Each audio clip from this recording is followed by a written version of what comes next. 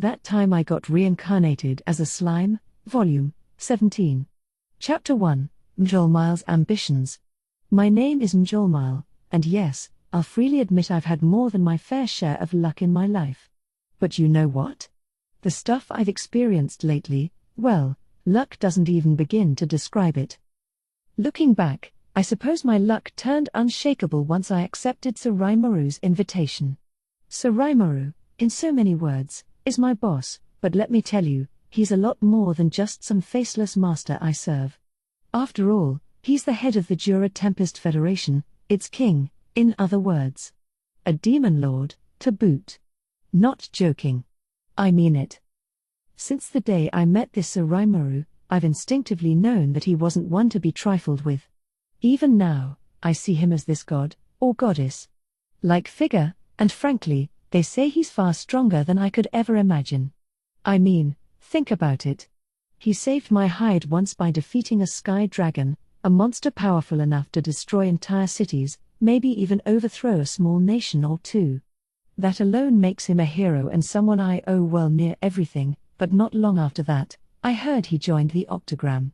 Just about fell out of my chair, I did. And that's hardly all. He's close friends with Lady Milim, the kind of demon lord you'd hear about in legend, or fairy tales, really, and he even recruited Sir Veldora, one of just 4 true dragons in the world, to his side. You know, I'm so exhausted from all these surprises that whenever I hear something new about him, it just makes me think, oh, neat, and that's all. But enough about Sir Rimuru.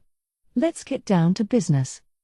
My principal ambition in life was to become a great merchant, one big enough that nobody would dare make light of me. I ran an enterprise in a small nation called Bloomond, with another branch in the much larger kingdom of Inglesia. I became fairly well known in my field, and just when business was really starting to boom, I received a rather large-scale proposal. Fuse, the guild master serving Bloomond, reached out to me, and that was how I wound up meeting Sir Rimuru for the first time. Next thing I knew, the newly crowned demon lord was visiting me, and even inviting me to assume a rather lofty position in his monster kingdom. In essence, I'm now serving as Tempest's finance minister. My exact title tends to change pretty often, but the nature of the job doesn't. Basically, I take all the vast fortunes the kingdom accumulates and transfer them over to whatever department needs it, at my discretion. Back when I was still a merchant, part of the sales from my multiple businesses would come back to me as remuneration. From that I deducted investment purchases, labor costs, and what have you, and funneled what remained into my operating expenses. That was hard, but what I do now is hard in a different sort of way. The amounts of money I work with, I mean, my gross salary once upon a time was a proverbial drop in the bucket, or a drop in the ocean, really. As for what it is now, well, why hide it? It's 50 gold coins a month, and that's after taxes. And, lest we forget, that doesn't even include bonuses, assorted stipends, and the extra credit I get to cover my housing costs. As if that weren't enough, I also have people from Tempest's job training center working as maids at my home, so the kingdom's largely covering maintenance and so forth for that as well. It's simply an unheard of deal. In fact, I could hardly contain myself when they offered it to me. Of course, I do still have to take care of the people who joined me from my old home office in Bloomond, but most of them are still working under me anyway, so their salaries are covered by the Tempest government as well. The only folks I directly employ around here are Beath and the guys I hired to watch my house, and 20 gold coins are enough to cover that. But that's not even the real surprise. You see, I'm not a single income type of person. I have certain other passive income streams, too. One is the profit earned from my old trading firm. I've been helping Sir Rimuru implement all his wild ideas, starting with the fast food stalls he suggested for the Founders' Festival. We've been deploying these in Bloomond and at the rest stops along the highways, but I'm the general manager of all these new locations. Day-to-day operations are handled by Tempest, but for reasons I don't understand, though I'm certainly not complaining about it, they pay me a salary for that as well. As Sir Rimuru is fond of saying, he and I are bound by fate. Molly, he told me, when you make money, that fills my coffers as well. Doesn't it? It's money you earn, After all, by making my ideas happen, so you deserve to share in the benefits, don't you think? I have his full support, in other words. Plus, I wasn't aware of this. Apparently the contract between us stipulates that Suraimuru and I each get an equal share of the profits. By contract I don't mean anything written down on paper, but it sounds like Suraimuru is absolutely willing to comply with this agreement. So, you see, I have quite a bit of motivation to live up to Suraimuru's expectations, and I do a very good job at it. As a result, I receive a good 100 gold coins per month from all the storefronts I'm involved with. There was a great deal of upfront investment, mind you, so my overall profits aren't staggeringly high yet, but we're both certain that they'll increase going forward. Our current locations are expanding their reach, and we've also received requests for more branches from all manner of different countries. I'm thinking that we'll have more variety to the restaurants we offer as well. There are so many dishes, so many types of cuisine, that Suraimuru has enlisted Gobichi to create for him. I receive the side benefit of getting to sample all these delicacies first, too, and overall it's an investment opportunity I'm not going to turn down. The burger places and ramen shops are all going gangbusters, let me tell you. The hibachi locations are starting to make a name for themselves as well, and we're working on a concept for something called ice cream that I'm rather excited about. We're also providing all our latest culinary inventions to the inns along the highways, and if these concepts prove to resonate with our audience, I'm sure we'll be adding even more restaurants.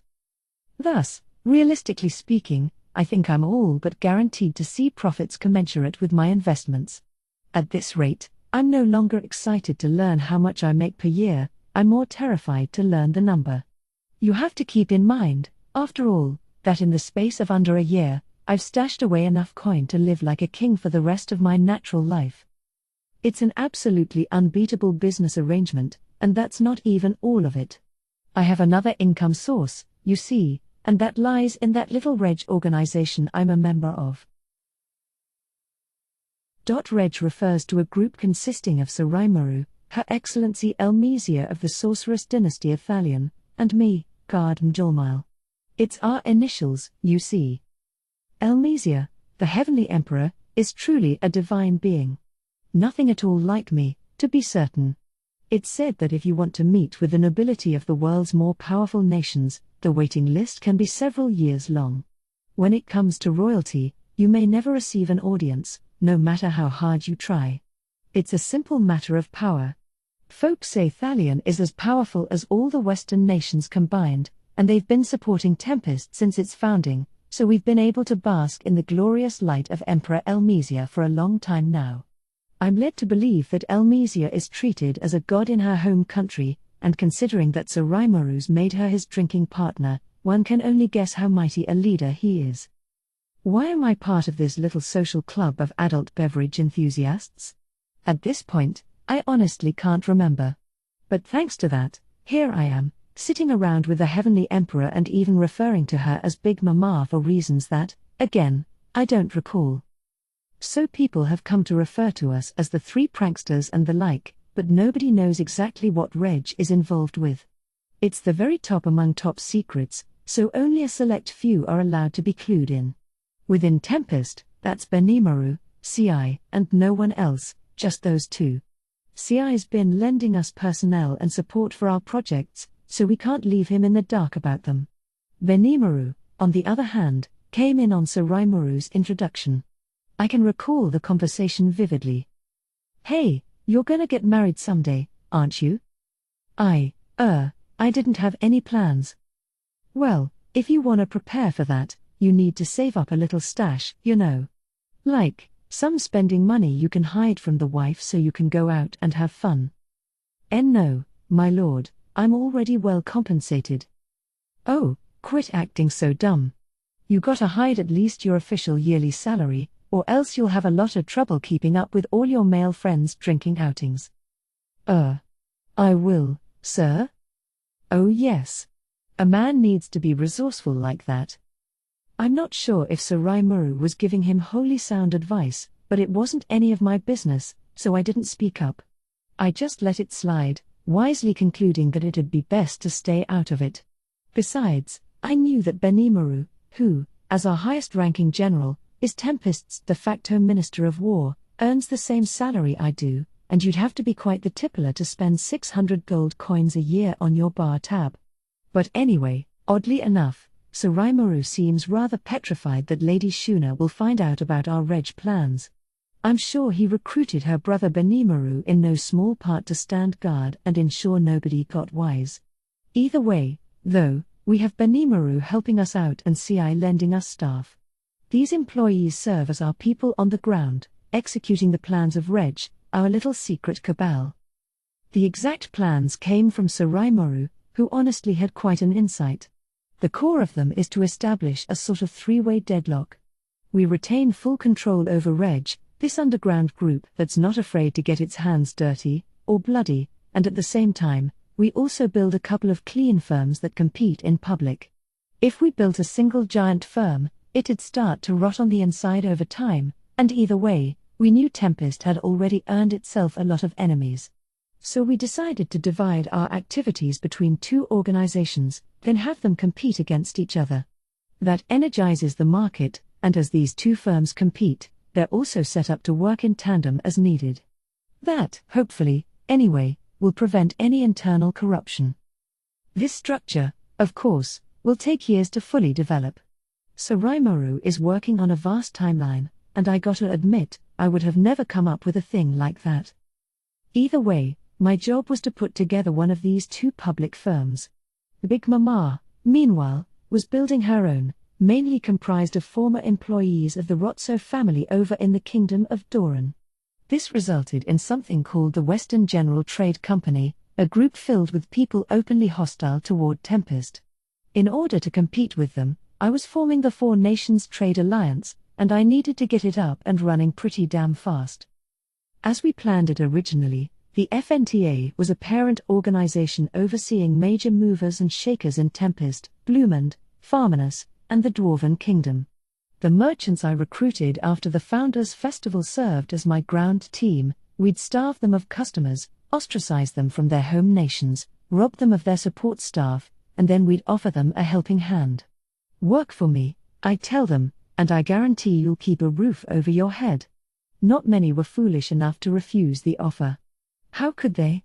We made sure newspapers around the world reported heavily on us, so we were well known to people, notorious, even. Not many decent folk would trust an organization like that, so we positioned ourselves as their last resort, in a way. The journalists did such a good job for us, and it goes without saying that Sir Rimuru and Diablo's manipulation of them was downright scary. Thanks to that, my work went almost laughably well. Some people picked up on what we were attempting, of course, and, really, I bet the majority did, actually, but we'd never recruit anyone useful unless we took this approach. We did pay the salaries we promised everyone, too, so nobody had any right to complain. People's pride got in the way sometimes, but we could deal with that. Merchants are very opportunistic people, you see, willing to allow just about anything if it means profit. We gave them better positions and salaries if they proved worthy of them, and in time, their complaints dwindled. Before long, they were swearing allegiance to me. This group of employees, by the way, also included Bark, my former head clerk. He was faithfully paying off his debt to me as he grew into an excellent manager, so I recruited him for this work in exchange for cancelling his balance. He always felt like he owed me, if you will, and already he was working out better than I'd imagined. We were finding talented recruits in all sorts of other places. When Fuse explained matters to the King of Bloomond, the king promptly gathered his most trusted ministers and set off to train people for the future to come. The Dwarven Kingdom sent us a number of talented bureaucrats as well. As long-lived as they are, one has no chance at a promotion over there unless the person above them leaves. Those sharp enough to spot this opportunity from us were all but lining up to join. That sort of ambition is real important to see, you know. I heard the Western General Trade Company that Big Mama was forming had a number of long-lived elves join them as well. We had dwarven staff pitching in for us, but elves would certainly be stiff competition for them. Farmanus, meanwhile, was an issue. We actually needed to intervene in order to get a branch built there. The Free Guild helped us as well, but I suppose keeping the kingdom stable was their first priority. This was all stuff we expected, however, so we were taking a long-term view on that region. That's why we pitched in for now, hoping that they'd train up their personnel for the future. Beyond that, though, we faced a lot of other problems. If we were going to expand into the Western nations, well, we had nowhere near enough staff for that. Reg had been expanding this whole time, crushing other organized crime groups and absorbing them into itself, and I was honestly quite jealous of them. Those sorts of companies could get away with that, but what a company and the public I needed was talented people you could rely on to get the job done. We're sending our recruits over to Tempest for education, but I'm afraid it'll be several years before we see them exercising their full potential. Besides, in my business, trust is everything. That's my philosophy, you see. Leaving important work to someone you don't know well goes against everything I believe. That, of course, meant we needed to pick and choose our employees carefully, and, as I feared, we faced employee shortages as we expanded into other nations. I decided to bring this up with Sir Rimuru. That is an issue, he said. The staff in my country are all monsters, after all. Not all humans will like to see them walking around. No, they won't. As talented as many of those monsters are, I'm sure they'll become more accepted once people work together with them, but I fear now may not be the time to force the issue. I agree with you there, Molly. If the monsters they look down on work too well, they'll become the target of envy next. I can't have the humans persecuting them. Working too fast here wouldn't be smart. So we were on the same page there. But what should we do, then? As we pondered this, Sir Rimuru offered a potential solution. Well, so be it. I know someone who can help with this. She seems pretty talented to me anyway. He called in Testarossa, who answered directly to him. Testarossa served as a diplomatic attaché, and an excellent one, too, by the sounds of things. I had already been introduced to her, but she was so beautiful, I could barely have a coherent conversation with her. I didn't fare any better this time, either. You called for me, Sir Rimuru? That kind, affectionate smile, on that incredibly pretty face. The aroma wafting around her was so astounding, I was instantly cowed into silence. I just sat there, mouth wide open, as Sir Rimuru and Testarossa began to discuss matters. So, you know, we're running pretty short on staff. I see. Perhaps I can help you with that. I could have my own underlings assist you. Oh, you can? I'd appreciate that, yeah. Keep in mind, this is a secret operation, so don't tell anyone else about it. A secret between me and you, Sir Rimuru? Then I promise I won't tell a soul, and neither will my minions. If any one of them leaks it.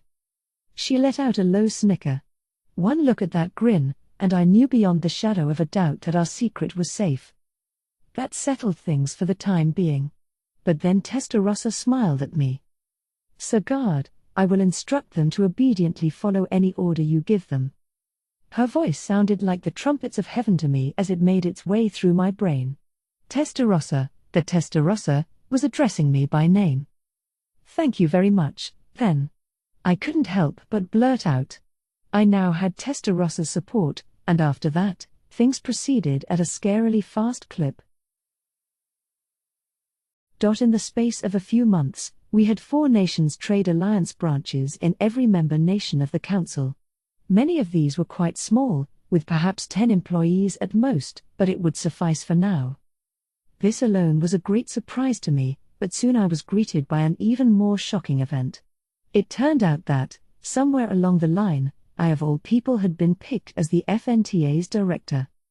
We are leaving everything to you, King Gazelle told me. If Rimuru places his trust in you, Njolmile, I certainly can as well. Hearing this high praise made even someone like me freeze up in anxiety.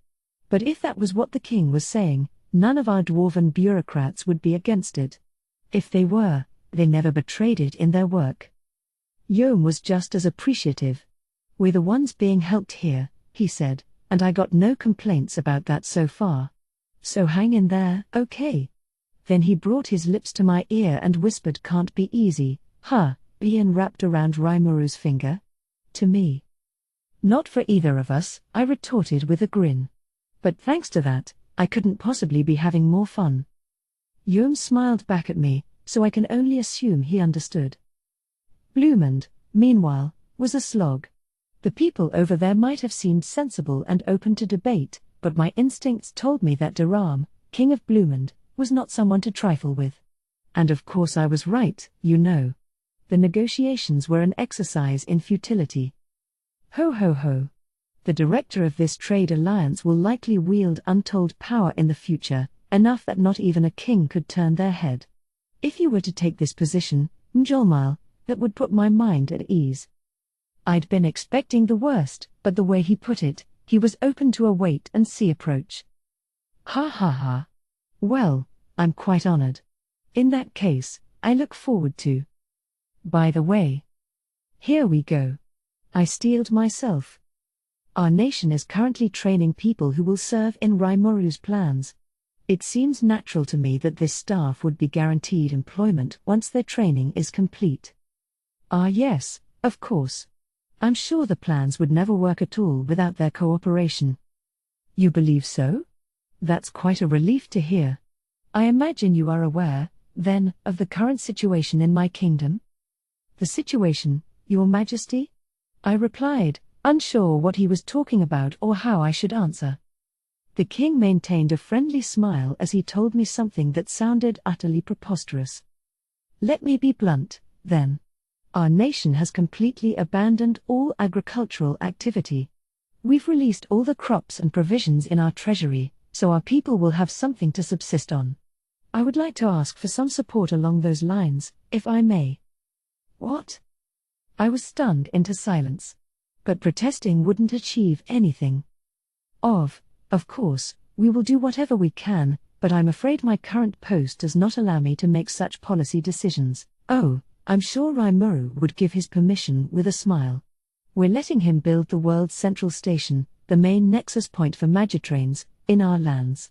Given that contribution, I hardly imagine he would simply abandon us. That's crazy. I wanted to shout at him about how unsound his logic was, but a part of me thought it made sense, too. This king had staked the entire future of his kingdom on Sir Rimuru's plans. Would it prove to be a foolish mistake, or the work of a wise ruler? Or, isn't it my job to ensure he's making the right move? I think it is. If people decide the king erred on this call, it'll mean Sir Rimuru's plans have failed. We'd been facing severe staff shortages even before this. If the whole population of Blumund was willing to work for us, it'd help us out in all kinds of ways. Really, I had just one answer for him. Ah yes, I'm sure he wouldn't. You certainly have me there, Your Majesty. In that case, I promise you that I will endeavor to bring Blumund to a state of full employment. Ho ho ho. How reassuring to hear, Mjolnir. And I hope you'll continue to let us rely on your good graces going forward. With that in mind, I would like you to call me simply Daram from now on. Whoa now. This was a surprise. A king wanted a common merchant like me to drop all formalities? Oh, that would be far too untoward of me.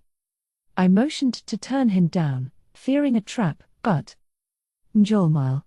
Or actually, why don't I call you guard instead? No, I'm simply here on behalf of Sir Rimuru. I'm a commoner, you see. Ho ho ho.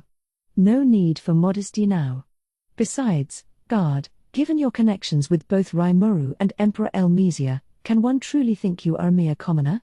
Because not even I am fully awarded that luxury with them. The king looked deadly serious. He and Sir Rimuru were acquainted with each other and I knew they got along well enough, but if he was stacked up against the heavenly emperor of almighty Thalion, he'd look like the king of an anthill by comparison. It was written all over his face, and I couldn't deny he was right. I had been turning my eyes away from the truth, perhaps, but Big Mama was truly an invincible juggernaut. No, the king of Blumund was undoubtedly trying to form a closer relationship with me here. Referring to me by my first name was an honor, something I certainly appreciated as part of building our ties. But how should I react? Well, was there any need to hesitate? I mean, The king of Blumend's last name is, well, Blumend. Besides, we had his son Prince Figaro running the Western General Trade Company. I figured I was safe. All right. King Daram, then. Hold on. Let's refer to each other as equals, why don't we? You can even call me Dory if you. No, I'm afraid that's simply too off the wall. Or dangerous, even. You think so? I know so. Phew. But all right. May I at least refer to you as the good Sir Daram? Carefully, I adjusted his title a bit, trying to satisfy his request. If someone saw this as too rude, I'd be deservedly thrown in the dungeon, but I trusted that wasn't going to happen. But Sir Daram just smiled back at me. He. You've made me very happy. Building such a close friendship with someone like you, guard, who has the Demon Lord's ear at all times, makes me feel more powerful than ever before.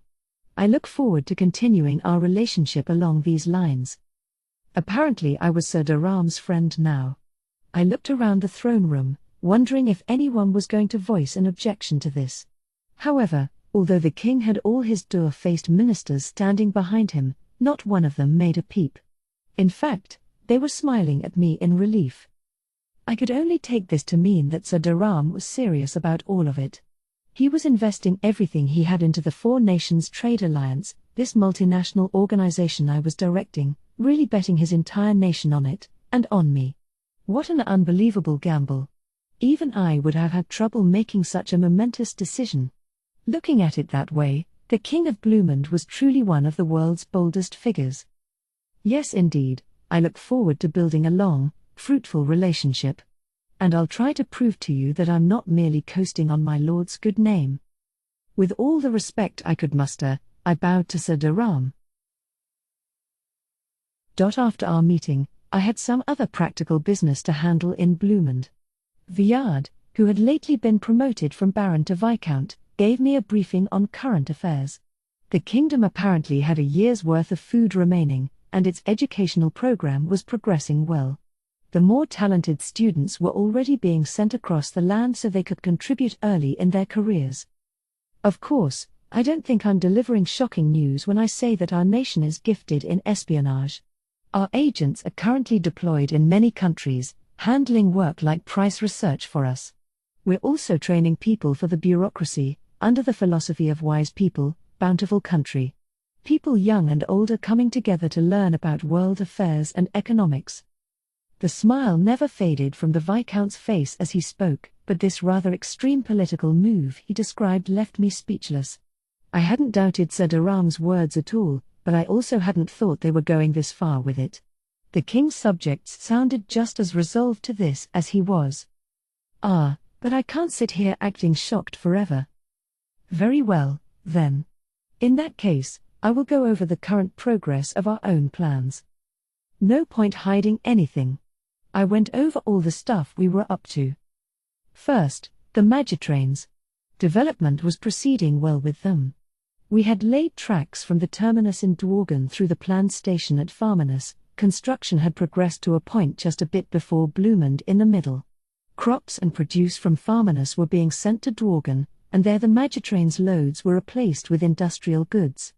These would get sent off to Farmanus, which would take what it needed before the remainder moved on to Blumend, which needed to become a great hub for goods in time.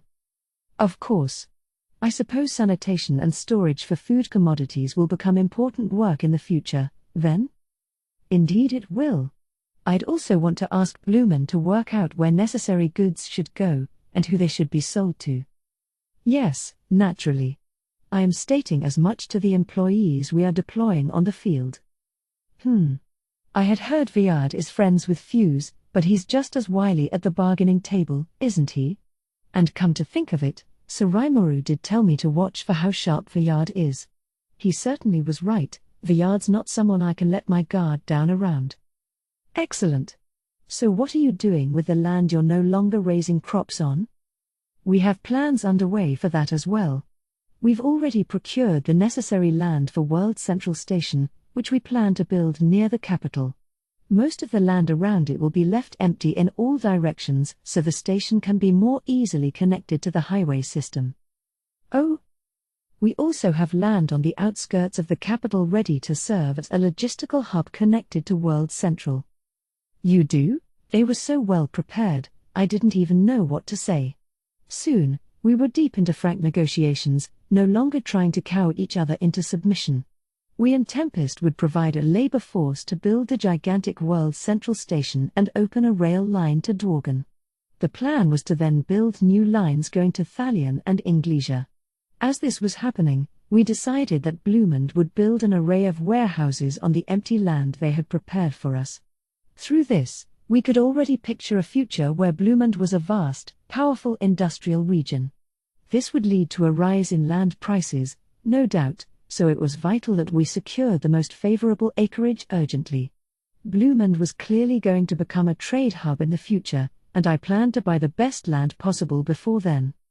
Now, I continued, as for our Four Nations Trade Alliance branch, I'd like to build a new one for us, which would make the current location just a temporary site. No worries there. We have some prime spots for it. I began to have a bad feeling about this. I tried reading into Villard's intentions, but they were all too hidden by his villainous smile to make out. And you're willing to give us this land? The cost of the land needed for the rails and stations would be shared equally between us going forward. In exchange for the expertise and labor we provided, we wouldn't be charged anything, something we'd already come to an agreement on. The procurement of land for our branches, I had saved for later, and already I saw dark clouds on the horizon. And I was right. No, I'm afraid I can't offer that. In the Kingdom of Bloomend, we've adopted a new system where all land is the property of the nation, with the king lending it to his people as needed. He got me. That was such a drastic, evil move, not even I would have come up with it. I mean, good heavens, how did they even get that law passed? Hats off to them for pulling it off. I can't even imagine how they convinced the nobles to give up their vested interests. And, how much are you charging for the use of this land? Our current plans call for 1 silver coin per square meter. It wasn't outrageous. It wasn't cheap, either, but if you wanted to rent land in Inglesia, you were looking at 3 silver per square meter, at least. We'd have to pay a de facto income tax every year on this land, but better to procure it now than later. But we had a bigger problem. Profit didn't matter as much at this point. I was facing the looming threat of Bloomend calling all the shots on this rail project. A disaster. Sir Rimuru could be strangely careless about this sort of thing, but Big Mama never gave an inch. I could already picture her frowning at me and saying, "Why'd you let them change their conditions midway, All would have been fine and dandy as long as we formed a good relationship, but the thing about people is that they come and go. That made it so important to gain permanent rights to the land we wanted. What if they decided to raise the rent on us? Not that I thought they would. If the price hike was within reason, we could accept their terms following a discussion, but if they charged something extortionary, it might just turn into a national-level crisis. And, well, I'm fully aware all of this is what-if territory. But Big Mama told me to always think about any possibilities that might come up. If we have control of the land, we can reject any unjust demands on their part, but if they have it and don't bend on their terms, we'd be in trouble. If conflict occurs, well, it's the landowners who have the upper hand, isn't it? We'd have to pick up our ball and go home. That's why I wanted those land rights. If having them wasn't possible, it'd make it damned hard to spend too extravagantly on that land. But as I pondered my next move, Villard grinned at me. Now, we plan to adjust the rent depending on the economic situation, but Mjolmile, I happen to have some good news for you. Aha. He was starting to get under my skin. What news is that? Oh, it's very simple. As a symbol of our good relations with your country, the Kingdom of Bloomend is prepared to offer you some concessions. Concessions, you say? Yes. To be precise, regarding the prime spots I mentioned, we are willing to negotiate a permanently binding lease agreement that will recognize the land as extraterritorial areas. You are? I made my surprise known to him. It was almost too good to be true. And before I could even think about what ulterior motive he might have, Villard seemed ready to explain it to me. Now, let me just say that there is no catch. His Majesty Durham Blumand made that proposal himself. I was against it, but it was accepted after the other ministers sided with him. The idea has certain pros and cons for us, you see. The obvious minus, of course, is that other nations might look down on us if we sell our land piecemeal like this. Yes, I suppose they might. I was surprised he wasn't hiding more about this, but I had a pretty good idea about the potential pluses for them, too. As for the benefits, well, we fully expect that Tempest will aggressively invest in us if we commit to this. And we decided that Blumand can retain certain advantages through the exact conditions of our lease agreement. Meaning? Those conditions were what I was worried about. Oh, nothing too intricate. First, we'd like you to hire our citizens as your employees. Second, we'd like you to build the headquarters of the Four Nations Trade Alliance in our nation. Aha. Now it made sense. If we built the FNTA's main office in Blumand, they'd be more than just a logistical center, they could become the nerve center of the entire world economy. I could even conceive of them taking over Ingleisia's current position at the head of the table. Blumand's stock would skyrocket, really. So would the cost of its land, no doubt. If nations around the world built embassies there, the real estate proceeds alone could be a potential profit center.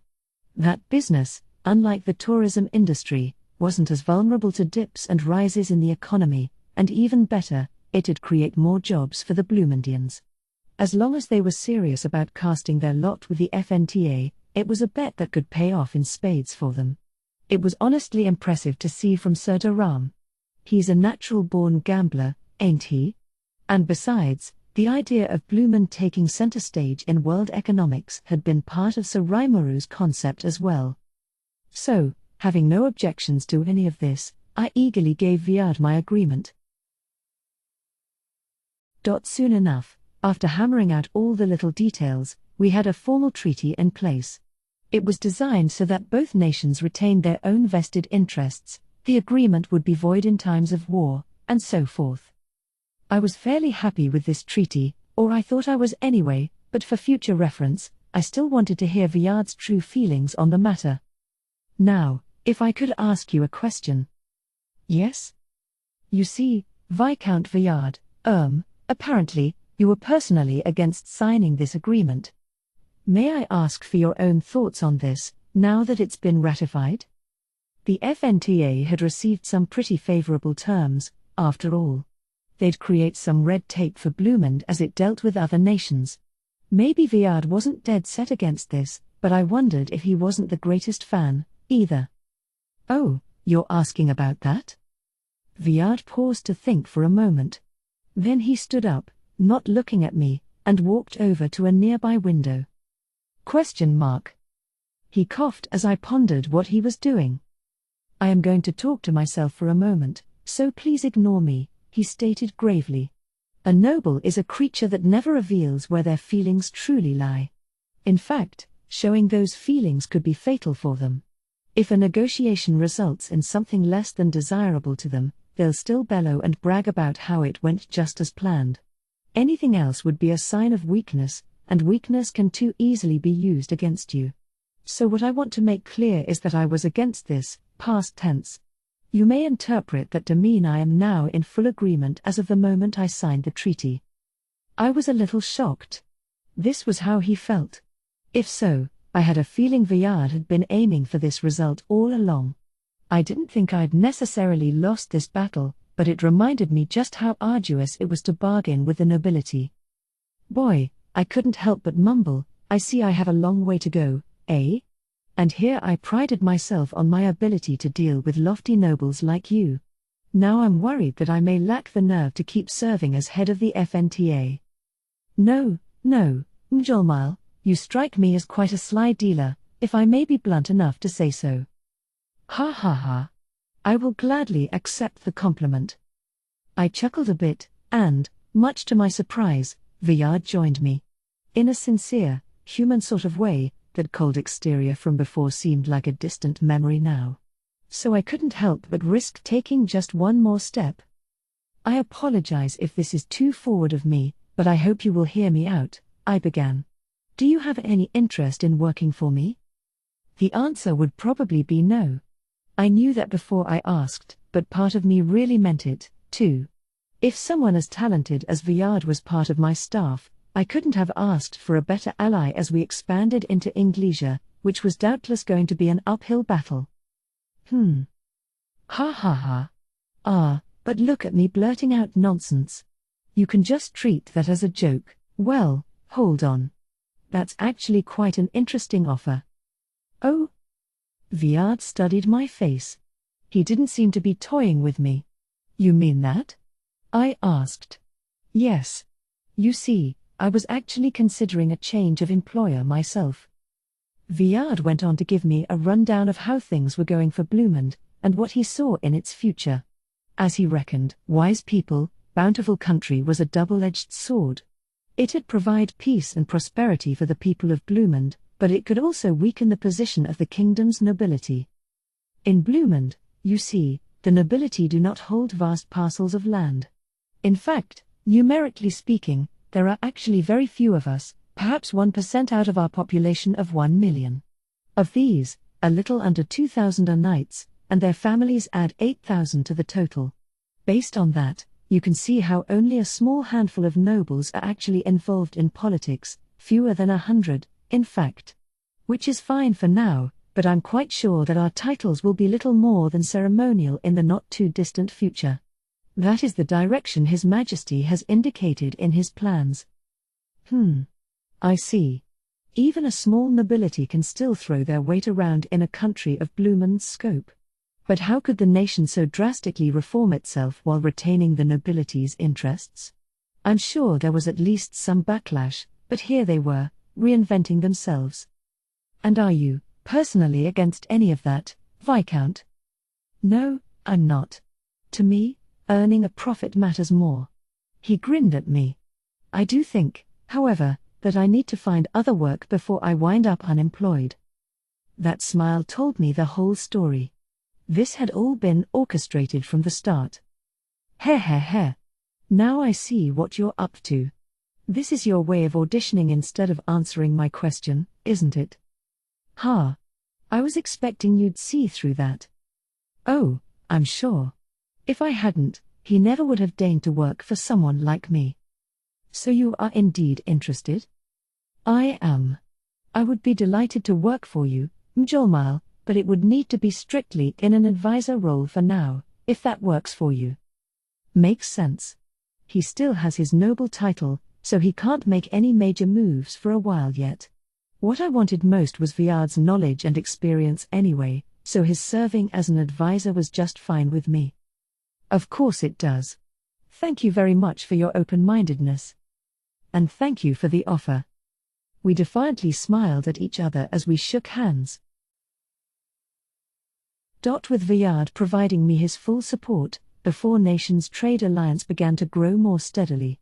Before long, our company would need to face off directly with the land's most powerful merchants, our biggest competitors in business. And that's what brings us to Inglesia for the first time in a while, guard? My bodyguard Beeth and I knew each other well enough by now to be on a first-name basis. He had been training in Tempest, and that had boosted his strength from a D+ to an even B in rank. He had a new set of gear as well, and I now trusted him enough that he accompanied me on all my extended business trips. Gobemon was with me as well, of course, and by this point, he looked like a battle-hardened hero, one whose presence left people awestruck. He was easily an over A in strength, and I think he had even evolved into an ogre mage on me. An ogre mage. They were the stuff of legend, I'd been told, but Tempest was positively overrun with them. It was so absurd, I just accepted it as fact lest I lose my marbles. Right you are. I have a very important meeting today, and it will bring me into, slightly dangerous territory. Oh? Sounds like you'll need me, then. Oh, come on, Gobemon. Not when he's got me right here, you know. Heh. We'll see. Now Gobemon was openly laughing at the hyper-confident Beeth. He was an ogre mage, but his skin color was the same as before. I supposed that varied from ogre to ogre. He had horns as well, but they were small enough that he could hide them with a hat or bandana. Today, he had a hat that matched the sharp business suit I'd had tailored for him. At first sight, he looked like any other hobgoblin, which made it easier for him to take his enemy by surprise. I hate to downplay Beeth too much, he's been very good to me, but he still had a ways to go. It was really Gobeman who helped me out the most as a bodyguard. So I had 2 guards with me, but today, not even that felt like quite enough. After all, I was going to meet with the merchants that more or less controlled all the Western nations. Not that I should have had cause for concern. Sir Rimuru, after all, knew about my plans for today. Whether our negotiations paid off or not, I knew I was as good as secure with him watching. Instead, I could sit back and be in my element, a meeting hall full of top businessmen and women from across the world, all here at my invitation. How much more exciting can it get for a man like me? And that, you see, is why I had myself and my guards dress in snappy business attire. A form of bracing ourselves for what's to come, kind of. So are we ready? Beeth and Gobeman briskly nodded, and so, stealing our resolve, we headed for the hotel hosting this conference. The automatic doors opened. "May I have your name, sir?" the man at the front desk asked with a refined, practiced gesture. "Mjolmile." My pardons, then. Just in case, would I be able to have a look at your personal identification? Not that anyone would attempt to impersonate me, but no reason not to cooperate. The hotel was being just as careful with all the other guests, I'm sure, so this was actually a relief. Will this work? Beeth took a letter of introduction out from his pocket and gave it to the hotel staff. Once everything checked out, we were patted down to ensure none of us were carrying weapons. In the midst of this, some of my employees jogged up to me. "Sir Mjolmile, we've been expecting you. Everything has been set up. The meeting hall is this way." Chasing away the front desk man, my underlings guided me over to the site, a large chamber this time, suitable for noble balls and such. Quite a number of people were already there, their eyes fixed on me as I came in. "That's the head of the FNTA? The man who proposed this? He looks familiar to me. I seem to recall the particular streak of cruelty he brought to his work. I heard the man achieved his current position by currying favor with the demon lord Rimuru." "Indeed. But best not to look down on him. I heard he's at the core of all the business conducted in that monster nation. He's taking in the smaller merchants who've suffered as a result, and now he's got a decent amount of power in the region." "Humph. Who cares about some upstart like him? With the Rotso family out of the picture, I know King Doran has been positioning his kingdom for a potential comeback, but none of the other 5 elders have shown an interest in a takeover. It's over for all of them, I'm sure." "Yes, and Prince Johann of Rostia was arrested by Inglesia's magical inquisitors. Nobody else is strong enough to restore their former glories. One story I heard was that Margrave Cedra is in custody as well. Apparently he was ordered to defend Inglesia, only to wholly abandon the request. He'll be lucky to see the outside of a cell ever again, let me tell you.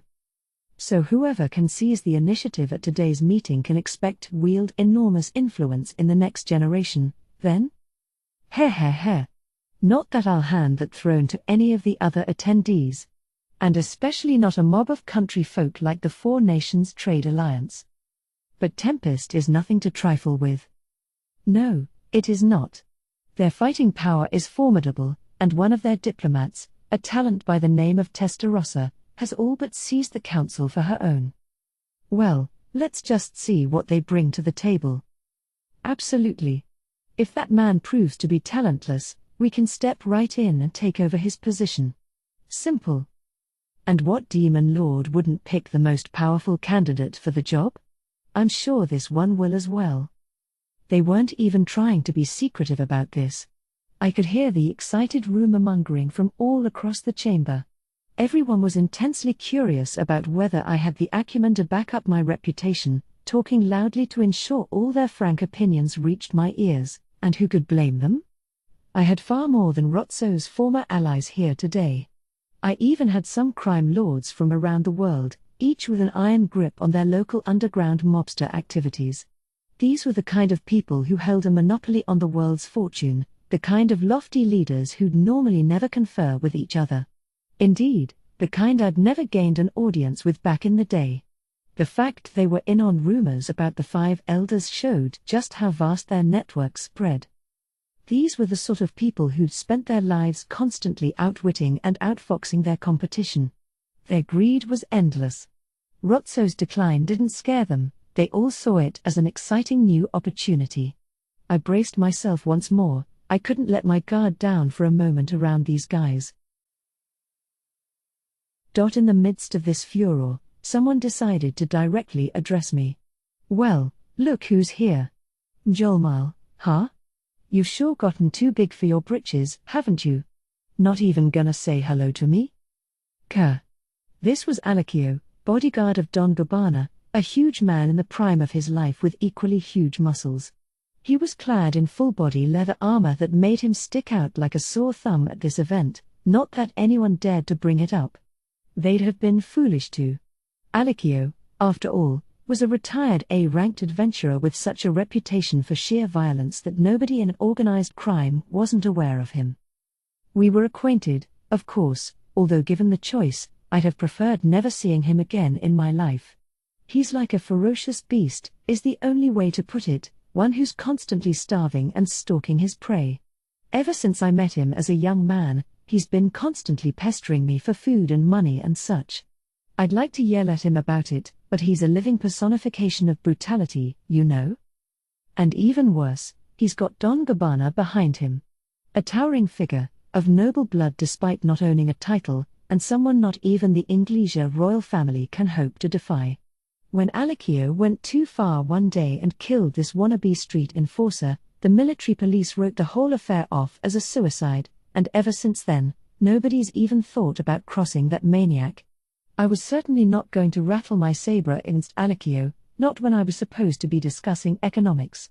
As the man convening this meeting, I had to weave my way through this situation, even if I came out of it looking bad.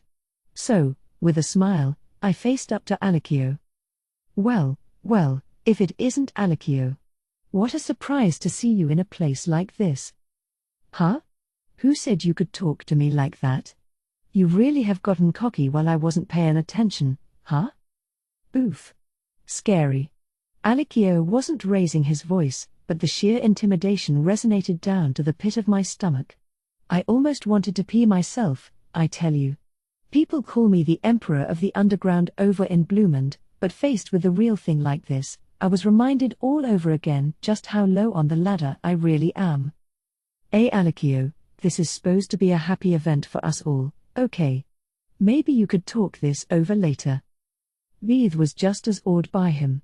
I guess he knew about Alikio, and that knowledge made him quake in his boots, not that I'm one to talk. If anything, I was impressed Beeth dared to speak to him. I don't think he ever tried opposing him in the past. Still, I can't say it was his best idea. And who the hell do you think you are? Thinking you can just step up and address me. Who gave you permission for that, huh? Now his ire was pointed squarely at my bodyguard. Just as I'd thought, Alikio had no memory of Beeth. I doubt he saw him as anyone worth remembering anyway. Someone as small-time as Beeth trying to speak to him was probably an unforgivable affront in his mind, and even if it wasn't, it certainly did little to improve his mood. Back in the day, I would have paid Alikio some coin and shooed him away. That wouldn't work today. I was the director of the Four Nations Trade Alliance, and I couldn't afford to look like a pansy around my business rivals. The people around us were just standing and smiling, nobody lifting a finger to help me. They likely saw this as an amusing diversion, but if I let it slide without comment, it would ruin my reputation with them. They'd see me as incapable of handling even this level of trouble, and oh, how they'd sneer at me afterward. I fear, Alikio, you might be laboring under some incorrect assumptions. Right now, I happen to be director of the Four Nations Trade Alliance. As we've known each other quite a while, I will be happy to let this slide, so would you mind promptly leaving my sight, please? I tried to act as composed as possible. Keeping my voice from shaking took a lot of effort, but fortunately, I managed to keep it together. What? Is this what they mean when they say you can feel murderous rage in the air? The very atmosphere seemed to change around Alakio as his gaze hardened. It was beyond terrifying. Mjolmile. Beeth was calling for me now, knees shaking as he sounded almost ready to cry. But how could I find the time to acknowledge him? I couldn't. I had to keep my eyes on Alakio no matter what. Whoa, Mjolmile, you sure you aren't making a big mistake? Or, what, you think I wouldn't lay hands upon you with all these folks around? Ooh. Well, yes, I do think that. Anyone with even a modicum of intelligence would never think of resorting to violence at a place like this. A magical beast who lived purely on instinct was one thing, but no normal, sensible person would dream of it. Besides, Alakio was Don Gabbana's personal bodyguard. If he started a fight in here, it'd cause untold strife for his boss. So I believed I was safe, but just as I did, I felt like I saw Alakio make a motion with his left hand. Huh? I thought, and then Beeth was pulled down to the ground, as Gobemon promptly stepped in front of me. One moment, it seems, was all it took for Alakio to try throwing a punch at me, and Gobemon had taken it in my place. Gobemon was the one who'd thrown Beeth aside as well. I supposed Beeth would have been in too much danger if he'd stayed there, and in fact, the concussive force of Alakio's fist had torn poor Beeth's ear right off. You all right, Beeth? Why yes, sir. Sorry I couldn't help. Don't worry about it. If you die because of something like this, Soroimaru's going to be enraged. He would care about me, you think? Of course he would. And I'd be just as mad. I reached out to Beeth, helping him up, and even as we spoke, sparks were flying next to us, as Gobemon and Alakio engaged in a tenacious war of words. Were you attempting to kill him? It was an accident. I was just trying to give him a little love tap. It wound up toppling him over just because you decided to butt in. Don't give me that. He may be inexperienced, but Beeth is my brother in arms. I stood by so as not to shame him, but you went much too far. Ha ha. It's his fault for being such a pushover, ain't it? No weapons are allowed in here anyway, you know. What kind of bum dies after getting jostled a little bit, huh? Oh? I think the air's shifting around Gobemon, too. Now I was concerned we weren't going to hold a business meeting at all, but the next moment, Don Gabbana strode in, as if on cue. Alakio, what are you doing? Oops. Sorry, boss. I was just saying hello to an old acquaintance of mine. You were? But isn't that man over there hurt? Here, use this. What a farce. The bad guy kicking up the dust, and the good guy swooping in to calm things down. Gabbana's trying to make me owe him a favor, ain't he? And keeping my head underwater all the while, I might add. Alakio, no doubt having picked up on this, sprinkled the healing potion on Beeth without further complaint. That was bound to leave a stain on his suit, but, whoa, it immediately repaired his ear. Only a full potion could have been that effective. Oh. Just imagine, using an invaluable full potion on someone that low-born. Sir Gabbana never fails to amaze. Why, I suppose even a secret elixir worth a fortune in itself is a trifling matter to him. Indeed. With Alakio's muscle and Gabbana's riches, they make a practically invincible team, no? Hearing all this chit-chat from the gallery was doing little to lift my spirits. I felt a pall over my mind. Things had suddenly grown very ominous, like I had just awoken from a nightmare. I shot a glance at Beeth, and he was frozen in place. I could only guess he felt the same way I did. I mean, come on. We had grown used to having full potions around, mind you. Whenever Beeth had some spare time, he'd go up to Gobemon and ask for a little training, and I couldn't tell you how many arms and legs he might lose in the process, in a single day, no less. No way he'd be alive without our full potions. Thanks to that, we couldn't imagine life without these potions, really. Only when I overheard the conversation around me did I realize all over again just how lucky we really were. And look. Look at the shining badge on Gabbana's breast. Yes, I can see it, too. That seal on it is glowing a little. It is. That means it's made of real magisteel, you know. No doubt about it. It's just like the rumors say. That up-and-coming group, absorbing one criminal mob after another. That's who that seal belongs to. Pulled in by the appreciative crowd, I stole a look at Don Gabbana. What I saw shocked me. There, shining on his left breast, was a familiar coat of arms, 3 snakes intertwined with each other. How would I not recognize it? We only spent 3 bloody days bickering over its design. I think Sir Rimuru kicked it off by saying, "Why don't we go with snakes? Better to keep it simple, I'd say, instead of bothering with dragons and whatnot. Snakes symbolize knowledge, and greed, and eternity and stuff, so it'd be perfect for Reg." Then Big Mama countered with "That's right, and snakes can signify drunkenness as well, which we certainly identify with," and then I was all wah ha ha ha ha. In that case, let's have 3 entwined snakes, all entangled like we are after the 8th refill. Yes, this was clearly the seal of Reg, and while I didn't know all our employees personally, should I have taken this to believe that Reg had absorbed Don Gabbana's group? Instantly, I felt like a fool for acting so scared. This was a chance, not a threat. I could use old Gabbana here as a foil to show people exactly what sort of position I was in. You, I believe, are president of the Gabbana Merchant Group, right? How do you intend to atone for this incident? Pardon me? You're oblivious to the facts, then? You gravely injured one of my bodyguards. Beeth here, you see, refused to play along with that rabble-rouser because this is meant to be a serious business meeting, and look what your man did in response. What did you call me? Heh.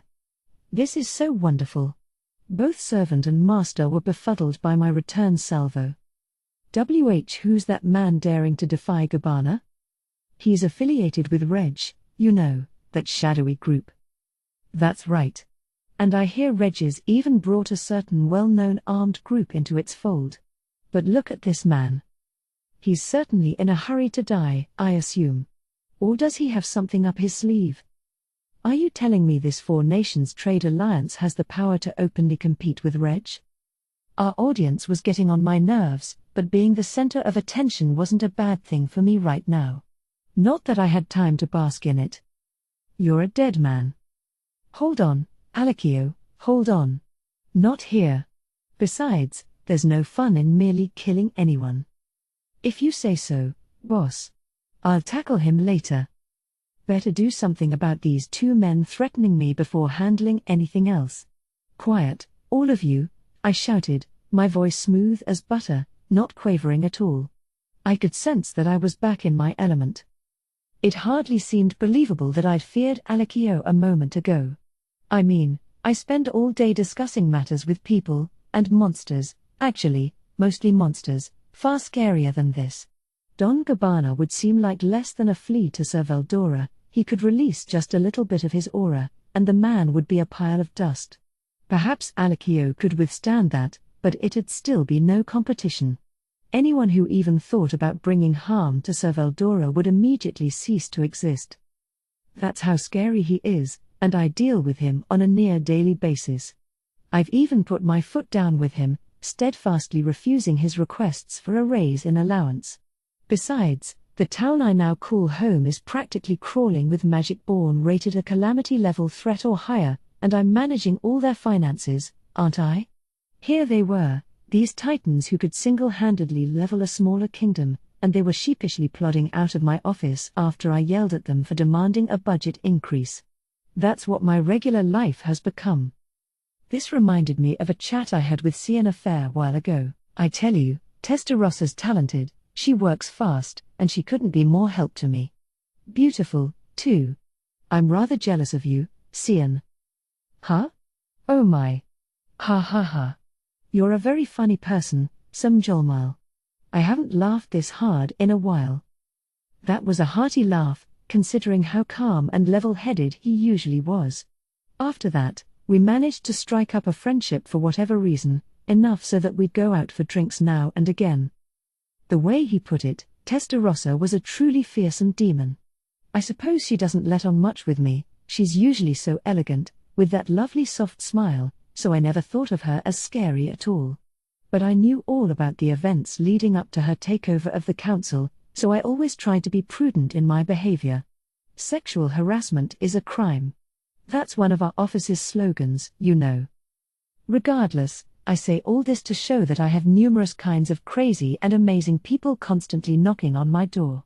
Now that I'd recalled that, I had no reason at all to fear Don Gabbana or Alikio. You damned. Both of them were fuming, faces red with fury, but I couldn't have cared less. And I think even Beeve was picking up on this reality, too. Hey, look, Jolmile's too much of a gentleman to say it, so let me spell it out for you. You better not talk to him like that, okay? Because I'm one thing, but he's the sort of person you'd never dream of speaking to that way. Look at him, egging them on. But the entire room's eyes were on us now. We had the perfect stage. Let's take Don Gabbana down and establish exactly where I stand around here. I flashed the room a bold smile. I'm not exactly useful in a fight, but I get a lot of compliments about how threatening I can make myself look. Yes, Beeve is exactly right. Perhaps I shouldn't have let things slide at first. Indeed, perhaps I should have given you the discipline you needed from the start. You're absolutely correct, Jolmile. Then I wouldn't have had to take his abuse and get my sodden ear talked off. Indeed, sorry about that. So, again, how should we settle this, Beeve? How about we start by receiving an apology, huh? Maybe we can reconsider if they show us the right attitude. Fair point, yes. So, Alikio and Gabbana, if you apologize right now, I will pretend none of this happened. But if you insist on stirring the pot with me, well, that changes things, doesn't it? Because by my name as Garden Jolmile, Finance Minister of the Jura Tempest Federation and Director of the Four Nations Trade Alliance, I promise you that I'm not afraid to fight. So what'll it be, you two? I tried to grandstand as much as possible. Their faces stiffened. God damn you. Hold on, Alikio. Calm down. I think there might be a misunderstanding at work here, but if we did something to anger you, I will gladly apologize. You said your name was Guard? Guard? I mean, Sam Jolmile. Don Gabbana didn't like being corrected like this one bit. But so what? I'd already beaten him. This meeting hall was full of powerful merchants, supporting the financial fortunes of Inglesia and many other nations, and now, in front of all these power brokers, Don Gabbana had to acknowledge who I was. I suppose he expected me to back down long ago, but he'd have to be disappointed. He was staring me down, his snake-like eyes full of murderous rage, but I wasn't scared in the slightest. The old me might have given him a tearful apology, but I've grown since then, haven't I? Very good. So what am I misunderstanding, exactly? I tried throwing Don Gabbana a life raft. He responded by bowing his head, exposing the throbbing blue veins on his temples. It seems my bodyguard was out of line with you, causing you trouble. I think he was a little too excited for his own good, so if you could overlook his behavior for me. Pardon. You think you can just smile and say sorry after seriously injuring someone? My man Beeve here suffered the shame of having his ear torn off, you realize? Yes, and I provided a potion so he... Ha! I tried to scoff as loudly as I could. And you think that cheap drug can smooth all this over?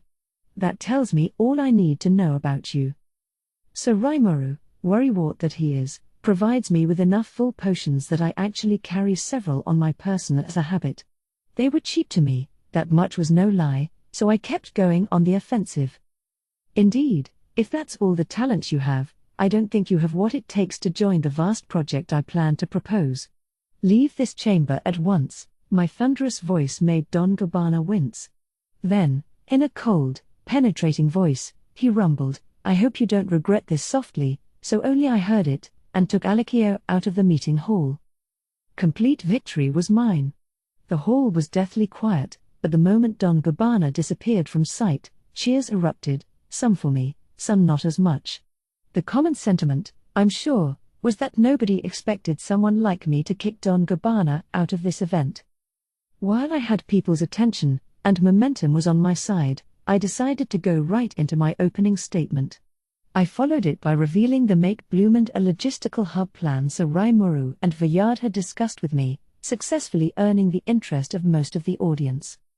Interest, yes, but I didn't expect anyone to volunteer to join our plan right this moment.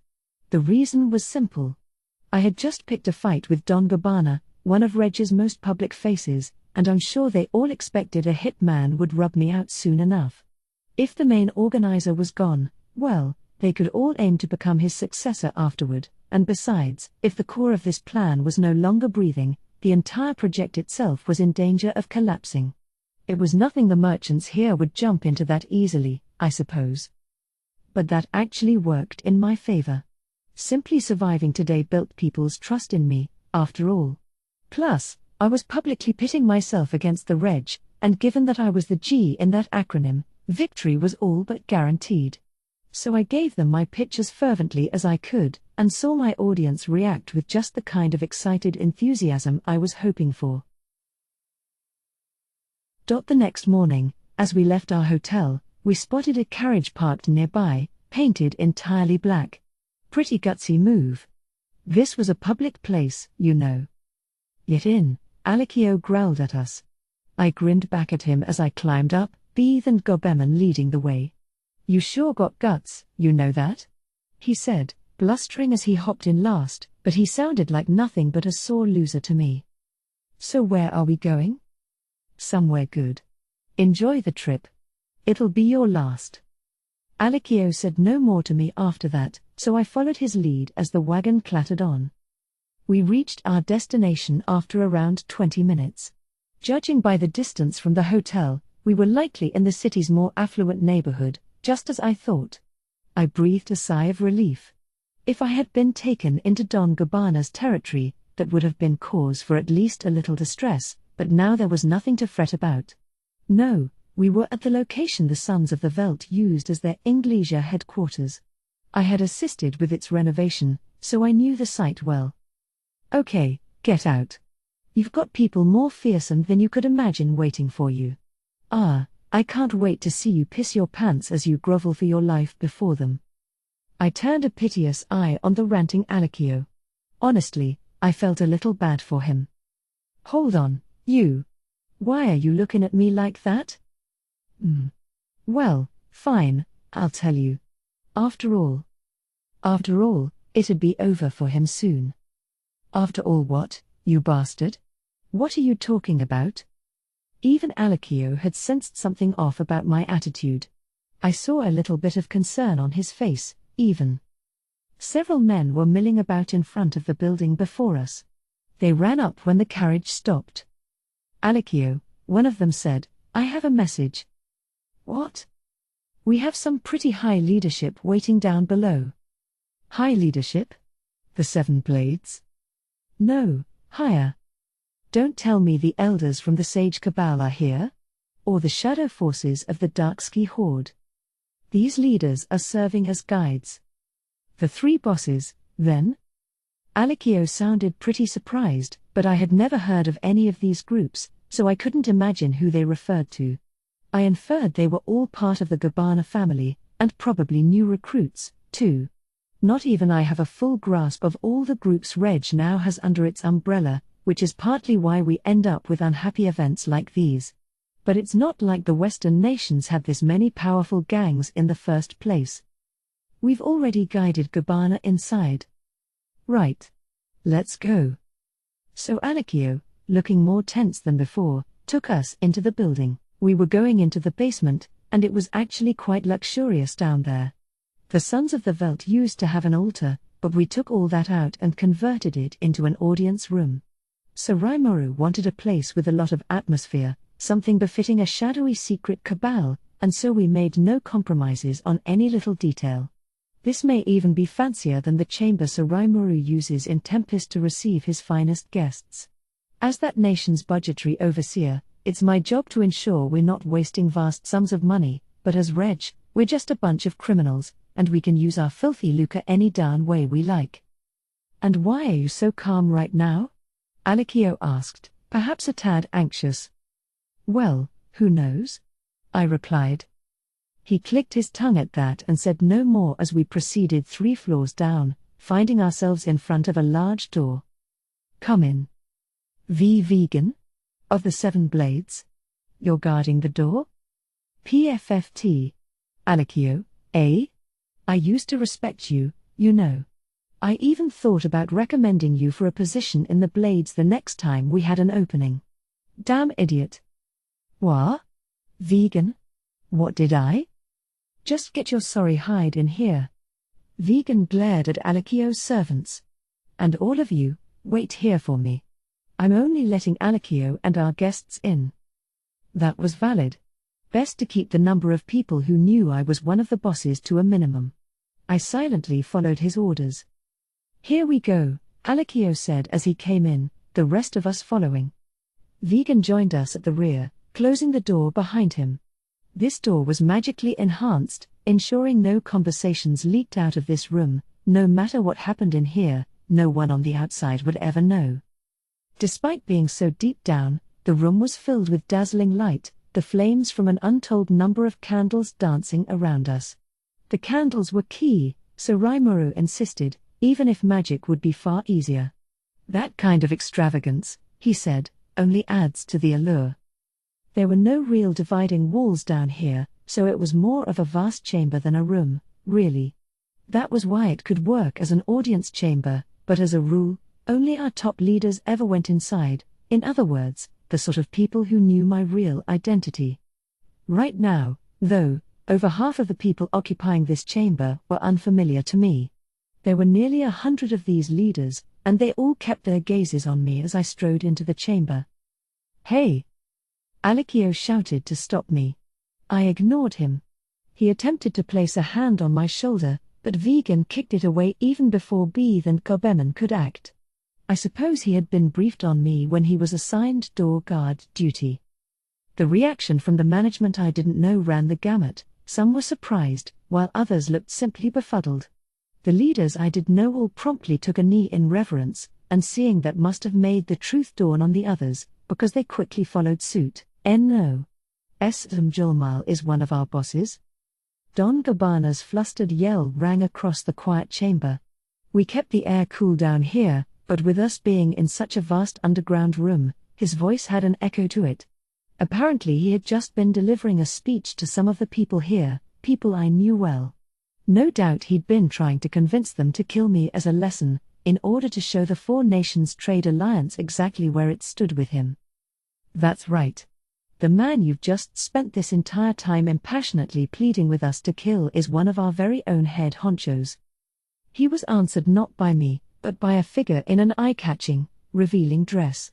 This was Glenda Atlee, an extremely talented woman who posed as the Reg boss in our place, and what she just said confirmed all my suspicions about Gabbana. Funny how it seemed like they were talking about someone else, though, not me. Chica? The normally composed Don Gabbana could barely remain upright. Once upon a time he was a godlike figure to me. I never thought I'd witness him in such a sad state. Well done, Glenda. Thanks to you, everything's going well with our project. Our conference yesterday was a smashing success. Thank you very much for the compliment, boss. If you could bring my merit points into consideration as well. Certainly, certainly. I'll provide you with double the usual. Well, how kind of you. I'm glad you're so understanding. Glenda guided me toward the platform that used to house the altar. We had 3 seats in a row up there, and I sat myself down on one of them. But after seeing Glenda's reaction to me, nobody in the room voiced any concern about me being their boss. That's how much they all feared her, I suppose. And now, before my eyes, Don Gabbana and Alikio were being held down, ready to be whisked away to their fates. One of them had publicly voiced a desire to have a boss killed, the other had treated me with the most abject of rudeness, and now we needed to figure out what to do with them. The other leaders were apparently unanimous in their agreement that the two of them should receive the death penalty. There is no way to compensate for this arrogance except through death. We'd better not kill them quickly, either. Let's torture them for a week first, to teach any other disloyal members a lesson. Yeah. Sacrificing them to a demon could be interesting. That, or using their corpses to create a chimera. You'll recall how that man so gleefully described all the ways we could kill our own boss. Why don't we try them on him instead, I say? It was a downright brutal conversation, let me tell you. The color drained from Don Gabbana's face, his breathing growing ragged. I could see a wet spot in his pants, but I pretended that I didn't. Alikio wasn't looking much better. I was sure, now that he'd realized his impending doom, he was trying to work out whether to attempt resistance. But we had the strongest of underground leaders in this room. If I'd been alone, he could certainly have killed me in a few seconds, but many of these other leaders were formidable fighters in their own right. It'd be impossible to overpower all of them. He stood no chance against Glenda alone, in fact. Enthusiasm grew in the chamber as the leaders tried outdoing themselves with new and innovative torture methods. What should I do now, then? I pondered the question as I looked at the downtrodden duo in front of me. Honestly, both of them had made serious errors, but I wouldn't have called them guilty of a crime. Acting macho and browbeating some new organization horning in on your turf is part and parcel of being a mobster. Being so openly defiant against the man who runs your group is a problem, but how could he have known when he had no idea who I am? And that attack on Beeve was infuriating, but even that all got worked out with no permanent consequences. So Rimuru was aware of the conference I organized, besides, and I'm sure he had someone there watching us to ensure nothing serious happened. In fact, several of CI's troops were stationed in the room right now. If things really went awry, I was confident it would be stopped at once before anyone was truly in danger. Along those lines, I was starting to think capital punishment for Don Gabbana and Alikio was going too far. Order. I quieted down the room, now that I'd collected my thoughts. They will not be punished. Gabbana is no traitor to our organization, he simply didn't know I was the boss. If he betrays our trust in him again, that is a different matter, but I am going to overlook this particular event. I was still annoyed about a lot of things, but I needed to restrain myself. That was my decision, but not everyone was for it. You're being too lenient. It'd be a terrible precedent to set. This was greeted with applause from many people. Boss, one of the extremists in the room said, don't tell me you're an amateur in this field. Because to lifers like us, saving face is more important than almost anything else. If you let people screw around with you like this, nobody's gonna want to serve you any longer. Indeed, some of the group were starting to openly question my authority. I didn't mind dissatisfaction about the decisions I made, but I really couldn't have this. Whoever said that just now, come forward. A young man took a step toward me, a fearless look on his face. This is Yang from the Black Nails. We fought together in the same mercenary army before, and I can affirm that he's a stern, severe man who never shows mercy to his enemies. He is talented as well, equivalent to an A in rank. This was Girard filling me in. He was the leader of the Sons of the Veldt, and somewhere along the line, he'd taken position next to me here. Smart fellow. I nodded at him and turned to the man before me. Your name is Yang, then? Yeah. And you call me an amateur? Am I wrong? Because if you show mercy that readily, in this business, you think I'm letting people screw with me? Again, am I wrong? Good grief. Does Yang realize how much contempt he's showing with every remark? Well, maybe he does. Maybe he's using this chance to plant seeds of doubt in everybody's minds so he can stage a coup someday. They say that those without power can never thrive in the darkness, that you have to constantly show your strength, lest someone dethrone you, but I didn't want Reg to become that kind of company. I needed to explain reality to him, and fast. Who's screwing with me? Huh? I'm asking you who could beat me, Yang. Do you think you could? No. Yang shot a glance at Glenda. I guess it was she, and not the sons of the Veld, who had taken down the black nails. You said saving face is important. Shouldn't you be taking responsibility for addressing me with such contempt? Glenda, I take back what I said about your merit points earlier. Oh, come on. Silence. Because it's become clear to me that Yang's far from the only one of you failing to treat your boss with respect. You have no right to criticize Gabbana at all. Don Gabbana and Alikio gave me surprised looks. That made something else click in my mind. Were they being used? Glenda, you've been putting ideas into their heads, haven't you? Setting things up so someone would challenge me to try giving themselves a boost. Oh, you noticed? Of course I did. And you should be glad it was me here. If it was one of the other bosses, we'd have some serious problems. No problems at all. I already discussed this matter with Lady Elmesia. She advised me to proceed and hide it from you. Oh. Big Mama's mean streak can cause me so much trouble sometimes. Things were working out well with this in the end, but still. Yang, I'd love to meet the person who tries screwing with me just because I'm letting Gabbana off the hook. That applies to all of you here. I'm not going to demand that you stop thinking about overthrowing me, but you better be ready for the consequences. I might be too weak to survive any attempts on my life, but let me make this clear, if I go, all of Reg goes. I meant this as a clear warning. It made Yang visibly shiver. I wasn't bragging or bluffing, he knew. It was the honest truth. So, does this mean the other two bosses are? You don't need to know. You said it. Why are you so keen on learning things? People get killed for knowing too much. Jiraiya and Glenda answered before I could. It silenced the other leaders, who had sweat dripping down their brows. I decided to give it one final push. Now. I will not try Gabbana and his bodyguard, and I assume none of you have complaints about this?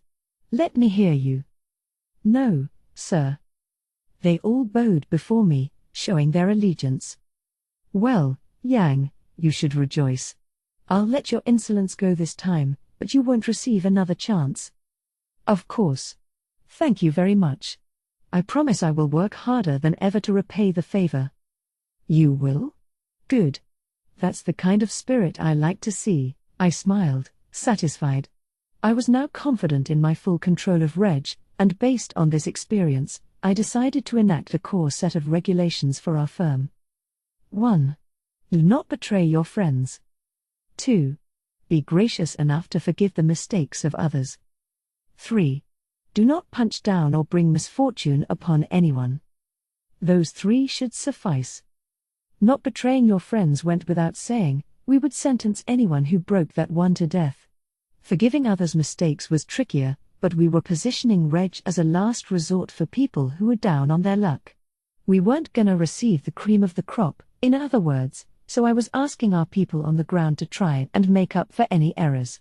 Nothing was going to change unless the higher-ups carried out systematic reform, and I wanted to get this nailed down now, while all the top managerial staff were in one place. Finally, rule number 3 was the most important one.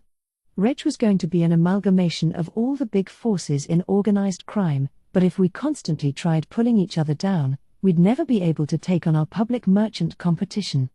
I'm sure some people had made a lot of money with that approach, but going forward, it was completely prohibited.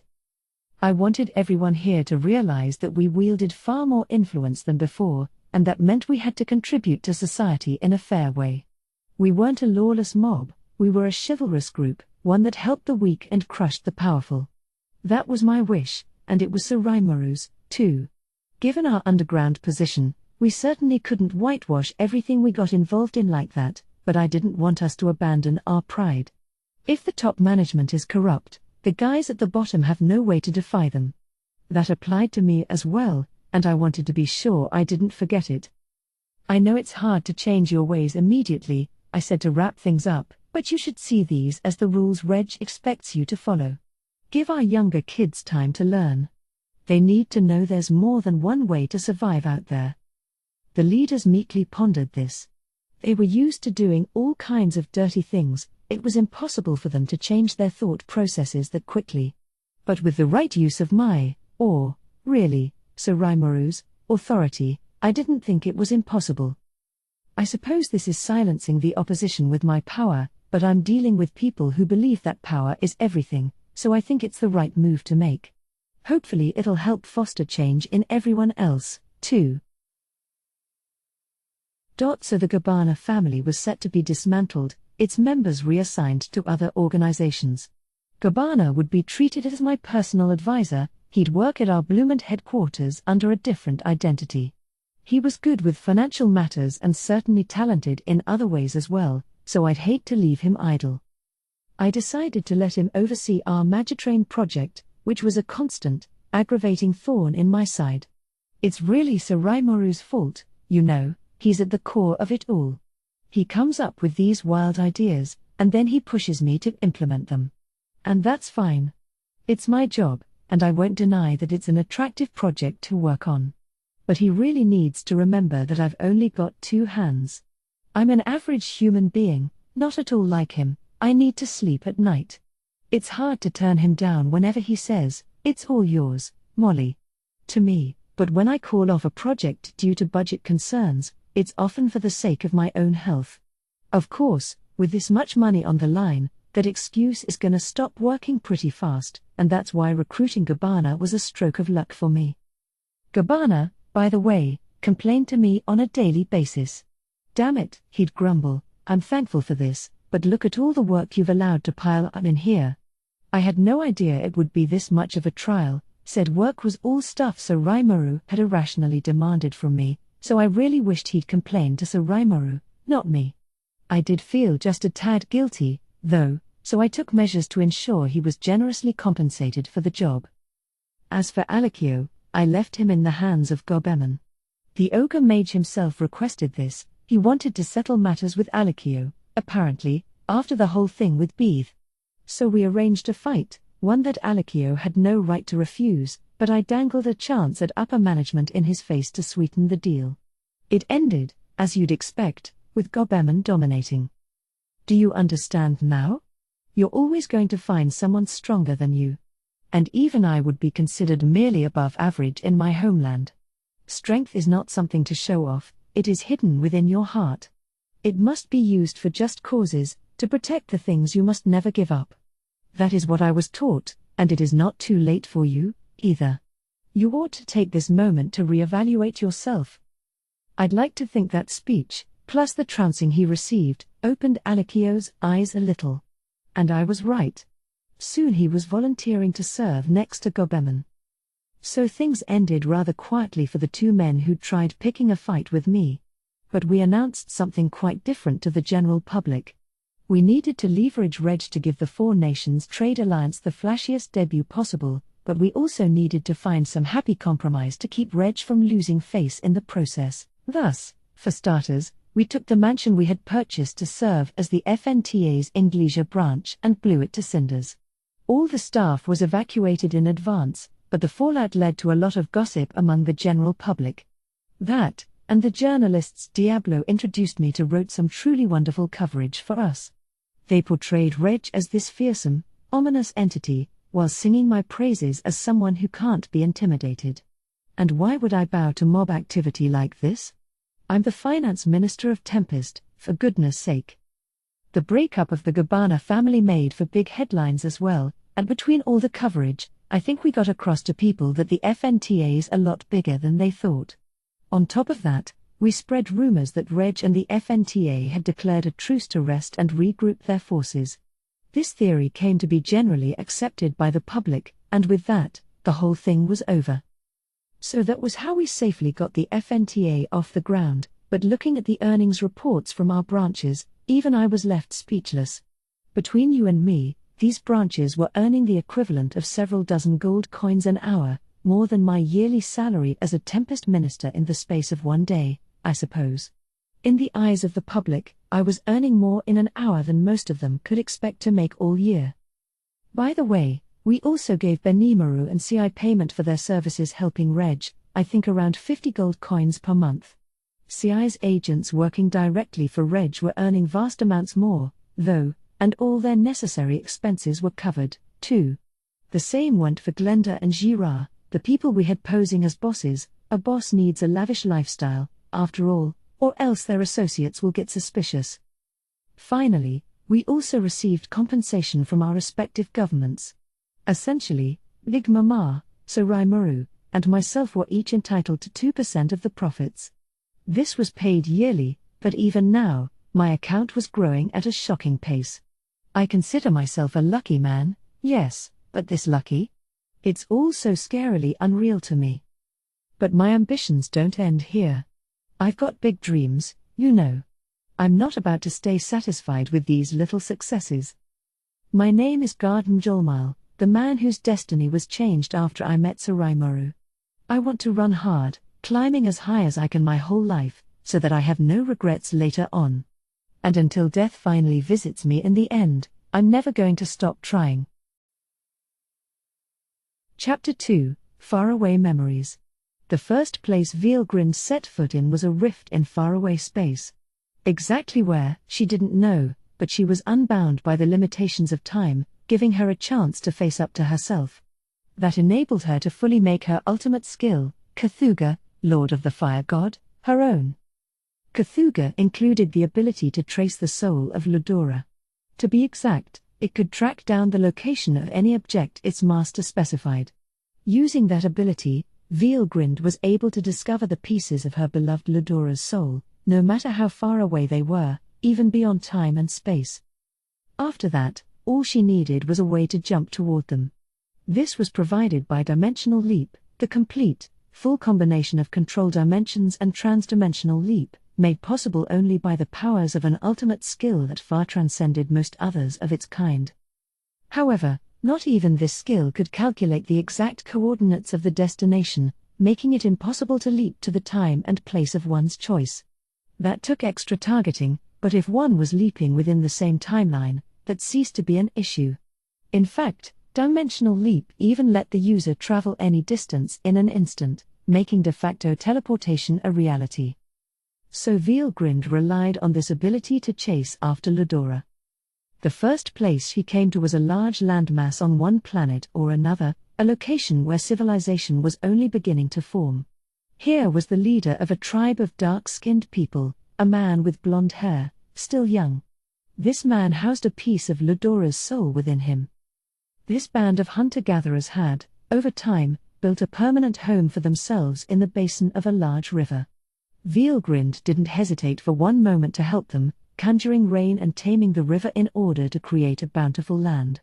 The people began to practice agriculture, doing away with hunting exclusively. Their food situation vastly improved, letting them feed more mouths than before. Their small settlement grew into a town, one that struck fear into the other villages around them.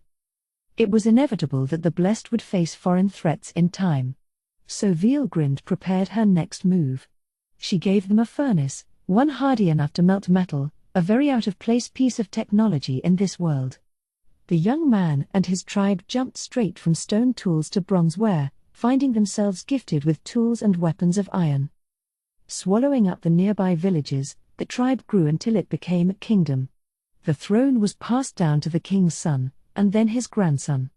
Veilgrind stopped directly aiding the kingdom at this point, preferring instead to sit back and nestle up to the person she loved so much. No matter how much she was asked, she never exercised her skills for the kingdom's sake. Because that was what her beloved wanted. If I were you, I'd make them owe me far more than they could ever pay back. But no, I don't need any more than this. If I retire from the throne, it'll be far too much power for those fools to handle. Yes. I understand fully, Ludora. The king's sons and grandsons had no soul fragments within them, so Veilgrind had no reason to give them aid. She could have done it on a whim anyway, but the king wanted his descendants not to be dependent on anyone else, and Veilgrind intended to respect that. PFFT. My name's Ludora again, huh? Great. As long as you love someone else, well, no wonder you give me the cold shoulder. He. Jealous? That's so cute. Ah, shut up. I have this first-rate woman in front of me, too. It's like being stuck in eternal limbo. Just as he'd said, the man, who'd gone from a tribal chief to the first king of Arcia, a riverside pioneer in civilization, never enjoyed a romantic relationship with Veelgrind, despite treating her as a goddess. Veelgrind was fine with that. Her job, she thought, was to oversee things. All she needed to do was wait for lovers to have children, pass down their bloodlines, and for one of them to have a piece of Ludora's soul. That was how she lived her life. An age of development evolved into an age of prosperity. Happy times passed all too quickly. The young man grew old, was robbed of his faculties, and soon the day came when he was simply waiting for death to arrive. I've led a happy life, my goddess. You called me your husband, but have I lived up to the role well enough? Yes, you did. I was happy. Ah. I'm relieved to hear that. May you be eternally blessed. Those were the great king's final words, and then his silent voice handed over his soul to Veelgrind. She had the soul fragment she wanted, but this was a tiny, tiny piece. The journey had only begun, and so Veelgrind took her next leap. The kingdom continued to swallow up the nations around it, growing into an empire. Those left behind wrote historical records for later generations, and thus, mythology was born. And in the lands of the Holy Arcian Empire, ruled by members of the young man's bloodline, Veelgrind the fire-wielding creator goddess was worshipped for years and years to come. Veelgrind went through a cycle of encounters and partings. Through them, she came to understand that Veldenava had created more than one world. Many of them, in fact. A single world was self-enclosed, there was no such thing as parallel worlds, but there were so-called other worlds, residing in alternate dimensions. That much Veelgrind already knew thanks to the otherworlders she had met, but she hadn't imagined the sheer number of other worlds out there, and their sheer diversity. They could run on completely different laws, or be unbound by the rules of karma. Indeed, a wealth of civilizations could intermix in the physical worlds contained within vast spiritual realms. They could look familiar, all magic and sword-fighting, or they could be bereft of magicules and locked away from all types of spells. Civilizations could be driven by a thing called science, and some of the less common realms featured human beings transformed into machines. Some worlds were small enough that a fully unleashed true dragon could wipe them from existence, others were wastelands, fought over constantly by angels and demons with the powers of awakened demon lords. Veelgrind traversed all of them, but not by her own free will, rather, she simply took the path she was guided to.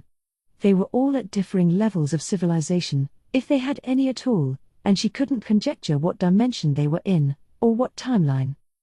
No parallel worlds overlapped each other in the universe, so there were never duplicates of the same existence within the same timeline. In other words, just because she'd gone somewhere once didn't mean that she could revisit it at any time. She could produce accurate spacetime coordinates for herself within a single given timeline in the dimension she existed in, but that was simply the point where she existed at that moment in time, and not even Cthulhu's dimensional leap ability let her make precise jumps. As a result, the knowledge Veelgrind possessed consisted of all memories of all Ludoras in all worlds. There was a fleet commander serving a galactic empire. In a more magic-oriented world, there was the vizier of a small kingdom. In a magic-less realm, there was a globe-trotting swindler. In a civilized world, there was a scientist living in poverty. Veelgrind would often be called toward people bearing pieces of Ludora's soul at a moment when they encountered considerable danger. Only when they were staring death in the face would their soul emit the necessary shine. She wasn't always on time, sometimes they died as children. These were very sad scenes, but Veelgrind accepted them, chalking them up to fate. Such tragedies, besides, let her gather the victim's soul fragment more quickly, so she saw no need to weep for them. Despite this, she never tried to accelerate the march of time with her abilities. Watching over all these disparate Ludoras was how Veelgrind found happiness in life. She discovered early on that the bloodlines of these Ludoras didn't matter much. There was no pattern to their appearance, either, one would have black hair, the next red. But in Veelgrind's eyes, all of them were Ludora. So she spent untold numbers of years living this way. The number of soul fragments grew and grew, slowly regaining their beautiful whole. Veilgrind could instinctively sense that only a very few remained, either the next one, or the one after that, would be the last. So she kept on leaping, going wherever she was called. Here was an empire, and after her latest spacetime voyage, Veilgrind appeared in an ornate chamber. Silk robes appeared to be the standard clothing in this era, in deep blue hues, which suited her well. Now Veilgrind regarded the other man in the room, the Empire's wizened emperor. "Who are you?" The emperor had lost his stamina to old age. He was lying down on a large, magnificent bed, and having this strange woman appear suddenly in their bedchamber would have surprised anyone. The fact he hadn't screamed in terror indicated that much of his courage, at least, remained intact. But Veilgrind paid him little mind. "Oh, it's an old man again, is it? Ah, that brings me back. That look reminds me of that tribal chief." To her, old age didn't matter. It was just one of the many forms human beings took, an indication of their physical status. So she affectionately reached out to the old man's cheek, bringing her lips close to his ear. "Veilgrind. That is my name. What's yours?" "Humph. You do not fear me. And your power? Is it divinity?" A sword had been thrust against Veilgrind's throat. She blocked it with a single wispy finger, not bothering to even move her eyes. Not a single drop of blood was shed, the demon-destroying strike was fruitless. The attack hadn't come from the Emperor, of course, but one of the guardians attending to him. His name was Jensei Akari, and as the Imperial Guardian who protected the land from man-eating fiends and evil spirits, he bore a blade with the power to dispel evil. He was the best swordsman of the present age, the current master of the sword style known as Oboro Shinmei Ryu. Still in his early 30s, he had been named Guardian of the Emperor despite his youth. But not even Jensei's blade could hurt Veilgrind. The reason why might have been obvious, but to Jensei, it was beyond the realm of comprehension. "I never thought my blade would be stopped. Minamoto, guard His Majesty for me." "Yes, sir." Jensei was speaking to Saburo Minamoto, a man in his early 20s. Much like Jensei, he was guarding the Emperor from the shadows. He was a talented student who was third ranked among Jensei's pupils. "Oh, you don't need to be that wary of me. I'm sure you're both masters of your technique, but to me, it's more cute than anything." "Nonsense. Perhaps I can't stack up to you, but I will at least earn us some more time." "Perhaps so." She shrugged. "I'm sure asking for your trust is a bit much yet. But all right. Can you just keep him here for me, please?" She didn't mind being maligned, but if it led to a greater burden on the Emperor, she wouldn't stand for it. By her estimation, His Majesty had only a short time left, and she couldn't bear the thought of her presence causing that last ember to be extinguished. At the very least, she wanted to care for him in his last moments, bringing tranquility to them. It was Minamoto who suffered the worst in all this. Just one glance from Veilgrind, and he was frozen to the spot. The sheer dominance in that gaze made him realize the insurmountable difference in their skill.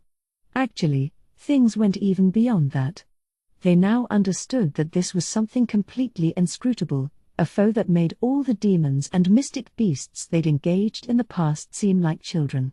If Jensei's sword, a blade he held the utmost of respect for, had failed, Veilgrind was clearly no one to trifle with. But even that was failing to fully grasp the situation. Minamoto was frustrated. He had a duty, and there was no way to fulfill it. Still, he at least tried to summon what little metal he had left to glare at Veilgrind. "Are you one of the Yoma leaders, then? Striding forth yourself to put an end to all this squabbling?" A great deal of lip flapping to hide the cold sweat. He hoped to at least uncover the identity of this assailant, but Veilgrind understood that well enough. "You call them Yoma here?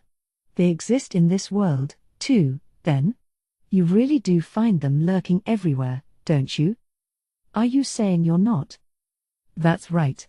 Besides, the Yoma you speak of, I can't be sure they're the same as the creatures I know. Veilgrind could instantly analyze any language from any world and speak it fluently back at its people.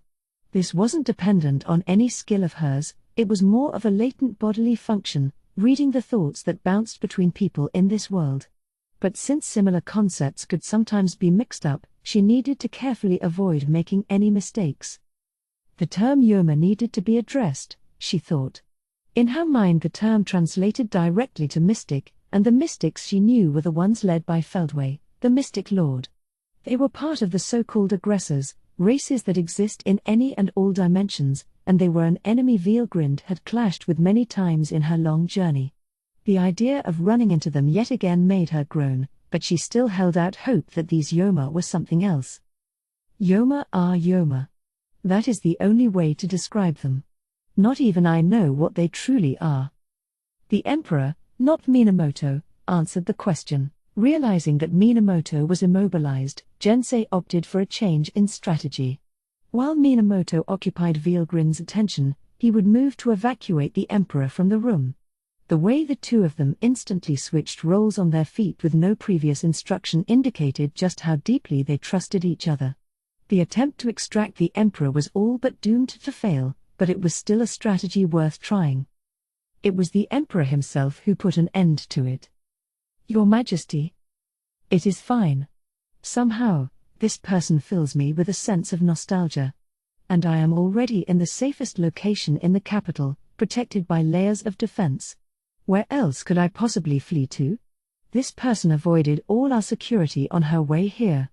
I doubt I could ever fully escape her. He was right. The Empire, the conquering Empire of Japan, to give its full name, was currently at war with a vast, powerful enemy, hence their current state of high alert. If someone had actually penetrated this far past their strict defenses, that was as good as being defeated. But more to the point, the Emperor couldn't find it in himself to fear Veilgrind. Like he'd said, she reminded him of old times, times that filled him with a sense of relief. So he decided to trust in Veilgrind. They would go over what was happening, and if possible, he thought, he could recruit her as their ally. They were still in the bedchamber, enjoying some tea and light snacks brought in by attendants. First, let me introduce myself. I've already given my name, but I am Veilgrind. My name is Gensei. Gensei Akari. I am tasked with guarding His Majesty. And I am Saburo Minamoto, Captain of the Imperial Palace Swordsman Guard. I see. Good to meet you. And you, Ludora? Veilgrind demonstrated little interest in the bodyguards. She promptly turned her attention toward the one she loved. I never expected such a beauty to be attending to me at my advanced age. I don't dislike it, but I can't help but wish I were even a little bit younger. My. Even you can give out flattery, Ludora? What a rare experience. Heh. I didn't mean it as such. But very well. My name is Oharu. I thought I was better known than that in this realm, but perhaps old age has made me grow conceited. His name was renowned far and wide, as was his reputation as a wise ruler. But Oharu was his real, non-regal name, and not one normally spoken in common circles. Not even those relatively close to the Emperor used it to refer to him, but it was still a name known and respected by every one of his citizens. Still, to Veilgrind, he was Ludora. Even if it wasn't considered taboo to call the Emperor Oharu to his face, she had no intention of doing so in the first place. He. You'd have no way of knowing, of course. I only came to this world at the very first moment I met you here. The you that I know is named Ludora, and I will keep calling you that. It was a shockingly rude way to speak to royalty. But one smile from the Emperor indicated that this was fully allowed. That is fine. Your Majesty. I don't mind. A small price to pay, if it earns me the favor of this goddess. However, I'm afraid I cannot allow you to stand by my side in public. No? Why not? I have my own position to uphold. If I am waited upon by someone who calls me a name no one's heard before, it would cause needless worry for my retainers. If Vielgrind were to exercise her powers in front of everyone in the empire, that would likely lead to chaos. The emperor was making this request merely to keep things simple for himself. Vielgrind, understanding that, resolved not to push her personal will on him any further. She wanted to meekly accept any requests Ludora had for her, so for now, she went along with it. That wasn't as important as learning what was going on here anyway. In that case, we'll need to figure out how I should present myself at times when I need to be in public. Can you explain to me exactly what the current situation is in this place? Vielgrind was never one to beat around the bush. If Ludora was facing a crisis, she was ready to provide any help needed. Seeing this transcendental being act like that around the emperor immediately gave his two bodyguards headaches. This Vielgrind is boundlessly powerful, I am sure. Perhaps divine, just as His Majesty said. Wiser to seek her assistance than get on her wrong side, then? Such were Jensei's thoughts. But Minamoto was more conflicted. She seems remarkably reverent of His Majesty. Why is that? It's almost like everything is entirely natural about this. We completely failed to guard him, but His Majesty is allowing this, and I am in no position to intervene. But what about Her Majesty the Empress, and the Imperial Prince? How will we explain this to them? Minamoto's mind was pondering real, concrete problems. In some worlds, it would have been a given that someone as lofty as a king or emperor would keep one or two mistresses without anyone batting an eye, but not here. The emperor's spouse was always expected to come from the right sort of pedigree, since any child they produced would become a member of the royal lineage. The women surrounding the emperor were obliged to stay in highly stratified positions. An impenetrable wall was in place at all times between the empress and the concubines. They would have to present Vielgrind to the court as a concubine, there was no other option. But will this woman be satisfied with that? If she demands to be installed as empress, there's nothing we can do to stop her. The worry-prone Minamoto was already thinking well into the future. His duty was to guard the imperial palace, but if the emperor, his wife, and Vielgrind fell into a conflict, the fallout could be disastrous. Perhaps, he thought, he wasn't worrying too much after all. There was a large burden on his mind, for he was constantly thinking about the safety of the entire court, as opposed to Jensei, who only had to protect the emperor. Still, Minamoto thought, Vielgrind deserved an answer to her question just now. Allow me to explain. Our empire, the conquering empire of Japan, currently finds itself in an extremely tense situation. In terms of the enemies we are aware of. An empire usually refers to a large group of states ruled by the supreme authority of an emperor, but in the conquering empire of Japan, that wasn't quite the nuance. Here, empire was more of a respectful term, passed down unbroken across generations, to refer to the island nation located in the eastern part of the world. Its emperor, and the guardians who served him, protected this nation's citizens from those who sided with evil. But outside the country's borders, the world was in a deep state of chaos. The empire lay to the east. To the south there was the United States of Assyria, to the north, the Greater Rossium dynasty, to the west, the Holy Arsian Empire, and in the center, the Republic of Chinese fiefdoms.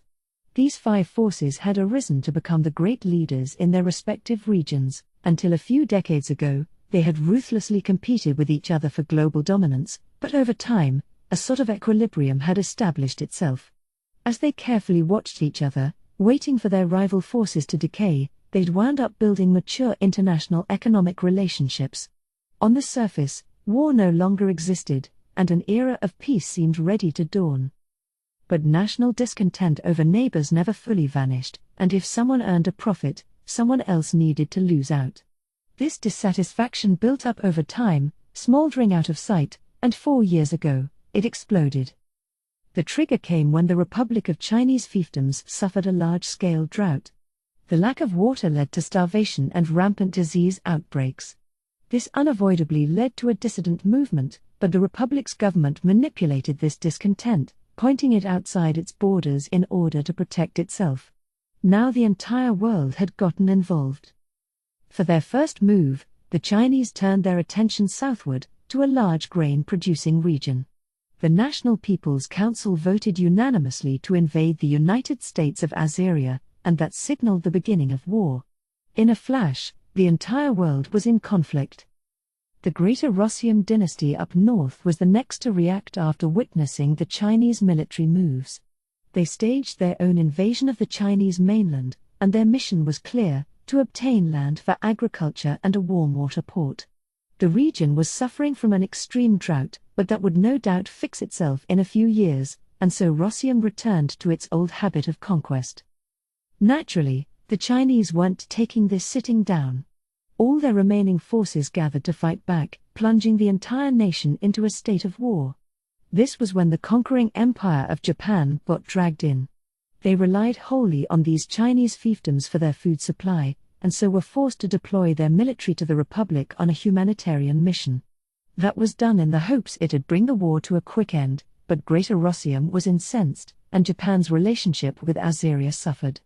Japan had been forced to pick a side between Azeria and the Chinese, and it chose its main food lifeline. The Holy Arsian Empire made no moves at first, but the relative peace there didn't even last a year. It was soon the empire's turn to face severe famine, forcing it to cut off the support it had been giving other countries. The bad news continued with an accident at an oil storage facility, and the resulting fire cost the empire 3 years' worth of fuel. The evidence left on the scene indicated that it was the work of saboteurs from Rossium. The mood among the people took a sharp anti-Rossium turn, and the momentum finally drove the empire to start a military operation. One person had suspicions about all these events. This was Pulcinella, the mad priest and leader of the Holy Spiritualist Church. Spiritualism was one of the world's 3 major religions, alongside Buddhism and the Free Path, and Pulcinella, its most prominent figure, had spoken of a vision that told him of a great, evil presence behind the scenes. Affiliated churches across the land began to investigate this, and they managed to track down a Yoma that had allegedly played a major role, but by then, it was too late. So this Yoma manipulated people's greed and set off a bunch of old grudges? I'm afraid so, Minamoto replied. Looking back with a clear mind, it's simply too convenient a series of events. But once the anger of the people is ignited, it's not easy to douse the flames. And it wasn't just the spiritualist church, added Gensei. All the world's leaders picked up on this anomaly within a year's time. But there are a lot of extremists in the military.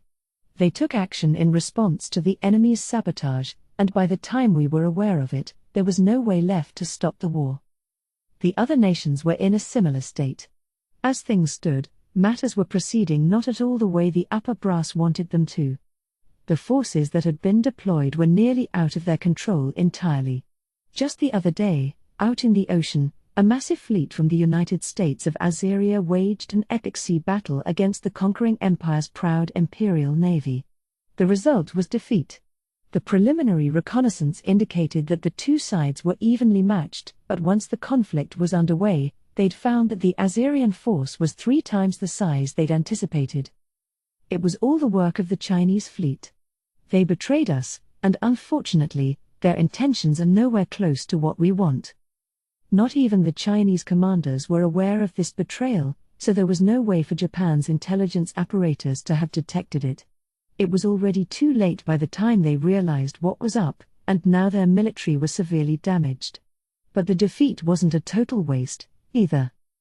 There's a certain piece of intelligence my student risked his life to obtain.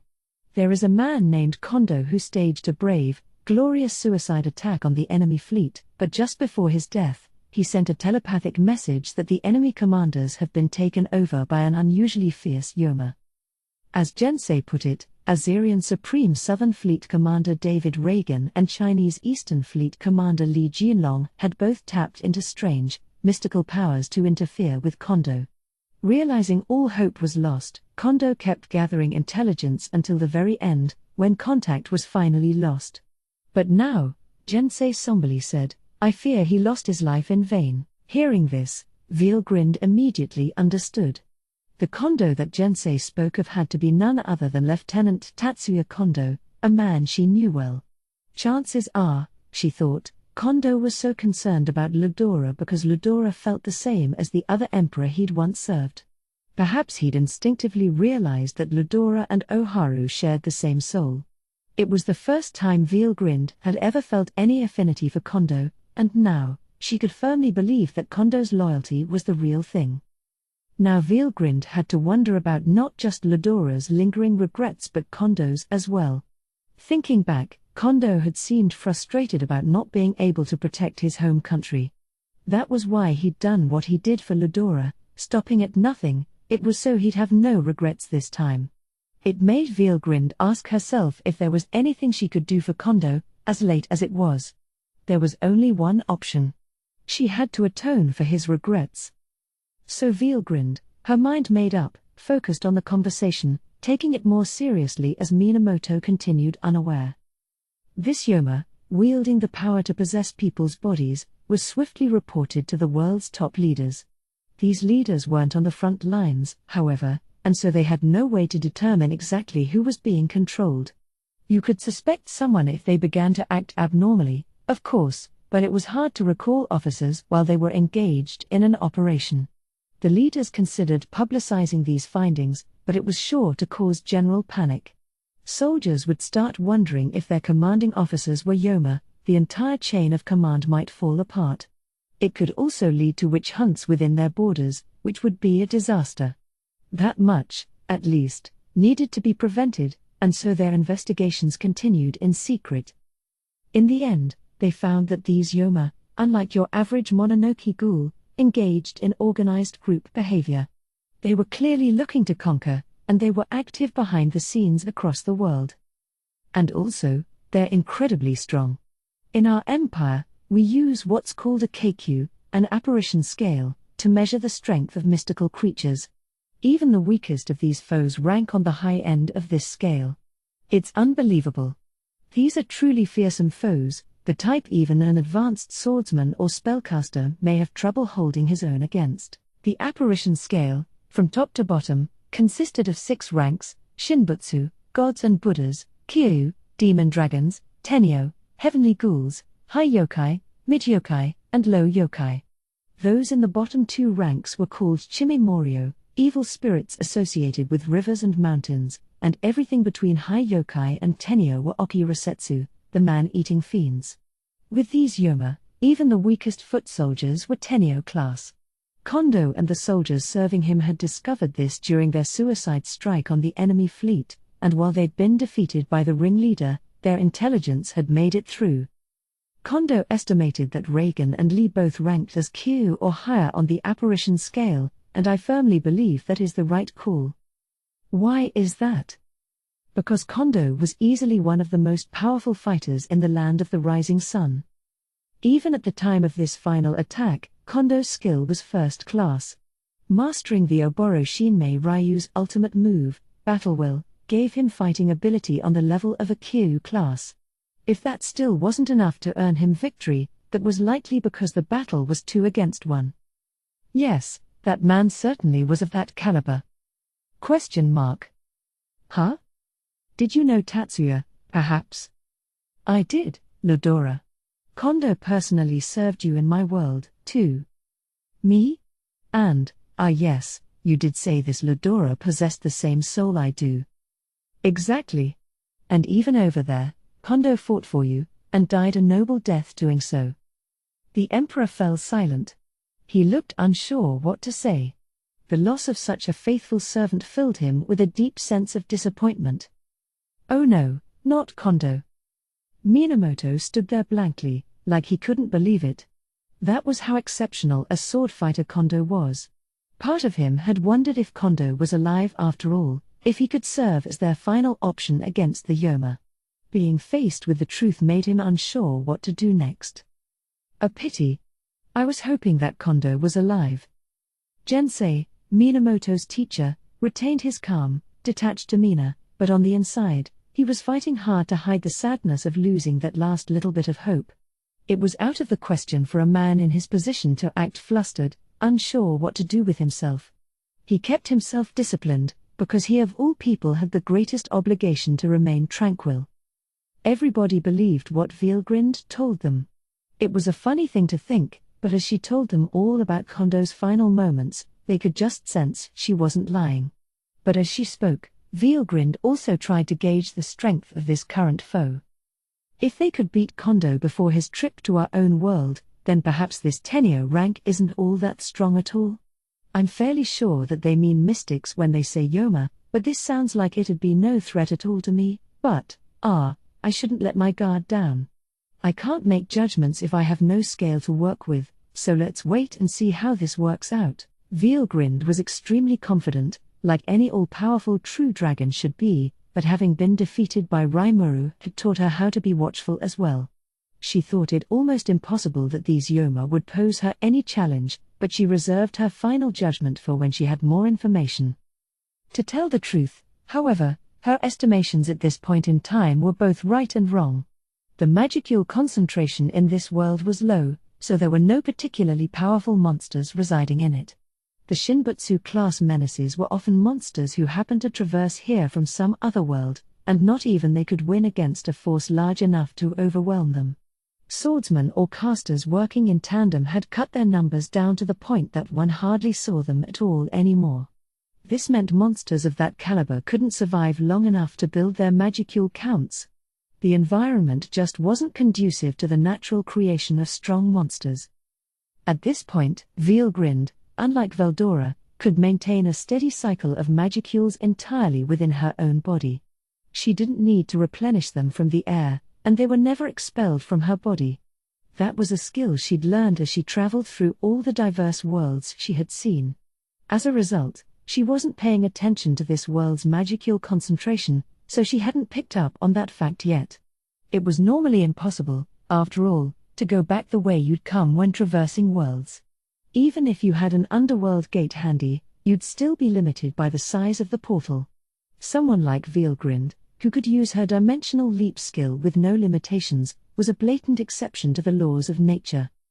Therefore, compared to the magicule-rich environment in which Veelgrind was born, the standards for strength in this world were quite low. She did not have to wait long to see this for herself. After this conference with the Emperor and his guard, Veelgrind had a general grasp of what was going on. The conquering Empire of Japan had no chance of staging a miraculous comeback. Before much longer, it'd fall into the hands of its invaders.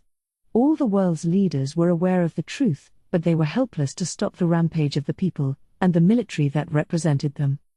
So what is the enemy currently doing?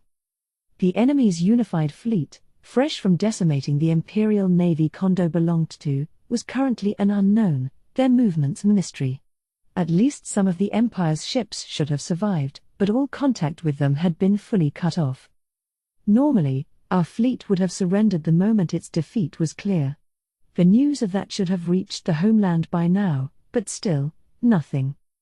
By my estimation, I think they might have been seized by the Yoma. Our enemy is not bound by the laws of humanity, though, so perhaps they did not accept our surrender. I am wondering about Kondo's phrasing as well. He described it as a takeover of their bodies, which indicates this Yoma can possess people from the inside. If so, we're unlikely to have any survivors. Personnel had been assigned to bring back intelligence, but there was virtually no contact from them. If every single sailor had been possessed by the Yoma, it would certainly explain this situation. They're in the Great South Sea, where there's no escape route. We've asked the other nations to try reaching out to them as well, but nothing. They'd have no reason to lie to us about that, so it seems fairly clear that our war power's been taken from us. It was just one possibility, but if true, it would be disastrous. Even the greatest swordsman in humanity hadn't been able to take on the enemy's leader, and their elite, well-trained military might have all just been sacrificed to the Yoma. They couldn't expect their military to retaliate going forward, and sending any further troops would likely just be more grist for the mill. So Gensei and the others decided to focus fully on defending the imperial capital. All it'd do is buy us some time. You understand that, of course. Naturally. There's only one move we can make right now. We've deployed some dependable personnel to work out the enemy's moves. Once they're done, we'll gather the most powerful force we can from across the world and defeat the enemy's leader. I think the plan's unlikely to work, but we have no other choice. I mean, If we had Kondo, he could have defeated this enemy if there was only one of them. But now we have two ranking as a Kiryu or higher, and he couldn't even make good his escape. If we can bring together myself, my master Akari, and Amari as well, and join up with the great heroes of all the other nations, then perhaps we can defeat the Yoma leaders. Masahiko Amari was another student swordsman, a master who'd competed with Kondo for the title of number 1. He was also an expert in spellcasting and an intelligence specialist, and he was out on a secret mission right now. And he was far from the land of the rising sun's only hidden talent. Emperor Oharu didn't bring it up, but Jensei wasn't his only imperial guardian. There were great talents from other nations to think of, too, people ranking Kiryu or higher that worked both in public and underground. Pulcinella the Mad Priest was one famous example, as was Xianhua, the Holy Fist. Based on what information had reached the conquering empire about them, they were both forces to be reckoned with. It would take heroes like those banding together to overcome this international crisis, fail, and all of them would fall. Oharu knew all too well that this whole idea was a fantasy. And that wasn't even the end to their problems. The issue is that we don't know if these are just two enemy leaders we're dealing with. I hate to think otherwise, but if there are more, said Veilgrind, that's bad news for us. Precisely, Jensei bitterly stated. In order to defeat a Kiryu-level monster, he'd like to have at least twice as many fighters ranked equally to it or higher, but if they didn't have an accurate gauge of the enemy's size, it'd be impossible to assemble heroes from around the world. For Japan, the top priority was to keep their empire's key figures safe. There was a mound of problems to deal with. Ideally, they'd be able to lure out these Kiryu-class Yoma one at a time. If that proved impossible, they'd need to fight as many as they could feasibly beat. If the enemy outnumbered them, defeat was unavoidable. But then things began to change. Veilgrind, watching Jensei and the others fret over this, offered them an irresistible helping hand. Sounds like you have a lot of problems. But all right. I'll help you out. For starters, I want you to show me the extent of your powers. Huh? What do you? This is so sudden. Well, we can't form a strategy if we don't even know our enemy, now can we? I want to know just how strong these Yoma are. What are you talking about? It's simple. Your name was Jensei, right? If you were Kondo's teacher, you have to be at least as good as he was, I'm assuming. I only arrived on this world a moment ago, so I don't understand what counts as strong around here yet. So I'll start with you first, all right? Ah. Now I see. Yes, I would outclass Kondo in terms of ability. I have special moves I have yet to show anyone in public, along with powerful finishers only passed down among my style's originator and his pupils. But I will say that Kondo was unwaveringly strong in his convictions. His spirit was amazing, and his drive to win was far greater than you'd normally see. If I had fought a serious bout with him, luck would have been a major factor in the resulting outcome. So, long story short, they were pretty equal. Slight differences in power were too inconsequential to concern Veilgrind. She just wanted a yardstick to work with, so she decided to test him out at once. They moved over to a practice ground. Jensei had Minamoto leave them, as he couldn't show his student his most powerful of moves. The only outsider here was the Emperor. Veilgrind, unarmed, sized up Jensei. He had his beloved blade in his hand, but he began to feel concerned. His opponent's silk robe, while not restricting her movement, was clearly unfit for battle and unlikely to offer her any protection. The moves Jensei had could kill instantly if he put his heart into them. He didn't expect them to best Veilgrind, but he wondered if they might injure her. I want to ask a question, he said, steeling his resolve.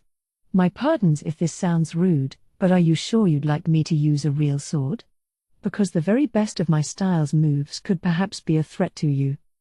Veilgrind understood he only said this out of concern for her. She could have ignored the question, but thought it better to relieve his mind a little. That way, she thought, he wouldn't hesitate to show off his full force. How very kind of you. But don't worry. Your weapon, you called it an uchigatana, didn't you? It looks like a high-quality antique, but sadly, it won't work on me. So don't be afraid to come at me with everything you have. Jensei's blade was actually run-of-the-mill, not even meriting a unique appraisal. In a world as starved for magicules as this one, swords couldn't do things like evolve over time. So, without further delay, Jensei took the invitation. Ki. Focusing all his explosive fighting energy, he broke out the mightiest skill in the Oboro Shinmei Ryu, multi-layered blossom flash. Unfortunately, nothing blossomed from it. The exquisitely honed move was stopped by a single one of Veilgrin's fingertips. His blade whisked and swished through the air, almost looking like it was splitting apart into multiple weapons. Its speed was beyond what a regular person could perceive, but it was simply too slow in Veilgrin's eyes.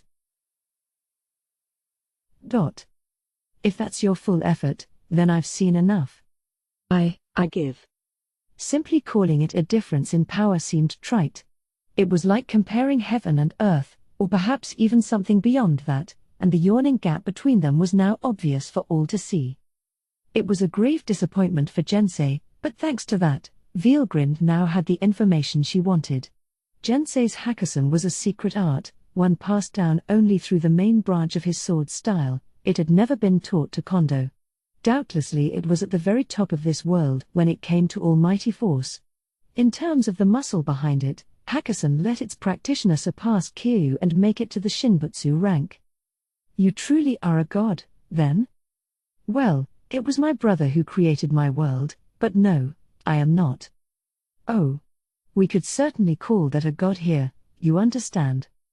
Yes, the term god can be interpreted in different ways, depending on the time and place.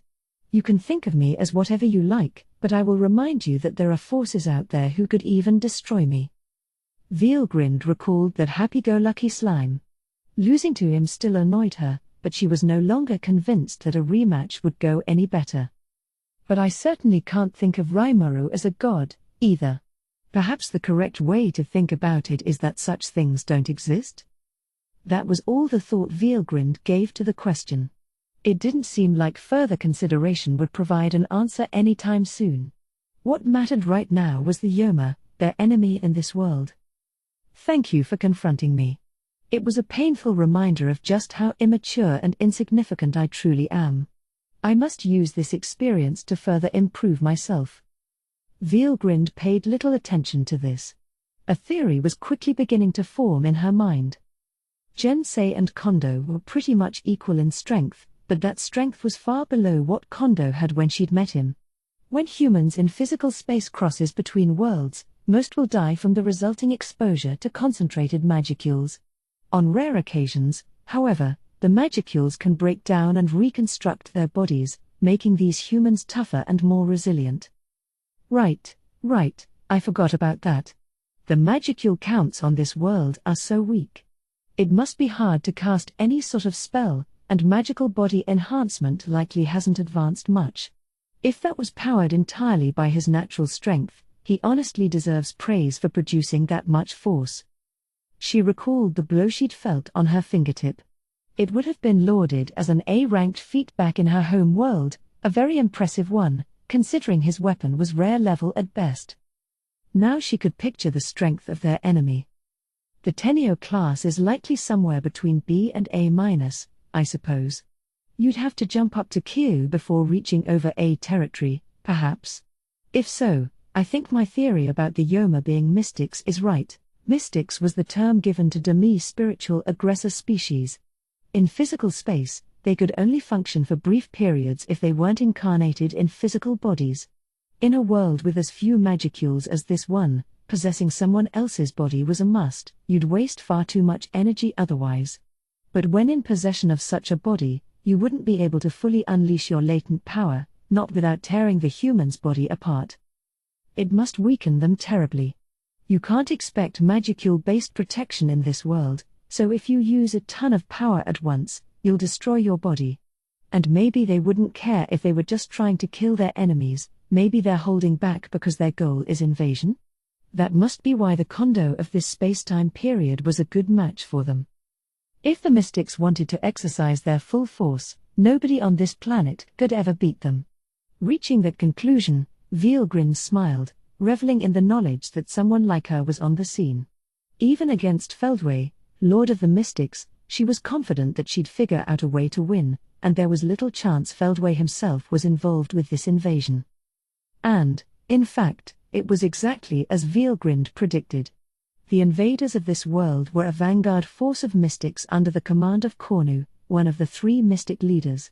The underworld gate that had naturally manifested in this world was small, too small for Cornu himself to emerge through.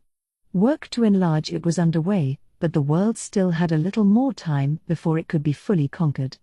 And while Vielgrind hadn't inferred all these facts yet, what she had now was sufficient. As composed as he seemed, Jinsei was feeling rather down. And who could blame him? These sword skills he believed were the very best had done absolutely nothing against Vielgrind. Not even his most hidden of moves had worked. He intellectually knew she was a being from another dimension, but it was hard for his emotions to accept that. Still, he labored to keep his heart tranquil, exercising his finely honed mental strength to its limits. "You should be proud," Vielgrind said to him with a smile. "There are hardly any magicules in this world, and you still attained that much strength. I doubt many others here have come even close to it. If you could only take in more magicules to upgrade your body with, you might have made it to saint level, to say nothing of enlightened. That is a pity, certainly." "Enlightened? Ah, that is a faraway goal for me." "Oh, not necessarily. I know, as thanks for that demonstration, let me give you a little reward. Hopefully you're willing to accept it." "A reward?" "Yes. If you are interested, I could perhaps reforge that Uchigatana with my powers." She smiled again. With her create material skill, she could conjure up a god-class weapon whenever she wanted. Here, she intended to charge Jinsei's sword up with magicules, giving it what it needed to evolve. "You can do? You can do even that?"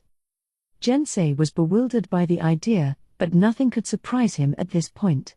This woman Vielgrind was far too lofty a being for him to fully comprehend. If she says she can do it, Jinsei thought, she probably can. "This sword is a family treasure passed down from my ancestors, but perhaps I can trust Vielgrind with it." Convincing himself this was the right choice, he bowed his head to her and passed his beloved blade over. "Please, go ahead." "Certainly. Just leave this to me." Vielgrind nodded as she accepted the sword. Normally she'd just have conjured up an azure dragon sword at times like these, but that wasn't what this situation called for. She closely inspected the blade's internal composition, fine-tuning her approach as she began letting her magicules flow into it. It took time, and she looked far more serious and focused than she had during their battle. Half an hour passed. The skill and ingenuity of the ancient swordsmith, coupled with the magicules so expertly controlled by Vielgrind, came together to create a divine, glowing aura that enveloped the blade. All done. This sort of weapon evolution usually took centuries to millennia to complete. But in this short time, Vielgrind had recrafted Jinsei's sword into a god-class wonder. What is this? It's now the best weapon it can be, is what? Probably more so than any other blade in this world. I doubt you can make full use of its features yet, but, well, either way, the sword now has its own consciousness, so if it accepts you, I'm sure it'll lend you some of its strength." She chuckled a little, her radiant smile captivating Jinsei. "Of course, I can't say whether that'll happen for you or your descendants, but..." It was now evening, dinner time, and Oharu was in his chamber. Vielgrind had been invited as well, and she was eager to accept the offer. The palace's female attendants were all carefully selected, well-trained, and unfazed by unexpected events. Not even the sight of Vielgrind perturbed them as they prepared a meal for her like nothing was amiss. Minamoto took up guard duty outside the door, with Jinsei positioned behind Oharu. Only the emperor and his unannounced guest were seated. "So what exactly are your plans here?" "I'm going to stay here with you. I'll protect you." "I am certainly happy to hear that, but should I take that to mean you are an ally to our empire?" "That is correct. Yes. Veilgrind smiled. Just being able to share this space with Ludora made her content. Oharu chuckled nervously, unsure how to take this. In that case, he said, do you think you could eliminate all conflict from the world and put my mind at ease for good? He was merely joking, of course, but Veilgrind simply smiled back. Very well, then. If you wish for it, I will offer you this entire world as a present. I will gladly do away with whatever countries you'd prefer not to have around, and I can shut down anyone who dares to complain about it. But before that, we really need to exterminate these pesky little Yoma, don't we? Seeing that innocent smile on her face as she replied made everyone unsure how to respond. The attendant setting up dinner almost spilled soup all over the tablecloth. Everyone in attendance instinctively knew Veilgrind meant every word of it. But meaning it and actually being capable of it were two different things. This kind of talk was beyond the realm of sensibility. If anyone else had said those things, they'd have been laughed off as delirious rantings. But there was something about Veilgrind that kept them from dismissing the idea. Jensei knew what she really was. Jensei knew this was no joke, but something that was realistically possible. And so did Oharu. Ha ha ha. Ah, I haven't laughed like this in ages. Telling a joke that even my attendants here take seriously. You've truly outdone yourself. I certainly enjoy how dauntless you sound, though. And I do appreciate the thought, too. For now, the Emperor opted to dance around the topic to avoid causing his staff any further alarm. It wasn't news by now that Veilgrind was superhuman, a fact made even clearer by their dinner conversation. She wasn't just physically strong, her thought processes were equally fearsome. Only then did Oharu come to realize that she really would do anything for him. If he ordered her to annihilate another country, Veilgrind would very likely carry it out.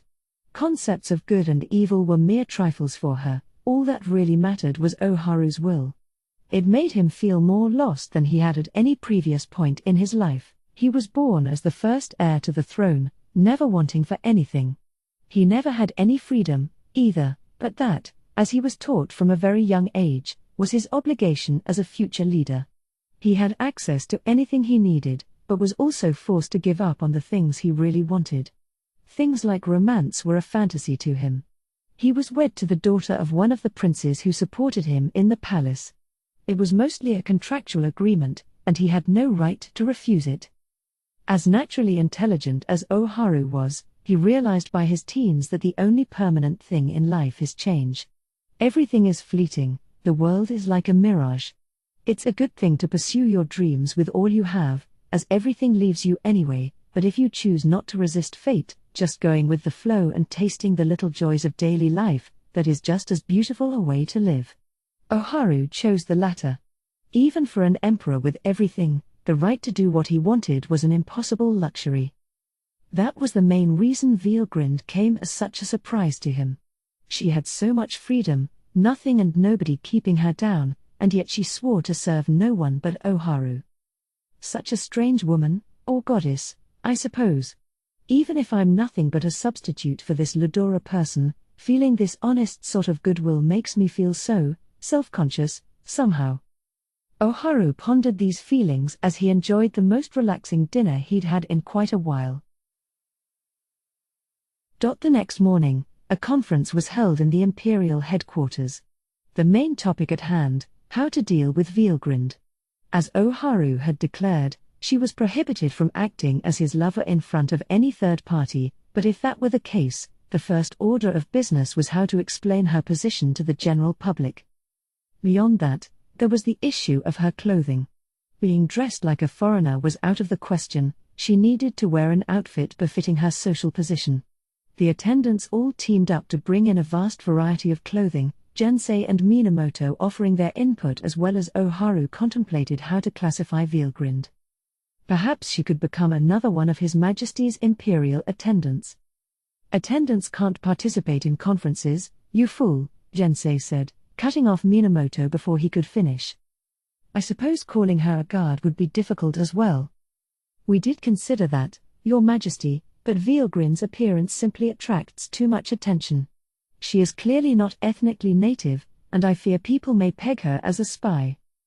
If her facial features were more Japanese, this wouldn't have been an issue. But Vielgrind had a Scandinavian sort of beauty, which made her stick out like a sore thumb around here. When they introduced her to the rest of the Guard and Espionage Corps, those individuals would no doubt ask why a foreigner had been granted such a lofty post. But at the same time, they were sure Vielgrind wouldn't agree to be sequestered away from all the other officials, and they couldn't let Vielgrind's formidable fighting power go to waste when she was so amenable to being their ally. But just as they were trying to figure out a solution, Vielgrind herself spoke up. "Well, all right. I really don't like doing this much, and I certainly don't want to right now, but I'll change my outward appearance for you. Will something like this work?" The next moment, Vielgrind began to transform. Her hair turned dark, as did her eyes, and her skin adopted a warmer shade, almost hinting at yellow, with a touch of red to it. "Wowoo! You can even pull off a trick like that." Minamoto never saw it coming. Jensei, on the other hand, had assumed she could do that much all along. "I see we had nothing to worry about," Oharu said, relieved. A slight adjustment to the pigment of her skin did wonders to change the overall impression she left. It still wasn't exactly pure Japanese, but it was close enough that they could explain away the remaining difference. Then, without further ado, she was given the same uniform as Jensei and officially appointed to the Imperial Patrol by Oharu, providing her the right to attend the necessary meetings. It is worth noting here that the Emperor had no fewer than 3 different organizations charged with guarding him. The first was the Imperial Palace Swordsman Guard, the sole force permitted to carry weapons within the palace. However, only Minamoto, their captain, was allowed to personally enter the Emperor's chambers. The second was the similar named Imperial Palace Spellcaster Guard, which magically protected the Emperor from hostile spell-driven attacks and the like. Their main work was keeping a spiritual protective barrier up and running at all times. In terms of individual fighting strength, they were inferior to the swordsmen. Like their sister force, only the captain could personally attend to the Emperor, but that captain was occupied with defending the capital and hadn't been seen over the past few days. Finally, there was the Imperial Patrol, composed of the court guardians that generally operated individually. Jensei was one of them, a highly public figure, but not all of them were listed in the official annals.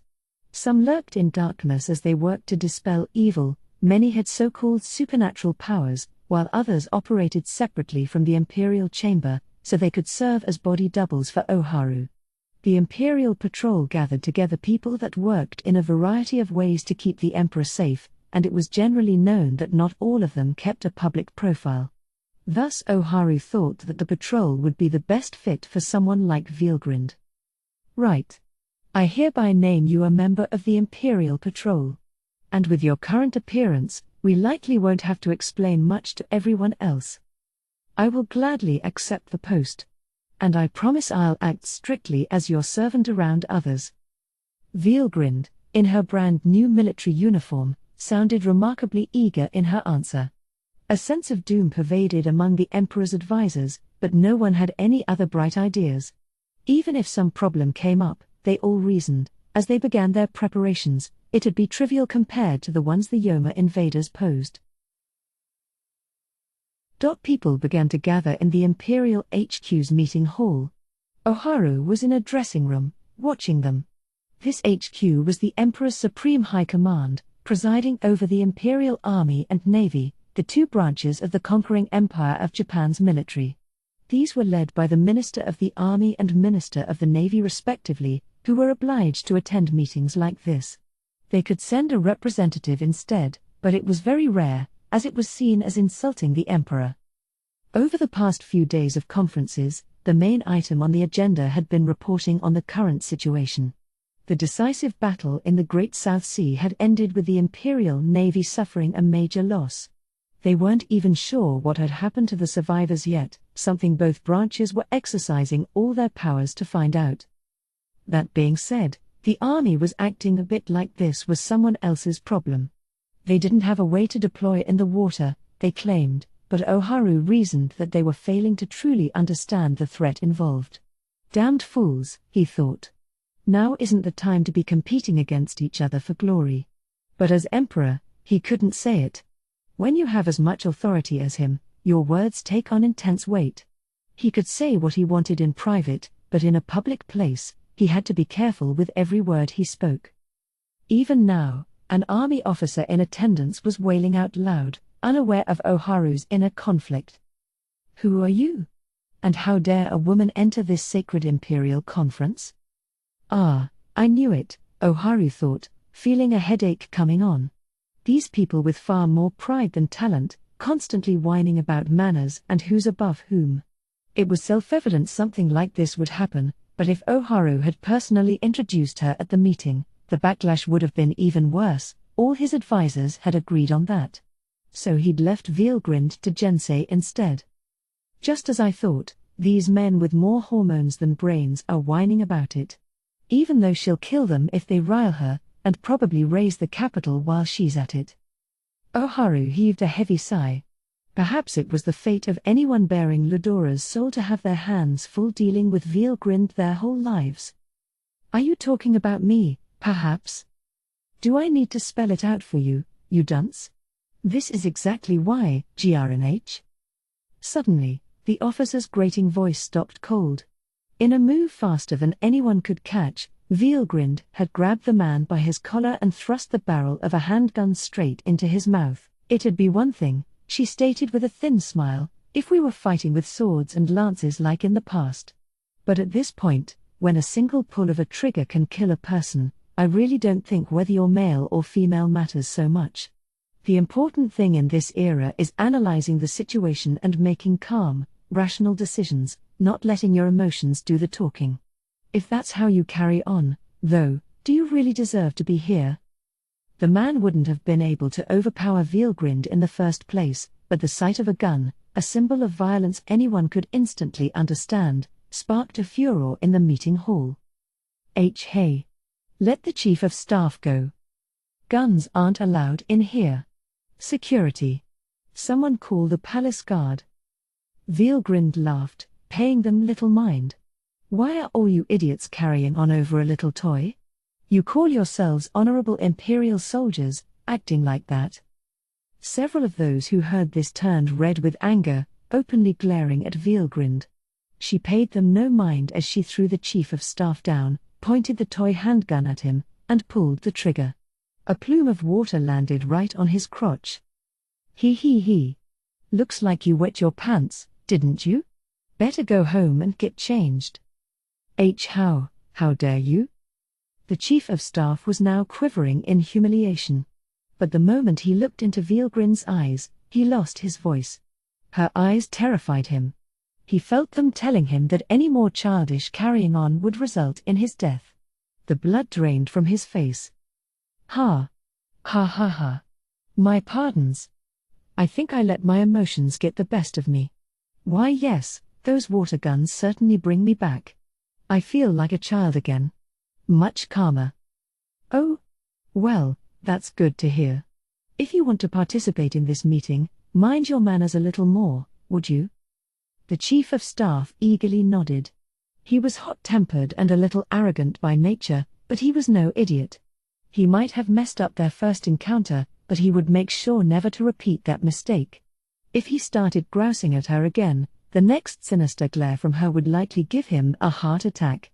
All that mattered to Veilgrind was Ludora, and the thought of these talentless hacks serving him did nothing to please her. For now, at least, she would let the chief of staff go. Having a temper and discriminating against women wasn't enough to warrant eliminating him from existence. I've gotten kinder over time, haven't I? Perhaps because of all the things I've experienced. This was, to say the least, giving her too much credit. Being close to Ludora kept her in a good mood, and that's about all there was to it. If he hadn't been there, things would have turned out differently. Her life over the past long while had seen her jumping from world to world in search of soul fragments, but she wasn't guaranteed to find one at every destination she was thrown to. If none existed yet, it meant she had to wait several years or decades for the next incarnation of Ludora to be born. To Veilgrind, who saw her lover off at the end in every world she came to, this was akin to torture, and if anyone riled her then, their fate was as good as sealed. The Chief of Staff, in other words, had been lucky. Once the meeting hall settled down, the Minister of the Navy attempted to move on. Now, Akari, can I ask who this woman is? This minister, a naval general in his 50s, looked at Jensei with a careful eye. Ah yes, Jensei replied. I still haven't introduced her. This is a fellow guard of mine, and she received permission from His Majesty to participate in this imperial conference. Her name is... You may call me Ryo-O. It is a pleasure to be here. The name Veal grinned casually handed out, interrupting Jensei in the process, was Ryo-O. Ryu meant dragon, as befitted a true dragon like her, and O came from Ho, or Phoenix, the mystical creature that ruled over fire in this world. This, however, proved to be a major problem. Ryo-O. As in Dragon Phoenix? Using the character for dragon in your name. What an arrogant thing to do around His Majesty the Emperor. Or are you perhaps related to him in some way? Another furor in the meeting hall, just after the last one had subsided. It made Jensei roll his eyes. Is she doing that on purpose? No, it's not that. Vealgrind simply doesn't care at all about how matters work around here. We prepared that disguise for her, but we honestly should have thought of a name as well. He saw that as his mistake. And Oharu, in his waiting room, was sighing just as hard. In all his life, he had never experienced anyone causing him this much trouble. In a way, the sheer novelty entertained him. So he stepped into the meeting hall. We are facing a severe emergency. What is strange about myself revealing one of the cards I will play? He smiled at the attendees that noticed him. All of them were shortly bowing their heads. If these were the facts their leader laid out for them, they had no choice but to accept them. If they had any complaints, they certainly weren't about to voice them. So, with that stroke, Vealgrind's name in this world was Ryo-O. Let us begin. With those few words from Oharu, the Imperial Conference was underway. I will start with my report, said a man as he stood up. This was a naval intelligence officer, and while his briefings had changed little over the past several days, today offered more of a surprise. The enemy fleet has reportedly stopped at the port of Atlantis. You're sure about that? Yes, sir. We received the report from our operatives on site, so it has been fully confirmed. Indeed, the chief military commander said. That's the largest military port out of all the resupply sites they have. But can we be sure this isn't some deception on their part? Quite true, added the naval minister. The Great South Sea is host to a number of archipelagos, after all. We've heard reports that Azeria has set up secret bases on some of them, but do we have any operatives working those areas? At the moment, replied the intelligence officer, we do not have people at all the many sites they have opened up. However, the size of the fleet that reached the Atlantis port matches the intelligence we had before their deployment, so I think it's safe to say there's no possibility of a detached fleet somewhere.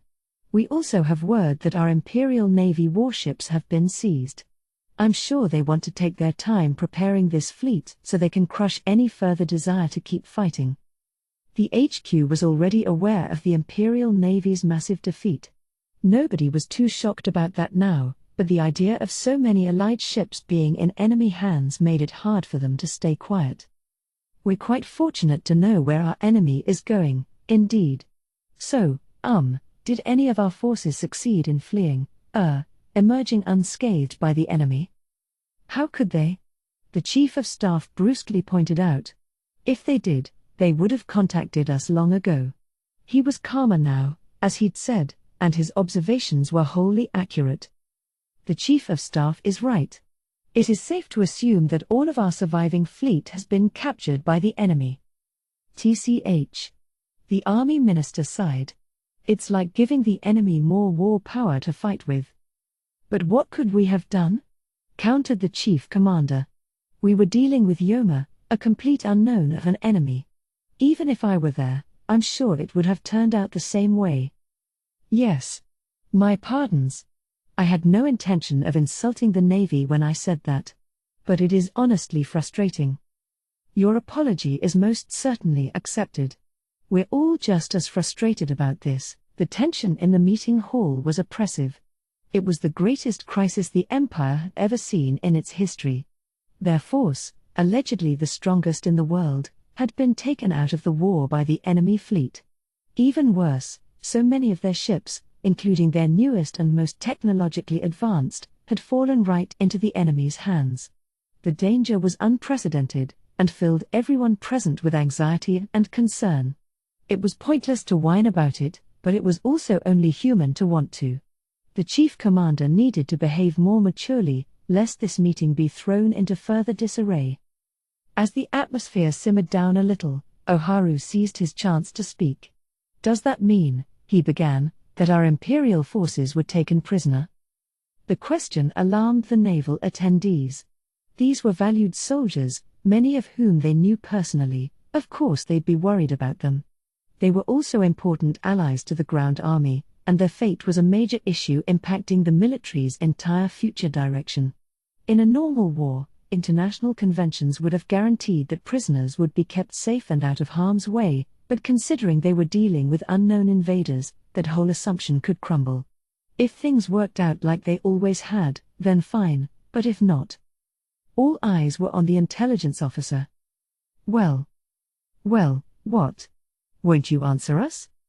According to eyewitnesses, the hesitant officer said after his superior snapped at him, "The troops and officers of the Imperial Navy are manning the very ships that were captured. Some enemy troops were sighted among them, but only a very small number, and they weren't threatening our forces with guns or anything else. It was described as looking like our troops had changed sides in the war."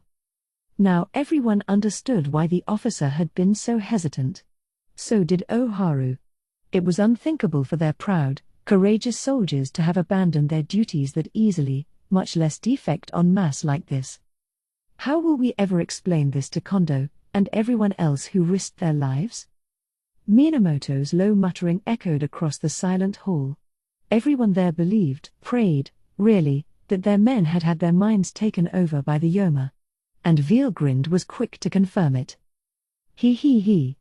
"Oh, quit being silly. All of you need to take a deep breath. None of your friends have betrayed you at all." Her statement, delivered with a nod and affirmative smile, provided hope for her audience. The circumstantial evidence they had been presented with made all the naval officers fear that their friends really had betrayed them, but Veelgrind gave them a ray of light to cling to. "Ryo, what do you mean by that?" The naval minister asked the question on everyone's mind. "It's simple," Veelgrind cheerfully replied. "I believe the Yoma have the ability to possess people. They've only just appeared in this world, and they can't have much power to wield at all, so instead they'll build it bit by bit via taking over people's bodies. They don't have much supply of the magicules that drive their power, though, so I think it'll take a long while for your friends to be completely assimilated." Hope now reigned across the room. So they are being controlled against their will. If the process takes time to complete, does that mean we can still rescue them? How dare they make a mockery of our fighting men? The damned Yoma. We must be sure we defeat them all. We have to stage a rescue operation at... Wait. It's not that simple. The hall was raucous once more. Everyone was already taking Veelgrind at her word. Some of the audience wondered why this woman knew so much about their foes, but if she was some manner of trump card played by the Emperor at this vital moment, perhaps it was only natural she did. So the call was made for a rescue, but everyone quickly settled back down when they recalled how difficult an operation that would be. The conquering empire had just staged a battle that could potentially decide the fate of their homeland, and they'd been routed. A rescue that'd work under the current circumstances was hard to picture. First, there simply weren't enough ships of war left in the Empire. They had lost 6 carriers, 4 battleships, 4 heavy cruisers, 2 light cruisers, and 18 destroyers. Even if all the remaining ships in the fleet could be cobbled together quickly enough, it wouldn't amount to even half of those figures. And even if they had all of them running at once, it'd add up to a single fleet at best. Send them on the rescue mission, and it'd cripple homeland defense. But all the world's leaders are aware of what's going on. Couldn't we forge a secret truce and band together to focus on the Yoma? Yes, everybody knows that's what should be done. But their militaries are all off the rails. It's impossible. It's terrible to see how weak-minded other nations are, but we're hardly any better, are we? We don't even have a full grasp of what our ground forces are up to in Chinese lands. And we've just lost a decisive number of them. Even if the world's presidents and leaders signed a peace treaty right now, it wouldn't solve anything. If the militaries supposedly loyal to them continued to run amok like this, any announcement of a ceasefire would ring hollow. If they wanted a permanent solution, they needed to do something about the Yoma first. And even before that, there was another concern beginning to dawn on the audience's minds, even though nobody had voiced it yet. What was it? You don't think anyone here's been possessed, do you? It was the Minister of the Army who finally came out with it. And given how his eyes were transfixed on the meeting's naval participants, his thoughts were clear as day. What? Now you're suspecting us? No, I said nothing like that. It's just, based on what I'm hearing in the report, one can't help but have that doubt in their mind, can they? Utter nonsense. If you're going to bring that up, would you care to explain why your own army's running out of control over in the Chinese fiefdoms? That. The conference was hurtling into perilous territory. Oharu saw fit to intervene. Ladies and gentlemen, it is good news indeed that our brave soldiers are safe. I think it's clear to all of us that they need to be rescued, but do you think we can manage that if we spend all day squabbling in here? As great and wise as all of you are, I'm sure you understand the correct path to take. Yes, Your Majesty. My apologies. Everyone fell silent. Oharu's dignified air was as honed as it was supreme, but to the man himself, he felt like he was walking a tightrope. He had to rebuke his audience, letting them stew like this wouldn't solve anything. But he fully understood his officers' anxieties, which made Oharu all the more frustrated that he couldn't do anything to help. Ryo, the army minister has a valid point. Are you able to tell whether someone is a person or Yoma? It was Jensei who brought up the question. They needed a way to tell friend from foe, or they'd never get anywhere. The hall fell silent again, everyone waiting for Veilgrin's response. Oh, how could there be any of them in this room? If there were, I would have told you all long ago. Everyone immediately relaxed. Yes, that's true. It made sense to Jensei as well. If a Tenyo-class Yoma could simply transform into a human being, all hope was lost for them. Now, he thought, they still had some hope. But Veilgrind wasn't finished. Good Lord. You're telling me that you can't even tell whether someone's on your side or not? The Yoma, I call them mystics myself, don't transform into people. They possess them, because they have to in order to survive in this world. And once they fully assimilate their carrier, they transform into something that no sane person would ever call human. If that assimilation wasn't finished, the barrier covering the imperial capital would be enough to root them out. They might look human, but they'd be something quite different on the inside. They were highly unstable in this state, as Veilgrind explained to the crowd, and until they found more stability, they wouldn't try walking around and mingling with humans. And also, the privates among the mystics, the lowest of their ranks, have intelligence, but no free will. They're lackeys capable of nothing but following orders, so even a little interrogation would expose them in a flash. A mystic could read the memories of whatever it possessed, but only those that resided on the outer layers of the brain. If asked about something deeper, they'd be left clueless and fully exposed. The explanation from Veilgrind left everyone in the meeting hall feeling much more secure. But she still wasn't done. The grave, somber atmosphere of the meeting came to an end here. Now Veilgrind was monopolizing the event. I suppose none of you have a clue about any of this, so I'll tell you, but the mystics have a clear hierarchy, or ranking system, to them. The privates I mentioned are truly the lowest of the low. Even when they assimilate with someone, the resulting creature is a level weaker than what you'd normally see from a Yoma. None of them are beyond a high yokai at best, to describe it with your scale. She made it sound simple, but a high yokai was normally a threat that called for a specialized task force to solve it. Except Veilgrind didn't seem to care at all. But Ryo, if one of these so-called privates did complete an assimilation, could they advance into the Tenyo class? Well, aren't you a smart kid? Veilgrind told the army minister. You're exactly right. What? The minister wasn't shocked by Veilgrind making fun of him. If even the enemy's lowliest ground troops could transform into a Tenyo-class menace, the situation was beyond hopeless. It was almost sad how unaffected Veilgrind acted compared to him, and nobody in the audience could laugh at either of them. They all felt the same way. What's the big surprise? Even Jensei over there can beat someone at that level. The commanders leading these privates might give him more of a challenge, but they wouldn't be insurmountable for him. These commanders, the higher ranked among the lower classes of mystics, would rate an A rank in other worlds, but until their bodily assimilation was complete, they could only unleash power equivalent to just over a B once the process was done, though, and they became a Kyu-class creature. Fighting them would be tough. Tough, yes, but Veilgrind thought Jensei could beat them. I am honored by the praise, but Kondo lost against two of them at once. I wouldn't expect anything better from me. You really need to stop acting so timid, you know. Kondo stuck to his convictions until the very end. Only then did Jensei realize how faint-hearted he was acting. That, and how narrow-minded. He could palpably sense a certain warmth to the sword by his waist. It roused him, restoring his confidence. Yes. You're right. Being too timid can cost you battles you could have won. Doesn't it, though? Not that we'd lose if you fell down that trap. Not while I'm here. So Veilgrind wasted no time kicking Jensei's resolve to the curb. Now the Imperial Conference was taking quite a different turn.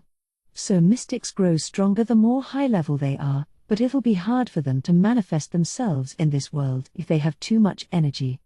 I think it's likely that the toughest ones here right now are the generals, the lower ranks of the high classes.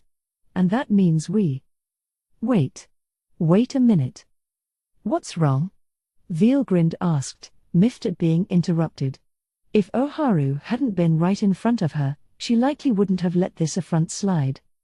You speak of ranks among these mystics, but should we interpret these to mean the same thing as our military ranks? I'm sorry, are you doubting my linguistic competence? No, that wasn't my intention.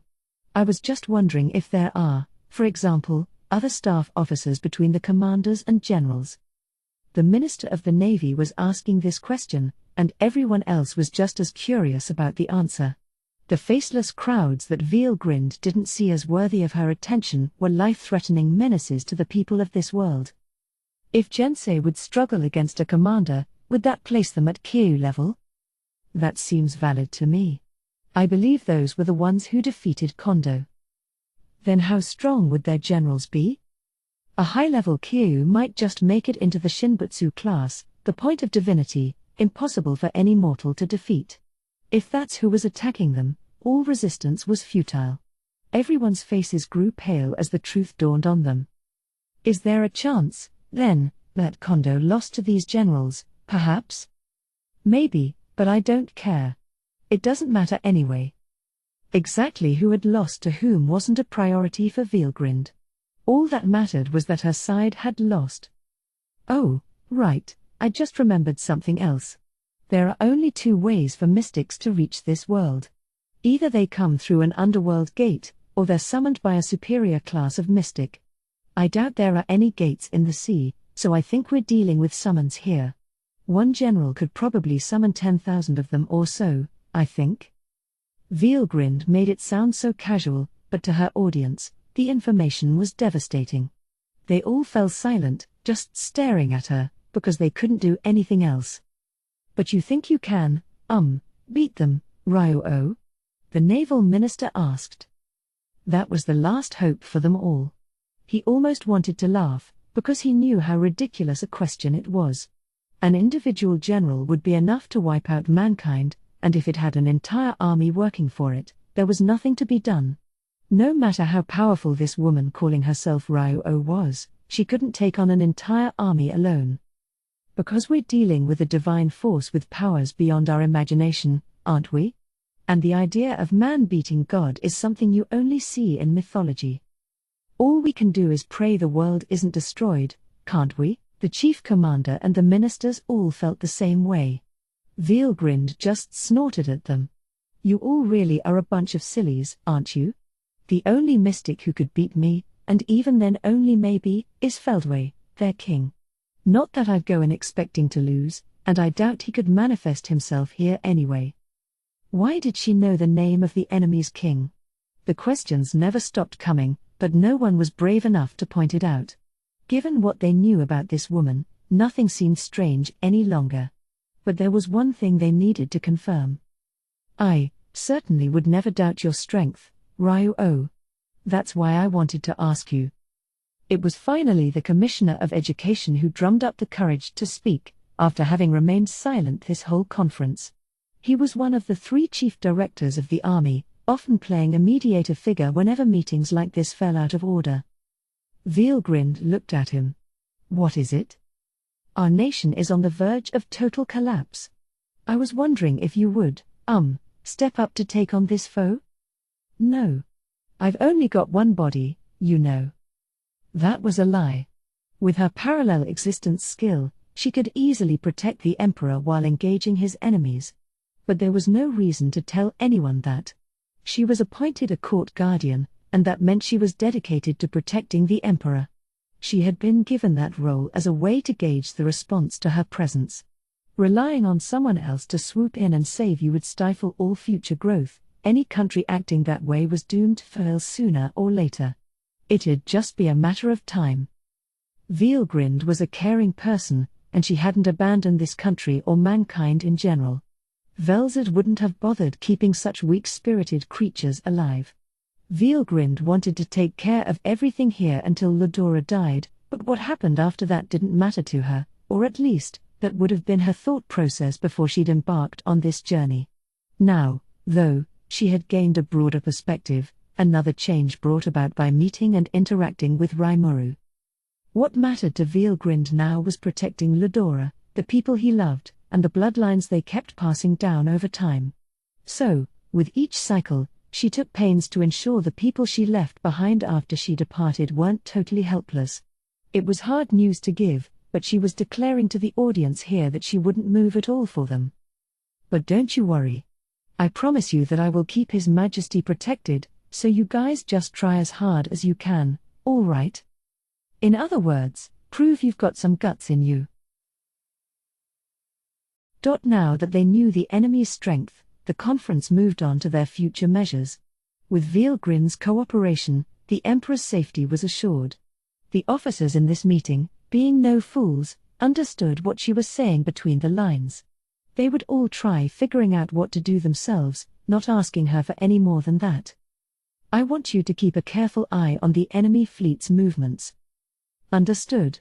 I will redouble our efforts to ensure we don't lose sight of them.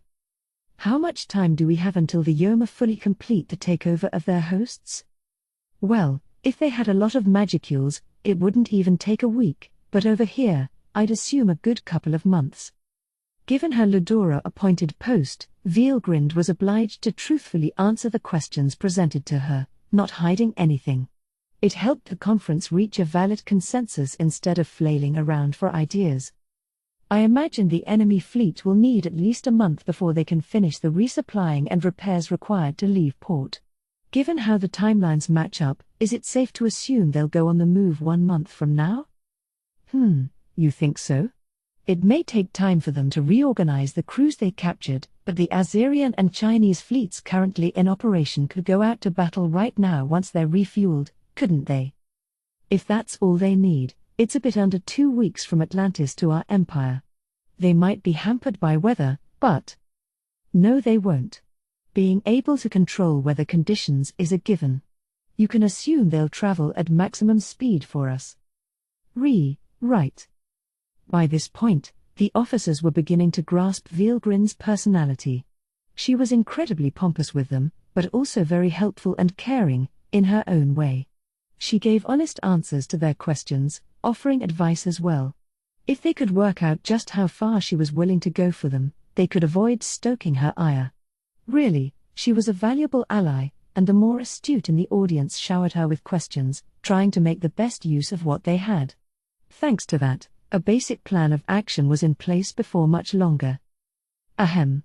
We could try to meet the enemy on our homeland, but then we wouldn't be able to help our brave allies being held against their will. We need to go out there and defeat the enemy leaders ourselves. Quite true. I agree with you, but then the question becomes who to send out. If Ryo is protecting His Majesty, I have nothing to worry about. I'll do it. Akari, if you'll join the effort, we couldn't ask for much better. Allow everyone in the Swordsman Guard to join him. We would be honored to have you, Minamoto. It looked like they had their basic plan formulated. But Veilgrind once again cut into the conversation. Are you people serious? Or just suicidal? How do you mean? The army minister looked at her, eyes aglow. He was hoping she might join in after all, but that was too wishful a thought. I appreciate your drive to do this all by yourselves, but that won't be enough. You're facing a large, powerful enemy, so you need to exercise all the force available. Most people there had no clue what she was talking about. But some had already arrived at the answer, the chief of army staff among them. Are you saying our nation alone won't cut it? This surprised Veilgrind a bit. He'd been the first man to try picking a fight with her, so she'd assumed he was a lot more careless than that. Good thing I didn't give up on him from the jump, she thought as she nodded. Certainly, the naval chief of staff added, now is no time for countries to be fighting each other in the face of this worldwide crisis. All of us here understand that, but as we went over earlier, militaries are going out of control worldwide. It's frustrating.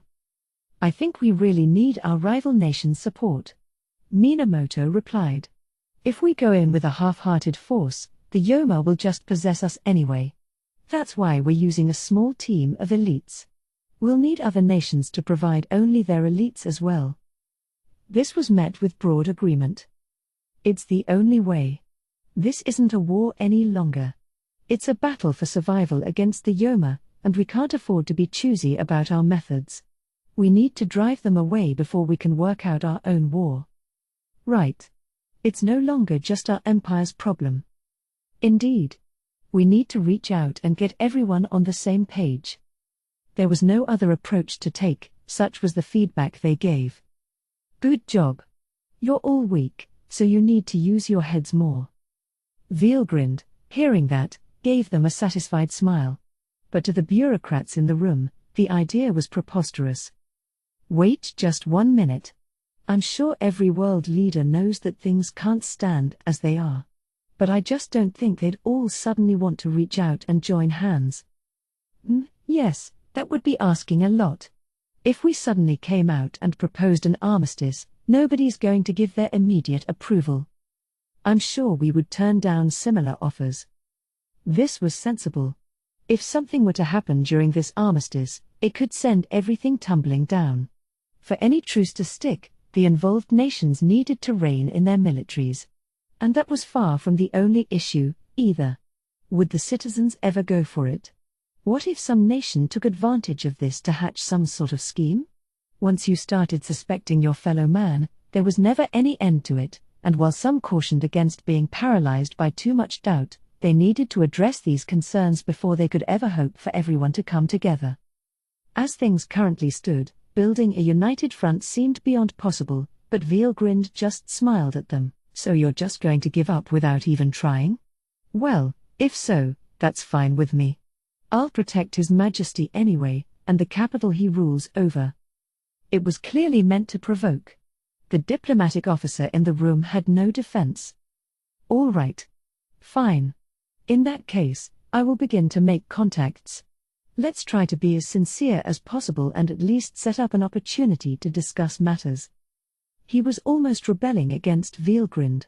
But that was the whole reason she'd phrased it that way. And it had worked. We need to, yes. We're all going down otherwise. We may go down anyway, but I'd at least like to show a little backbone here, yes. Right, exactly. Even if we lose, We have to resist with everything we've got, or I'll never forgive myself. I feel bad for our citizens, though. And my family. We need to deal with it. We're fighting the Yoma, not a nation we can forge a peace treaty with. It's a battle for survival of the species, and if we lose, our nation's history is over. We must do everything we can right now, or we all have to live with the regret afterward. Now all the officers were worked up, ready to do whatever it took, and Veelgrind couldn't have been happier. There you go. You need to start taking action and stop debating whether it's possible. Besides, if you mess it up, I'll figure something out for you all. She smiled a bit, keeping that piece of knowledge to herself as everyone else worked out what to do. So began the final resistance of the Empire. Atlantis was the smallest of the land masses that formed the United States of Azeria. Located on the far east side of the nation, it had a tropical rainforest climate, with thick jungle taking up most of its square footage, but that wasn't all that made it unique. It also had a metal-producing mine and an oil field, and these bountiful assets buried in the ground had turned Atlantis into the largest military base in Azerian territory. That was the beginning of the tragedy. There had once been some ancient ruins near the military base, but they'd had the misfortune of having an underworld gate to another world open up right over them. Long ago, the indigenous people of this land had conducted a ritual, a ceremony meant to help them communicate with the gods. It had created a slight rift in space-time, and the mystics that discovered it had stepped up to craft a stable underworld gate from it. These mystics possessed the locals, using them to welcome in the Azerians, and now they had seized the base the Azerians had built, using it as a beachhead for their own invasion. A man in khaki camouflage was commanding a large, racially diverse crowd of people. His black hair was brushed back, his eyes squinted and cold, and there was a glint of intellectual drive behind his glasses. This was actually a former aide of Cornu's from back when they were in the heavenly realms. He had been a cherub, in the service of the angels, before he'd undergone an evolution into a mystic. He had no name, but called himself Masahiko Amari, which was the name of the man whose body he'd taken over when he'd appeared in this world. Some of the three mystic leaders bestowed names on those who served them, but Cornu didn't value his bonds with his own team enough to bother. Race didn't matter much to the mystics, but Masahiko Amari was Japanese. He was a secret agent sent into Azeria to investigate their military base, a figure powerful enough to challenge Kondo for the title of best in his native land. He was talented, but unlucky. He wasn't aware that Kondo had been defeated, and by the time he fully grasped the nature of his enemy, it was too late. Hopelessly overpowered, he was defeated and possessed, and given how his body had been strengthened through the use of battle will, he was a perfect vessel for a mystic. Over 100 days had passed since this process began, and now Cornu's servant, a martial class, on the high end of the mystic's highest ranks, could perfectly exercise this body's power. In terms of existence points, he was incomparable, easily reaching 10 million, and with Masahiko Amari's own knowledge and skills, he had improved his powers even further. Hurry up with the expansion work. This gate is far too small for Cornu to fit through. Normally, a visitor from another world could only fully manifest themselves if their magical count fit within the size of the underworld gate. If they couldn't, they'd have to keep their main body in their original world, send over a separate body connected by a soul corridor, and gradually build up their powers on the other side. This, however, didn't apply to the three mystic leaders. So power-laden were their souls that your average underworld gate meant little to them. You'd need a gate rated for an EP of at least 1 million to even manifest them at all. If you left your main body in the other world, by the way, you could revive your separate body even if it died, but since it had never fully manifested, it would lose a great deal of its strength, perhaps over half. The only things passed on to the new manifestation were its memories and experiences, and you'd need to find another physical body to possess. Clearly, then, this mystic approach to world invasion had its pluses and minuses. But if they could expand the size of the underworld gate, this separate body could return to the mystic's original world with its physical form intact, simplifying the process for full assimilation. And thanks to a constant construction effort, this gate was now much larger than Veelgrind had predicted. Its EP rating was at around 100,000, allowing mystics at the staff officer level to fully manifest themselves without any problems. Prisoners were lined up in front of this gate, their minds fully dominated, and one by one, they were possessed by Yoma. Taking on physical forms this way had one key advantage for the mystics: it let them seize the name granted to the body they took. As half-spiritual life forms, they were inherently unstable, but taking on a physical body and name allowed them to establish a clear, unbreakable sense of self. The influx of knowledge they gained from the jump would turn them into decently useful pawns in war, even for the low-ranked privates among them. "I'm not sure there's that much need for urgency, Mr. Amari. Everything's going according to plan. We thoroughly investigated the war-waging power of this planet, but there is hardly anyone that would pose a threat to us." Amari was being advised by David Reagan, who was possessed by a general-class mystic, almost as powerful as potential demon lords. Like Amari, he had fully completed his physical manifestation, giving him an EP north of 600,000. It was little wonder Kondo couldn't beat him. "Come on," protested Li Jinlong alongside him. "How many times do I have to remind you? We still have Xianhua, the Holy Fist, on our side. And in my memories, at least, that girl could defeat our staff officers easily." By staff officer, he was referring to upper middle-ranked mystics. In other worlds that would have made them as powerful as demon lord seeds. They had leadership roles here, overseeing regiments of 1,000 or so and playing a key part of the invasion. Unlike the lower ranks, they were too powerful to trifle with, and losing any of them would put a major dent in their operations. Lee was right to be concerned, but David just chuckled. "Oh, we're fine. Pulcinella's been sent over to deal with her. Xianhua isn't even a threat to us." It was a surprise to Lee, but one that made him smirk. Pulcinella, the mad priest, the great, powerful hope of all mankind, had been traveling the world, investigating the vision he'd had earlier. He had wound up waging an intensive fight with the Yoma, but had been sadly defeated and taken over. Also another martial-level mystic like Masahiko Amari's could be installed. Now the tragedy was complete. He was a Yoma ruler, on the same level as Amari. "Seriously? I was planning to go over there myself. Guess I was too slow. It'd be easy to kill her, but we'd wind up breaking her beyond repair. Pulcinella probably won't have any problem, though." It was rather an arrogant way to put it, but David didn't disagree. The humans in this world were weak. Still, someone as exceptionally powerful among them as Xianhua would serve as a good enough vessel for Cornu, their supreme leader. That's what everyone thought, which was why they were loath to let the troops serving under them handle this job. As mystics, they were just too strong against humans. It'd never be a fair battle, but at the same time, handling physical bodies they weren't used to was difficult. Along those lines, the work was better handled by Cornu's direct aides, whose skills were on a whole other dimension. It made David laugh. Xianhua was as good as defeated already. "Of course, if Cornu doesn't want a female body, we'll find a substitute and I'll take over Xianhua instead. I guess the man who used to own this body was infatuated with her, and now I'm getting pretty curious." What a small-minded thing to say. I hardly imagine Cornu will care about something like gender. You should banish the thought from your mind right now.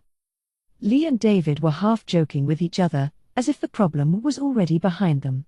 But Amari couldn't shake his own anxieties. It wasn't that he was dissatisfied with how things were going right now. He wasn't ready to call it done and rest on his laurels, either, but they had pretty much set up the entire board for their invasion. 4 generals and 2 marshals under Cornu's command had completed their manifestations. The underworld gate was being steadily expanded, and plans were underway to procure Cornu's future vessel. Pulcinella and the other 2 generals were hard at work, and all things considered, this world seemed irrevocably headed for its downfall. The only major job left was to manifest Cornu. Everything should be in place. There's no way for them to stage a comeback now. I'm sure I haven't overlooked anything. His careful analysis let him conclude that there were no problems left to speak of. But Amari was right to be anxious.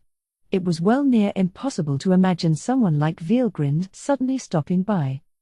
Any human resistance here is barely worth paying attention to, he said, shaking off his concerns. But that doesn't mean we need to let up. There are still the finishing touches left to consider, and I need everyone to fully devote themselves to them. After the Imperial Conference wrapped up, Vielgrind made a beeline for the palace's great library. Library was the right term for the vast floor it was situated on, piled high with untold numbers of tomes. She was here because she had some questions about things she'd heard during the conference, the names of certain countries and people. Take, for example, the Holy Arcean Empire. It certainly sounded related to the Kingdom of Arcea she'd once guided. Then there was the United States of Azeria and its current president. His name was George Hayes, which perfectly matched that of someone she'd met before jumping into this timeline. If Vielgrind's memory served her, George's father, Laurent Hayes, had been a possessor of a soul fragment from Ludora. She had accompanied him from young adulthood to his peaceful final days. That, among several things, had piqued her interest enough that she saw fit to research them. If all these familiar-sounding pieces of trivia belonged to the same timeline, it'd be easy to conclude that these nations and people were indeed the same as those Vielgrind knew. But it was also common to see differing worlds that bore startling resemblances to each other. Their origins and rules of nature were clearly divergent enough that one couldn't call them parallel worlds, but for some reason, they'd share all these suspiciously similar names. This time, too, it might just be another funny coincidence, so Vielgrind thought it wise to explore this world's history a little. Her investigations began with the founding of the Holy Arcean Empire, and through that she confirmed that there indeed used to be a kingdom of Arcea on this planet. The names of its kings and court retainers sounded familiar as well, making it clear that the legacy of the Arcea she knew was still alive in this world. When her attention turned toward George Hayes. I thought so. His father's name is Laurent Hayes. The president from 7 terms ago, there's no doubt about it. So little George got elected president, too, huh? She remembered George, the boy who respected his father so much, and smiled. He always talked about how much he wanted to be a great president, just like dear old dad. Laurent passed away peacefully at age 62, George had been 27 then and 52 years old now, which meant that the leap Vielgrind had made put her into the exact same world as before, 25 years later. Oharu had presumably been alive a quarter-century ago, too, which meant that 2 different people possessed parts of Ludora's soul at the same time. It was quite a rarity, but given how strongly the soul fragments reacted just before the death of their possessors, one couldn't write it off as impossible. That's why she'd gone to the library to ensure the names weren't mere coincidence. There had been a moment in the past when Laurent Hayes was jumped by a gang of thugs and nearly killed. That was the point where Vielgrind had jumped into the world. She'd promptly saved his life, and that had been the start of their relationship. It was a fond memory for her now, but she didn't dwell on it for long before continuing her research. I think George had a young son as well. Vielgrind definitely remembered offering the baby her blessings, and looking at the family tree, she saw she was right. Emile Hayes was the name, exactly as her memory told her it would be, and now there was no doubting it at all. She nodded to herself with satisfaction. Then she noticed something unusual in the family record. Wait. It's my fault he married late. Come on. This was nothing less than slander in Vielgrind's mind. The biographical record she had open stated that Laurent Hayes was constantly shadowed by a mysterious, beautiful woman.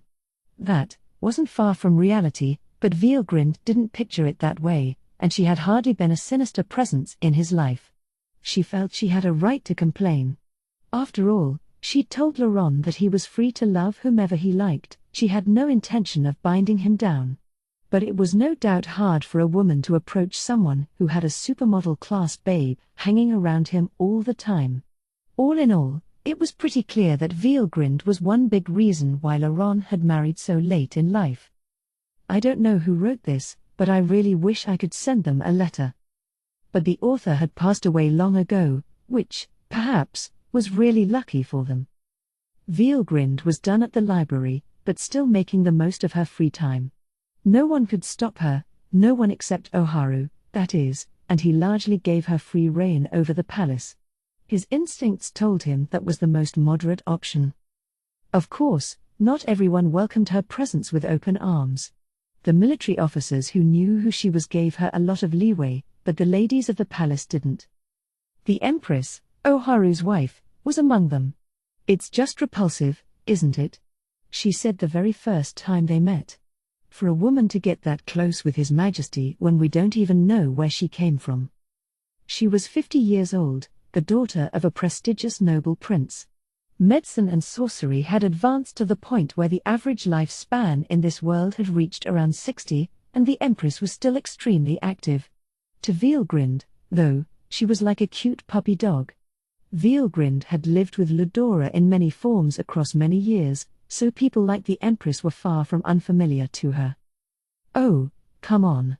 Your cute little face will go to waste if you spend all day scowling like that. I'm sure Oharu would wish for you to be beautiful for him all the time, wouldn't he?" So Veilgrind refused to play along. In fact, she even brought her hand up, caressing the Empress's hair. It happened quickly enough that the Empress couldn't escape, but the surprise didn't end there. Before Veilgrind's eyes, the Empress's skin began to regain a young, glossy appearance. "See? Now you're a lot prettier. But maintenance is so important for things like this. I'll teach you some breathing techniques you can use for spiritual balance, so make sure you practice them, all right?" "Huh?" The Empress was speechless. She literally couldn't find the words.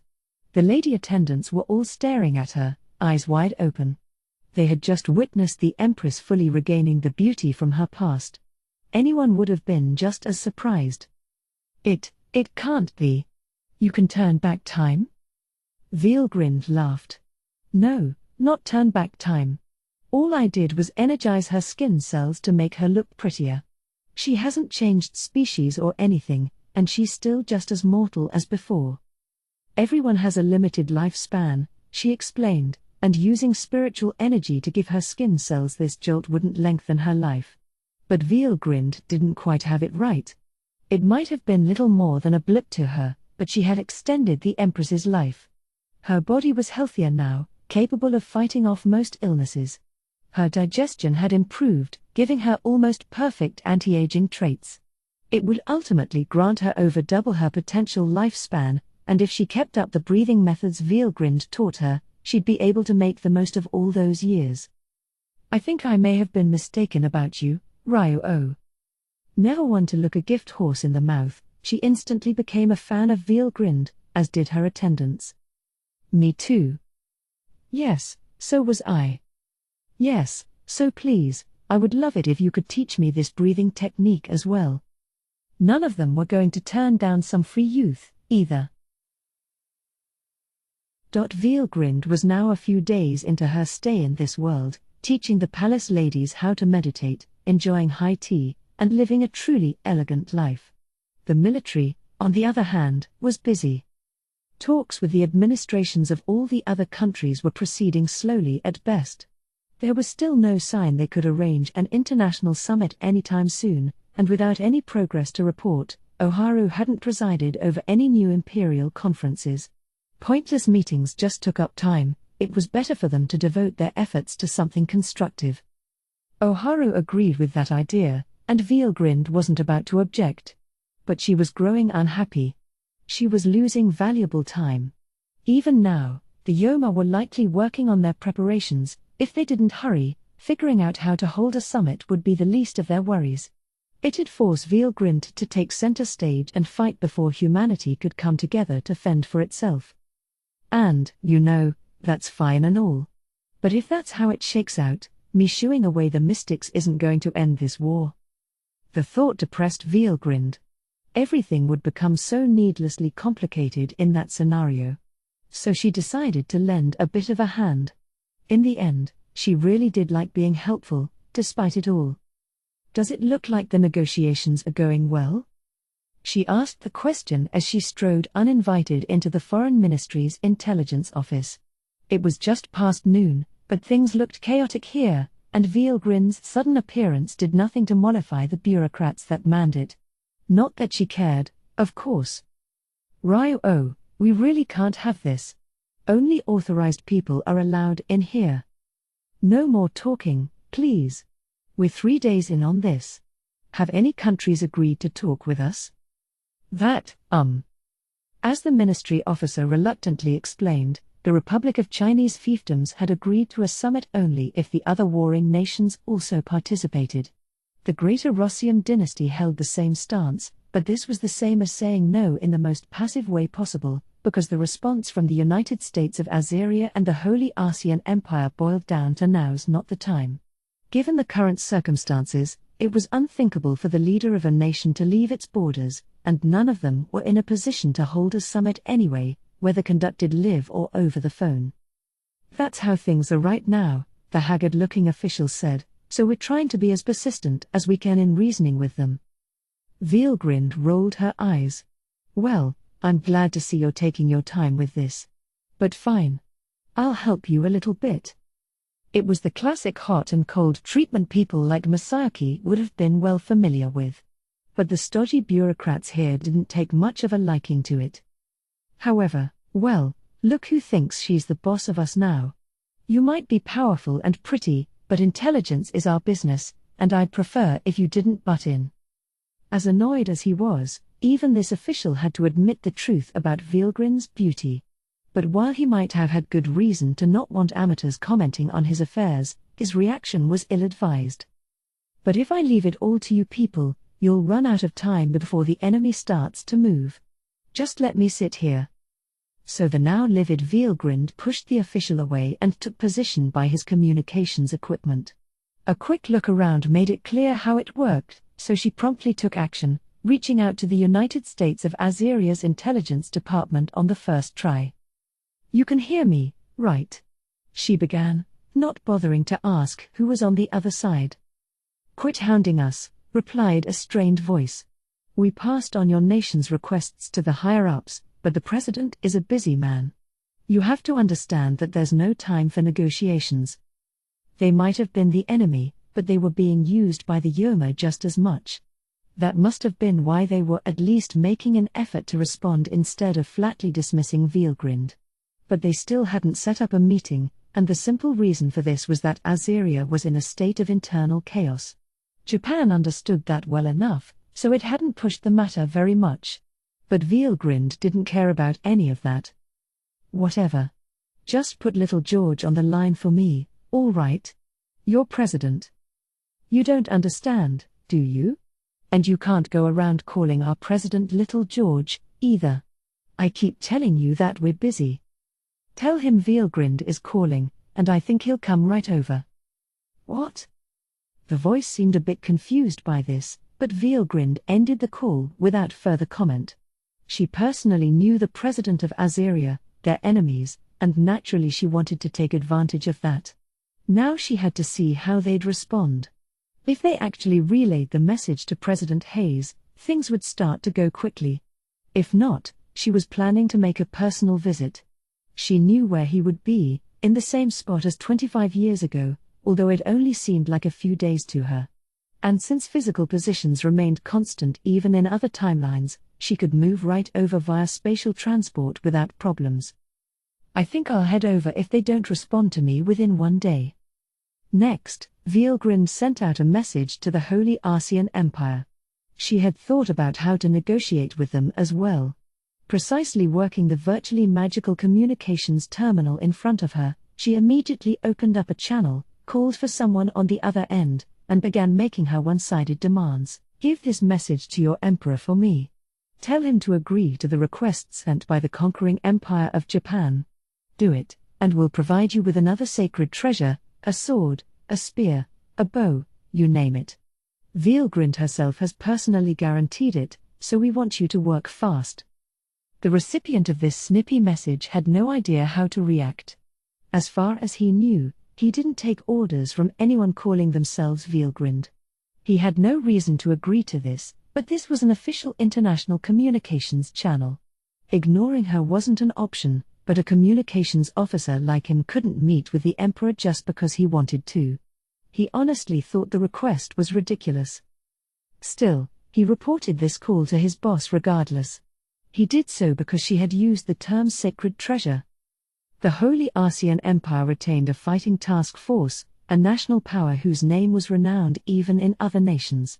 They were called the Seven Sacred Treasures, 7 people gifted with supernatural abilities in battle, and they were particularly famed for the weapons they possessed. These weapons were conscious creatures, and only when someone was selected by them as their owner could they become part of this group. It was a story that had been passed down since the founding of the nation. No Arcean was unaware of it, and most of the rest of the world was familiar with the tale as well. Casually stating that you could simply create another one of them was anathema. Doing so during international diplomacy was even worse. All communication records were kept on this channel, and what Vielgrind had said could be used as fodder to intensify the war. So he had no choice but to report this. That was a negotiating tactic deliberately picked by Vielgrind. But the communications officer Vielgrind had just kicked out of his seat, along with his associates, had had enough. What are you? Look, I'll abide by what you did with Azeria. I won't, really, but at least I could blame all of that on you alone. But there's no way we can back away from what you told the Arceans. Why, yeah. And how underhanded of you, using a false name like that. They're bound to find out the truth soon enough. This is going to be a huge problem. It certainly didn't seem like a false name to Vielgrind, but to someone who didn't know her, it must have sounded like she was trying to con the other nations. They had her wrong, but she didn't feel like explaining things to them, so she ignored their protests. Whining about it now was pointless. It was up to the other parties to respond. So Vielgrind finished making her moves. All complaints about them were cast aside, and she decided to have some tea made and enjoy an elegant break as she waited for word from those she had contacted. Meanwhile, the head of the Foreign Ministry's intelligence department was silently fuming, ready to try Vielgrind for high treason depending on how the other nations responded. That stupid girl. She's strong, I'll admit that. But she can't trick me. I kept quiet around His Majesty, but she's waiting for when we're at our weakest so she can swindle us with her lies. She had pulled the wool over everyone's eyes at the Imperial Conference, but in retrospect, the things Vielgrind told them all were patently ridiculous. If she was telling the truth, there was no hope left for humanity. He couldn't tell exactly how powerful she was, but there's no way they could ever beat an army with mythical strength. The thought had begun to make Vielgrind seem like a villain in his mind, the denial phase of the grief cycle writ large, not that he was aware of it. His rage was ratcheting up his anxieties, and just when he was almost at the end of his rope. Vielgrind? Hi, Vielgrind. It's me. The message came from the United States of Azeria, and it came at startling speed. And who could it be but? Well, hello there, little George. I heard that you're president now, aren't you? I sure wish Laurent was around to see what a fine man you've become. Ah, it really is you, Vielgrind, replied President George Hayes. I'm so glad to hear your voice. I never thought I'd see you again. Everyone overhearing the conversation was stunned into silence. The department official Vielgrind had tangled with earlier, on the other hand, was simply confused beyond belief.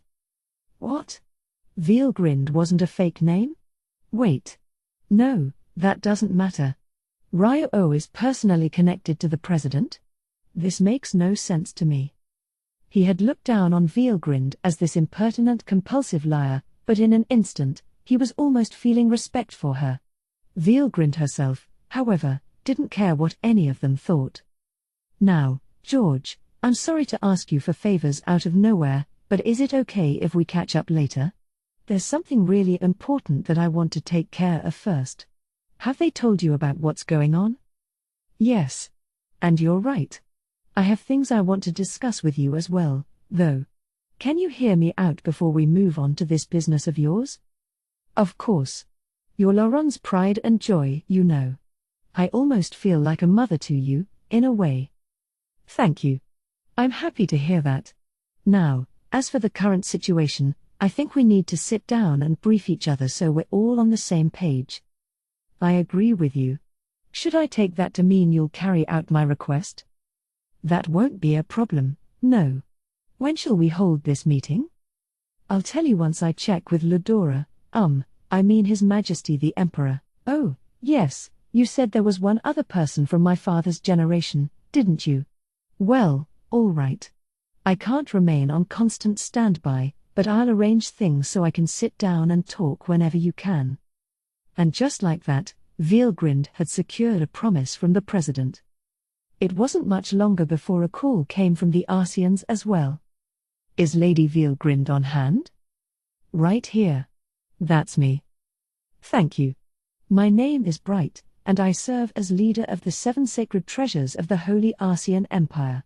I am deeply moved to receive the honor of a conversation with you, my lady, but before we begin, there was one thing I wanted to confirm. What is that? Are you truly the goddess that we worship? Huh? What's the point of that question? If they wanted to confirm whether Vielgrind was lying, she was awfully curious about how they expected to figure that out. Because don't tell me you have someone there that's old enough to know if I'm telling the truth or not. No, not that. And I also have to say that I didn't think your king heard my name and decided not to reach out to me personally. Is this how small-minded the descendants of Shin have become? Shin? Wait, do you mean Shin, our divine founding emperor? Because if you dare to insult the Arsian imperial court. And one other thing, why are you people called the 7 sacred treasures? Because I'm rather sure that I left you with 12 god-class weapons, not 7. You haven't somehow had any lost or stolen from you, have you? Because I'd hardly dream that you don't even have 12 people worthy of being picked by those treasures. That's certainly not the case, is it? Bright's anger quickly vanished. At that moment, the leader of the 7 sacred treasures was convinced. The woman on the other line calling herself Vielgrind was truly the goddess he knew. I recall my own master telling me that there were 12 treasures. It was a true story, one passed down orally across generations, and if she knows that, she has to be the real thing. There had indeed been 12 sacred treasures. The imperial government, seeing a need to protect their arsenal for desperate times, decreed that only 7 would be made public knowledge.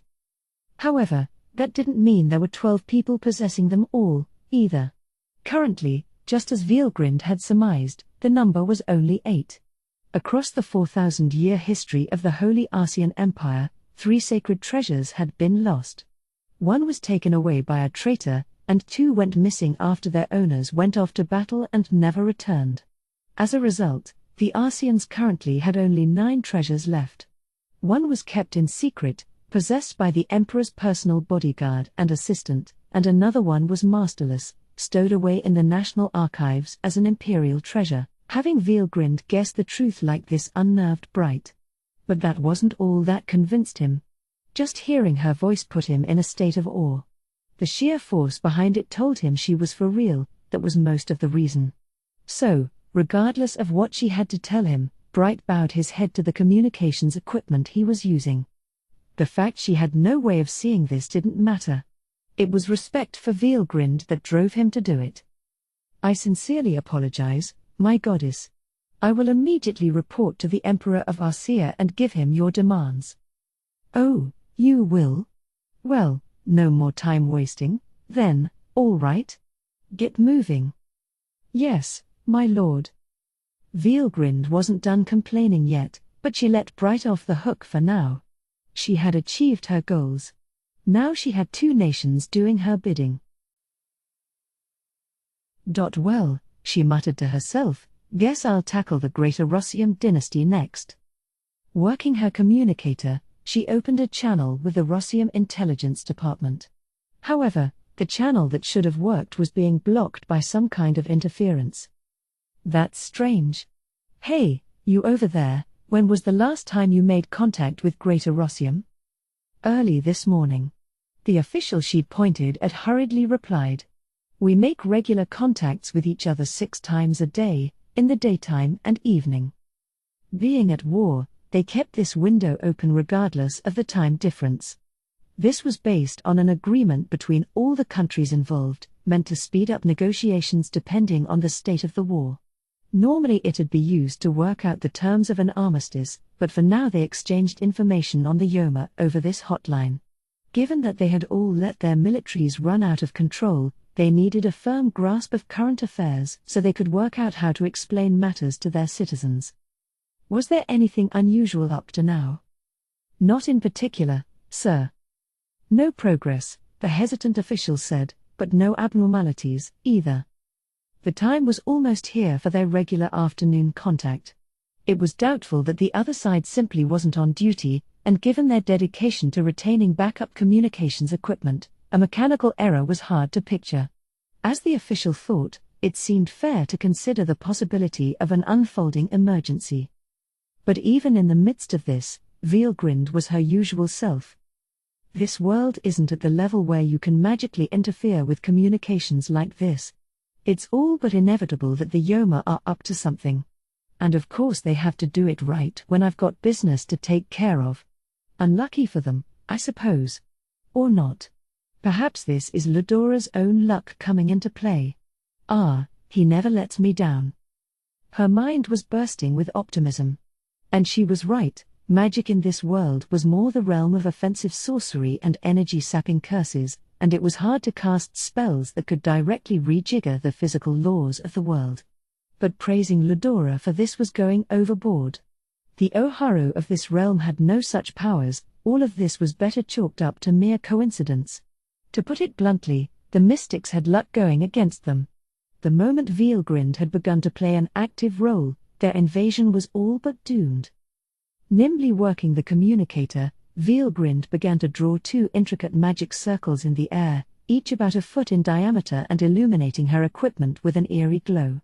They transformed her magical force into electronic signals, transmitting them to the remote receiver in Greater Rossium, where they acted against the mystics jamming to destroy it in an instant.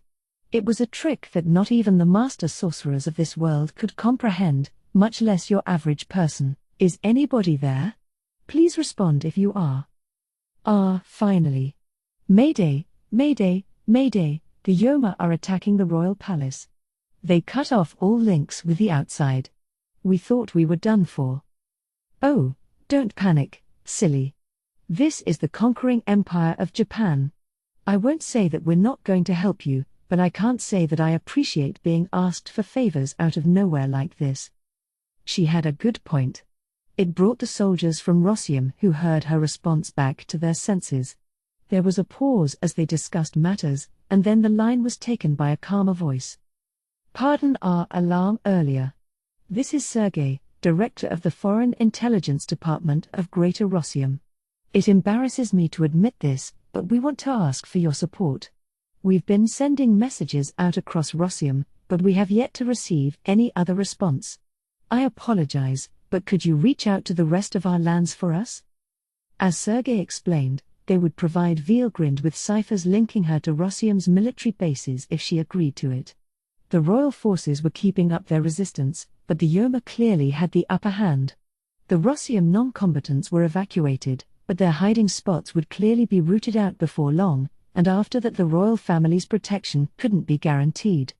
That was why Sergei wanted to call for backup from across the nation and bring the royals to safety while the Yoma were thrown into chaos. The fate of Greater Rossium was riding entirely on how Japan decided to deal with them.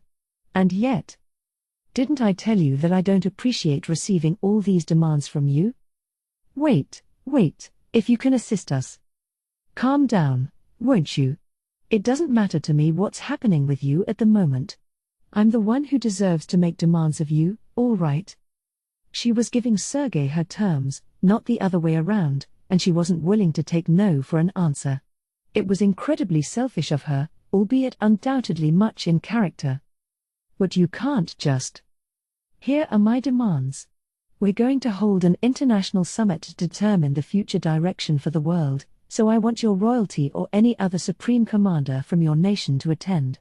Promise me that, and I'll assist you. How? Is what Sergei should have been asking, but somehow, he could take her claim at face value. He looked around the room he was in, taking glances at the nobility he was charged with guarding. It's my duty to protect them all. For now. He understood there was no other option.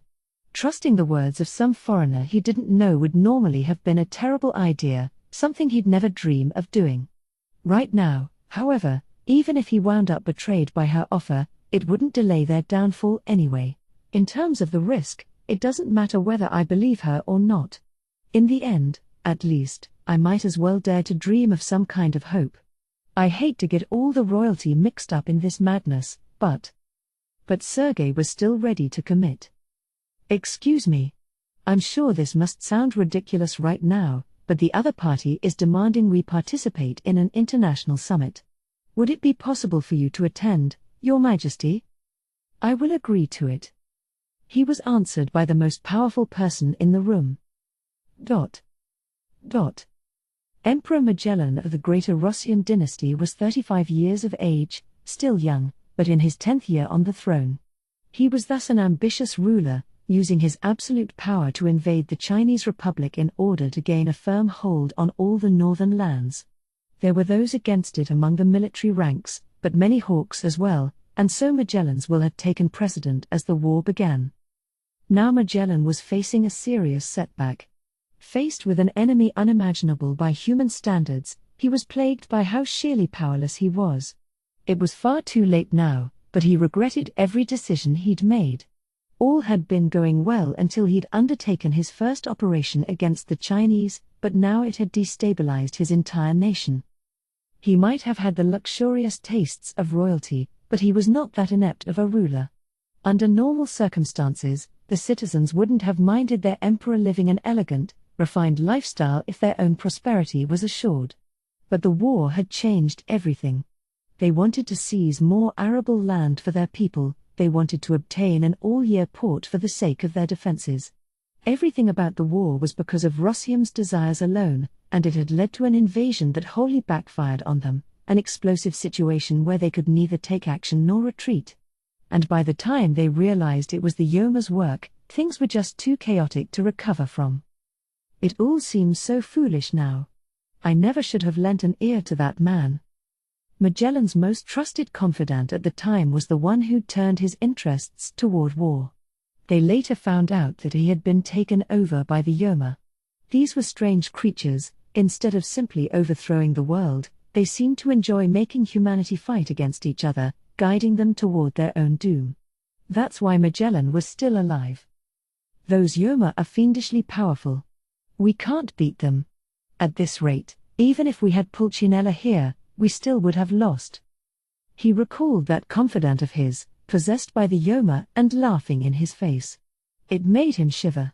Even worse, the mad priest he counted as his last resort was also on the enemy's side now. Thanks to that, there was apparently rioting going on in the capital. The nation was at war, for certain, and the people couldn't be blamed for their anxiety, but there had been no fighting within Rossium's borders, and the food supply had never given out. It was no time for rioting to occur at all, but things just kept getting worse. It was all being fanned by the mystics, the possessed people who placed their faith in Pulcinella. By now, the court could no longer be protected only by the Imperial Defense Department. If it was dangerous outside the palace as well, it'd only be a matter of time before they were all caught. So Magellan, bereft of hope either way, had no choice but to agree to this request from an enemy nation. Yes, sir. Sergei saluted Magellan before returning to his communicator and engaging with Vielgrind again. We accept all your demands. However, unfortunately, Greater Rossium was in a state of emergency. Even if they wished to send their king out to a meeting, there was simply no way to do so. That's what he wanted to say. If the offer was to help out if they agreed to the summit, that likely meant Japan was sending reinforcements. If those forces moved quickly enough, there was a chance they'd be saved. Or, really, Sergei didn't mind if he lost his life in the effort, he simply had to be sure the imperial family, the symbol of the dynasty, would make it through this. But then something surprising happened. Vielgrind agreed to offer her aid, and that meant their future was assured. Very well. I'm glad you're not as stupid as I feared you were at first. I'm going to deploy a gate over there, so go through and come over here, all right? Just as she stopped talking, the air began to warp in front of Sergei and his comrades. The other side of the rift in space revealed the place Vielgrind was sitting.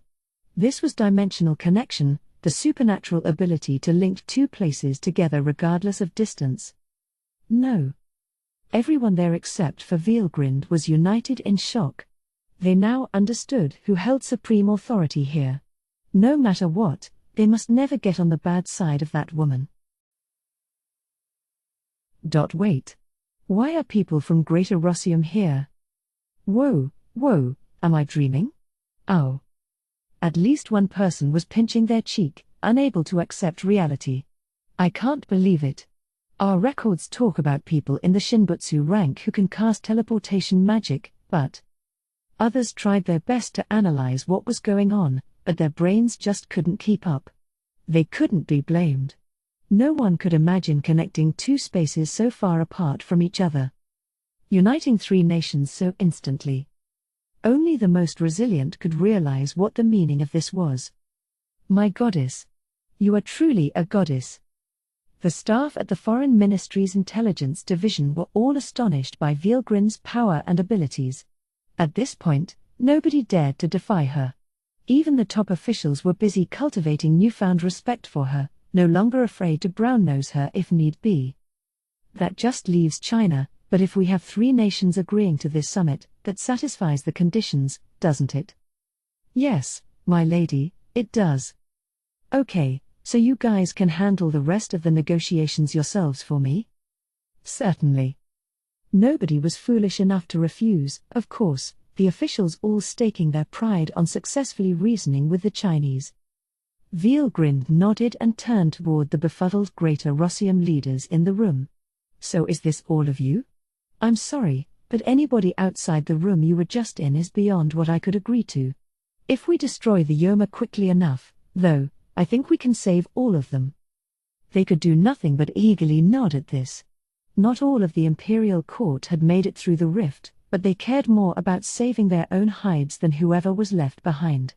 There was no way they could pin the blame for any of that on Veelgrind. We thank you for your assistance. Sergei, overcoming his confusion first, thanked her. It made Magellan realize that he needed to do the same. Allow me to offer my appreciation as well. Once this is all over, I promise you may accept whatever you want as a reward. Veelgrind snorted a bit, not sounding too interested in what he had to offer. Emperor or not, she acted just as arrogant around them all. I don't need anything, thank you. I'm sure you can't fulfill my wish anyway. Just help me out with this operation, all right? We will, yes. Of course. Magellan was put off by this flat refusal, but he wasn't small-minded enough to lose his temper over it. Here, the title of Emperor of the Greater Rossium dynasty didn't have that much meaning. Even he understood that his life had been spared mainly because she found him useful. May I at least ask the name of the woman I owe my life to? Call me Ryo-O, please. Very well. And again, Ryo-O, I thank you. Not a problem. Now, I'll let you know once we have a time and date for the summit, so for now, rest easy here, all right? Veelgrind was acting every bit like an empress now. She was the law here. A staff official quickly stood up and ran out of the room so he could order living spaces prepared for these unexpected guests. Another one bowed to Magellan and his entourage, ready to show them around. They would be waited upon in a reception room until their rooms were ready. All this role assignment was done without any previous discussion. Their teamwork was a sight to see. Even Veelgrind was a little impressed. Then the most self-important of the Foreign Ministry's officials decided now would be a great time to try buttering her up. Lady Ryo-O, please, instead of black tea, try this top-of-the-line Gyokoro green tea as well. No need to waste time as they awaited the Chinese response, he reasoned. Nor this chance to make himself look good around her. Oh, how thoughtful of you. Thank you very much. My name is Kanji Yamamoto, and your words alone fill me with supreme satisfaction. Yamamoto never let up for a moment, one of his greatest talents, his staff thought. This is very tasty. It has an airy sort of sweet aroma, but such a refreshing aftertaste. Yes, I'm very proud of it. It's provided by one of my favorite stores. I like it. In that case, I think you may enjoy some of the snacks here as well. Yamamoto next took out some fondant au chocolat, an elegant sweetness exuding from it. This was an almost decadent luxury to enjoy during wartime. He had obtained this treat for himself, exercising his power and finances to the fullest, but he was offering it to Veilgrind now. The taste was more than satisfactory to her. Kanji Yamamoto, was it? I'll remember that name. Why yes, my lady. I am tremendously honored. She was making this offer despite never having bothered to remember the name of any other human being in her life. She could be surprisingly vulnerable to brazen bribery like this. Perhaps Yamamoto deserved the victory, though, quick as he had been to realize that money wasn't likely to move her. After a period of waiting, the Chinese have responded. They said they'll attend the summit. Good news rang across the room, and with that, the Five Nations Summit was a done deal. What? Is that the truth? Well, of course. Why would I lie to you? Veilgrind's report came as a total shock to Oharu. A summit like this was thought to be impossible, but she had achieved it with the greatest of ease. Once again, there's just no guessing how far she'll go. I'm lucky she's on my side, but if it's strictly based on her affinity for me, well, it's almost too absurd to believe. These friendly terms could instantly change at Veilgrind's whim. The thought scared Oharu. A trusting relationship is something built gradually. Normally, it involved spending lots of time with each other, working out what the other party allows and what riles their anger. Nations worked the same way. If they couldn't share their values with each other, it'd be hard to get along very well. Invaders like the Mystics were obviously enemies, since there was no reasoning with them. It seemed a pity to resort to violence against these clearly intelligent creatures, but the line had to be drawn somewhere. And then we had Veilgrind here. Isn't that wonderful, Ludora? I'll work out a site for the summit, too, so what time works for you? Veilgrind was clearly exercising her full trust with Oharu, and that, he thought, was why he needed to stay on his guard. The conclusion he reached: fight kindness with kindness. He had no choice but to trust her, so there was no need to stew over it. All he had to do was express the gratitude he felt with all his might. It was the only way, he believed, that he could repay her. I thank you, Veilgrind. And it'd make me even happier if you keep helping me like this. He. Oh, don't worry about it. Veilgrind laughed, expressing the joy deep in her heart. To her, Ludora's happiness was her own as well, so Oharu's decision had been absolutely correct. It was decided that the summit would take place after lunch the next day. They needed to formulate a strategy against the Yoma quickly, so there was no time for grand arrangements. Oharu decided it best to prioritize efficiency. Time differences, or any other business the other leaders had, were not at all a concern to him. This was duly relayed to, and agreed upon by, the other nations. It was fully up to the Foreign Ministry's intelligence department to handle this, which led to some tense moments, but Veilgrind couldn't have possibly cared less about them. Yamamoto, right. Keep up the good work. That compliment alone was the greatest consideration she'd give anyone. It was doubly unfair, since it was Yamamoto's staff working long hours while he mostly sat around, but Veilgrind was already making her next set of demands to them. All right, so make sure you have a site set up by tomorrow morning. Something solemn and impressive, as befitting His Majesty the Emperor. Gladly. It was beyond unreasonable of her, but Yamamoto had no right of refusal. In fact, he even seemed a little grateful for it. Perhaps this was awakening him to certain fetishes he didn't know he had, but, again, Veilgrind neither knew nor cared. Oh, and can you move a communicator over to a bit of a larger room for me? What for, my lady? Given that this summit would take place over voice lines, Yamamoto was planning to place the equipment in the largest meeting hall they had, not a bit of a larger room. He was wondering what Veilgrind meant by that. Well, because I'm going to have people from all the other nations here, too, like what I did with Greater Rossium. That'll save people some trouble, and don't you think it'll eliminate a lot of wasted time, too? What? What he thought about it was moot.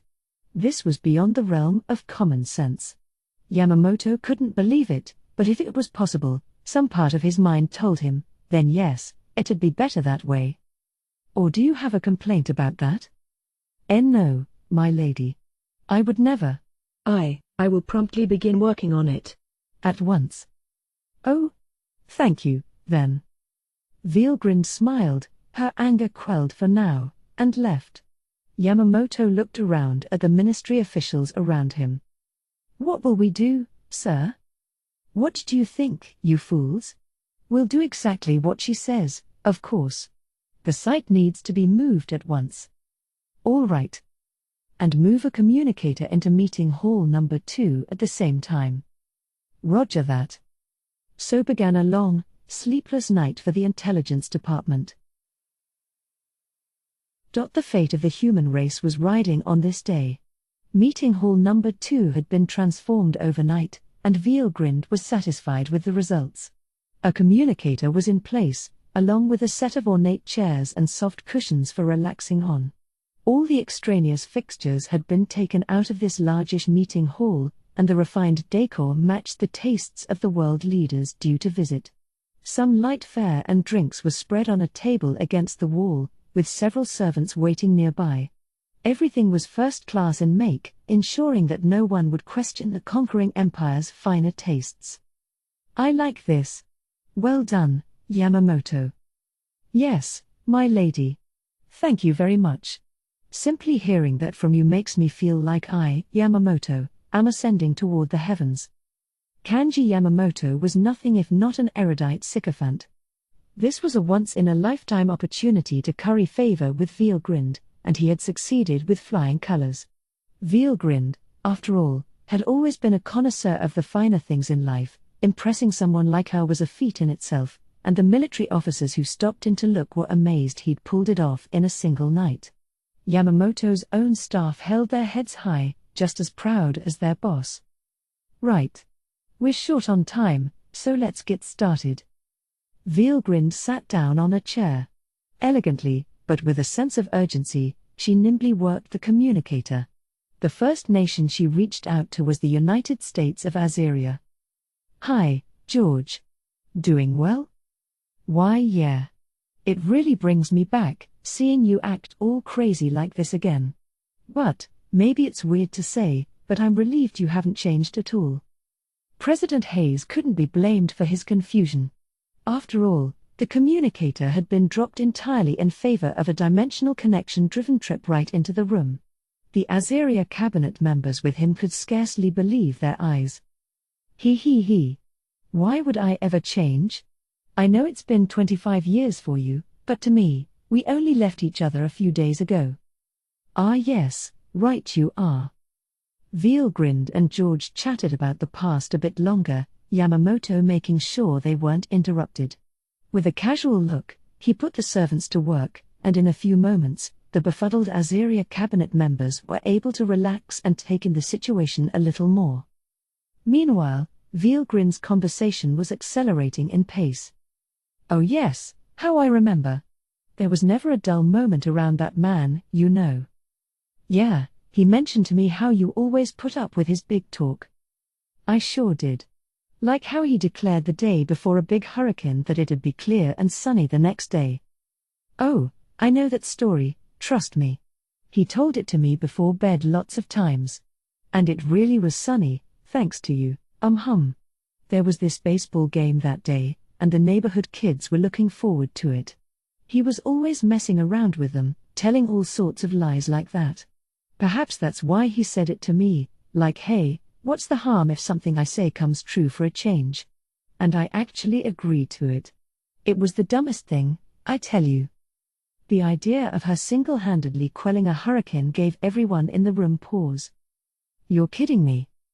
She's not even trying to hide how abnormal she is.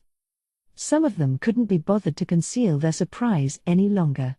Veilgrind didn't notice, and wouldn't have cared if she had. Oh, was that why? Because Dad just talked about how hilarious it was when the kids got all freaked out about it. I didn't know that was the reason. He. Oh, But the kids were really happy, too. Their team was excited to play that day. There was a really long home run, if I remember. I'm sure there was. My child loves baseball, too, you know. Then Veilgrind spotted the clouds forming over George's head. The change was slight, something most people wouldn't notice, but she was reading the emotions framing the thoughts around this conversation, so she could pick up on it. Actually, how is Emil doing? Emil Hayes, George's son, was the reason for his sudden melancholy, Veilgrind surmised. She deliberately brought up his name to George, hoping it'd make it easier to talk about. Ah, there you go again, Veilgrind. Nothing ever escapes your notice, does it? Oh, that's not true. You're just like a son to me, is all. I worry about you. Heh. Well, thanks. I really don't think this is the kind of thing the leader of a nation should be talking to anyone about, but you're really all I can count on. Can you lend me a hand, maybe? Of course. You're Laurent Hayes' son, after all. George shed a tear. My son needs help, he whispered, as he explained what was going on. It turned out to be a very delicate situation. Azeria's Department of Defense was already aware that the nation's military had been taken over by the Mystics. That alone was terrible news, but as George explained, David Reagan, the fleet commander in the middle of the crisis, had sent an emissary over to Central Command to give them his demands. He'd asked them, in essence, to hand over the entire government to the Yoma. They weren't aiming to wipe out mankind, they just wanted to rule over this world and turn it into their personal paradise. Destroying any governments, they likely believed, would just result in a lot of annoying cleanup. So they're asking us to bow to their commands. If we do it, they won't rob our top officials of their free will, and they'll guarantee their personal safety. Well, why don't you accept that? Because it looks like they're deploying out into the Great South Sea to stage an attack on our capital. That, and they intend to tell the truth about this whole war to our people. It'd destroy any authority our government has, and it'd set off panic we'd never be able to control. Honestly, I'm at the end of my rope. They had been offered a choice, and opinions were split over which option to take. Either one, though, didn't hurt the Mystics at all. And besides, Veilgrind thought, the Yoma wanted to enslave humanity, procuring the healthy bodies they'd need for the numbers of Mystics they expected to immigrate here in time. A supply of fully controlled slaves would be ideal, and since this world had 5 different superpowers, destroying one of them would teach a lesson to the others. The humans far outnumbered the Mystics, even a 10th of them would be more than enough physical bodies for the invaders' needs. I see. I'm sure the Chinese are in a similar situation, and I think Russia must have refused the offer, because the royal court's door is about to be taken down by rioters. I'd say Japan had it relatively easy by comparison. It's only a matter of time either way, I'm sure. The combined Azerian-Chinese fleet is coming soon, isn't it? Yes. Not that it's a problem with me around. But you were going to tell me about Emil? The Azerians and the Japanese officials in the room, Yamamoto included, weren't so sure Veilgrind should just wave off the fleet like that.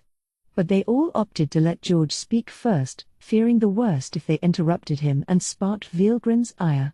Everyone had a common understanding at this point that defying this woman was out of the question. Emil was the emissary Reagan sent. He's got my son's face, my son's knowledge, but he had this incredibly evil look in his eyes. His son was grown now, serving in the military, and had unfortunately been deployed with the fleet at the center of this. It's okay, George. Calm down. What did I always say to you? Veilgrind gave him a reassuring, unwavering smile, the most ladylike of expressions. It had the power, they said, to assuage anyone who saw it. Ha ha. Keep a cool head, right? Oh, I remember, Veilgrind. George regained his composure, recalling his duties as president. Good. And don't worry. I'll save Emil for you. And while I'm at it, I'll protect Azeria's honor as well. Thank you. I have nothing to worry about now. Please, save our United States, and save my son, too. You can count on it. We have around 2 months until the Yoma fully assimilate into their human hosts. Emil's just fine, all right. And so's the rest of the fleet. That's certainly a load off my shoulders. But they set off 3 weeks ago. We only have a few days left before the attack. Oh, it's all right. That's what today's summit is for, all right. George nodded back. I promise we won't hesitate to help in any way we can. I just hope this summit bears fruit for us. He stood up, the rest of them silently watching Azerian cabinet joining him. Their conversation was over, and the guides opened the door at Yamamoto's signal. We will take you to the waiting room now. Listening to Veilgrin's powerful words made everyone in the room feel relieved. They all voiced their thanks as they filed out. The next group Veilgrin summoned was the contingent from the Holy Arcean Empire. They had just crossed the ocean using dimensional connection, something they didn't understand at all, and one could only imagine how flummoxed they must have felt.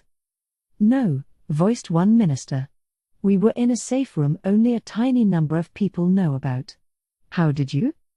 Well, the indignant Veilgrin said with a snort, if you didn't want people to pinpoint your location, you need to isolate it as much as you can with a barrier or whatnot and cut off all contact with the outside. Not that you can hide something like that at your level, but... Contact with the outside? Oh. Did you follow our transmissions to identify where we were hiding? A younger man in the group spoke up. He had a god-class bow on his back, so Veilgrind assumed he was one of the 7 sacred treasures.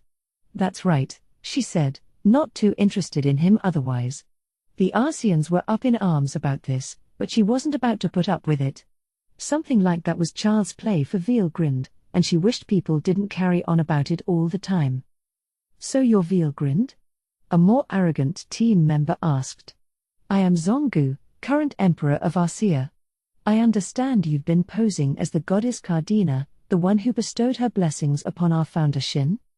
He was young, in his early 20s, a beautiful man with blonde hair, blue eyes, and a well-balanced frame.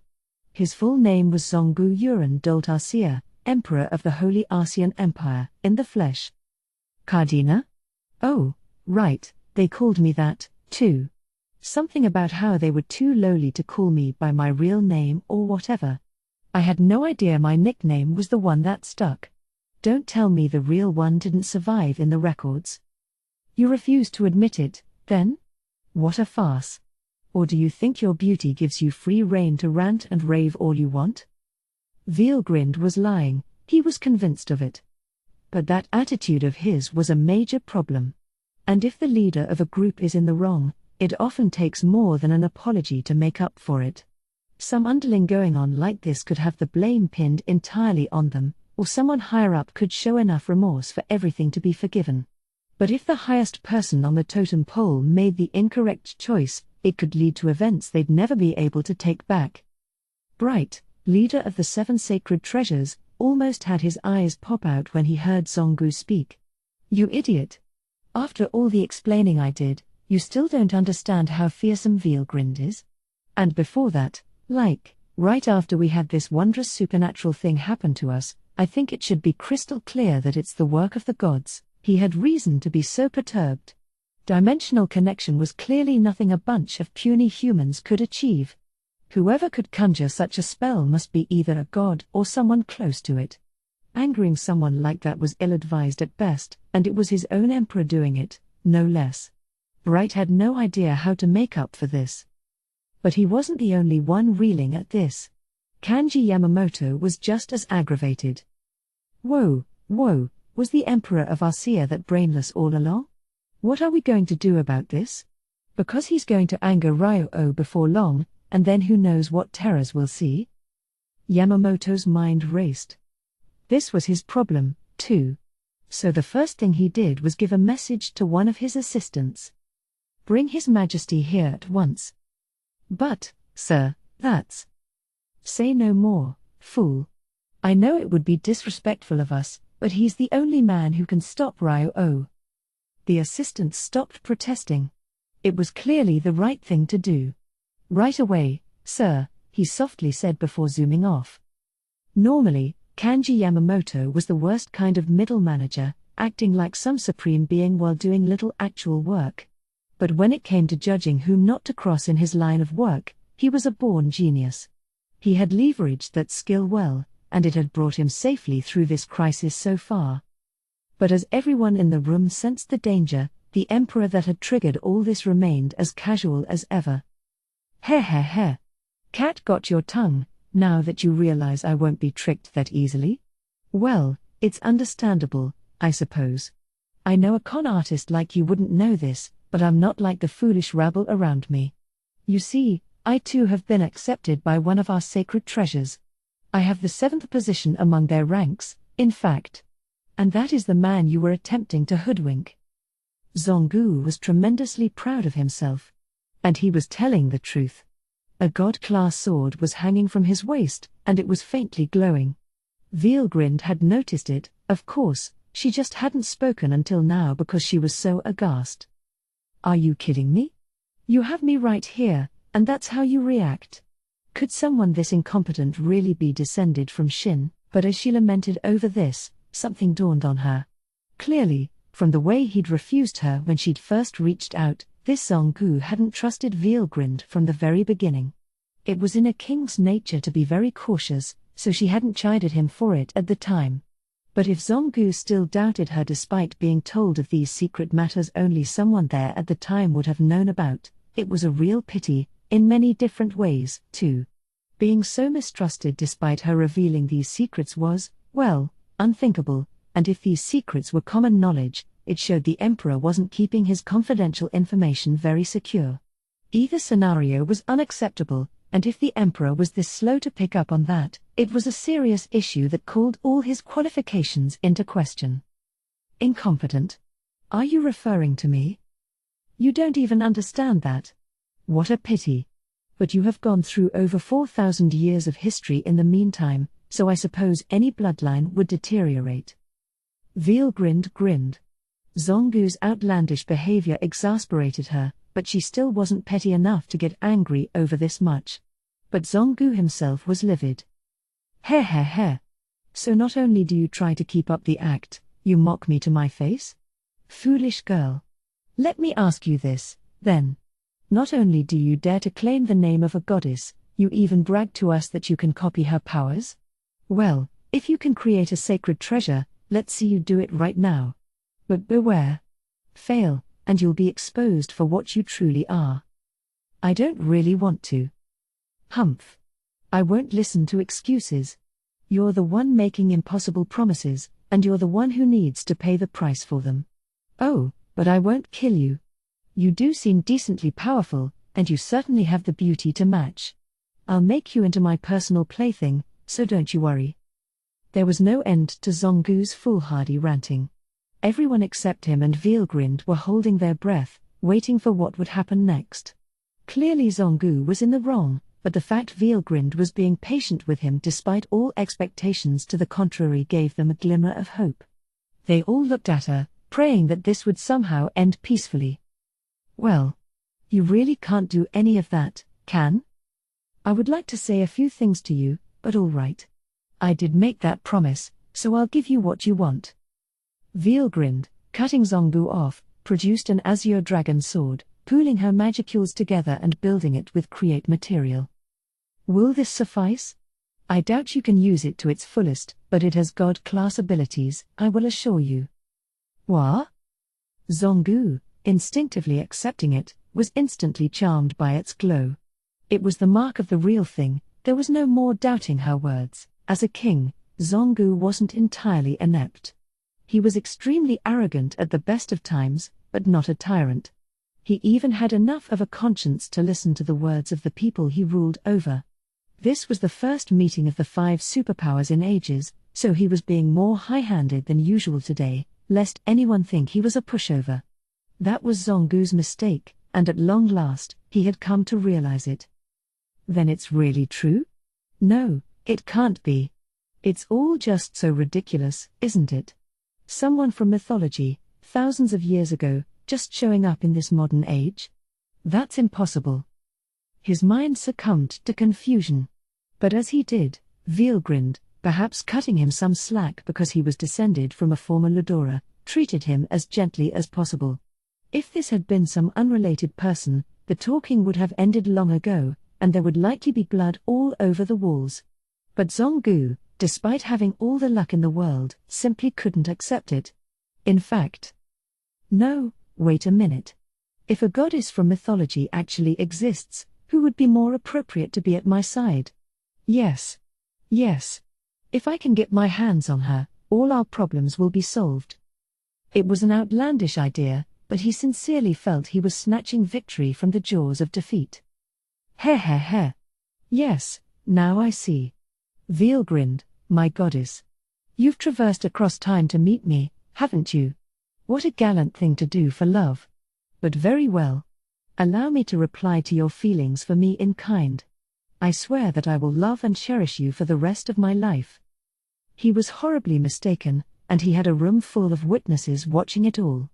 Veelgrind was bewildered. Huh? What kind of joke is that? Heh. No need to be shy, now. We will have to wait until the end of hostilities to hold the formal introduction, but once everything is taken care of, I will gladly accept you as my true empress. It is said that Shin never managed to father a son with his beloved goddess, but what will we bequeath to the world, I wonder? With the blood of divinity, I'm sure our seer will reach greater heights than ever before. Zonggu's impressively arbitrary delusions stunned Veelgrind into silence. Really, as her mind caught up with things, she wondered if she had ever been so insulted her whole life. Or maybe it wasn't that she couldn't keep up with this nonsense so much as she didn't want to believe it was really happening. It proved, either way, that even the omnipotent can feel totally lost sometimes, and if that's how Veelgrind felt, the audience was expressing an even wider range of reactions. The 7 sacred treasures in the room, for example, were beside themselves with shock. They wanted to shout, "Stop him, stop His Majesty right now," to the ministers there, but had to make do with glancing suggestively at them instead. Their instincts told them that something horrible would happen at this rate. It was the right of no man to make a goddess do his bidding. They needed to quiet Zonggu down before divine punishment came winging his way. But the ministers didn't move. They couldn't, really. With Veelgrind's face now expressionless, her beauty stood out all the more, and it made this even more terrifying, especially considering how guilty they all felt. Clearly, the ministers wouldn't be any help. The 7 sacred treasures, starting to sweat a little, turned toward their leader. Bright, feeling their stares, cursed his bad luck. This was hardly welcome news for Japan, either. The intelligence department's officials, nervous about this summit after working on it overnight, now wondered just how stupid the Arcean Emperor was. He had a lot of guts, no doubt, but if Veelgrind flew into a rage, they'd all pay for it, and they sure didn't want to. Well, a splendid offer, is it not? And you'd hardly receive as much attention from some ancient, senile emperor with barely any time left in his life. I, on the other hand, would spend every evening. What? The air froze in the room. Everyone realized at once that what they had feared was happening. Zonggu, facing the full brunt of Veelgrind's anger, was unable to move. He realized he had gone too far, but he just couldn't swallow the words. Wah? What is this divine energy I feel? The goddess of mythology, it's even more than I ever imagined. And I wanted to make her my wife? How could I even have dared? He struggled to keep his thoughts even barely coherent. Then, more than he'd ever wanted to, he understood just how foolish he had been. He'd thought that adding a goddess's blood to his family line was a splendid idea, and maybe it was on the surface, but some things just weren't ever going to be possible. It was told that Shin, the founder of Arcea, had earned the love of a goddess, but not even they had had children. Zonggu, the distant descendant of Shin, never had the right to receive the affinity of anyone from the heavens. Besides, as described in the ancient records, the personality of this goddess, even assuming that half of it was mere myth, was beyond intense. Whenever anyone insulted those she loved, she would breathlessly destroy entire countries over it. They had conducted excavations in the areas the ancient records said were affected, only to find the ruins of cities under the ground. The outer walls of the buildings they'd dug up were all melted by an intense flame, reportedly transformed into a glass-like substance. Only now was the memory of these reports suddenly occurring to Zonggu. His mind could picture a future where the countries composing ASEA were seared by flames, and it turned his face pale. Perhaps, he thought, I have committed the ultimate taboo, but it was too late now. His utter destruction was all but assured by this point, but it was at this moment where someone finally took action. It was Yamamoto. If he allowed Veilgrind to fall out of control, he would be the one taking complete responsibility. The lives of everyone in the room were in severe danger at the moment, but compared to his reputation, that seemed like a second priority to him. He was habitually bossy and not too passionate about his work, but he wasn't rotten enough that he'd run away from his responsibilities. In fact, from the moment this war had broken out, he took it as a given that someone needed to step up and take action, and he saw that as his own role. That was what drove him to react before anyone else to Zonggu's words. You insolent buffoon! What could possibly drive you to insult His Majesty, our Emperor? This could potentially be the basis for war itself, but what say you about that? He shouted this before Veilgrind could say anything, or, really, to keep her from opening her mouth at all. It is a human tendency to grow calm if someone else nearby angrily spouts off before them, and that applied just as well to a true dragon, quelling her rage before it had a chance to explode. It was the greatest play of the day, and it was all Kanji Yamamoto's work. And now some of his setup was paying off, too. What's all this noise? The emperor he'd called over, at the risk of his own neck, appeared with the most perfect timing possible. Oh, Your Majesty. Ryo, don't let the words of the young bother you. I'm sure Zonggu here was merely testing you, to see if you were truly worth trusting. Oharu rushed in, addressing Veilgrind as calmly as he could. He was in a panic internally, jogging down the hallway for the first time in several decades, but he showed none of it. As far as the world knew, he was every bit the stately ruler he claimed to be, and catching sight of him made Veilgrind forget all her ire. Regaining her reason, she thought over what she was told. So he deliberately tried to bait me in order to see how far he'd need to go to anger me. Why yes, indeed, probably something like that. Assuaging Veilgrind was Oharu's primary task. He would gladly accept an insult or two if it meant calming this room back down. And it worked. Ah. Yes, I see. I didn't want to think the descendant of Shin was that suicidal anyway. It makes sense. Veilgrind nodded deeply and flashed a smile, a gentle, beautiful smile, relieving Oharu greatly.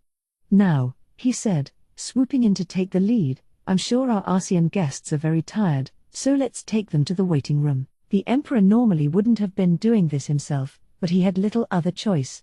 Everyone moved at once, like the spell had been shattered, and the world dodged one serious bullet. The ASEA of future generations, by the way, was much friendlier toward the conquering empire of Japan than before, but particular respect and popularity was awarded to those with the last name Yamamoto. They were even listed in history textbooks, credited with saving ASEA from grave danger. It was the sort of fact that always showed up in final exams, so nearly everyone who went through the ASEAN school system was familiar with it. So Kanji Yamamoto would come to be described as the ASEAN ally who talked the Emperor Zonggu back to his senses. All his groveling had given him immortality, not that he could have known it at the time. With the ASEANs gone, calm returned to the room. The Emperor retired to his chambers to receive some medication for his upset stomach, so Veilgrind decided to go back to work. Still, it's been quite a while since anyone tried to test me like that. Zonggu was his name, wasn't it? He's certainly growing in a fascinating way, isn't he? Just like I'd expect from the progeny of Shin. Why yes, I'm sure. Ha ha. I was quite surprised as well. Yamamoto sorely wanted Veilgrind to shut up about this.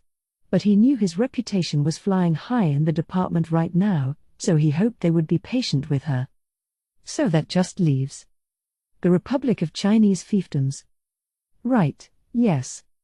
As allies with the conquering empire, The Chinese were the last to agree to talks, as long as the other nations were committed to them. Vielgrind hadn't directly spoken with them yet, so she wasn't aware of all those details. The head of state, officially titled the General Secretary, was invited, as were several government figures and their bodyguards.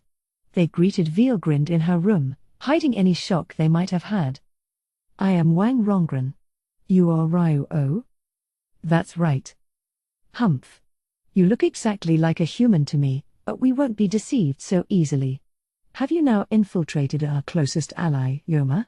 Or is this all a deception to make us think so?" Wang Rongren wasted no time antagonizing Vielgrind. The Japanese in the room was starting to sweat anew, as she herself muttered again, under her breath. Judging by Wang's performance, something was clearly up back in his homeland, and Vielgrind opted to refrain from off-the-cuff remarks before she could figure out what. "I don't know where this is, but we volunteered to venture into the tiger's den. Don't assume your schemes will harm us that readily," cursed Yoma. At Wang's shout, the bodyguards with the Chinese made their move. They were dressed in white Changpao robes, giving them flexibility as they worked in strict, refined synchronization. They were obviously martial arts masters to a man, not that any of it mattered to Vielgrind. "Yoma, we concede your strength is fearsome. But no, we will never forgive you for the name you stole. Yes. The dragon in your name was taken by Long, the progenitor of our dragon fist style. And no Yoma should ever dream to bring that name to her lips." The bodyguards roared with white-hot rage. But the reaction from the Japanese was remarkably muted. Everything was thinking the same thing, "Not again, she's the real thing, you know." But Vielgrind picked up on something else. "Long, you said?" "Ah yes, someone by that name did call his skill set Dragon Fist, didn't he? And this is the world that Long lived in, too. You all must be his students and he passed his skills on to you, didn't he? How delightful." Even with the time she'd spent at the Royal Library, not even Vielgrind had a grip on every single famous person in history. Japan wouldn't have any books lying around about hidden martial arts schools in foreign countries anyway. It would have been understandable, therefore, if this Dragon Fist inventor Long hadn't immediately rung a bell with her, but she acted like he was some long-lost friend. It befuddled the Chinese before her. "Why are you acting like this is some grand discovery for you? Trying to hide the truth? Well, good luck. We are the best of their elites, and will crush you and your attempts to destroy us. And we'll start with you, the one who took our master's noble name. We must restore the pride of our homeland." The bodyguards assumed fighting poses. Vielgrind, watching this, just beamed at them. "Oh my, you've certainly honed your drives for battle, at least, by the standards of this world. I can tell you've striven to improve yourselves, and to train constantly. I'm so glad you're still taking Long's teaching so seriously." Vielgrind was now looking at these martial artists not as enemies, but as her beloved pupils. The difference in attitude only enraged her adversaries further. "How dare you ridicule us? Let her. We should all just leap upon her at once." They were ready to rely on their fists, but someone stopped them, a smaller figure, the only one among them wearing a robe embroidered with the character for dragon. "Halt! This isn't anyone you could ever beat." The clear, refined voice suggested the person with dark eyes and dark hair was a woman. Lady Xianhua? But the bodyguards tried to refute her, but the sight of Xianhua, the Holy Fist, stopped them cold. She was the most powerful among them, ever cool-headed and always defiant against any enemy in her way, and they could tell she was anxious and sweating. "I'll take her on." And with that challenge, nobody else dared to speak up. "You're the current master? Your will impresses me. You deserve praise." "I am. I have taken on the Hunpo, the spiritual and animal soul, of the holy fists of the past, the ones who have inherited the greatest power there is. And if you are truly the real Longhuang, or Ryo-O, as Japan calls you, may I ask you for a fight?" "No problem. I'll be glad to educate you, and I hope you appreciate the honor." The arrangements were made all too quickly. Before anyone else could intervene, they were unsuspecting audience members, waiting to see how the fight would go. It ended, it went without saying, in a dominant victory for Vielgrind. It wasn't even close, although only Xianhua realized this. In the eyes of her audience, it looked like she was staging an all-out frontal attack. To her better-trained Dragon Fist students, it even seemed that Xianhua was cornering Vielgrind with her fists and kicks, both infused with a bluish-white lightning. Dragon Fist was passed on to just one person at a time. All its skills were given to the most skillful of the master's pupils, regardless of bloodline. The most important skill passed along in the process was the Hunpo Xianhua had mentioned, a forbidden ability that recorded all skills its invoker had earned and passed them on to their successor. Part of the master's internal strength was passed along as well, which meant that each generation held more fighting spirit within them, refined to a higher quality. It wasn't a given that the successor would inherit every single ability, but as long as Hunpo was among the ones passed down, there would be hope for the next generation, and, with the hope that an all-powerful martial artist would be born following his teachings, Long had breathed his last. This was the history Xianhua was born into, but as the Holy Fist, she was more than worthy of being called their strongest yet. Her inherited Hunpo had fully integrated itself within her spiritual will, making all skills and strength her own. She had reached levels of power that were unusual, almost eerie, to see in this world. In terms of existence points, she was over 100,000, and in the demi-material key world Vielgrind was born in, she'd be overwhelming enough to be classified as enlightened. Nobody in this world could even hope to compare with her, but, well, she'd chosen the wrong opponent today. Vielgrind toyed with her for a little while, and that was all it took to mark her defeat. I give. He. Such wonderful strength. Certainly stronger than Jensei. In this world, I think you could have beaten Kondo, too. Despite being so badly beaten, Xianhua seemed refreshed by the experience. All doubts about Vielgrind had vanished, and she admitted to herself that this was the real thing. Vielgrind, for her part, was overjoyed that the Long she loved had seen his martial art passed down to this present day. She couldn't have praised Xianhua for her students more, and she was even ready to give them 1 or 2 god-class weapons. That never wound up happening, but the sheer joy she exuded at having had this experience was undeniable. So, after many twists and turns, the leaders of all the relevant states were here. It turned out that the Chinese political leaders who had been brought here, apart from the General Secretary Wang Rongren, were actually more martial artists in disguise. They had presumed this whole thing was a Yoma trap, Japan realized, so no blame was assigned, and now they were replaced with the real government officials.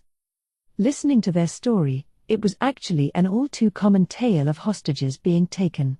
Here, though, their sheer number was on a national level.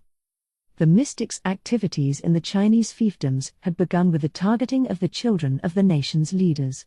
Over time they'd expanded on this, built up their numbers, gained new connections, hooked up with their targets, and brainwashed them before sending them off to their bases. Teachers, co-workers, bosses, families, they'd gradually possessed all of them, and they were around 70% of the way to their ultimate goals. That was why the invasion of the United States of Azeria had been approved by unanimous vote in the National People's Council. I'm not expecting an apology to be enough, but I hope you will understand that none of us were willing participants in this. Wang lowered his head. Oh, it's fine, George replied. I understand that every nation has their own issues to tackle.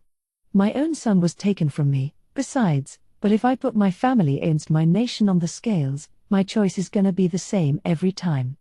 That's my responsibility as president, but even so, I'm not going to give up until the very end. Yes. I understand how you feel. George and Wang nodded at each other. Along those lines, let me apologize as well. Emperor Magellan of the Greater Rossium dynasty spoke up. His military was beyond his control now, staging a mad invasion of the Chinese fiefdoms, and he admitted to everyone there that he had no way to stop them. I suppose I'm just as guilty, then. Our invasion of Greater Rossium was a terrible misstep engineered by the Yoma. I think it's time for me to admit that as well. Emperor Zongu was acting unusually humble by his standards. After Yamamoto and Oharu's quick thinking had saved his life, he'd spent some time in the waiting room calming down. With his head cool, he'd realized just how dangerous his antics back there had truly been. He was far from a talentless ruler, and he could discern which way the wind was blowing. So he'd talked things over with his 7 sacred treasures. Zongu's right-hand man was 4th ranked out of the 7. One of the 7 had joined the invasion of Rossium and had yet to return, so he'd been brought in to replace that person for this event. The missing member was a woman, one burning to fight so badly that she'd requested to join the operation, then put her military unit on the move without waiting for HQ's answer. It had been a clear violation of the chain of command, and a sacred treasure staging an invasion without waiting for imperial orders was a serious issue that couldn't be allowed to stand. She had once been steadfastly against any opening of hostilities, but had recently demonstrated a clear change of heart. It greatly confused those around her, and she was soon placed under suspicion. Following her most recent crime, however, the government decided to stage a search, as much as they hated to make a hero and sacred treasure their enemy. They had failed to find conclusive evidence that a Yoma had taken her over, but as they concluded, it had to be accepted as fact. It was a gut-wrenching, pride-destroying decision. Vielgrind and Xianhua's battle had taken place in the courtyard that was visible from the waiting room. The 7 sacred treasures working together couldn't defeat the Holy Fist, but for Vielgrind, it was like taking candy from a baby. The treasures understood there was no reason to keep on bluffing about their own strength, and Zongu agreed. Thus, without any further ado, the Holy Arcean Empire renounced its ambitions to conquer the world. Heh. I just remembered. As the myths say, anyone who earns the goddess's blessings will rule the world. If that is the inevitable truth, that would make Oharu our generation's mightiest ruler. It was Zongu's clear understanding of this that made him pledge his full allegiance to Oharu. So the summit began with a flurry of apologies. If I may also speak. No, I understand the conquering empire of Japan's position well enough. Right. We of the United States regret forcing you into a decision as well. Oharu attempted to join the fray, but Wang and George wasted no time cutting him off. The others in the room, including Yamamoto, standing motionless against the wall, could read their leaders' minds like a book. Yes, I can see their motivations. If they try to pin blame on His Majesty Oharu for this, it's sure to raise his hackles, after all. Yamamoto took a glance at Vielgrind, thinking about how he'd have made the same choice in their shoes. After this spate of mea culpas, the summit moved on, its leaders working out a strategy against the Yoma, but everyone's eyes quickly turned toward Vielgrind. So, Ryo, what sort of strategy do you think would be effective against the Yoma? Japan's army minister hated to ask the question. It was terribly embarrassing for him. Here was the commander of one of the conquering empire's greatest forces, someone who certainly wasn't paid to shunt responsibility off on others. This time, though, nobody was going to criticize him. All the world leaders awaited Vielgrind's reply. They had no other choice, for they lacked any sort of firepower that could resist these enemies which were beyond human knowledge. As they turned toward Vielgrind, their only hope, the woman herself couldn't have been more casual. She turned toward the army minister, as if she thought the answer was obvious. You understand that any military deployment is meaningless, right? Yes, regrettably. It might keep them from approaching our homeland, but we'd never fight a naval battle with them anyway. We could place everybody here into our ships, and we'd still never be able to resist the Yoma. The minister was right. If the fleet came close enough to Japan itself, the fleet's cannons could target Japanese cities. That made it worth building a naval defensive line, but either way, it'd be pointless if they had no chance of winning. They weren't sure the Yoma would even try destroying urban areas. If they had the power to possess people's minds, they'd likely prefer to co-opt the cities for their own use instead. If so, they had no reason at all to stage some grand naval fight. Precisely, Vielgrind said with a nod. Guns don't work on Yoma, and no foot soldier will provide any resistance. That narrows it down to two choices. What are those? Either leave all of this to me, or try a little harder by yourselves. One of those. To the proud military men and women in the room, the choice Veelgrind presented was simply humiliating. But the reality was that nobody had anything to counter her with. They were all gathered here, the supposedly most powerful wagers of war this world had ever known, and now they were flashing glances at each other, gauging each other's reactions. Their eyes told the whole story. They were in agreement. Jensei Akari and Saburo Minamoto, proud swordsmen of the conquering empire, were the first to speak. This is our issue to solve, after all. I have no intention of trying to act proud here, but it would be pathetic of us to rely on Ryo for everything. If there is anything I can accomplish here, I want to risk my life on it. I agree with my companion. They were followed by the 7 sacred treasures of Arcia.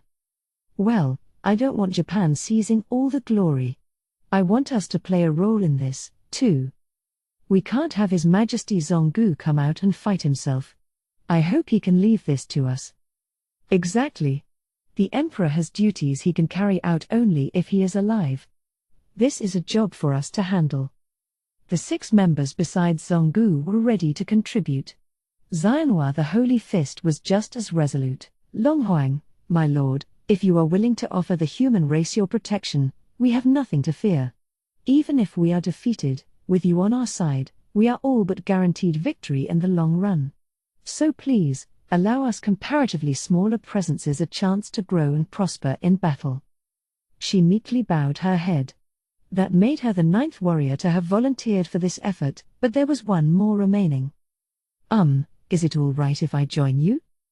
This was codename Billy, head of the Secret Service of the United States. He was here to personally guard President Hayes, and by any account, he was a professional at warfare. Despite being just 26 years old, he cut an intense, masculine figure, complete with a scar on one cheek. He was proficient in casting magic as well, and he handcrafted the bullets he loaded his gun with, ensuring anyone he shot met their maker, even ghosts. But while it was a courageous act from a courageous-looking agent, compared to the other 9, Billy was clearly a notch below them. His physical abilities were nothing to write home about, and even his weaponry wasn't particularly noteworthy. He certainly beat everyone else in the room who stayed silent, too timid to think they could help at all, but could he really help in a combat situation? That was questionable. Billy was fully aware of that as he nervously awaited Veelgrind's answer. George saw fit to back him up. Yes, Billy has proven to be extremely talented in his guard duty. He's saved my life multiple times, and Emil is just as fond of him. I'll withdraw him from contention if he'd just get in the way, but if possible, I'd like you to take him along. Giving up such a trusted member of his personal staff likely meant exposing himself to more danger than before. George was fully aware of that, but with humanity facing extinction, he couldn't find it in himself to simply do nothing. Billy, he figured, could hold his own against the lower-level Yoma. He honestly believed this, and so he made the offer in hopes of expanding their war power. This group would form a team that'd raid the Yoma's headquarters. They'd destroy the portal Veelgrind called the Underworld Gate, eliminating the invaders' threat right at its core. Everyone was resolved to do this, but Veelgrind just gave their suggestions a measured smile. If you had opted to leave everything to me, I would have protected only those I wanted to protect. But I'm glad to see you have the enthusiasm to fight, and in appreciation of your resolve, I'll help you a little bit, all right? In fact, if they had agreed on the former option, Veelgrind was fully ready to leave the human race to its own fate. She could even see herself taking her favorites, like Oharu and George Hayes, and transporting them into some other world to live in. Goddesses can be finicky like that. But these representatives of the human race had made the right decision, so Veelgrind responded in kind. Codename Billy, you said? All right. I'll let you on the team, I have no reason to turn you down. Your strength is on the same level as Minamoto over there, and if we can do something about your weapons, I think we can make you both a much deadlier presence. Her mind made up, she asked Minamoto and Billy to surrender their weapons to her. Minamoto dutifully gave her his beloved blade, Billy his favorite Smith & Wesson Model 27 revolver. Vielgrind accepted them and immediately engineered their rebirth as God-class weapons. This is just. Both men were awed by how plainly more lethal their weapons had become. Jensei wasn't so surprised, having experienced this before. He just nodded, his expression serene. The others in the room weren't so calm, the 7 sacred treasures shocked at how she was letting these God-class pieces flow freely over to other nations. In a fight, though, they'd undoubtedly help a lot, and since now was no time for Vielgrind to hold back, Oharu voiced no objections. That should make you two a bit more capable. But I want one thing to remain clear here: the only real power out of you all is Xianhua, and Xianhua alone. What was your name again? Bright? Yes, my lady. Right. You're the most decent among the rest, but you're still not even tapping into 3% of your God-class weapon. And the others don't come even close, maybe 1 or 2%. I'd like to see some more effort from you all, please. If they could unleash all of a God-class weapons force, it'd cause them to reawaken as spiritual life forms capable of beating most of the Yoma single-handed. At this point, this transformation wasn't even remotely possible for any of them. Vielgrind, after all, had designed the sacred treasures weapons so the blood descendants of Shin had access to their powers. They could all use this equipment well enough, but they weren't able to unleash its true firepower.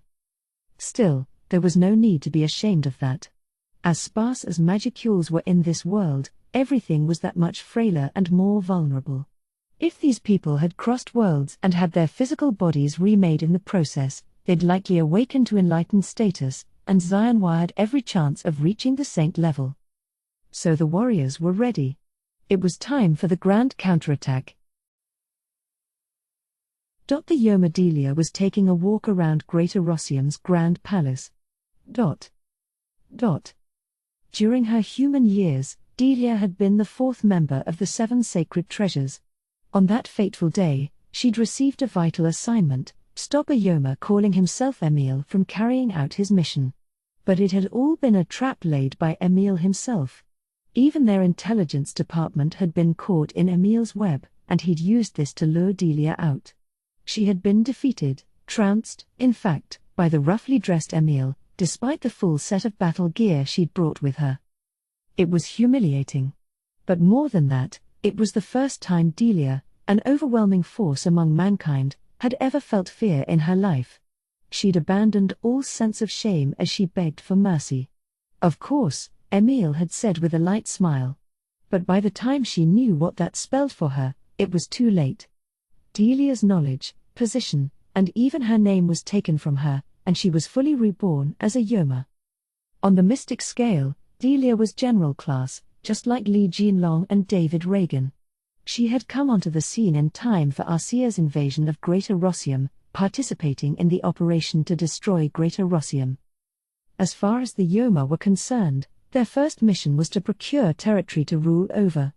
The second job was to make mankind servile to them, so they'd have a steady supply of bodies for their race to take over.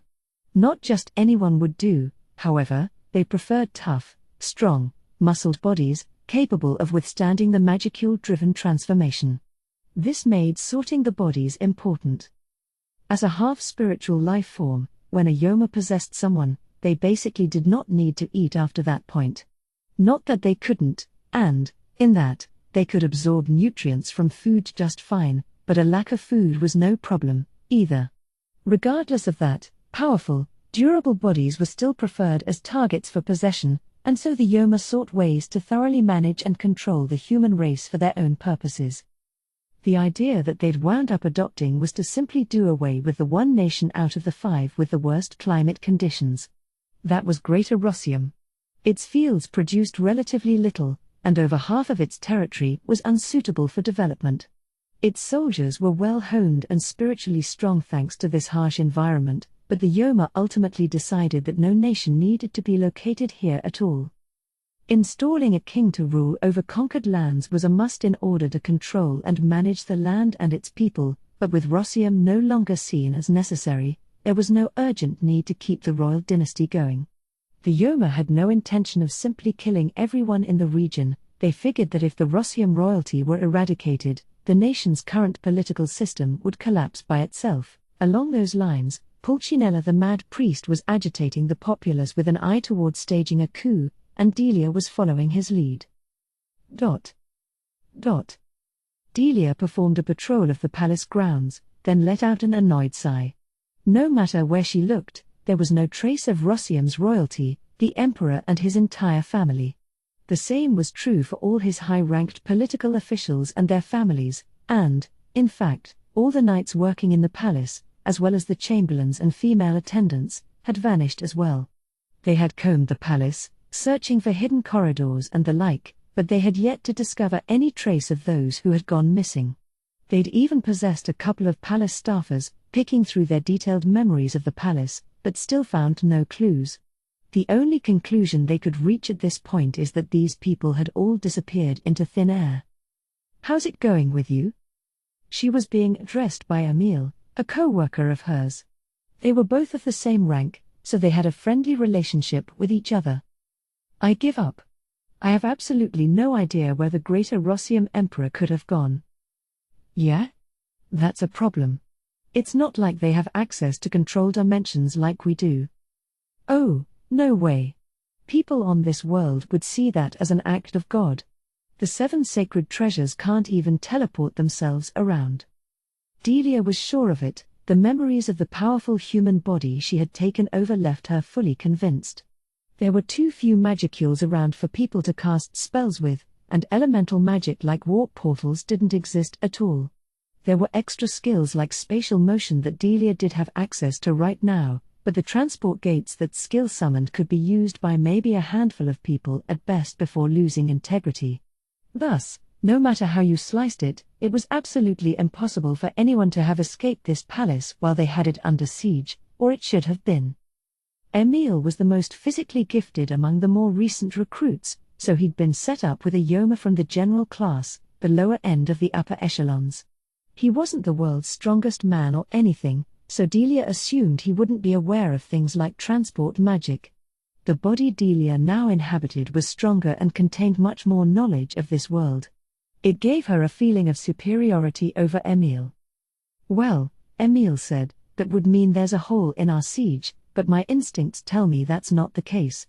I feel like we're overlooking something very important." He was looking at Delia's spear as he spoke, this divine instrument from the 7 sacred treasures, fabled as the work of a goddess. Somehow, it seemed familiar to him. He wasn't sure why, but thought the answer was locked in his memories somewhere. Yoma can read the memories of the humans they take over, but while important knowledge was one thing, the repeating cycles of human life, the day-to-day conversations and experiences, took up so much of the mind that examining them in detail took too long. They couldn't waste time and effort on things that didn't really matter anyway, so these more humdrum memories were generally ignored. Emile was no exception to this. He had a grasp of his body's identity, skills, the nature of his work, the people he associated with, the basic stuff. But he wholly ignored memories like this body's childhood experiences. That was why, when he recalled the beautiful woman who had associated with his grandfather, all he could remember was the name Grin. If it had dawned on him that this was Vielgrind, he no doubt would have been concerned enough to redraw all his plans. "I wonder about that spear, though. Maybe it's related to Emile, the previous owner of this body, somehow. Let's look through my memories a little." Emile's apprehension refused to leave him alone. It bothered him. He didn't think it had anything to do with the Rossium royal family's escape, but nonetheless, he began poring over his memories to assuage his fears. Delia, on the other hand, was supremely confident. Whatever. No point dwelling on a couple of fugitives. There's no way they can beat us anyway. Let's just ignore them and stick to the plan. Good point. We wanted to take the royal family hostage and bait the nation's elites to join our side, but let's abandon that plan for now.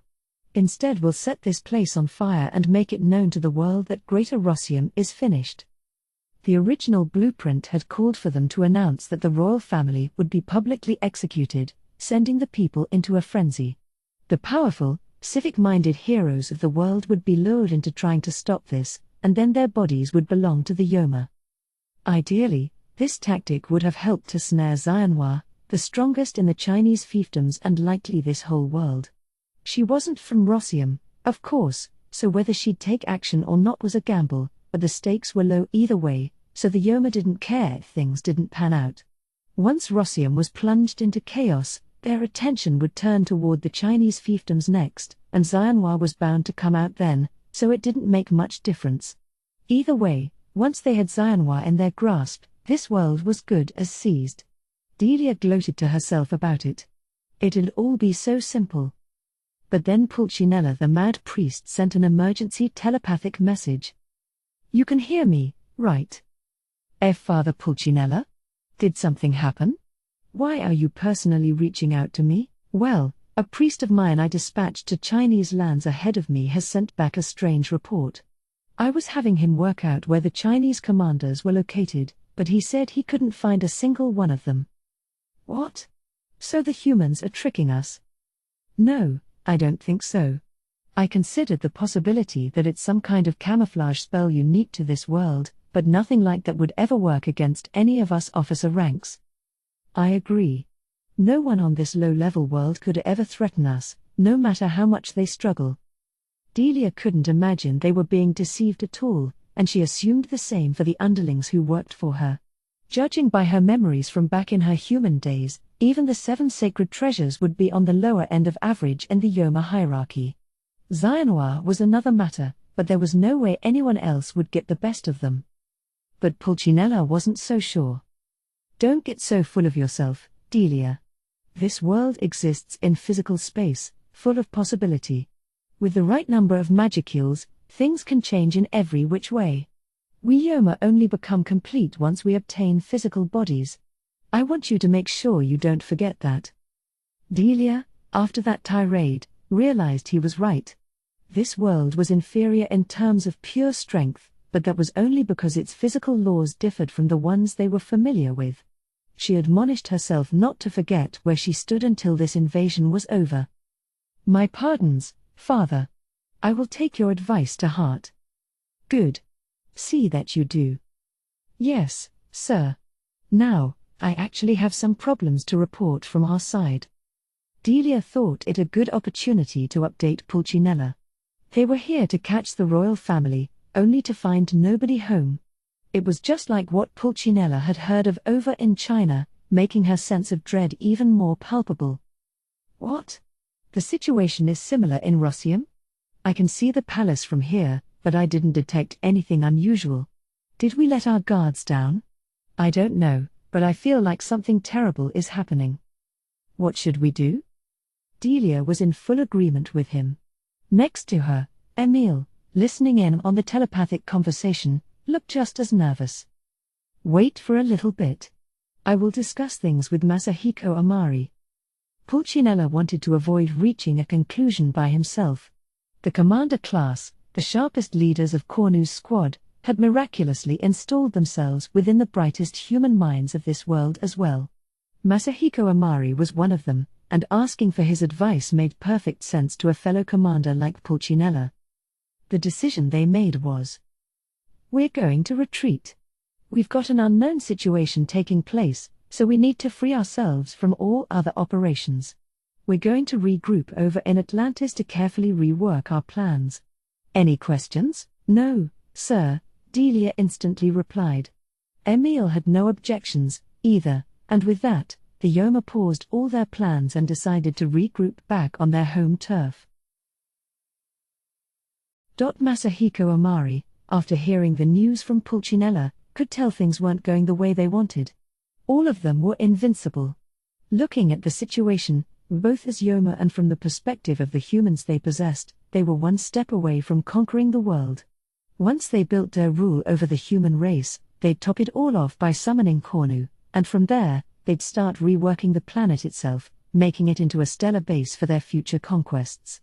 Space was a big place, but not as large as the universe they'd come from. Now that they had physical bodies, they could feasibly conquer this entire dimension in the span of thousands to tens of thousands of years.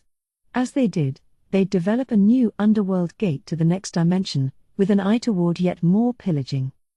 Now, however, they were running into snags. Something they weren't aware of was playing a role in this. Amari was sure of it. Well, what now, then? Li Jinlong and David Reagan both reacted to the blurted-out phrase. Something wrong? You look pensive. I thought everything was going as planned. Is there a problem? Amari looked back at them and explained the situation. The royal family of Rossium and the leaders of the Chinese fiefdoms had both disappeared for unknown reasons, and he believed some external force was behind it. Wah ha ha. Aren't you overthinking it a little? It's a cause for concern, to be sure, but is it really enough that we should pause our entire operation? Li openly laughed off the threat. David audibly wondered whether Amari was being too weak-willed. But Amari wasn't moved. We're strong, that much is true, but we're not omnipotent. Let your guard down for even a moment, you realize, and this entire invasion could fall apart. We need to take this opportunity to gather as much information as we can. Contact our people in the remaining 3 nations and have them brief you on matters. We have to look into what's going on with the other world leaders. With that order, the trio went their separate ways. After his 2 compatriots left, Amari leaned back in his office chair, thinking to himself. It's the same thing in Arcia. The imperial family, along with the rest of the 7 sacred treasures, are all gone. This is Aziria. The president and his close associates have fallen out of contact.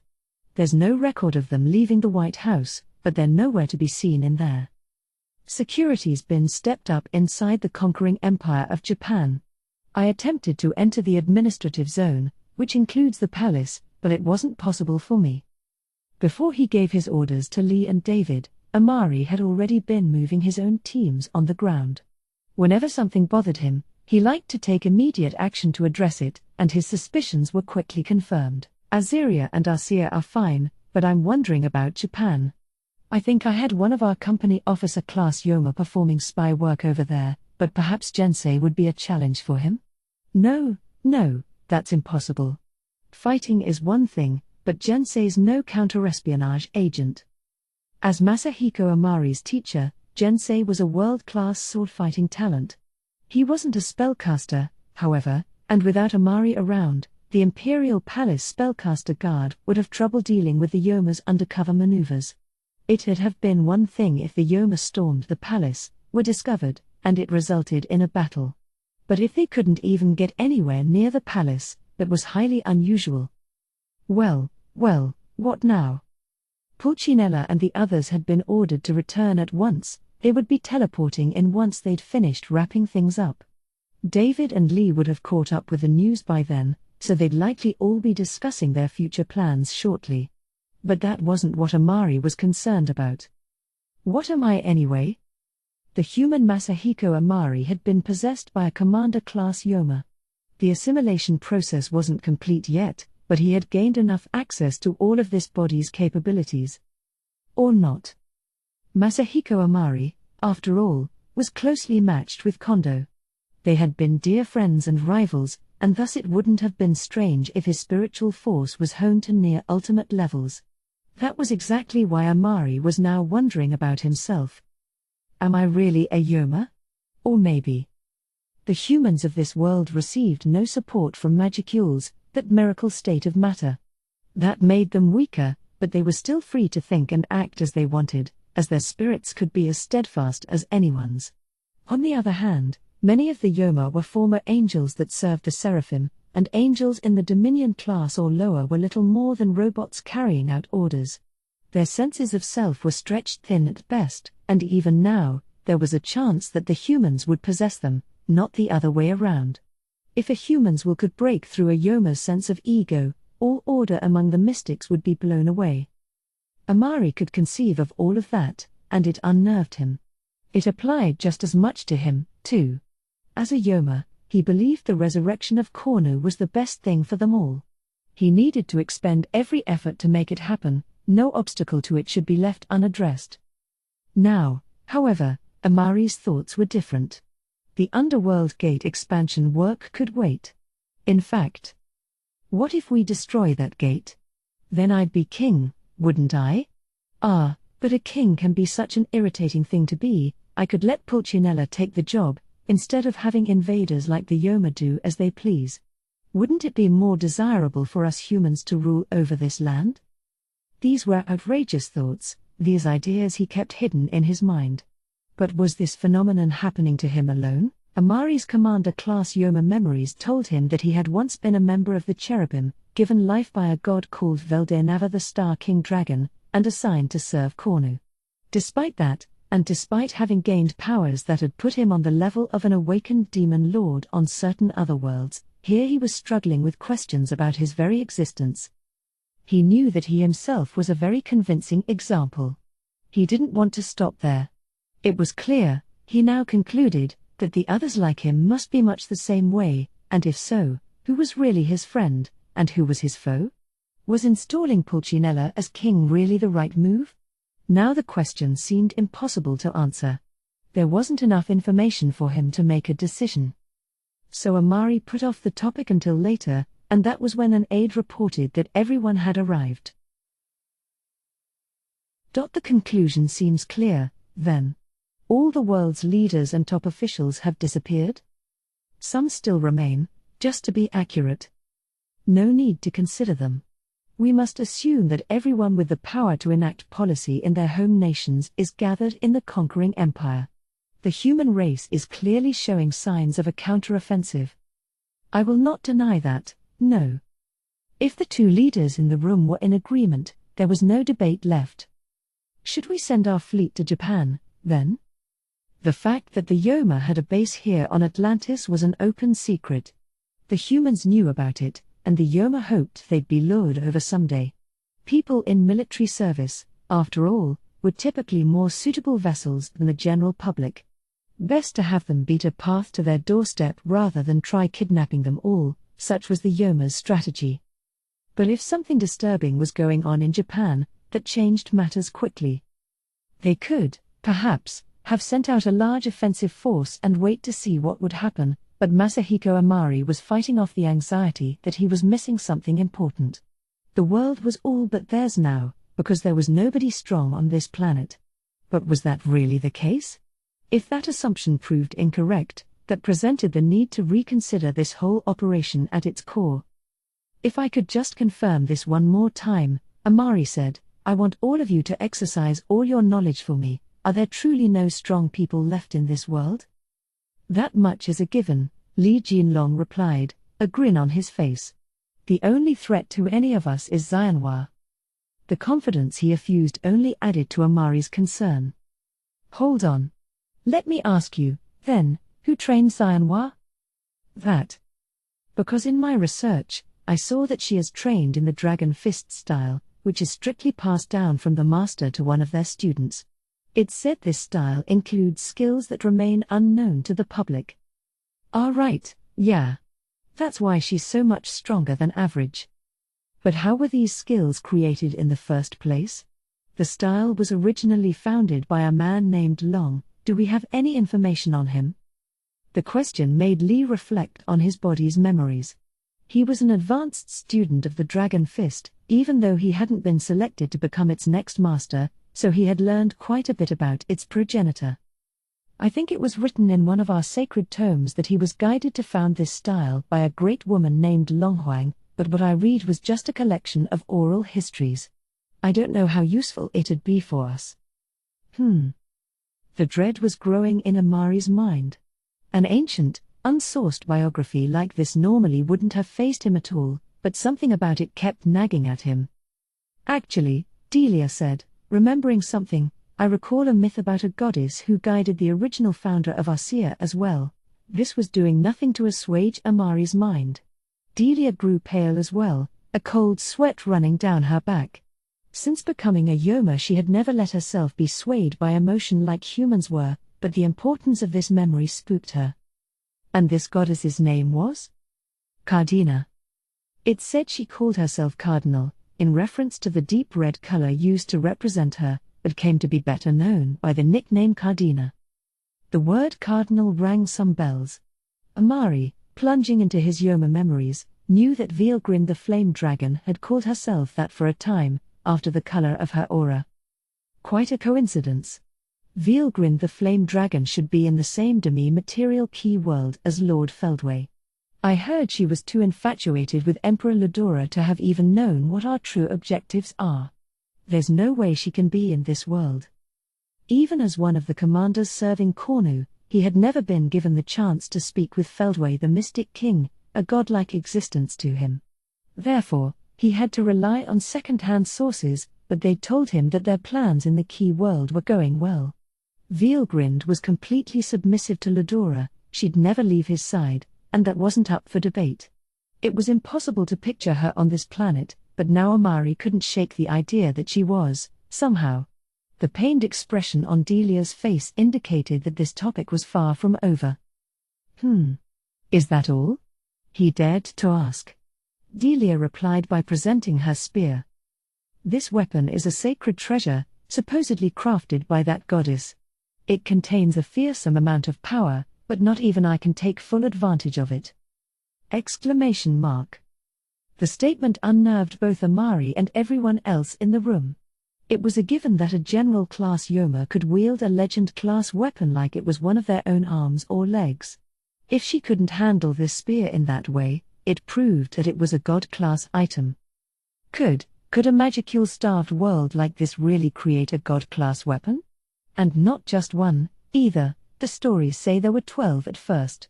I know the sacred treasures my former comrades wielded well, and I feel they are in the same class as this one. So there are 12 god-class weapons in this world? Yes, but I don't think any of the others were extracting more than a few % of their weapons' capabilities. That's not the issue, Amari wanted to shout. But since that wouldn't solve anything, he opted for a change of subject.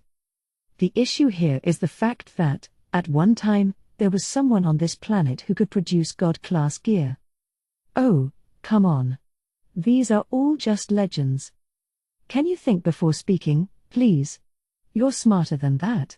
You have the physical evidence right in your hand and you still won't consider it. I'm sorry, sir. Amari cast a sidelong glance at Delia, who was hurriedly apologizing. Now he was sure of it. The goddess Cardina had to be Veilgrind the Flame Dragon. It was all a bunch of coincidences, but stacked up high enough, they formed an irrefutable truth, a truth that made Amari mutter out loud. To think Veilgrind was on this world. The statement was a titanic blow to one member of the meeting. Veilgrind? Did you say Veilgrind? What is it, Emil? The usually aloof Emil was suddenly acting very suspicious. Ignoring all the stares, he began to mumble to himself, a trait stemming from the instincts of Emil the human being, not the Yoma. The rest of the group, not knowing this, nervously waited to hear about whatever discovery he had just made. Yes, that's it. She is here, in this very world. In which case, we're... Pure fear ruled over Emil's heart, emotion from his Yoma side. But there was also a drive for self-preservation, and that was the specialty of Emil Hayes, son of Laron, for he was still kicking inside that body, fooling the Yoma into believing he had been fully taken over. The fear that Veilgrind was acting against them had crushed the thrall the Yoma had over his body, and Emil took advantage of that, struggling as hard as he could. In his mind was a recurrent image, the memory of a beautiful, smiling woman that he'd loved like a grandmother, like a mother, and like a big sister. A memory of an embrace, one that provided absolute comfort at all times. The name of the woman who'd held him at a young age was Veilgrind. So Emil called her name, seeking whatever assistance he could find. Help me, Grin. This screamed request wound up becoming the key that changed everything. You called for me, Emil? I'm here to save you. She suddenly appeared, saying those words.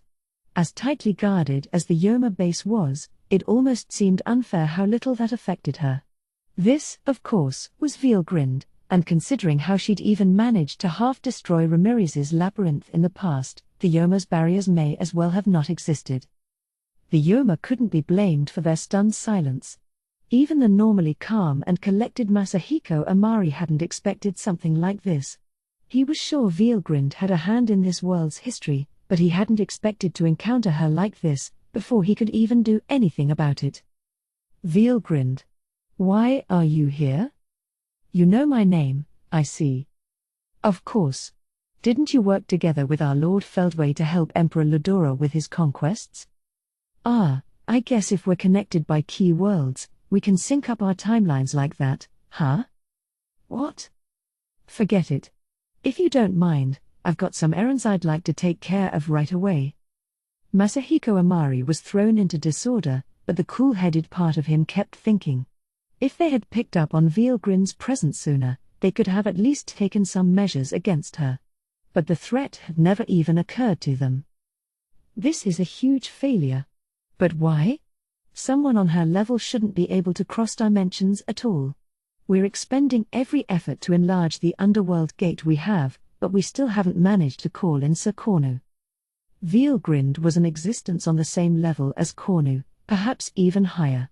Her magicule count was too colossal for Amari to even fathom. But how had she come over to this world? He had no idea. Nor did he know what her objectives were. If at all possible, he wanted to avoid hostilities right now. But errands? Oh, just a simple request. Give up on invading this world and retreat to your own, all right. Do it, and I'll let this whole thing pass. Vielgrind delivered her ultimatum with a smile, but there was anger sandwiched between the words. These beings were trying to hurt the people she loved, and she hated them. Amari could tell. This is awful. She's already pegged us as the enemy. But I don't understand. Wasn't she allied with Lord Feldway? Wait. Synchronizing timelines.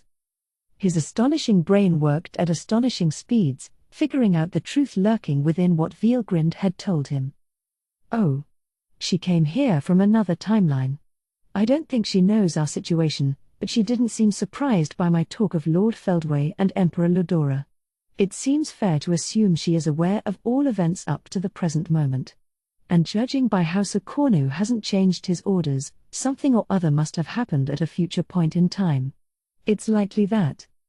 It was likely, Amari concluded, that she had jumped into this world's past from her key world. It was laudable how sharp his brain was, but sadly, he wouldn't have time to reap the benefits. I'm not here to negotiate, all right? You annoy me. She wasn't even trying to be approachable. Amari needed to make a choice fast. Vielgrind, meanwhile, was perfectly calm as she brought a hand up to Emil, whom she had pulled over toward her at some point. Her aim was clear at a glance. She was trying to separate Emil from the Yoma that was a step away from full assimilation. The Yoma resisted with everything it had, but it was likely just a matter of time. And if that was how it was, Amari thought, best to use that time as effectively as possible. We're aiming for a world where Yoma and humanity live hand in hand, you know. It's a pity you don't understand that. No, because intelligent creatures aren't about to understand each other's one-sided desires anytime soon. No doubt. But I'm afraid we can't give up. That's your answer? It certainly is. Vielgrind smiled. Silly boys. All right. Have at it, people.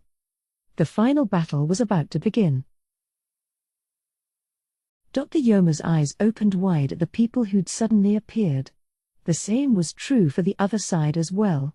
The most powerful human warriors in this world were even more puzzled by this than the Yoma. You were called here. Huh? You have to go, all right?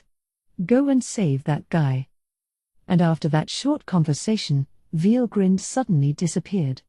They had been in a daze to start with, and now they had been summoned to this unfamiliar place, in the middle of all this, no less. None of them even realized they had been carried across physical space. They hadn't gone through any transport gate, they had simply blipped into this new location without warning. It was, in essence, teleportation, carried out on 10 or so people at once, a truly astounding, supernatural feat. The work of divinity, something Jensei and the other warriors representing the human race here could never have comprehended. Being told have at it, people. wasn't much in the way of guidance. In difficult times like these, it was important to figure out what you were capable of doing before anything else. When taking an exam, the rule of thumb is to save problems you don't understand for later and focus on the questions you have an easy answer to first. This strategy can be applied to jobs as well. If you begin a task by tackling the things you know how to handle first, the rest often falls into place by itself. Here, the group was lucky that some of them knew each other. Having discovered the familiar faces among themselves, they began to negotiate. Jensei's eyes immediately went toward Masahiko Amari, his student and trustworthy friend. Masahiko, you're not the sort of weak man who'd lose to the Yoma. His Majesty is sorely grieving your absence. Pull yourself together and come back. Wanting to gauge the response, he began with these words, his hand on the hilt of his sword so he could pull it out at any time.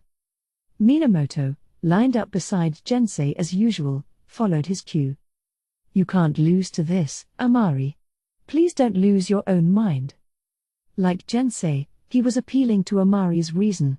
They were betting that his true self would return, that he could overcome the Yoma, but the result was surprisingly instantaneous on Amari's end. After all, he still hadn't fully decided whether he was human or Yoma yet. Before he could continue, Amari found himself at a crossroads.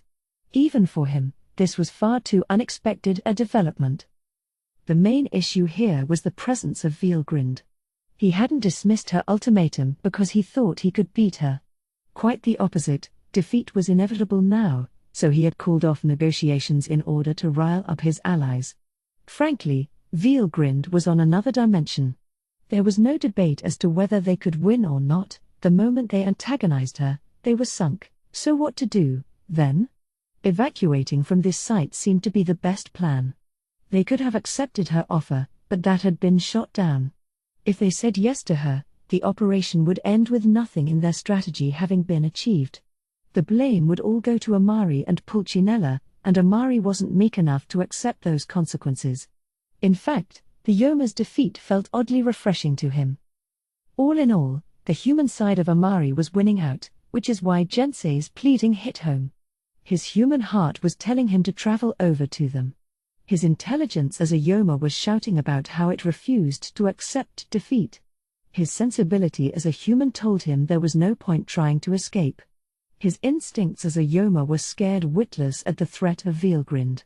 And as all this information fought each other in his mind, Amari felt sorely pained. Yes. The Yoma's greatest weakness is the thinness of their sense of self. If they were at least granted names, that would establish a firm sentience in all of them. But then again, that's exactly why I overcame this Yoma. Yes. I am Masahiko Amari. I could never be a Yoma. But he was suffering in a way only a human being would. Seeing that, Jensei and Minamoto thought they were on the right track. You have to remember, Masahiko. Remember who you swore you loyalty to. Who do you polish your sword skills for? There needs to be a concrete meaning behind your strength, or else it turns into simple violence. You didn't forget that teaching, did you? Amari remembered. His loyalty was to His Majesty the Emperor, and his sword must only be swung to protect the weak. Kondo fought gallantly to the end, Amari, before breathing his last. We looked up to both of you so much, you shone like the sun to us. But now, I guess Kondo died because of the Yoma. Don't tell me you actually want to join hands with them? He couldn't be fully sure it had been the Yoma's fault, but it wasn't a blatant lie, clearly, so he went with it. Amari believed it too, and in his heart, he blazed with the thought that it could never be forgiven. There was the sound of something snapping in his mind, and then Amari stopped thinking and turned his ear toward the pleas of his own heart. Xianhua, meanwhile, was being addressed by the Yoma. It's been a long time. I suppose it's fate that brought us together here. No need for any words between us. Let's do it. With a dauntless smile, Li Jinlong raised his fists. He was a muscular man, making it hard to believe he was in his 50s. If anything, being merged with a Yoma had let him regain some of his youthful vigor. He was more ferociously obsessed with Xianhua than ever. You never give up, do you? How many times do I have to beat you down before you admit defeat? I'll never admit it. Not unless you kill me. I know you were stronger than me, but that's in the past now. I'm going to keep up the challenge until I win. Lee was intent on taking her position as inheritor of the Dragon Fist. He had never fully abandoned that ambition, even as a Yoma. Your tenacity, at least, is second to none. Ha! The winners write the history books, no matter how they win. Then Lee went on a charge, closing the distance between them with his body bent over as if sliding across the floor. His right fist, held in front of him, was like a missile. The energy from every part of his lower body, down to his toes, joined the force propelling his hips, focusing everything into his well-honed fist. Combined with his Yoma power, the resulting force could have blown a normal person to pieces. If Xianhua had taken this blow cleanly, even she would have been down for the count. But instead, like a flitting leaf, she danced her way around the strike, parrying it. And that wasn't all. Her delicate hands became balls of electricity, her left one stopping Lee's advancing fist cold. Grabbing it to take advantage of its force, she spun away while holding her front leg out, ending up behind Lee's back. With a forceful push, she threw him to the floor, then used her free right fist for a smashing blow right at the root of his neck, near the back of his head. It was a captivating, vibrant move. Lee had his fist out, in the middle of a light-speed strike, and he could do nothing but let this happen to him. The pain shot across his body, and with this unguarded blow on a pressure point, not even Lee could escape unscathed. But he was still a Yoma general. The blow had Xianhua's accumulated battle force inside it. Any normal Yoma would have instantly been annihilated, but he still managed to stand up. Phew. That hurt, said Lee. It would have killed any of my men. You always were tough like that, weren't you? Asked Xianhua. Of course. It'd be no fun for you, either, if it ended in one shot. Now we can do it. For real. With a vicious laugh, Lee sneered at Xianhua. Xianhua clicked her tongue. We can do it. You freak. Huh? No. I didn't mean it like that. Lee could be oddly pure of heart like that, but Xianhua went back on the attack, not caring at all. On the undercard of this day of fighting was Billy of the U.S. Secret Service against David Reagan, the Azerian Supreme Southern Fleet Commander. Sir, you are under suspicion of treason against the United States of Azeria. I suggest you consider how you're going to defend yourself in a court of law. Not too lightly, son. I'm no longer even human. Your courts can't touch me. In that case, I am going to bring you into custody. If you resist, I inform you that I have permission to shoot to kill. Don't make me laugh. I've gone beyond all of mankind's limits. That toy would never work on me. David smiled from ear to ear as he boasted. Billy responded by pulling the trigger without a moment's hesitation. It's basic battle tactics, after all, to strike at your enemy while their guard is down. The bullet Billy fired was a special one that contained all his fighting force. He could make one in a day, and it took a week to build up the necessary spiritual force to craft another, so he had only 7 of these bullets total. The Smith & Wesson Model 27 could hold 6 bullets, and every chamber was loaded with these Shorekill specials. Most of all, though, Veilgrind had just finished reworking this revolver into a god-class weapon, greatly enhancing the lethality of each shot. It was more than enough force to penetrate David's protective barriers. Gah! Much to the commander's shock, the first shot went straight through his heart. Veilgrind was one matter, but he'd assumed that nobody else here was a threat, a major blunder. No. What's going on? He could no longer hide his apprehension. Becoming a Yoma had freed him, he thought, from the fear of death. No one can escape illness or pain in their lives, but now that he had evolved, David was exempt from all of that. But Billy's gun clearly had the power to hurt him, and realizing that filled David with terror.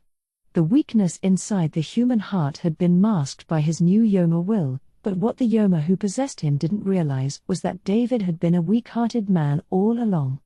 That had made possessing him trivial, but now it was becoming a severe liability. David shot a look to his side. There he saw Li Jinlong struggling against Xianhua. It nearly made him lose his mind. How could something so ridiculous be happening? Are you seeing things differently yet, sir? Billy couldn't help but rile him a little. This was no fight he could normally have won. In situations like this, he knew that if you catch the opponent by surprise, unnerve him, and make him think you have the upper hand, that opens up chances to score the win. He had 6 bullets left, although one needed loading into the empty chamber first, and he knew David wasn't likely to let that happen. He had to take the commander down with the remaining 5 bullets, or else his defeat was set in stone. The thought made him hesitate to unload his entire bullet stock on David at once. Now both sides had the same thought: I need to make the right moves here, or else I'll be the loser. Thus an unexpected stalemate began to unfold. At least one other matchup, however, was much more uneven. Take, for example, the Yoma Delia against a team of 6 warriors. She didn't like it much. Hey! Why am I the only one facing 6 guys at once? She was so frustrated, she said that out loud rather than keep it to herself. Well, it still won't be enough. Get out of here. Go help someone who actually needs it. No. We came here to save you. Bright, leader of the 7 sacred treasures, ignored Delia's pleas. Then put that sword away, Delia shouted, just as she deflected a slash from Bright. An arrow flew through the air, aiming for this opening. Look out. You're as tricky as always, huh? What would you have done if that had hit me? Delia dodged it only because her danger detection skills had seen dramatic improvements. She was complaining to the archer who'd fired at her, but the young man responsible acted like he couldn't care less. Sorry, Delia, but could you just let us catch you? Because you're looking pretty scary to us right now. We're staking our lives on this, too, you know. A woman with a whip was keeping Delia precisely pinned down, as gloomy as she sounded about it. The archer, responding in kind, stepped up his attack. If you're trying to help me, groaned Delia, you could at least act like you want to talk this out. But she was forced to dodge their unrelenting barrage as she spoke. It was 6 against 1, and normally the attackers would have enjoyed the upper hand, but Delia actually had the edge here. If she'd wanted to, in fact, she could have laid waste to these 6 warriors, which would have been a grisly scene. It didn't happen, though, because she didn't want that. Delia, too, was starting to reawaken to her human self. The Yoma's plan had been airtight, but once they started stealing the names of humans, things quickly went haywire. Even if the extraordinary outlier called Veilgrind hadn't stepped onto the scene, it probably would have fallen apart elsewhere soon. Anyone with the right perspective would have seen it clearly enough. The strategic conference room in the Yoma base was in a state of chaos, its occupants doing their best to fight off the intruders. The only ones retaining any sort of composure were Veilgrind, who was attending to Emil's treatment, and Pulcinella the mad priest, who opted to just watch the proceedings with arms crossed. Pulcinella had been lauded as a great, holy man, but at his core, he exemplified evil and was cunning enough to hide it from everyone. Even now, he was accurately gauging events as they unfolded, working out what his best next move was, pure human greed in action. His Yoma conscience had been consumed by his human side long ago, but that didn't mean his assimilation was complete. He'd made absorbing and acquiring power his first priority. The knowledge his possessing Yoma had was put off for later. As long as he got his power, he thought, nothing else really mattered. The knowledge was seeping into his brain anyway, but he couldn't be bothered to try studying it in depth. There were millions and millions of years of memories involved, and even with hastened thought, it took a vast amount of time. Besides, if he absorbed a bunch of unnecessary data, it might end up interfering with his own consciousness. Those were the concerns behind Pulcinella's approach to possession, but it would prove to backfire on him. Why? Because thanks to his lack of study, he had no idea who Veilgrind was at all. And that hole in his knowledge drove him to make a lethal mistake. Instead of working out how to deal with Veilgrind, he put his own greed first. I imagine Masahiko Amari is cunning enough of a man. He must have realized by now that if someone destroys the underworld gate, they can become king of this planet. I pretended not to notice, but it's the only right answer. I know he trusts me. Let's use these invaders to gain the upper hand for myself. Pulcinella's plan was to take advantage of this chaos to break down the underworld gate and kill Amari. That, he thought, would qualify him as king of the world, and he thought this fighting was an excellent chance for him. The Yoma that possessed him had constantly fought on the front lines as one of Cornu's commanders, so it possessed the extra skill life drain. Unlike Luminous's energy drain and Yuki's life stealer, this skill let him capture and use the energy from dead enemies. The amount he could capture was limited to under 10% of his own magicule count, and the skill couldn't be invoked in battle, so it wasn't all that convenient. Still, it guaranteed that the more he fought, the stronger he got, a nice side effect. Pulcinella's greed, however, had enhanced this skill by biblical proportions. The result was the brand new unique skill Fulfiller. If an enemy had been weakened to the point of unconsciousness, he could continually drain it of power until his own body was sufficiently fed. This, again, was hard to invoke during battle, but in a large, confused combat situation like this, it could come in very handy. This conference room, after all, was packed with powerful fighters. Play my cards right, and I could gain double the force. Amari wouldn't even be a challenge to me then. He'll be my assistant from now on, not Cornu's. Nothing but his own desires weighed in Pulcinella's mind. Even Cornu meant little to him. So he kept waiting and watching, working out who to strike at. Xianhua still held a clear advantage over Li, but their battle was closer than he'd assumed at first. They were exhausting each other, but there was still no clear victor. I could take power from the weak, but then the stronger ones would get suspicious of me. Going for Xianhua instead would be perfect. She had been in his sights from the very start. He had been gunning for her since before he'd gone to the Chinese fiefdoms, and now it was all going how he'd planned. He smiled, then, waiting for the moment when Xianhua and Li were locked together, he struck. There were smiles on the faces of Xianhua and Li Jinlong as they exchanged blows. I'm so happy, Xianhua. I'm getting to fight someone I could never hold a candle to before. Their matches would end with a single blow before, but now Li could hold his own against her. It elated him. He'd always looked up to Xianhua, the fighting ring always loved her, elevating her in ways that couldn't merely be attributable to genius. Still, the experience gave Li mixed feelings. He felt he would have inherited the Dragon Fist style if Xianhua wasn't around, but when he first saw the young Xianhua's talents, he was filled with a desire to see just how far this little girl would go. Perhaps that was the moment when he'd first accepted defeat. It doesn't mean anything if you borrow someone else's force instead of building your own. Like you know how it works. As long as I can surpass you, that's all that matters. Oh, I do know. I'm not fighting with just my own power, either. What? Only the inheritor of the style knows this, but it's no secret or anything, so I'll tell you. The Hunpo I have inherited contains all the knowledge and experience of past generations of my style's masters. I have taken all of it on, so I'm naturally going to be more powerful than the one I succeeded. The dream of our founder, after all, was to be strongest in the world.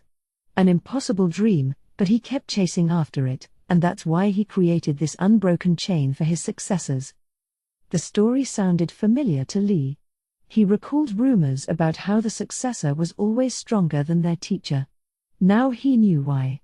But even more surprisingly, Xianhua's power really wasn't just her own, but something supported by untold generations of martial arts giants before her. So you're using the power of others too? That's right. That's why I can't lose to you. Human beings are capable of forging new paths with the accumulated knowledge of those who came before them. The ideals of Dragon Fist worked the same way.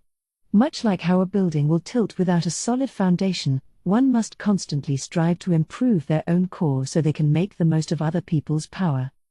Are you saying I didn't train enough? Yes. If you can't use the power you were gifted with, it'll all go to waste. NNGH. It was humiliating, But Lee realized it was the truth. In power alone, he outclassed her, and yet here he was on the ropes. There was no making excuses for that. He could feel his high spirits deflating, but even so, this was fun for him. He had no advantage at all in this battle, but he had a vague idea that victory was within his grasp. This exchange of lethal blows, something neither side would emerge from quite the same as before, made Lee's blood soar. His Yoma side was trying to hold him back, but he had no interest in listening. More. I'll be stronger, and I will win. Any remaining inferiority complex towards Xianhua was gone now, as his lust for victory rose within him. His Yoma side lent him more power in response, a sign that the full assimilation was almost complete.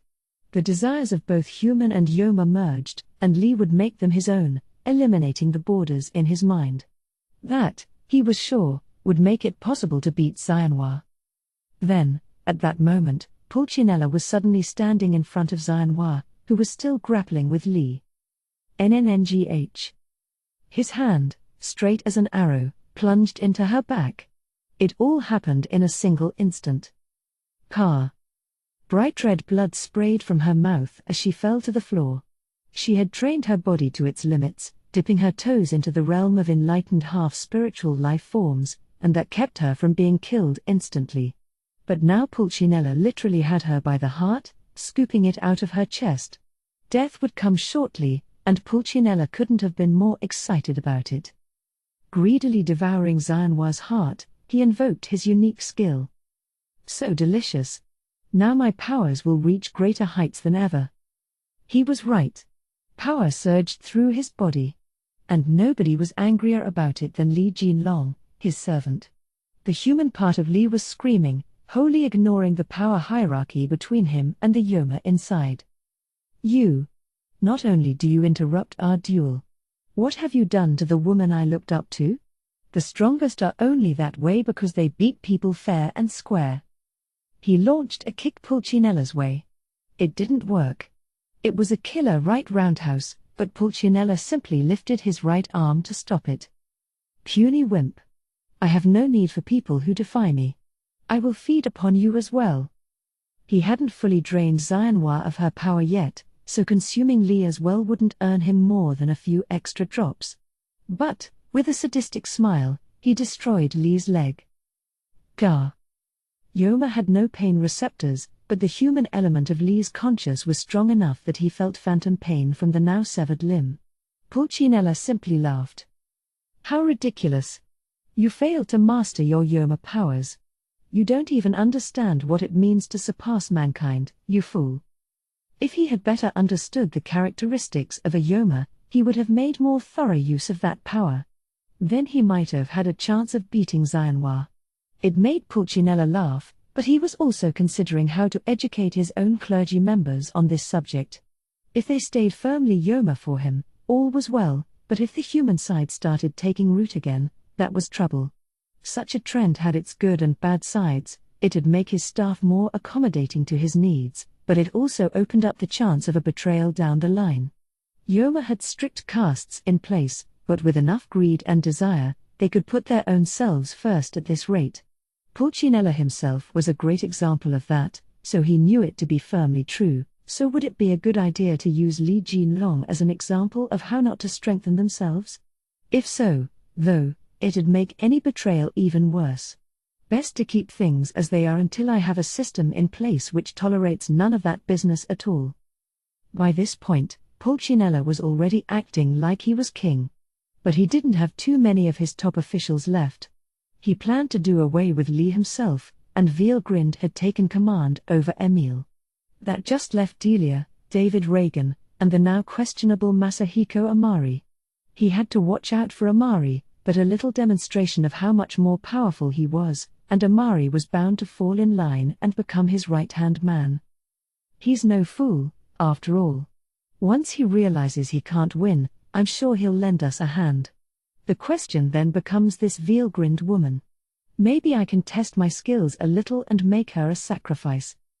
Pulcinella was painting a fairly rosy picture for his own future, as unlikely as it was to come true. But he banished the happy fantasy in an instant and raised his fist to land the final blow on Lee. An evil aura surrounded it as it came whirling down toward Lee's head. Move. The moment he heard that word, an unimaginably intense pain racked Pulcinella's body. It made him roll around on the floor, but Lee wasn't laughing. I can't have you die here, Xianhua. That would spell the end of Long's dream. Veal grinned, as always, was putting her own priorities ahead of everyone else's. It was the most incredibly absurd thing to tell someone who was on death's door. Xianhua saw fit to protest a little. But I.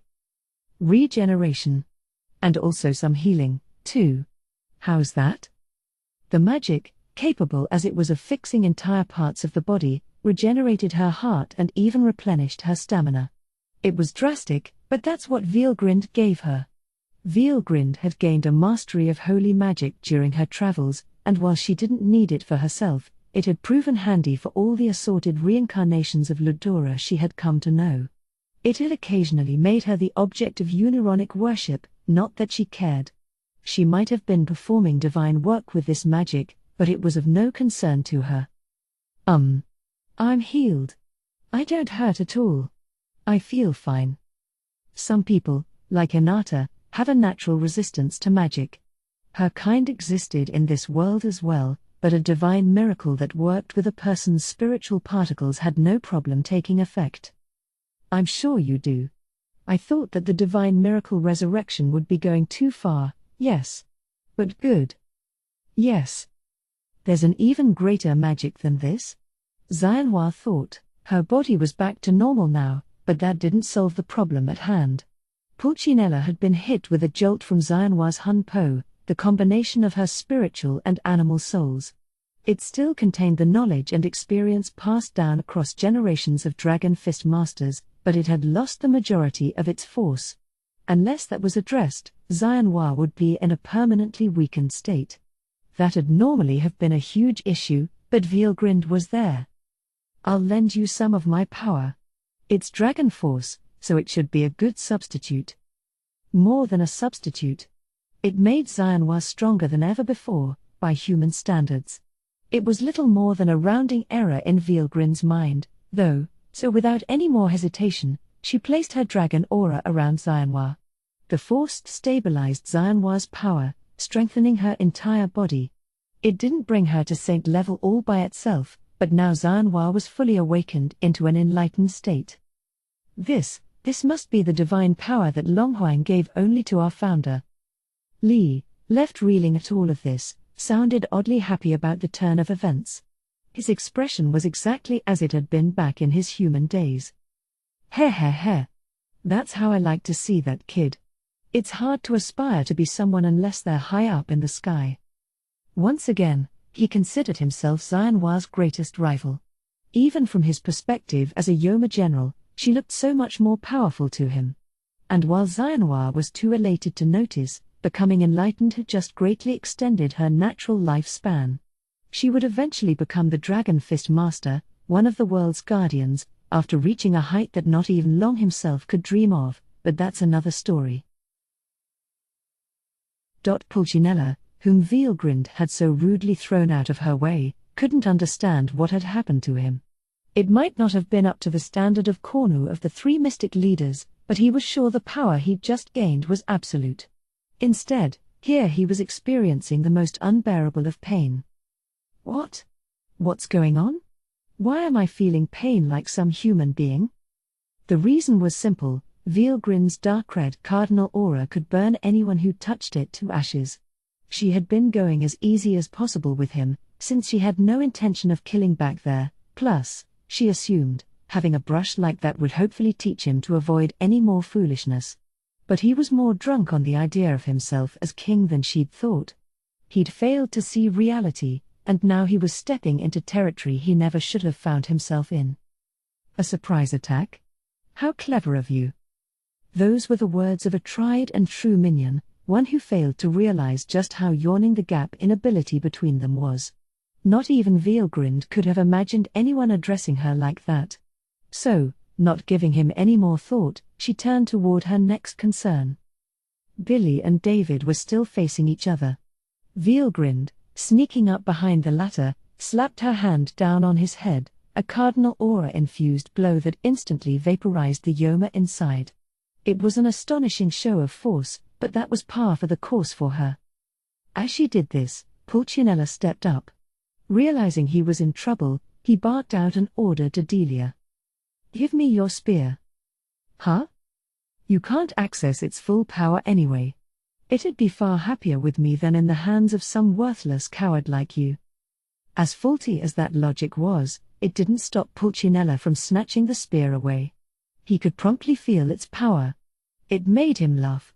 Now, for certain, he could end the day victorious. Delia was thrown to the ground. Her former teammates ran up to her. "You all right?" Wright asked, speaking for the entire team. Delia, hearing this, let a tear fall down her cheek. "Don't be stupid. I'm not human. I'm a Yoma who invaded this world." "But you're crying. Those tears are all the evidence we need to know you're still human." "Bright. Besides, you still have all your memories, yes? Just chase that Yoma out of there. Come on. You're too brazen a woman to let a Yoma beat you." There, at that moment, Delia could clearly hear something shattering in her heart. "Hold on, Katerina, you better apologize before you keep that cheerleader act up." "What do you mean, I'm brazen?" "Oh, I'll stand by that," a tearful Katerina replied as she held Delia. "You're too brazen to go down this easy. That much I believe." The rest of the 7 sacred treasures joined her. There was no need for any more words. Seeing her friends shout for joy, one after the other, Delia smiled from the bottom of her heart.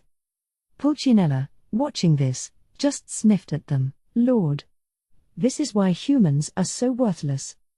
David, too, had regained his sanity thanks to Veelgrind.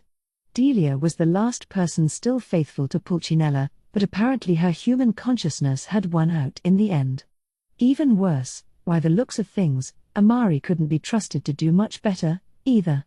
His human side seemed to have the upper hand now, and Pulcinella doubted Amari'd be fighting alongside him. Nonetheless, he didn't see any problems. He was still powerful, and he had just gained one of the world's most powerful weapons. This spear. It truly is a god-class menace. It's not even trying to recognize me as its master, but it's still strong enough for me. I can easily use this to take care of this annoying Veelgrind woman. He was endlessly optimistic, if nothing else. But it was simply hopeless, how little he knew his place. Even in his mind, however, there were alarm bells ringing. Now he was poring over the knowledge that the vanished Yoma had given him, searching for something related to Veelgrind. If he could examine it closely enough. "I suppose I can only rely on myself now. Very well. I will simply take care of you personally." "I'm sorry, are you referring to me? You truly are a foolish woman. Who else would I be, ref? HRRGNNGH?" He'd openly demonstrated his intent to kill. That was ill-advised. Veelgrind had let him go this long because she just wasn't interested in him, but now she recognized him as an enemy. Despite it all, Veelgrind had still tried not to kill him with the shot she'd just landed, knowing there was a chance he could come back from his Yoma self. The problem with Pulcinella was that he had done little more than take over the will of his Yoma, the core of it was still there. The blow she'd just given Pulcinella had shattered that core for good. "Well," she said, beaming, "that's the end of my job. It looks like that man over there won against the Yoma himself, so that means nobody's possessed any longer." Before all of this began, there had been 6 mystic leaders in this conference hall. David and Emil had had their Yoma powers plucked out by Veelgrind, making them regular human beings again. Amari, Lee, and Delia had overcome their Yoma without external aid. Their mystic powers were still there, but that wasn't any problem in Veelgrind's eyes. Finally, Pulcinella had just had his Yoma core destroyed, which likely meant those powers were gone, but something wasn't quite right with him. Heh. Well, thank you. Thank you very much. Now the hateful seal that was blocking my powers has been removed. He had fully taken in his Yoma powers now. They were starting to externally transform him. His skin turned a shade of light blue, his eyes glowing red, and unlike the other low-level mystics, he was even growing wings like an angel. The gear his Yoma possessed had transformed into the holy robes he wore. This garment was untold numbers of years old, making it among the best the legend class could offer. The spear he took from Delia had transformed as well, into a karkara, a staff crowned by a set of metal rings. The weapon had accepted Pulcinella as its owner, and while he lacked the magicules to fully unleash its powers, he felt like his magical energy had been doubled. Now Pulcinella felt like he was at the very peak of his life. But his foolish arrogance had grown with his strength. Now he truly felt like nobody could stop him. It almost offended Veilgrind. Is he really that much of an idiot? She thought, but she decided to let him be. Being an absolute font of strength, she saw no need to panic. Pulcinella, not realizing this, began to laugh loudly. This feels so comfortable. With this power, perhaps I could best Lord Cornu himself. That was how omnipotent he felt at the moment. His powers had, in fact, risen to the level of an awakened demon lord, and he felt like he had surpassed all limits placed on him before now. But he was measuring these achievements using a very tiny yardstick indeed. Forget it. He's at least 10 times more powerful. It wouldn't even be close. He was making such a stupid mistake. Veilgrind couldn't help but interject. Pulcinella, the target of this derision, was enraged.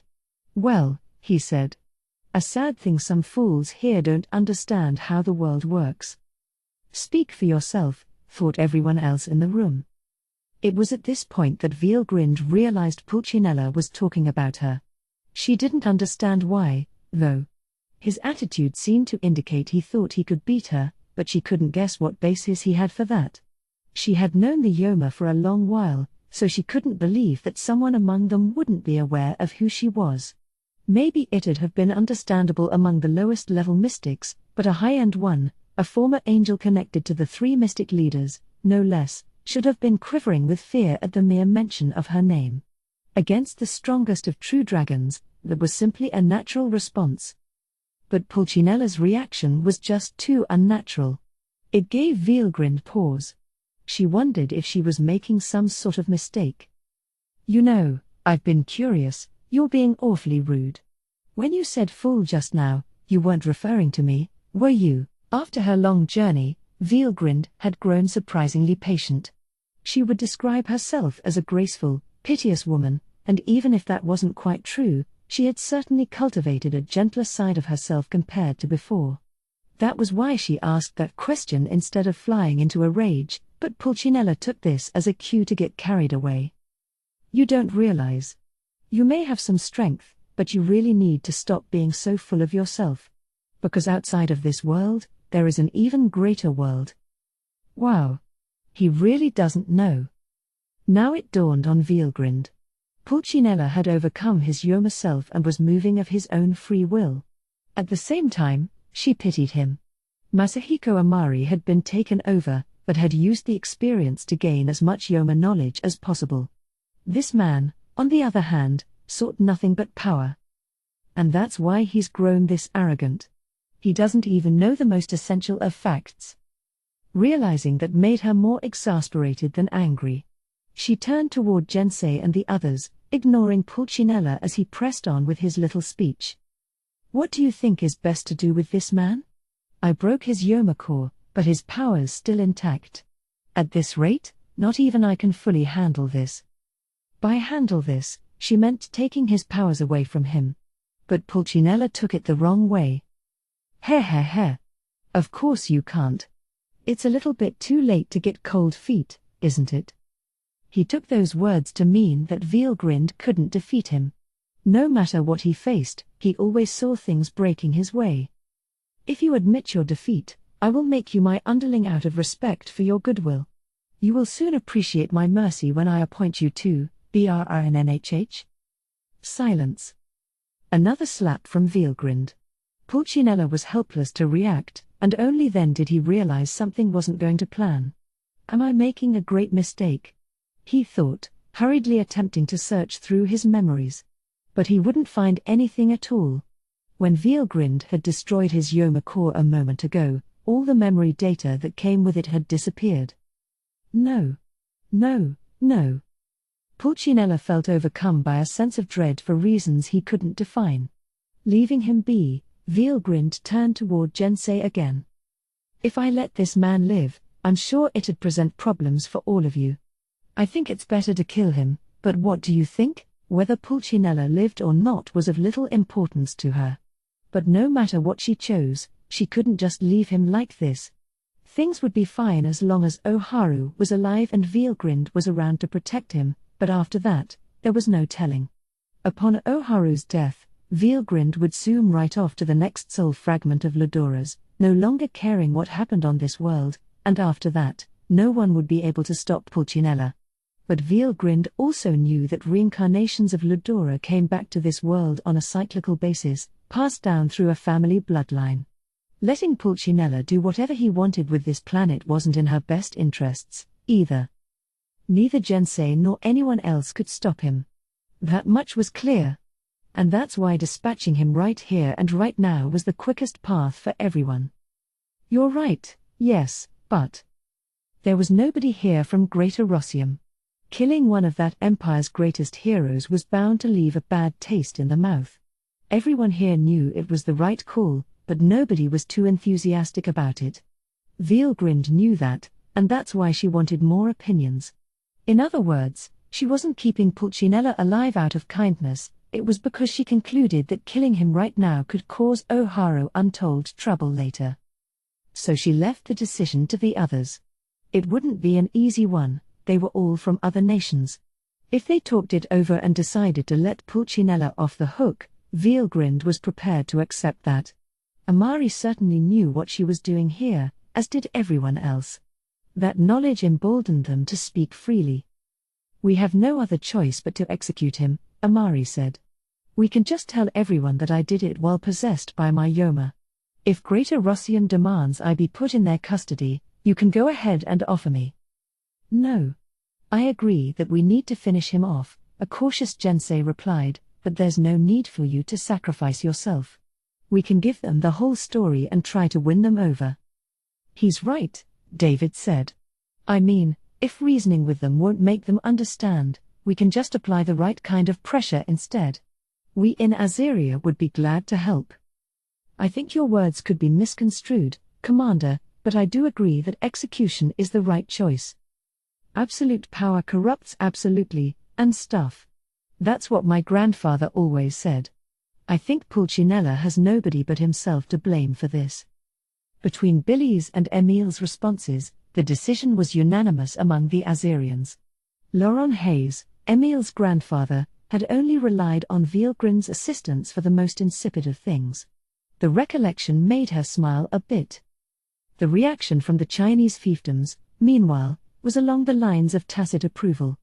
They had been invaded by Greater Rossium, there was little love lost between them, and so they politely refrained from commenting in depth. The Arsians, on the other hand, were thirsty for blood. We can make up any kind of story we want afterward. Let's kill him. Yeah. That bastard pushed Delia down, stole her weapon. I wish I could tear him apart with my own hands. I can't say I blame you. I have no reason to be against it, no. Same. Given how one of their own had been hurt, they certainly weren't holding back their emotions. Hearing all this, Pulcinella realized just how dear the situation was. At this rate, this woman Veilgrind may just kill me. Before she can. He tried to find a way out, secretly concentrating his full mind and body on this one goal. Then, noticing Veilgrind had her back turned, he attempted a surprise attack. Any pride he had as a man of the cloth was gone, the laws of chivalry didn't matter on the brink of death. You're going to die. Behold the might of my full-bore strike. This was the divine dispelling light of destruction, a secret, forbidden spiritualist skill that used divine blessings to destroy evil and its servants. His Yoma power was added to this, creating a flow of energy more massive than anything this world had ever measured. The shock waves alone caused tremendous damage. The earth shook, the very air seemed to grate against itself. The base that had been remade into the Yoma headquarters began to collapse, unable to take the strain. It was impervious to airstrikes and could even serve as a nuclear fallout shelter, but not even that was enough. The empty space between Pulcinella and Vielgrind was buried in less than a second. Such was the instantaneous effect of the damage, something clear to anyone that could see it. I won. No life form exists that could withstand this force. And now I am the ruler of this world, huh? As Pulcinella attempted to gloat over his victory, he saw it, the energy force, now shaped like a spear, cleanly inserted into Vielgrind's unguarded back. But she wasn't hurt. It hadn't worked. It couldn't have. He was fighting Vielgrind, after all. A quantity of energy large enough to destroy this entire continent had been neutralized and dissipated in a single instant. "Can you wait quietly until we reach a conclusion, please?" she said, as if nothing had happened.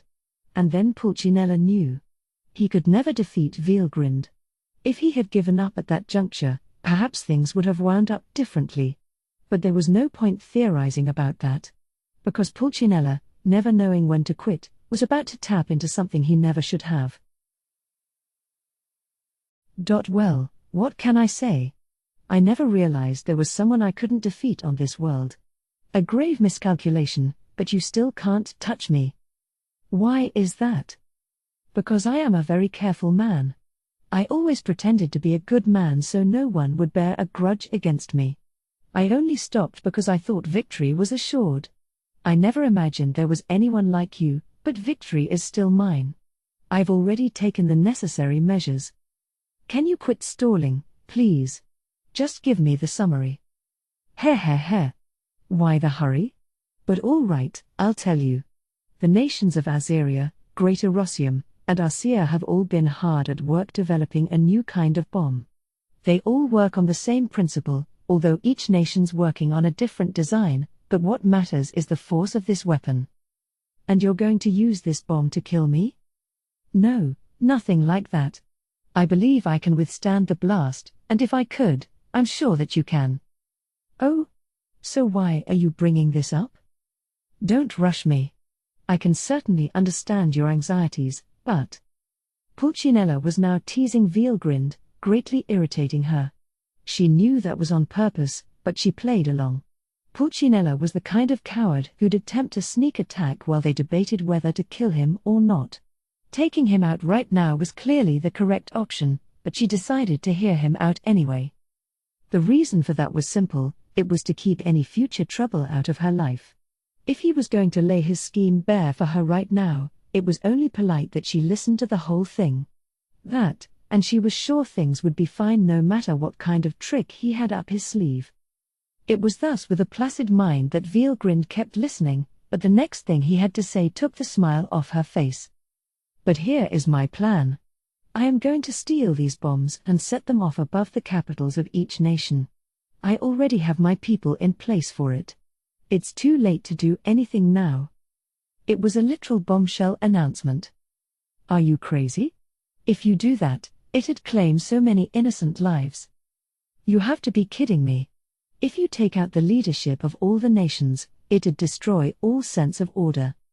The Yoma's basic plan was to raise the human race to serve as their bodies, not destroy them. What are you even thinking?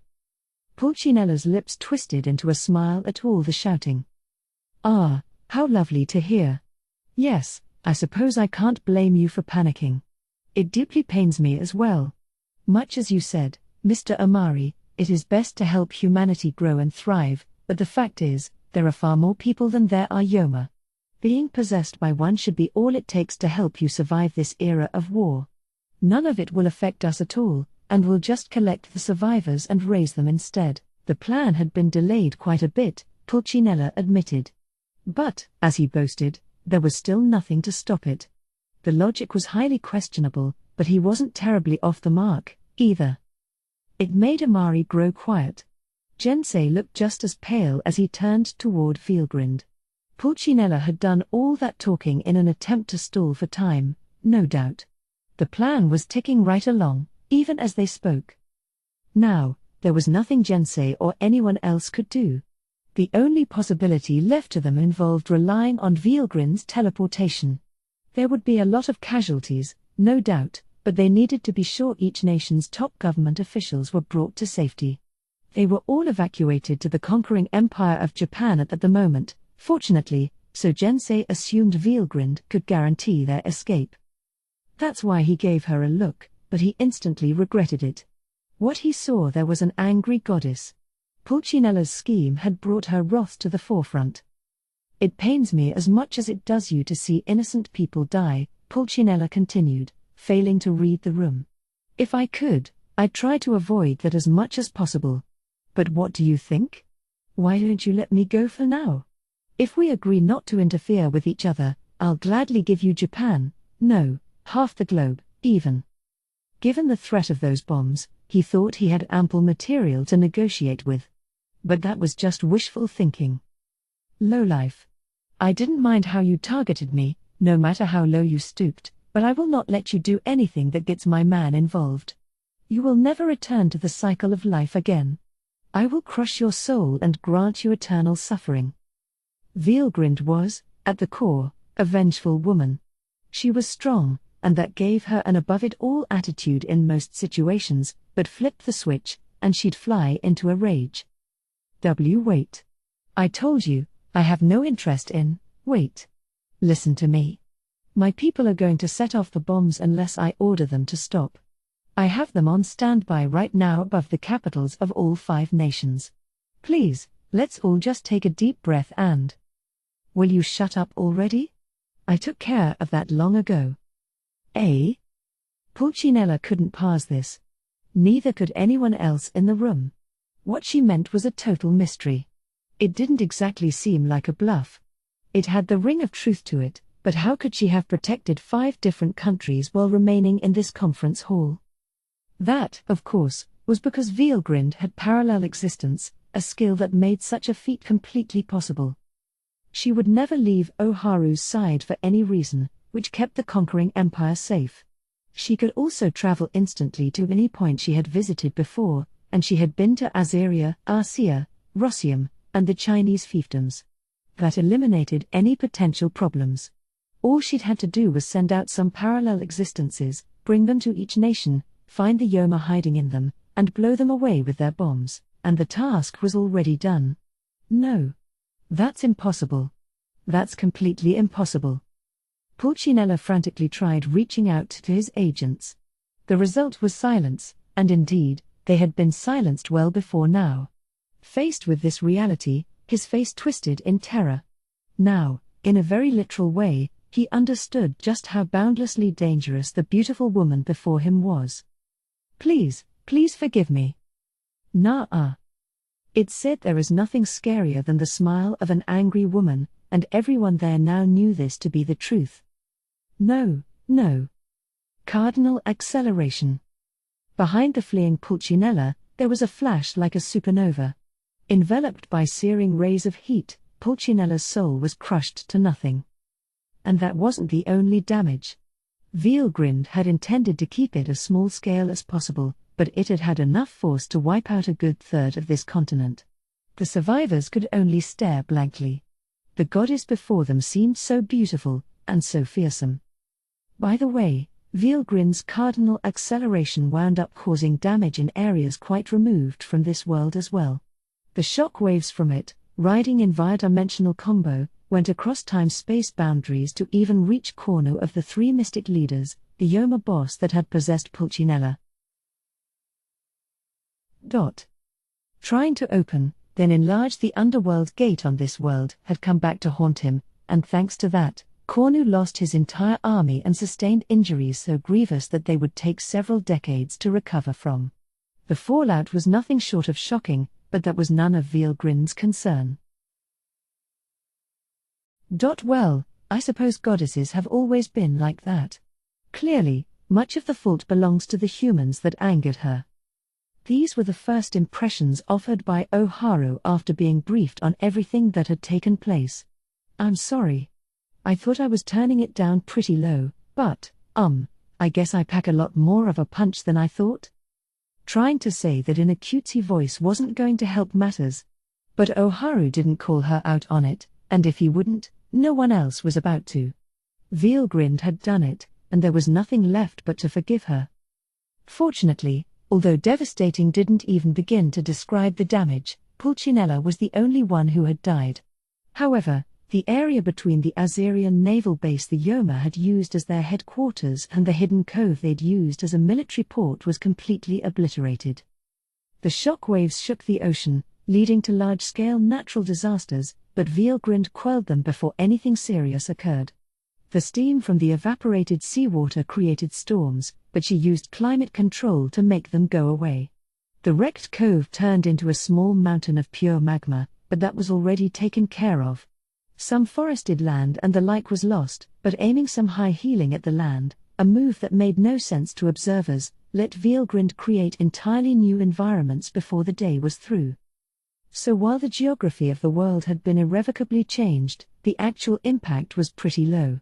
That was the ultimate conclusion people reached, and that marked the end of the Yoma's invasion, all solved with the help of one moody goddess. A few years passed. Veilgrind never intervened in human history again. Oharu didn't want her to.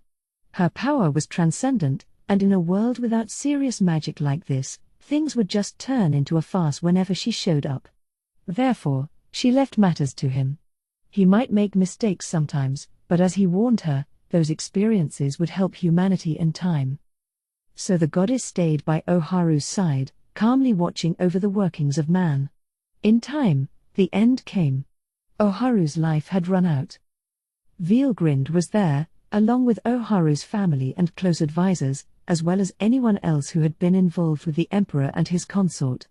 The sleeping Oharu awoke to find himself surrounded by them. I am happy. I have been blessed with the honor of being loved by a goddess, and I have enjoyed the peace that brought me.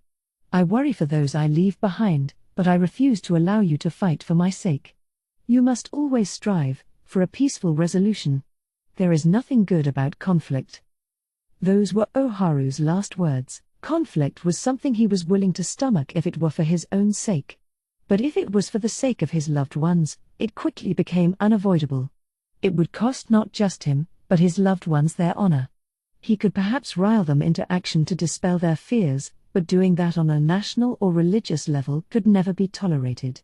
Saying you were fighting for the sake of someone besides yourself sounded nice, but all that did was shunt responsibility onto the other party. Oharu was trying to say that each one of them, individually, had to bear responsibility for what they did. After experiencing an era racked by vast sea changes, Oharu held a dream that he could pursue a world without conflict. He didn't know how to make it come true, but he constantly thought over potential solutions. He had a responsibility, and he was sticking to it. He never stopped trying to understand the other side's perspective, and he used that understanding to reach common ground through talking. With those two pieces of advice, Oharu breathed his last. His expression was a picture of serenity. His death was no doubt a painless one. You worked so hard. I'm very proud of you. Veilgrind reached out to caress the late Oharu's face. Then his body began to glow. The light compressed itself into a small, crystalline form, the shining soul fragment. Veilgrind held it tightly against her chest, then shed a tear filled with equal parts love and heartrending pain. Now that Oharu, the reincarnation of Ludora, had passed on, Veilgrind had no further reason to stay. I'm off. Good luck to you all.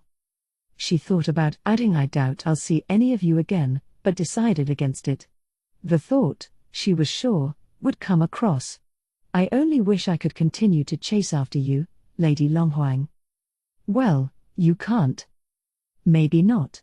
But I'd prefer to hold on to hope instead of giving up here. Yeah. I suppose I've visited this planet several times over the years, after all. There's no such thing as an absolute. Keep up the good work, okay? Yes. Xianhua looked energized. Several onlookers had the same dream. They were charmed, they couldn't not be charmed by the divinity of the living goddess before them, and they held hope in their hearts that someday, they would run into Veilgrind the way Xianhua had. May we meet again, someday. Masahiko Amari's parting words represented the thoughts of everybody on hand. Veilgrind flashed a soft smile. There was no telling what was on her mind, but the smile immediately captivated everyone who saw it. "Yes," she said, enjoying the moment. "Someday." And then she flew off. Several decades passed after Veilgrind's departure. Humanity was at peace once again. Some nations had nursed aspirations of domination, but the whole Yoma affair had nipped all that in the bud. The lesson would doubtlessly be retained for at least a few generations to come, and no major wars were likely to erupt before then. George Hayes returned to his role as president of Azeria, serving out his term and then retiring to support his son. Emil wound up establishing an entertainment agency, hoping to make this world struggling under war and famine just a little bit brighter. For Emil, whose genes had come from one of the world's genius-level swindlers, it was work he was born for, and he really did make the world brighter, bit by bit. And Masahiko Amari supported him the whole way. Amari left the army soon after the peace treaties were signed. He'd asked for permission to resign in order to take on responsibility for the whole war, and Oharu, who had still been alive back then, had granted it. He had been freed from his responsibilities in the conquering empire, except for a certain secret mission Oharu gave him. Soon, he was working with Emil, helping him out with financial support and using his bottomless personal connections to help the agency grow into one of the big names of the industry in just a few years. Rumors went around that the agency used all manner of underhanded tactics to achieve its success. Amari had several mafia outfits working under him, forcing him to stay out of the public eye for much of his life. But he and Emil remained close, with Emil calling on him for help whenever a problem occurred. In time, the agency Emil founded grew to the point where it was one of the largest, most well-known companies in Azeria and across the world. And there was actually a very fascinating rumor about the company. One of the biggest stars in Emil's stable was a beauty by the name of Longhua. She was active in show business for several years before retiring, only to stage a comeback after a few more years had passed. This was, of course, another person taking on Longhua's stage name, but nobody knew exactly who she was in real life, and this became a pretty famous story in the entertainment industry. However, one rumor had it that Longhua's real name was Xianhua, and, weirdly enough, that every other performer who performed as Longhua also had that same real name. It was like something out of a fairy tale. There was no way all of them could be the same person, but seeing her perform, one couldn't help but wonder, and so the fan theories continued. These rumors were little more than tabloid fodder, but it went without saying that every Longhua really was the same person. Thanks to having taken in Veilgrind's aura, Xianhua had gained de facto eternal youth. That made it hard for her to keep participating in human society without raising eyebrows, so she relied on Amari for help. And it wasn't just her, either. Those who had overcome the Yoma possession by themselves, like Li Jinlong and Delia, had absorbed their Yoma powers and reached the enlightened level. They were far from alone. Out of the rank-and-file soldiers and officers who'd found themselves involuntarily possessed, the great majority had been released from their Yoma prisons by Veilgrind. But some of them became enlightened as well, and all of them were being managed by Amari.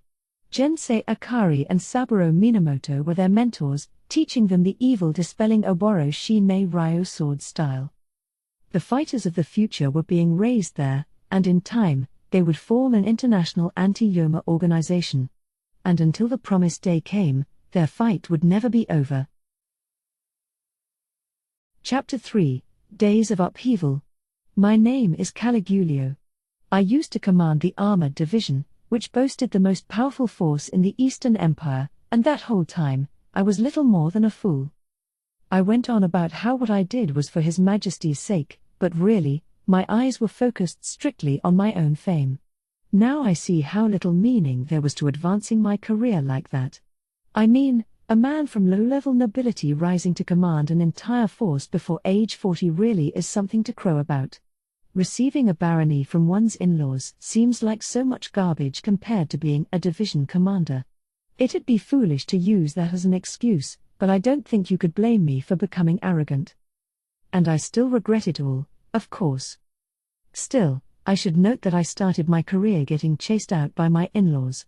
I was born into a knight captaincy, my family having selected me to marry a baron's daughter from the main family.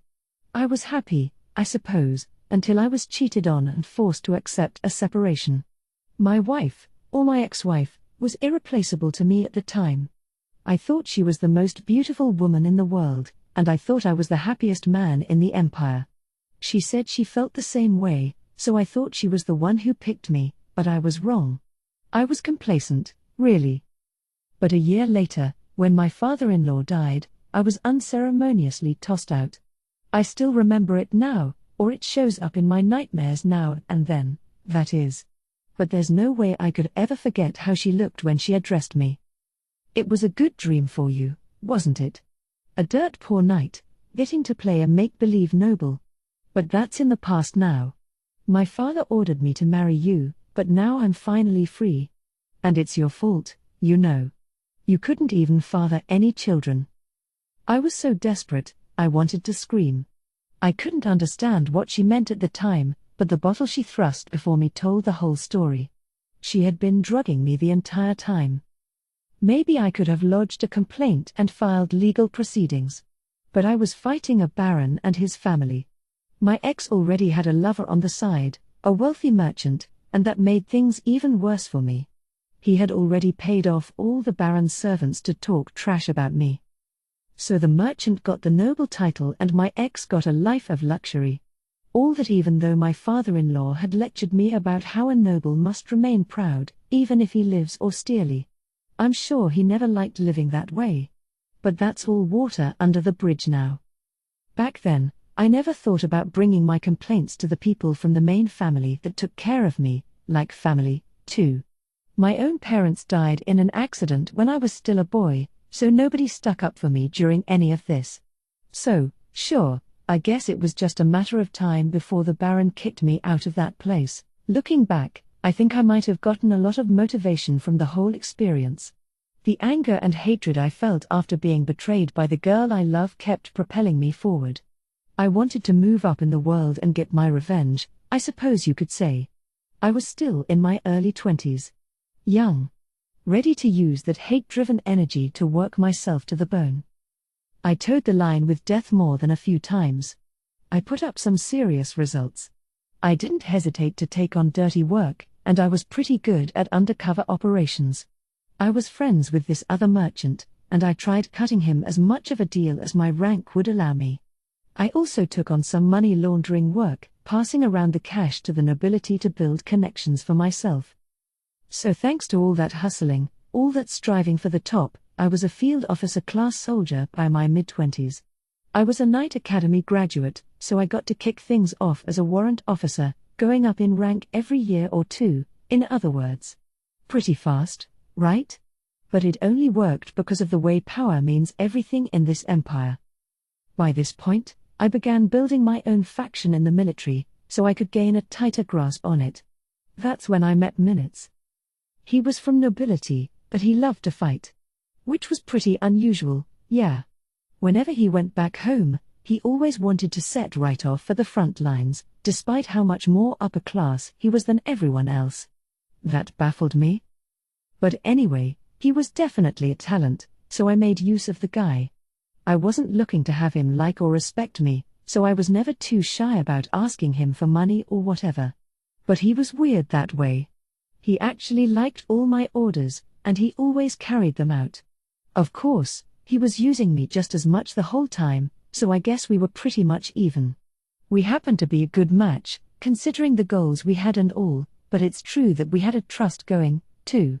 As long as I kept hunting for promotions, I always needed to seek out new battlefields, and as battle-crazy as he was, I was sure Minutes would take any order I gave him, as long as he could keep using his connection to me to see some action.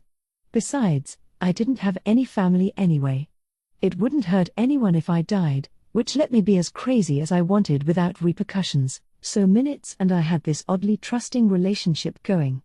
Then Kanzis came along. He was famous for being a thorn in the army's side for a while, but all that mattered to me was how useful he was. On that front, he passed with flying colors, And I suppose Kanzi saw me that way as well. He started taking a liking to me, too, probably because of how I'd say yes to pretty much any military op. He was known for his overwhelming strength, but his rep in the military was in the toilet. He'd defy orders all the time, sometimes going berserk during battle. He was transferred into my command because of how hard he was to handle, I guess, but to me he was a godsend. Minutes, Kanzis. I used them as much as I possibly could.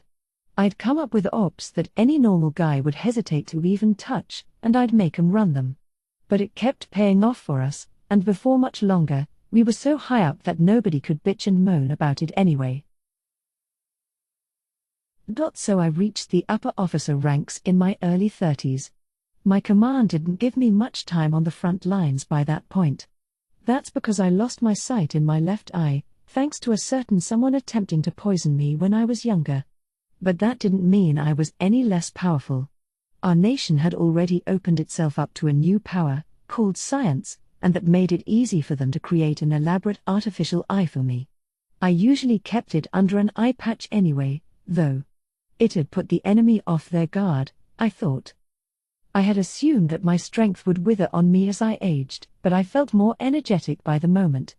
I looked about my age on the outside, but internally, I was just brimming with stamina. It was like I was constantly in the prime of my life, nothing scared me at all.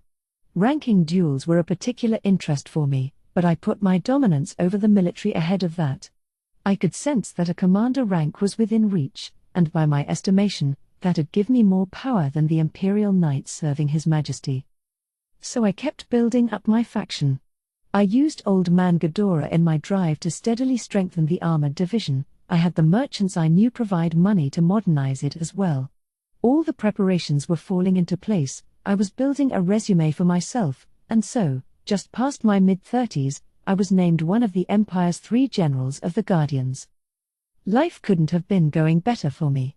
And I guess that's why, in between my duties, I began to think a bit, like, what's that Baron family who kicked me out doing right now? After I had someone look into it, though, I was thrown into distress. None of it was my fault, but, why? Well, it was obvious. At the time, I had obtained enough power to crush them all several times over. My banishment from their house was a pretty famous story, so it turns out that the military under me had taken action without me telling them to. Not that they directly knocked on their door or whatever. They just gave a careful word or two to our business relations, like don't tell me you're still dealing with the people who did that to our commander and stuff. I'm sure the big-name merchants who were told that had no choice but to defer to my will. I was on the fast track to the upper echelon of the army, after all. Besides, unlike in the West, the imperial economy didn't really allow for free trade to start with. On paper, only the nobility or military were allowed to conduct merchant activity. Nobles had the right to name merchants to serve as their employees and conduct business in their name. These merchants could then earn a salary through the profits they earned in business. That, I'm sure, is why the man who took my wife wanted a noble title so badly.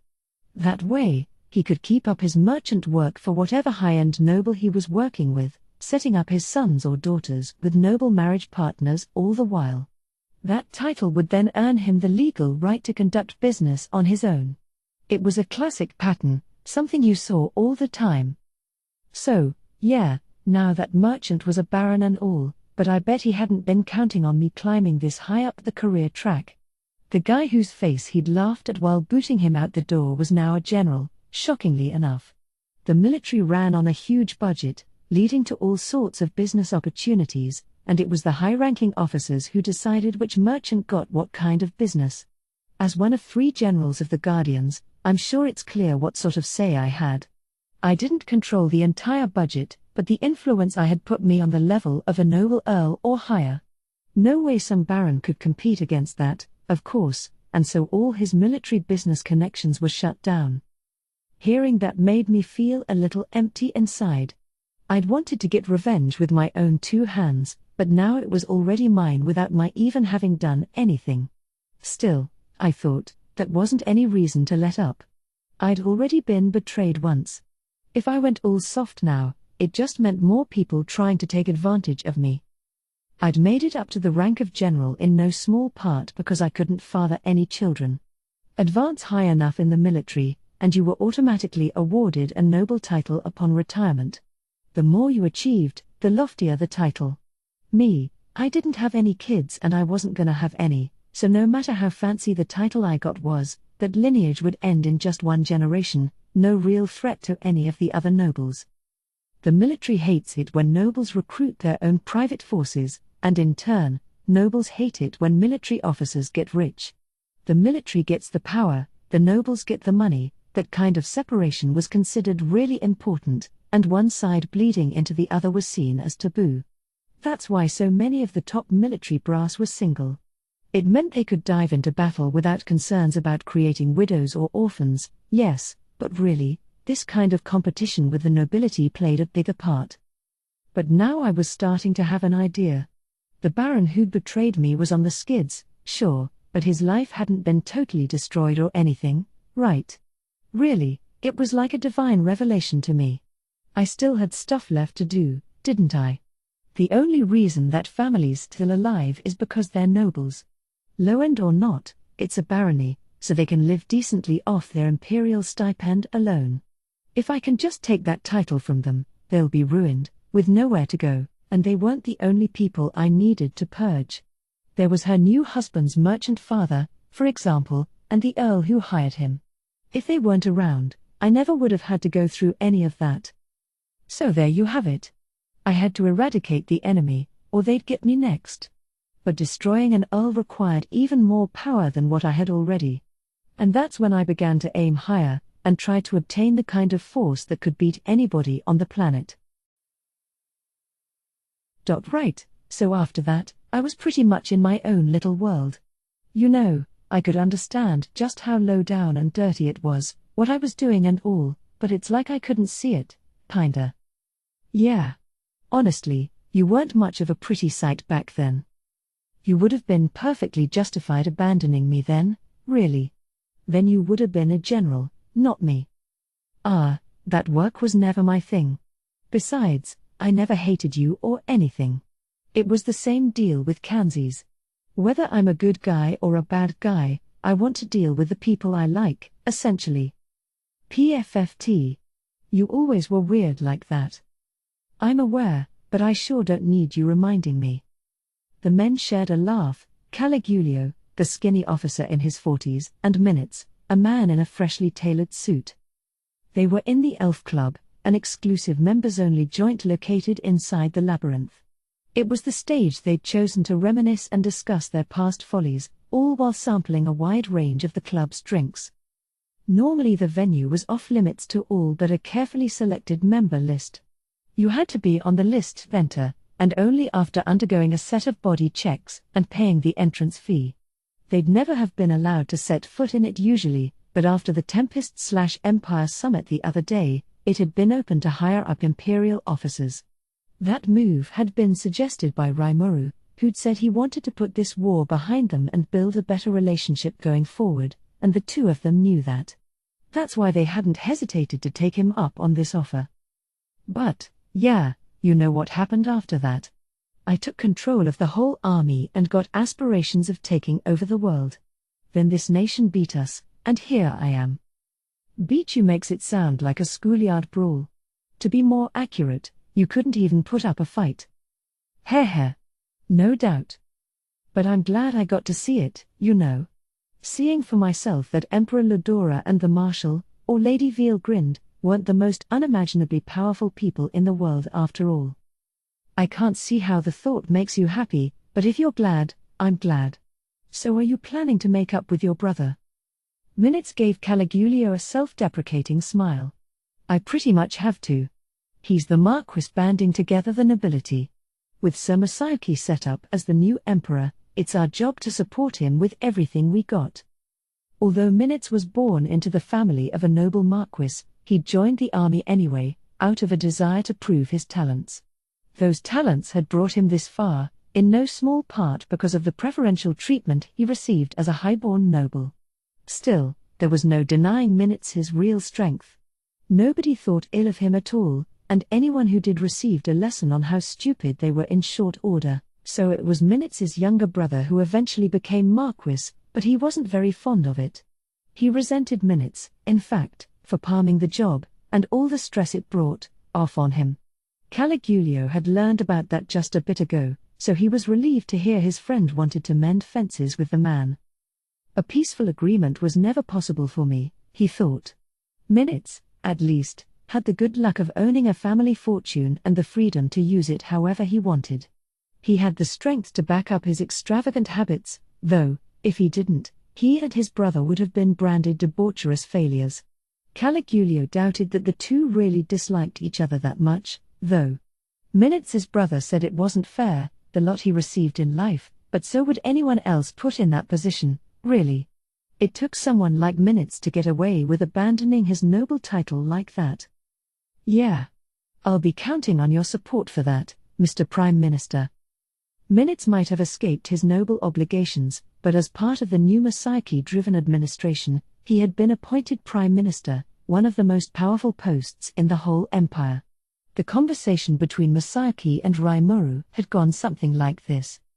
Why, we were in that big meeting and all, and I didn't want to rock the boat, but the more I think about it, there's just totally no way I could be an emperor. I've never even studied politics before, and, well, okay, I did in high school and stuff, but that was just, like, skimming the textbook for the stuff I needed in the test. Ha ha ha. No flaking out on that now. No? Of course not. You see how I'm muddling through this well enough. You can grow into the role just fine. You're being way too optimistic, Rimuru. Seriously, quit joking around with me like this. Ha ha ha. You'll be fine, you'll be fine. Everyone will help you out, too. You've got the biggest not my problem look on your face right now. I can tell. That, and I bet you're glad you have another friendly monarch you can schmooze with. No. Besides, like I said, you got a lot of people you can lean on, don't you? Like Minutes over there. I think he'd be pretty reliable.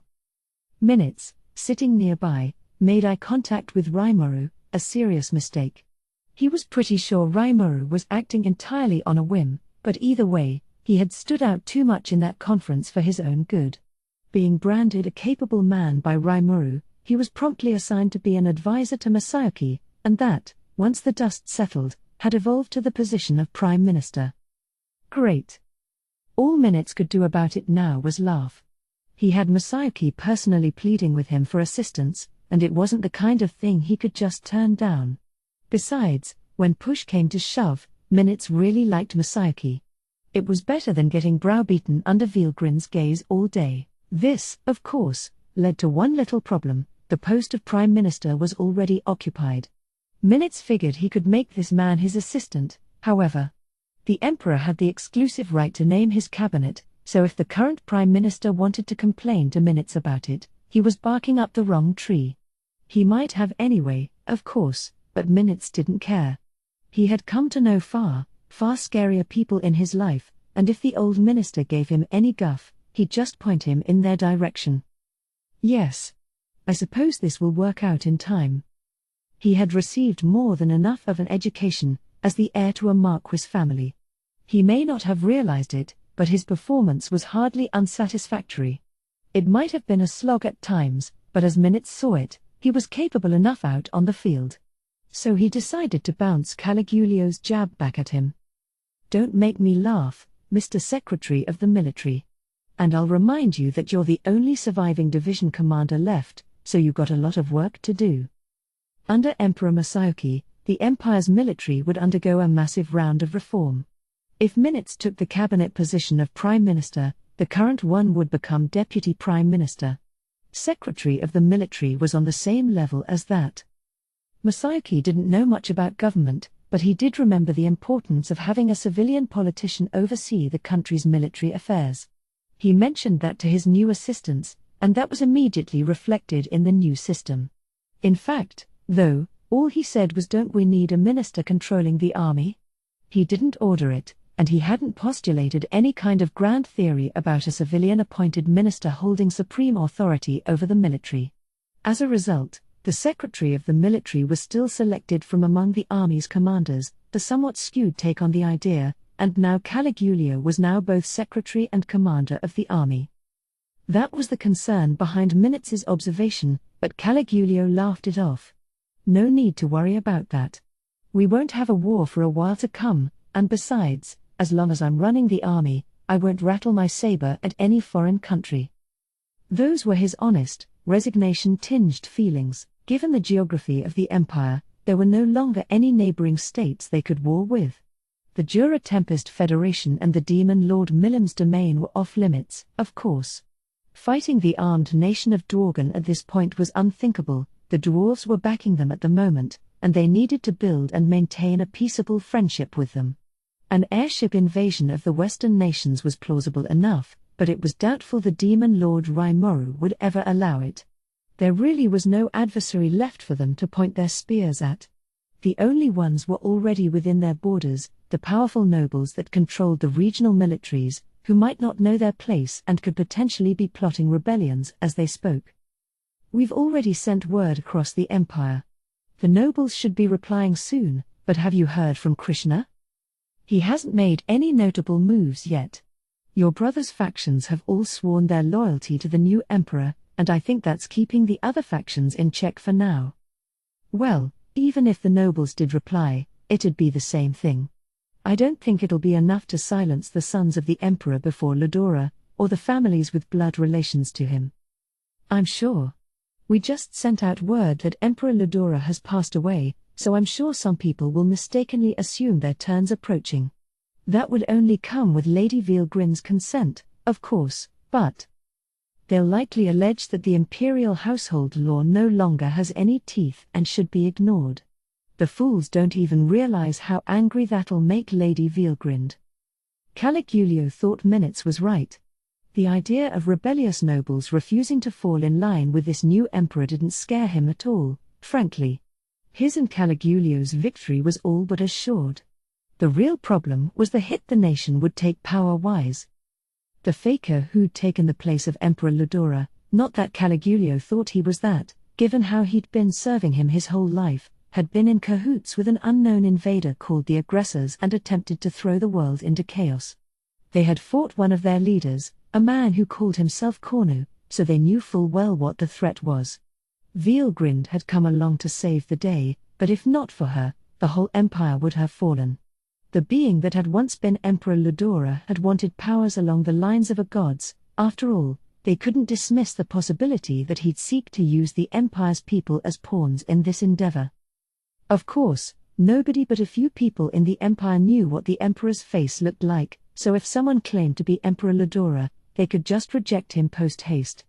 The enemy wasn't likely to try something sneaky like that, after all. The Ledora that Caligula knew was never one to open diplomatic talks with his enemies. Now is certainly no time for the nation to be fighting amongst itself. No, it is not.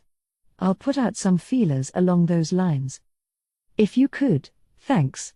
I want to gather up the remaining Imperial Knights and reorganize the Imperial Guardian Force at once.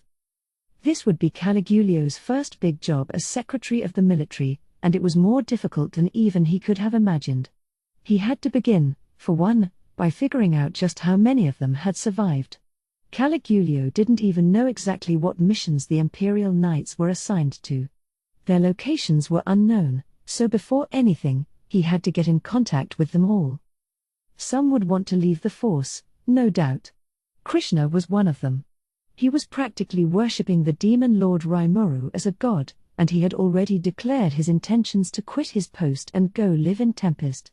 Caligula had asked him to remain in service until things calmed down. He was too good of a man to lose, but he seemed ready to defy that order the moment he had a chance. It was a Dalman who ultimately stepped in. It's important, he advised Krishna, to clean up your own messes. If you leave while the empire is still in a state of chaos, I'm sure it would sadden Sir Rymoru as well. Yes, Krishna shouted back. That was an extremely convincing argument, Sir Adalman. The only thought on my mind was that I have been saved, but I need to bring Sir Rymoru's mercy to the ears of all the Empire's innocent citizens. That wasn't exactly the reaction Caligulio had expected, but Krishna was back at his post and hard at work, so he left it at that. No point dwelling on the details. But Krishna was far from the only officer looking for a change of career. A hefty percentage of the Empire's soldiers were starting to voice a desire to remain in Tempest. Caligulio understood their feelings, and he didn't want to force anyone to come back, but any further defections could affect the Empire's future ability to fight, so clearly they needed to ponder this issue a little. A large number of people had died in this war. They'd had it coming, more or less, and it wasn't a problem worth rehashing, but that didn't mean they could simply ignore this problem. The only single digits still alive, for one, were Bernie and Jiwoo, just 2 in all. They would be directly answerable to Masayuki from here on, serving as his bodyguards. Veilgrind would have been more than enough on that front, perhaps, but they'd doubtlessly be helpful as advisors or go-to contacts for smaller missions, so Masayuki's request had been approved. Caligulio saw fit to take advantage of all this to reorganize how the Imperial Guardians were set up.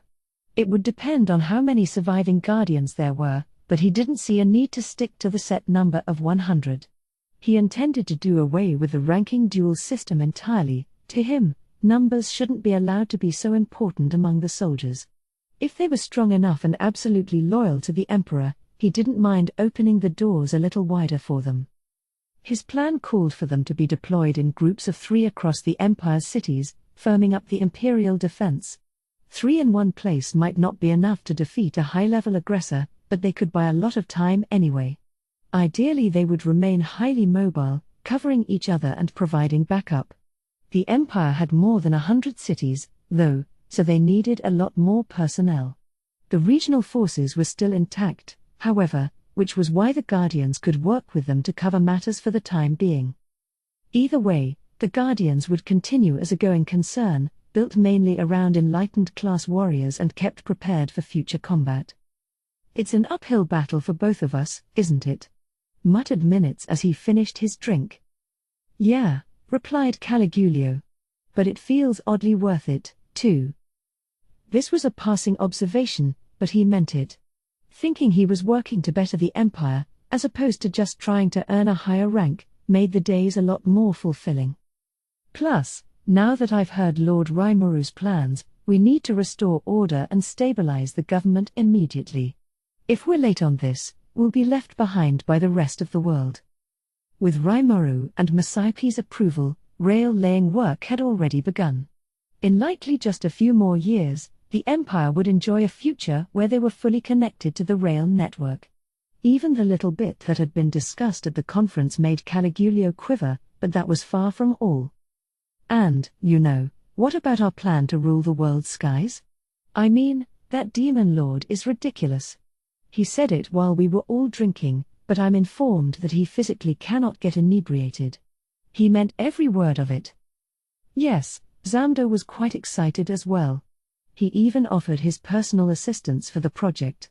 He's really more an engineer than a soldier, though, so I'm sure that's where his interests lie. "So we'll have these major trains connecting every nation on the surface, and then we'll begin mass-producing our airships and build a stable market for them. It's a scary thing for someone like him to come up with, but I think we can make it happen. After all, the only reparations he sought after the war's end were the rights to our airspace. He didn't ask for anything else. In fact, he's helping us rebuild. How could we ever turn him down, indeed? His Majesty Masayuki gave the go-ahead as well, so that's not a problem, either. It's what happens in the future that matters the most."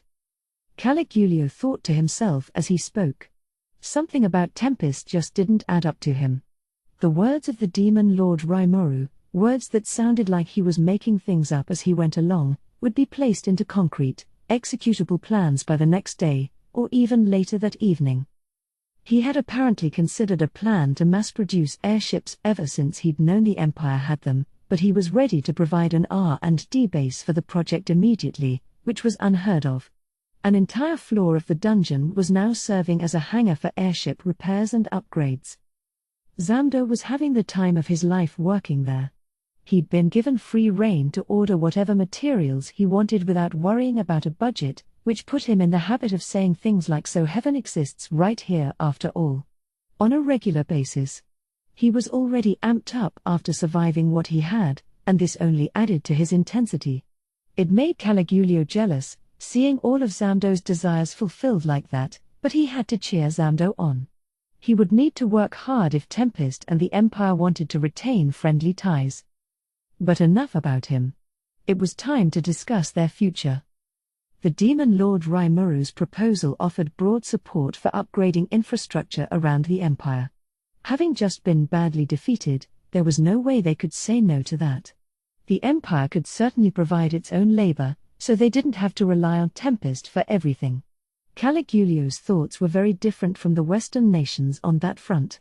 As long as he wasn't clouded by his own desire, he was capable of intelligent, impartial decisions.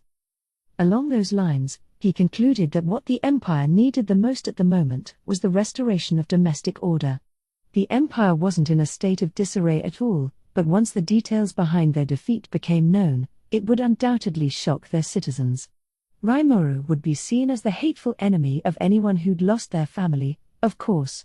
Krishna and other officers were working to stave that off, but Caligulio needed to tackle the issue as well.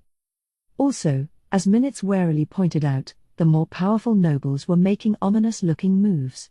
They would need to welcome Tempestian forces into their empire for the sake of future development, but they couldn't afford to let that lead to disputes, no matter what. There was a mountain of problems to address. Yeah. But Caligulio.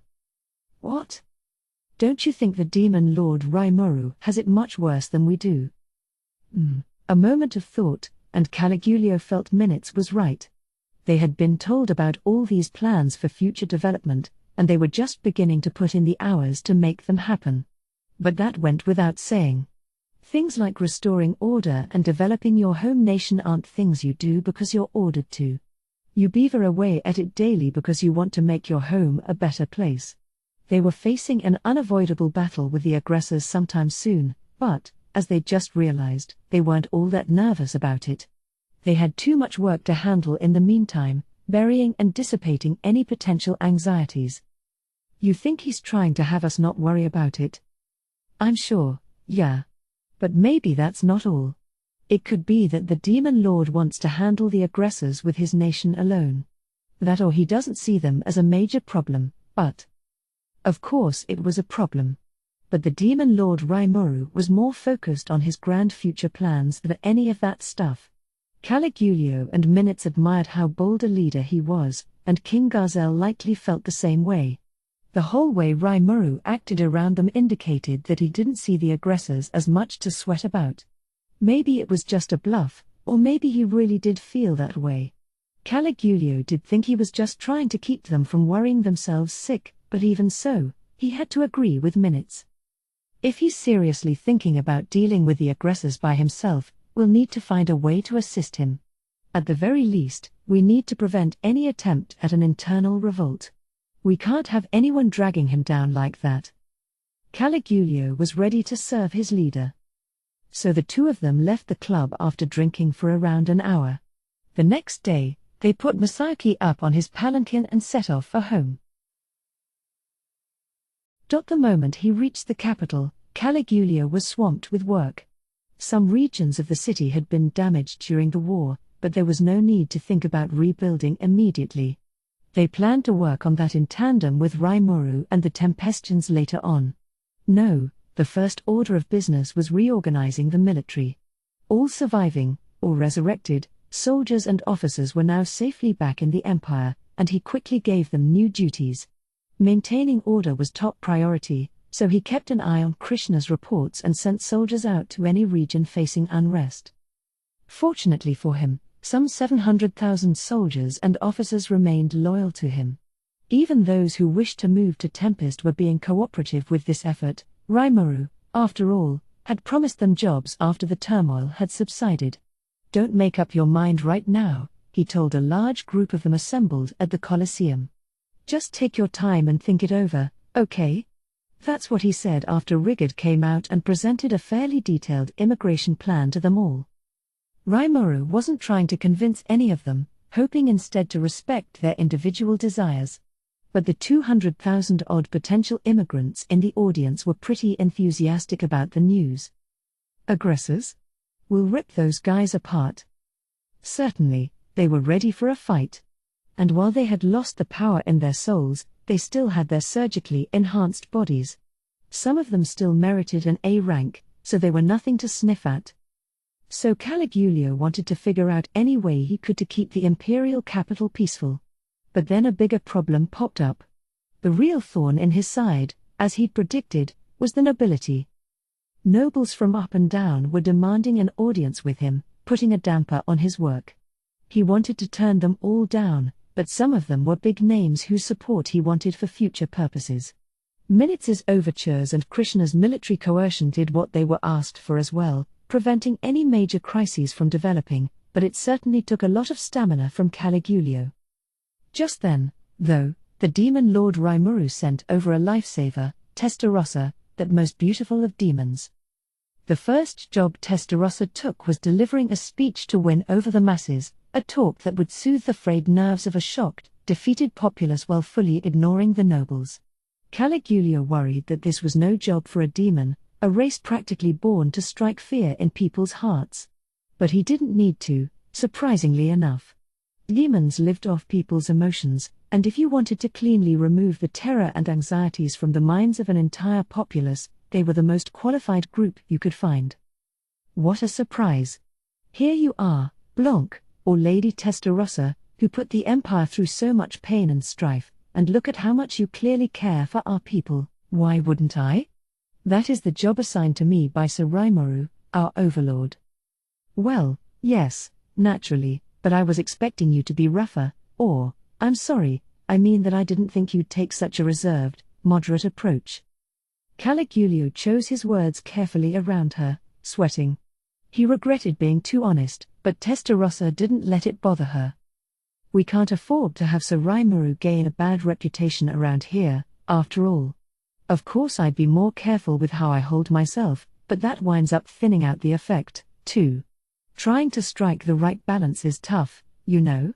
If you eat up all of someone's emotions, that usually has a bad effect on them in some way. The observation made Caligulio wince. He certainly didn't want that, but Testarossa wouldn't make that sort of rookie mistake. She had ordered Moss to keep close track of her underlings, so success was basically a given. But she had a point, too. Taking the moderate approach made it difficult to fully control the emotions of a crowd. Between having lost close relatives in battle and a new emperor, many of the empire's citizens were simply too frazzled to remain calm. Not all their sadness had gone away, and the buds of anxiety and dissent were still there to grow. Caligulio had peacekeeping forces in place at key places around the city, ensuring that any rioting or conflict was prevented before it could begin. If anyone defied you, it would be a lot cleaner and easier to just kill their whole clan, but... Ha, ha ha ha. Very funny. She wasn't joking, Caligulio thought. It made him respect Rimuru, the one who'd sent Testarossa over, all the more. Blanc always meant business. So, in time, the citizens began to simmer down, with none of them foolish enough to attempt an armed rebellion. Seeing things progress to this point was a relief, but Testarossa already had other ideas in mind. She decided that, as the most effective and quickest way to provide mental care for the people, they had best introduce the new Emperor Masayuki to them before long, in other words, stage a coronation. If he could give a speech as well, Testarossa reasoned, the citizens would view it as the legitimate dawn of a new era. Huh? Me? Is that a problem? No. Never mind. Masayuki gratefully accepted the idea. There were tears in his eyes, but they were meaningless before Testarossa's smile. Oh? What are you doing, making Masayuki cry like that? It was Veilgrind who butted in. My, Testarossa calmly replied, what a regrettable way to put it. I'm not into that sort of play at all. The two beauties exchanged smiles. Their gazes smashed into each other, creating a fearsome pressure in the room. It was Masayuki and Caligulio who took the brunt of it. Masayuki held out, praying that he could leave soon. Caligulio, on the other hand, tried a little impromptu meditation, easing his heart to overcome this storm. But no matter what either of them truly wished for, the coronation was now a done deal. Countless citizens completely occupied the main square in front of the imperial palace. Masayuki was there, looking down at them from a balcony on one of its highest floors. He had come here via Vielgrind's teleportation, making this basically his first public appearance in the Empire. He was now dressed as an emperor should be, and as long as he kept his mouth shut, one could perhaps detect an air of dignity about him if they squinted hard enough. The appointed time was here. Caligulio began things with a few opening words, followed by minutes, the Prime Minister, offering a rundown of recent events. The Empire had faced a major defeat, and as a result, the previous Emperor Ludora had passed away. The new Emperor, Masayuki the Hero, had already been crowned, and through his actions, peace had been reached with Tempest. They would build a friendly relationship going forward, and they had also opened official relations with the Dwarven Kingdom. And so on. In order to prevent a recurrence of Michael's castle guard skill, they needed to convince the people that Ludora was at the root of all the Empire's problems. If they could refer to him as dead and reduce the number of his believers, that'd be even better. That was the context behind introducing Masayuki as the new emperor, but a large number of people had trouble swallowing this, openly asking why someone not even related by blood was taking the throne. Vielgrind stepped up to answer them. "Please quiet down, you silly fools. My name is Vielgrind. Vielgrind the Cardinal." Hearing the name of the Empire's guardian dragon gave every one of its citizens pause. Could it be? They all thought in unison. "By the laws of our imperial household, I hereby name Masayuki the Hero as our new emperor." As she spoke, Vielgrind unleashed her overwhelming dominance. An almost visible wave rolled over the audience, the famed cardinal aura, its divinity clear as day in anyone's eyes. Then, like it was an afterthought, she motioned in a certain direction, speaking to the people. "Behold, as we salute our new emperor." The moment she fell silent, the divine eyrie of fire began to spew lava. The massive volcanic eruption was easily visible from the center of the city. It was a little too gigantic to be called a salute, and while it was akin to playing with matches to Vielgrind, it shocked the common citizens speechless. Now there was no doubting it. Some of them might have had doubts, maybe they'd set things up in advance, employing magic or explosives to trigger the eruption, but it was a divine, sacred mountain doing the erupting. Engineering that without the permission of the flame dragon who called it home would lead to wrath too horrible to picture. No one who called this capital home would ever have attempted anything so stupid. And that wasn't all. Several bolts of molten lava shot out from the volcanic crater, reaching all the way to the capital, but they were all deflected by an invisible protective wall. It could be nothing but their guardian dragon in action. My God! It's her. The dragon god herself. Our empire's guardian dragon has manifested herself before our very eyes. The excitement was palpable. As time passed, they began to realize just how monumental these events were. Vielgrind herself had given her approval. At long last, they realized that Masayuki the Hero was now truly their emperor. And while Masayuki's center of popularity still lay in the Western nations, he was also well known around the empire. Whoa, are you serious? You mean Lightspeed Masayuki? Isn't Masayuki the most powerful of heroes the world has ever seen? Hell, no wonder the demon lord Rimuru couldn't say no to him. Praise was raining down, as if read off a script by a team of talented actors. That was Masayuki's power for you. He was famous everywhere, and now his unique skill had been powered up, extending over a broader range and having untold impacts on everyone that knew him. The result was the sort of cheering he had grown accustomed to. Maasa uki. Maasa ukiai. It was in perfect harmony, like the voice of every imperial subject was united as one. That's Emperor Masayuki to you, sillies, Vielgrind thought, but the emperor himself didn't seem to mind, so she let it slide. If anyone was truly livid about this, it was Testarossa.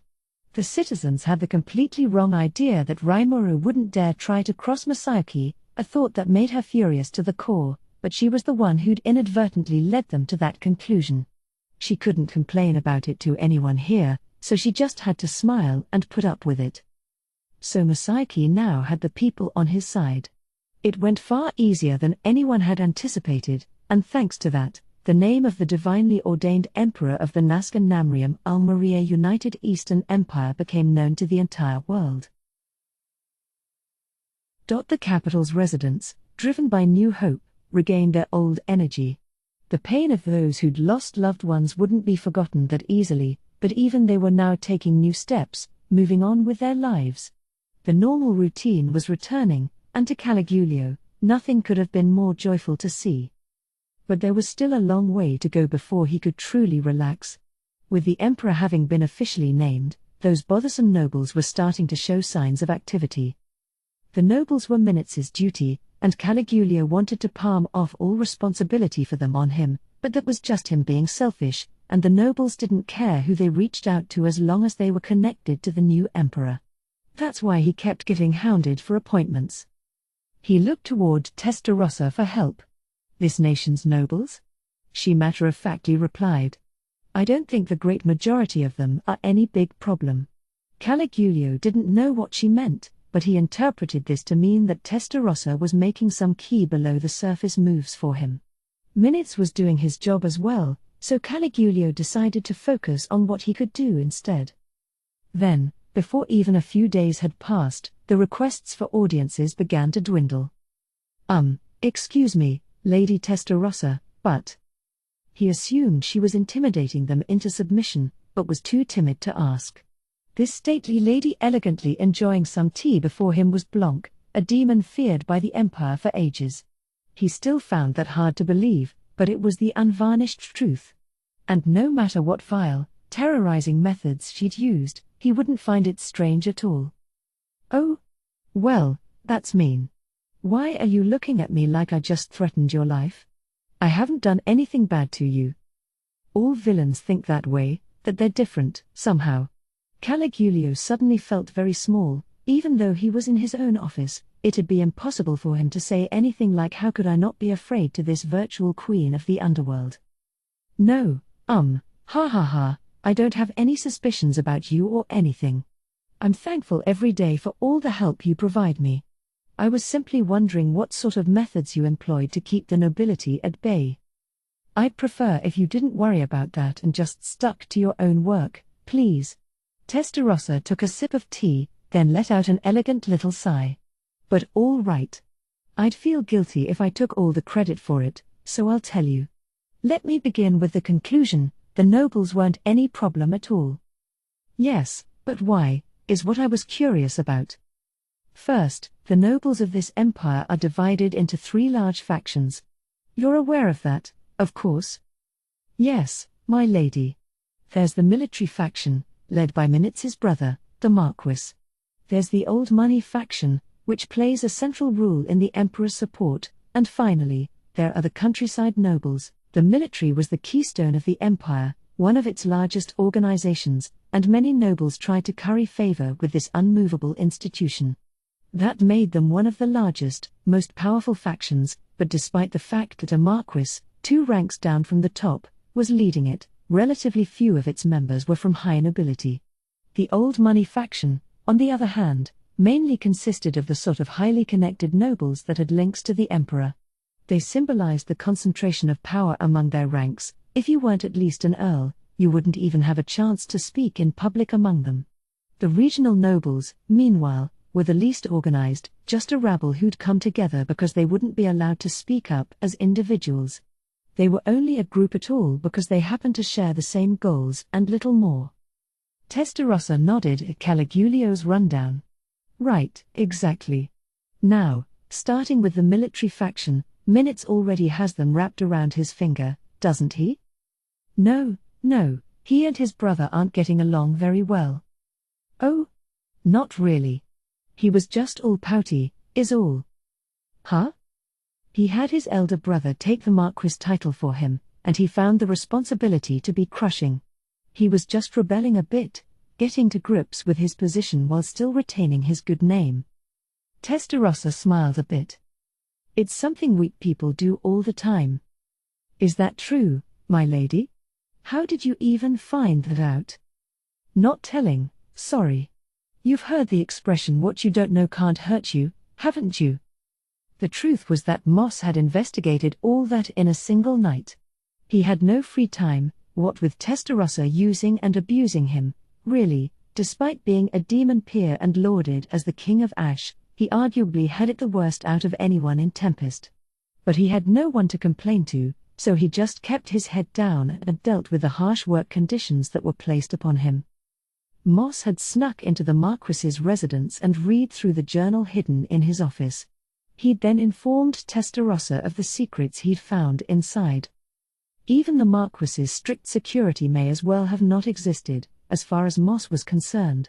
He'd also uncovered a few useful tidbits of information that could help improve their relations. These he casually dropped in Minutes' lap.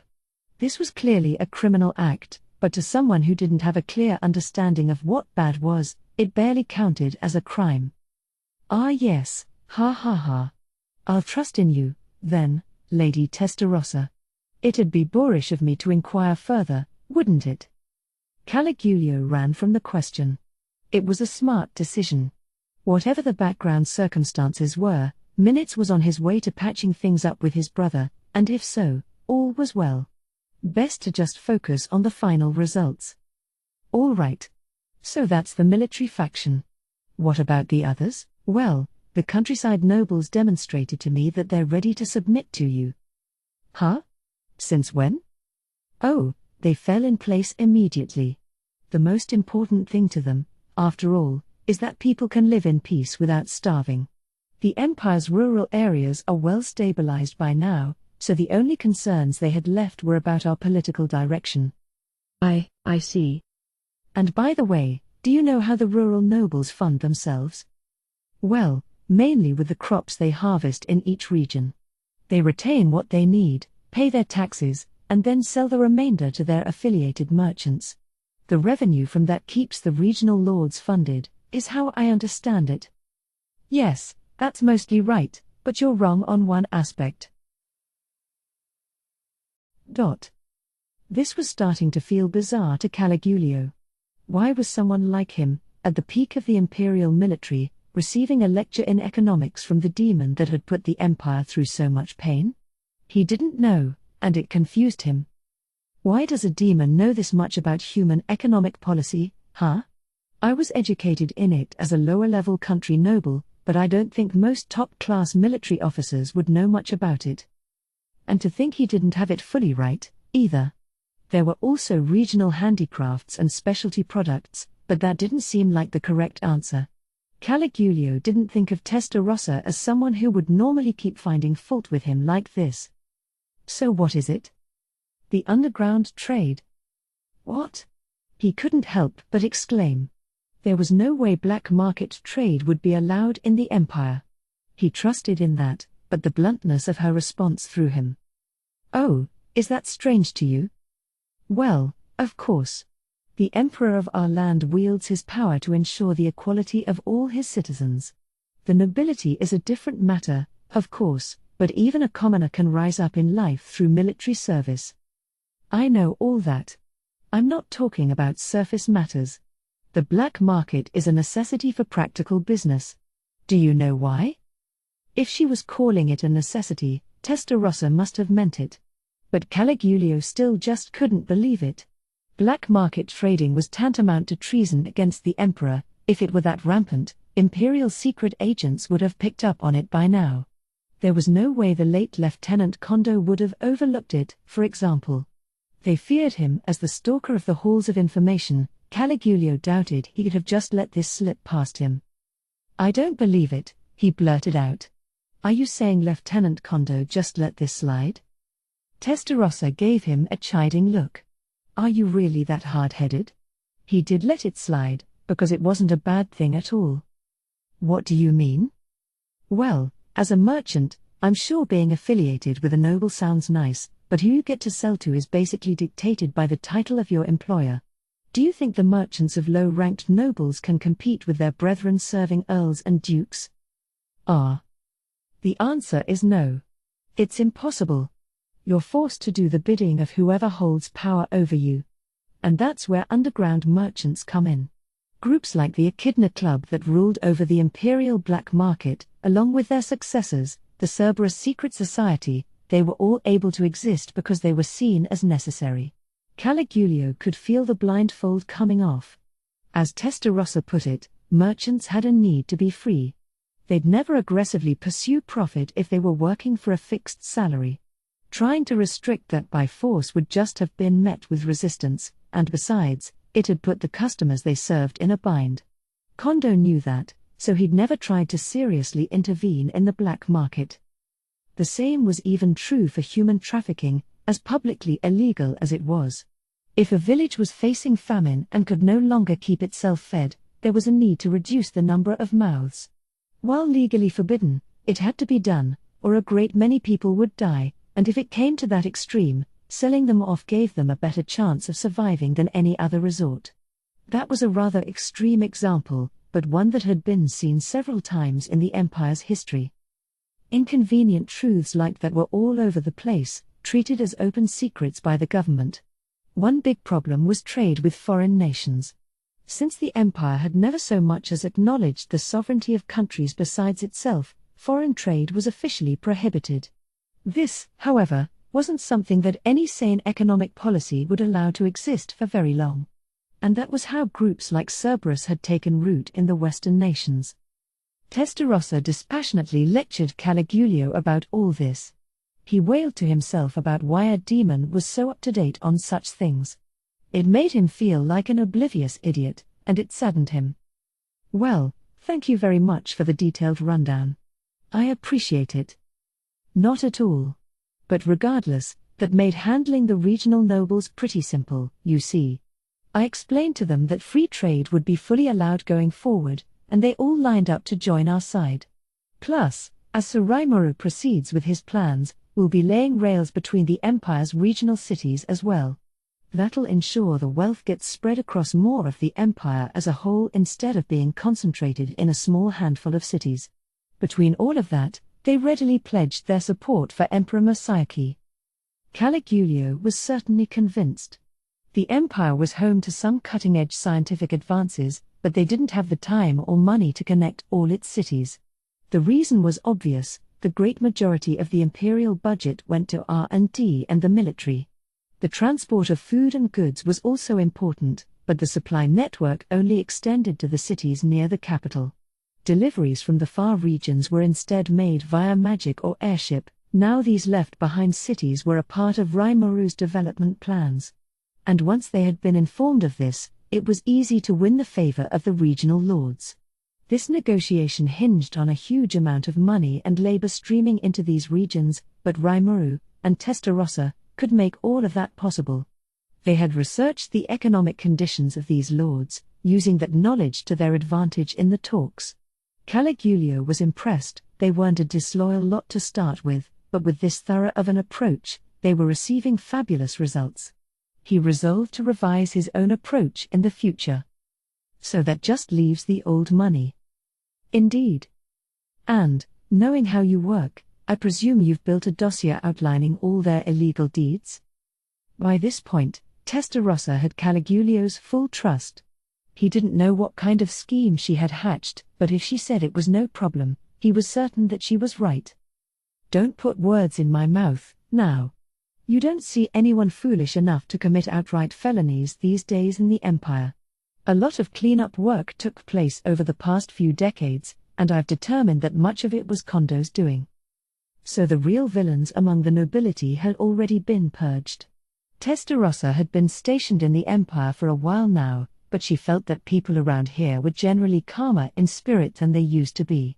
A little research gave her the reason: it was because the truly abhorrent crimes had largely ceased to be committed. All that remained were necessary evils like Cerberus and small-time villains that could be safely ignored. But how did you cajole the old money to our side, then? Well, I actually have a conference scheduled for this afternoon. I plan to reach a final agreement with them there, and I'd like you to join me, please. That was a clear order. Testarossa was supposed to be serving as Caligulio's assistant, but he didn't mind this at all. Faced with this obvious difference in talent and skill, all he could do was nod at her words. Only 4 people were in the reception room: Minutes, the organizer of this meeting, Caligulio, the secretary of the military, Testarossa, the diplomat from their partners in Tempest, and Mithra Hilmenard, head of the old money nobles and their current negotiation partner. Mithra was in his early 30s, still young, and some might have wondered if he was too inexperienced to be leading an entire faction like this. But that didn't apply to him, for he had virtually every talent one could think of. Mithra's mother was once queen, the partner of the emperor before Ludora. This made her Ludora's biological mother. The empire's imperial palace employed a unique system where the role of empress, the legal wife of the emperor, was not a position anyone could take. That role in the emperor's life belonged only to Vielgrind. Instead, several queens lived in the inner palace, competing against each other for supremacy. These women were voluntarily offered by the nobility, and their bloodlines were all impeccable in terms of noble rank. Whichever of these queens became pregnant with the emperor's child first was deemed the winner, welcomed in as the official queen of the empire. Their child, after all, was promised to be the heir to the throne. Ludora himself had had several queen candidates of his own ensconced inside his palace, but he'd never favored any of them. They were sent over by powerful nobles hoping their daughter would be named queen, but in the end, they had all been sent back before any child could be conceived. There was discussion about the new emperor inheriting them, but it was decided that Masayuki had no need for this system, and this decision was made by a figure whose identity would likely remain a mystery for all time. Regardless, Mithra's mother was one of the winners of the inner palace. She had completed the major feat of delivering Ludora, earning her the loftiest of reputations for all time. As a reward, she was offered 2 options. She could either stay in the palace, exercising her extensive influence while Ludora grew up, or she could accept a staggering monetary payoff and marry herself off to the clan of her choice. No stops were left unpulled when handling the emperor's mother. Her words held great authority across the palace, and even as she left that palace, she was never to be disrespected. Thus she didn't hesitate to take her leave and marry the Duke of Hilmenard. The child that resulted was Mithra Hilmenard, which meant Ludora was his half-brother. This gave Mithra unshakable power, enough to make people kowtow the moment they caught sight of him. He had a villainous visage, a face that suggested brutal violence might come at any time, and it daunted anyone who saw it. He had no eyebrows, and one glance from him could strike fear in the hearts of whoever it landed on, robbing them of any desire to defy him. He was neither over nor underweight, and he wasn't particularly tall, but his sheer dominance was a force to be reckoned with. Even the very highest of nobility felt something ominous about him. They suspected he was up to unscrupulous dealings in the black market, or that crossing him even once would make their lives forfeit. That was what made him so qualified to lead the old money faction, that force of dignity which refused to bend to anyone else. In a fight, Caligulio would undoubtedly beat him. That was true even before the general had gone through his awakening. But it took more than sheer muscle to survive in this world. You couldn't expect a decent life unless you had ample food, clothing, and shelter, and if you rebelled against Mithra, you were guaranteed to lose all 3. What a monster to negotiate with, Caligulio thought. I had aimed to run the military someday, but now that I'm doing it, it's all too clear how hard a job it is. I can't believe I have to try dealing with freaks of nature like this. Minutes was here, so it'd likely work out in the end, but if it were a one-on-one negotiation, he'd have been on the ropes. But this time, they had a valuable helper on hand. Lady Testarossa, huh? She frightens me profoundly, but I couldn't ask for a better ally. And now that I know she's the fearsome Blanc herself, I don't think anyone could ever beat us. Mithra before him was a scary sight, but Testarossa was scarier. That thought helped him regain his serenity. Newly calm, he recalled what the demon had told him a moment ago. Well, hold on 1 minute. Lady Testarossa said most of the nobles wouldn't be a problem. Does that mean Sir Mithra is one of the problems? But that's strange. Kondo, after all, would never show any mercy, not even to His Majesty's half-brother. Does that mean Sir Mithra isn't up to anything nefarious after all? He doubted it. It just seemed so impossible in his mind. Mithra scared people precisely because he was seen as this untouchable villain. If he made everyone fear and revere him like this at first sight, there's no way he'd be someone normal. The clock reached the appointed time, bonging loudly, the signal for the conference to begin. So you're the hooligans attempting to usurp the throne? Let me hear why you've called me here. This pompous question was raised by Mithra. One moment, Your Grace, replied Minutes, catching the blow. That is all a misunderstanding. What is? It's the truth, is it not? We are following the official procedures of imperial household law. I would like very much for you not to call it usurping the throne. Oh, sure. Don't get cocky with me just because you have Lady Veilgrind as an ally. Don't be ridiculous, Minutes bellowed. Not even someone as calm as him could shut his eyes to this affront. Certainly, from an outside perspective, it must have looked like Veilgrind was siding with the Empire. But that was a very wrong assumption to make. The truth was actually the other way around. They were only able to maintain this peace because they'd finally managed to get on Veilgrind's good side for once. Loose lips sink ships, as they say, but with Veilgrind, the consequences were far worse. She could destroy entire nations, literally wipe them off the map. Keeping her happy was entirely up to Masayoki, and while he seemed to have a gentle disposition, what if he was more selfish instead? It made Caligulio shudder to think of it. Sir Mithra, Prime Minister Minutes is telling you the truth. Lady Veilgrind is a friend to Emperor Masayoki, but she is not an ally of our empire itself. If Emperor Masayoki wished it, she wouldn't hesitate to destroy our entire country. Yes, exactly. And I've even heard her state that if a nation ever burdened Emperor Masayoki, she would immediately burn it to ash. We cannot afford to anger her, no matter what. You expect me to believe that? No, I can't blame you for not believing it. So, please, let's begin by hearing your opinion on this subject. Heh. You mean whether I side with the Empire, or oppose it?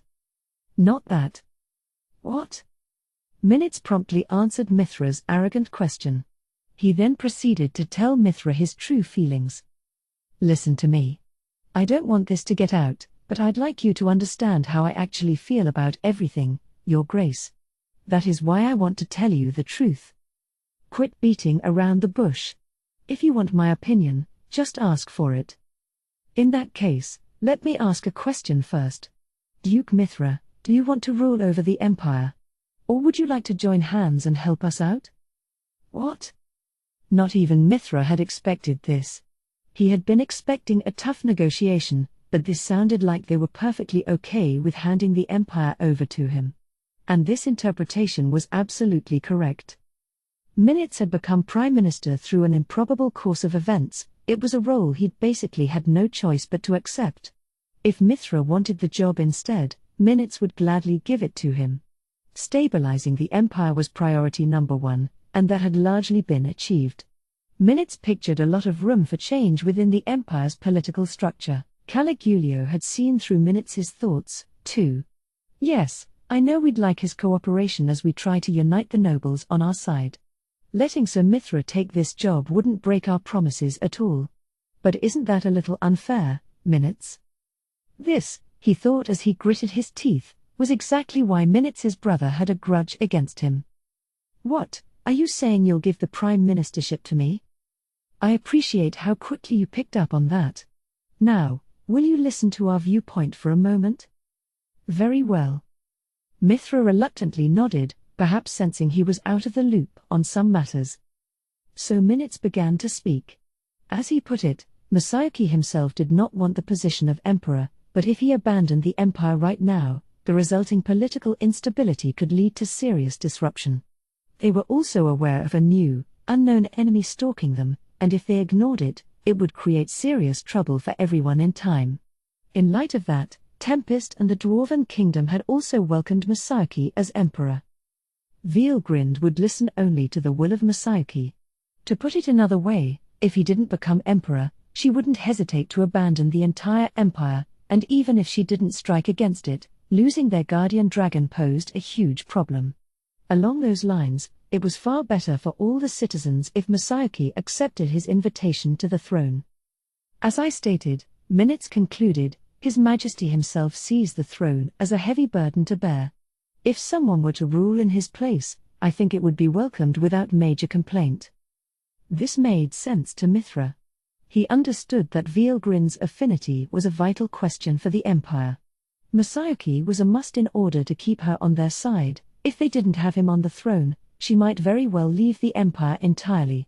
This also meant, however, that as long as he remained emperor, it didn't really matter if someone else actually ran politics.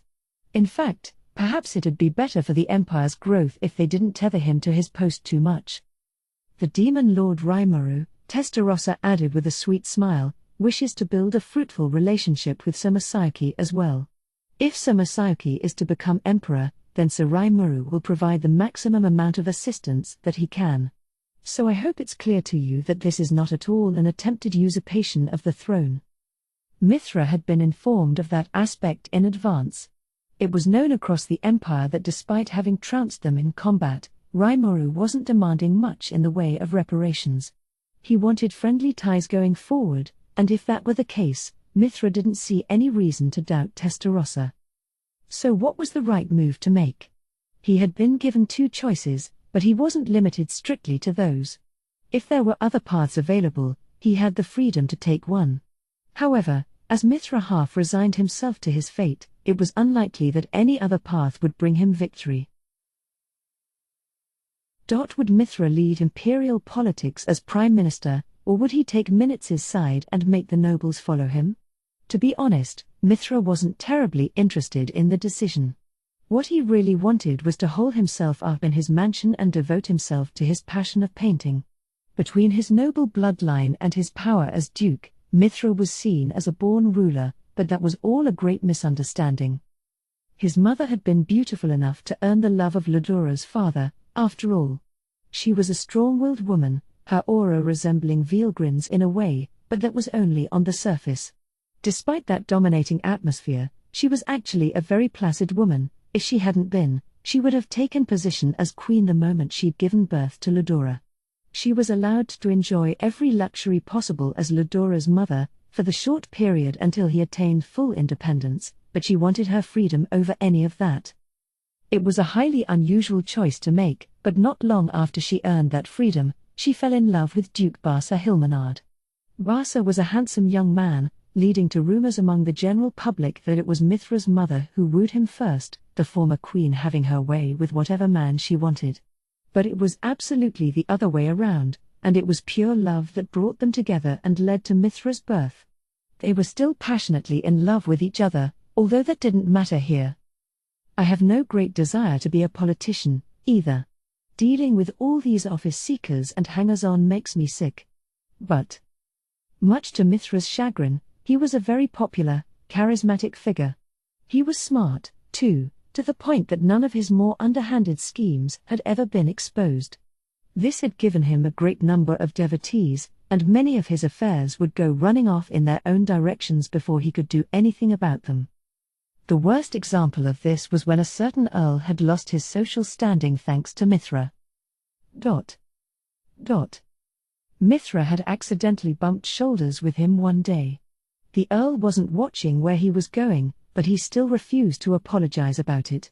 At the time, Mithra was still in his early 20s, so the earl no doubt saw him as unworthy of attention. He might have acted differently if he'd known Mithra was the son of a duke, but that's just speculation at this point. He bellowed. I'm an earl, you know. Where are your manners?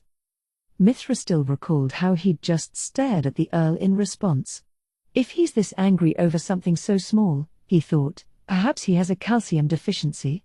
He had just learned the term from an otherworldly friend of his. What a bother, he muttered to himself. He wasn't a duke yet by this point, which meant the earl outclassed him.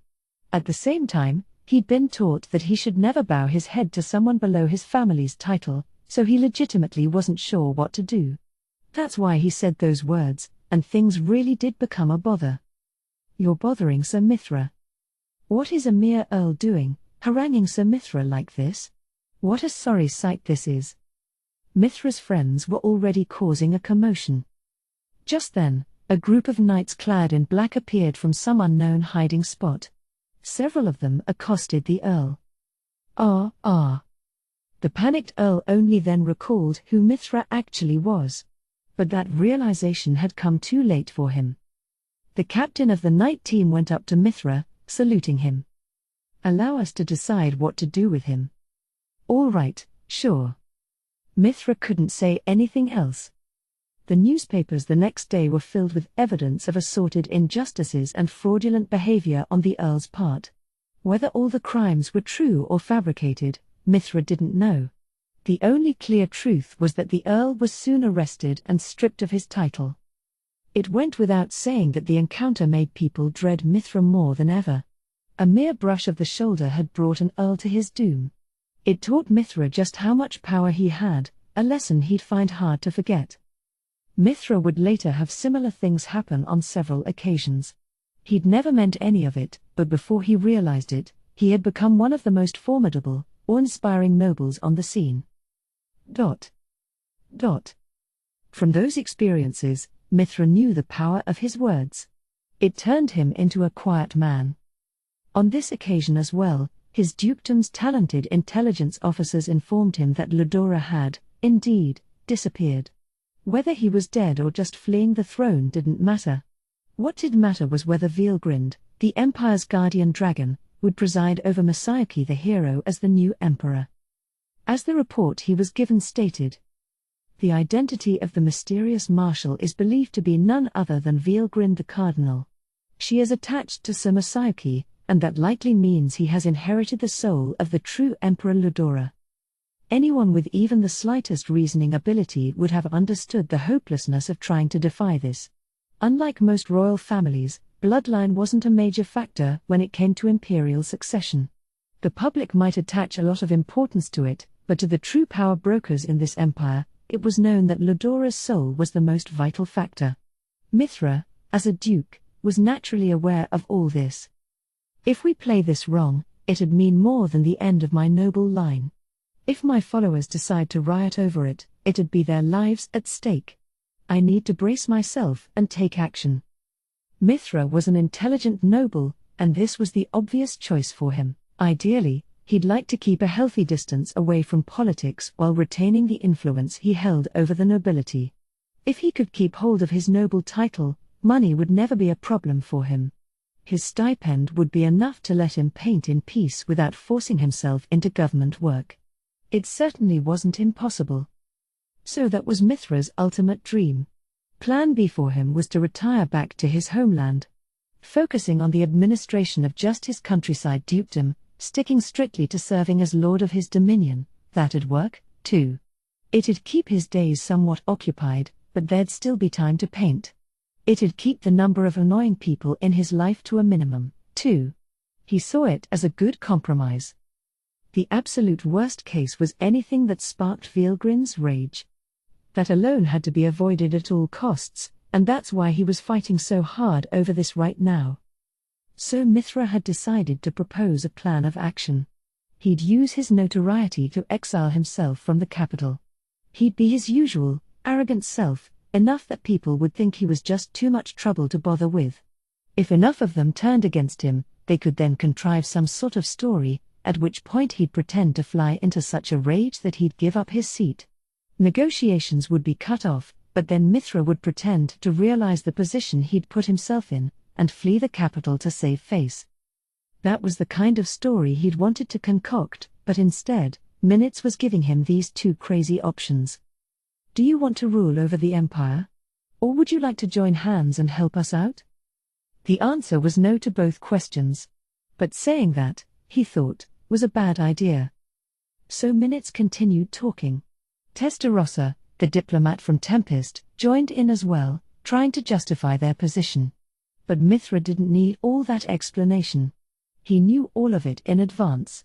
It was vital in any negotiation, after all, to come in with a firm grasp of all the facts. "Well, what now? I don't want to choose either of those options. Get involved with national politics in the current state of affairs, and I'll just work myself to death, I'm sure of it. If I put in any more hours than I already do, I won't just lose my painting time. I'll have no time to play with my beloved daughter, even. Mithra did, indeed, have a 3-year-old daughter, as cute as could be. He also had a newborn son, but what troubled him was his wife's behavior. The moment his son was born, she'd stopped so much as looking Mithra in the eye. She was the daughter of a marquis, and a woman Mithra had fallen in love with at first sight. He'd asked her to become his wife, and they were living together the very next day. But now she was distant, always brooding over something, and it had unnerved him as of late. Their marriage had begun with some sense of cold formality at first, but given the circumstances, that was to be expected. She had given him the son he had long waited for, and he wanted to take his time and help the love between them grow, but... Yes. I have to steadfastly refuse this, or I won't even have enough time to talk to my wife any longer. I don't care that much what happens to the empire, but I have to keep my own family from falling apart. Mithra steeled his resolve once more. He wanted today to end with an amicable agreement, but now he'd have to inject at least a little strife into it. It was time for his answer. This is pointless. You're not usurping the throne? Save that nonsense for someone with the time for it, please. And, Lady Testarossa, was it? What right do you have to comment on our empire's internal affairs? I know the empire lost to you in the war. But we've already established peace with you, in exchange for our territorial airspace and a treaty between our two nations. We now have diplomatic relations with each other, but do you think you have the right to interfere with our very sovereignty? Going this far all at once was a risk, but Mithra still committed to it. The person he was rebuking was the chief diplomat of Tempest, a nation with a terrifying amount of soft and hard power. She was the Demon Lord's fully ordained representative in foreign lands, and Mithra couldn't deny the possibility of another war if he angered her. He was fully aware that Testarossa was actually the Demon Blanc, and that he was being astonishingly rude with a great demon feared by the entire empire. Humph. I won't tell you to leave this room, however. I'm sure that your leader has an interest in the future direction of his friends, after all. Well, I'm deeply obliged to you, then. Mithra had been hoping to anger her, but she just shrugged it off. It threw him. I thought she'd reject me out of hand if I went this far. What's she after? He didn't want her flying into a rage on him, but her staying this calm was just as unexpected. Getting her too angry would be forfeiting his life. Saying what he had just now made him feel like a few years had been shaved off his lifespan, so going any further required due consideration. What now? Should I take another step? It was one boundlessly scary step to take. So he decided to aim his saber elsewhere. I am the half-brother of the great Emperor Ludora, you realize. We don't even know if he's alive or dead yet, but here you are, deciding by yourselves to name this total stranger Masayaki to the throne. And now you're shameless enough to ask for my assistance? I completely fail to comprehend what is going on in your mind. Mithra kept talking, raising his voice a little. Depending on how she reacted, he'd need to change his tune at a moment's notice. The real battle was now in progress. But unfortunately, his bet backfired on him in the worst possible way. Oh dear, are you voicing displeasure about my decision? Because if you think you can avoid any consequences because you're related to Ludora, I'll need to teach you how wishful that thinking is. Jiga. Lady Veal grinned. A silent scream emanated from Mithra's mind. He was so shocked, he thought his soul was going to leap out from his throat. This was beyond merely losing a debate, he was completely cornered. He knew it was all over now, and the thought made him feel oddly relieved. That, perhaps, was why he felt driven to simply say what was on his mind from now on. Hair.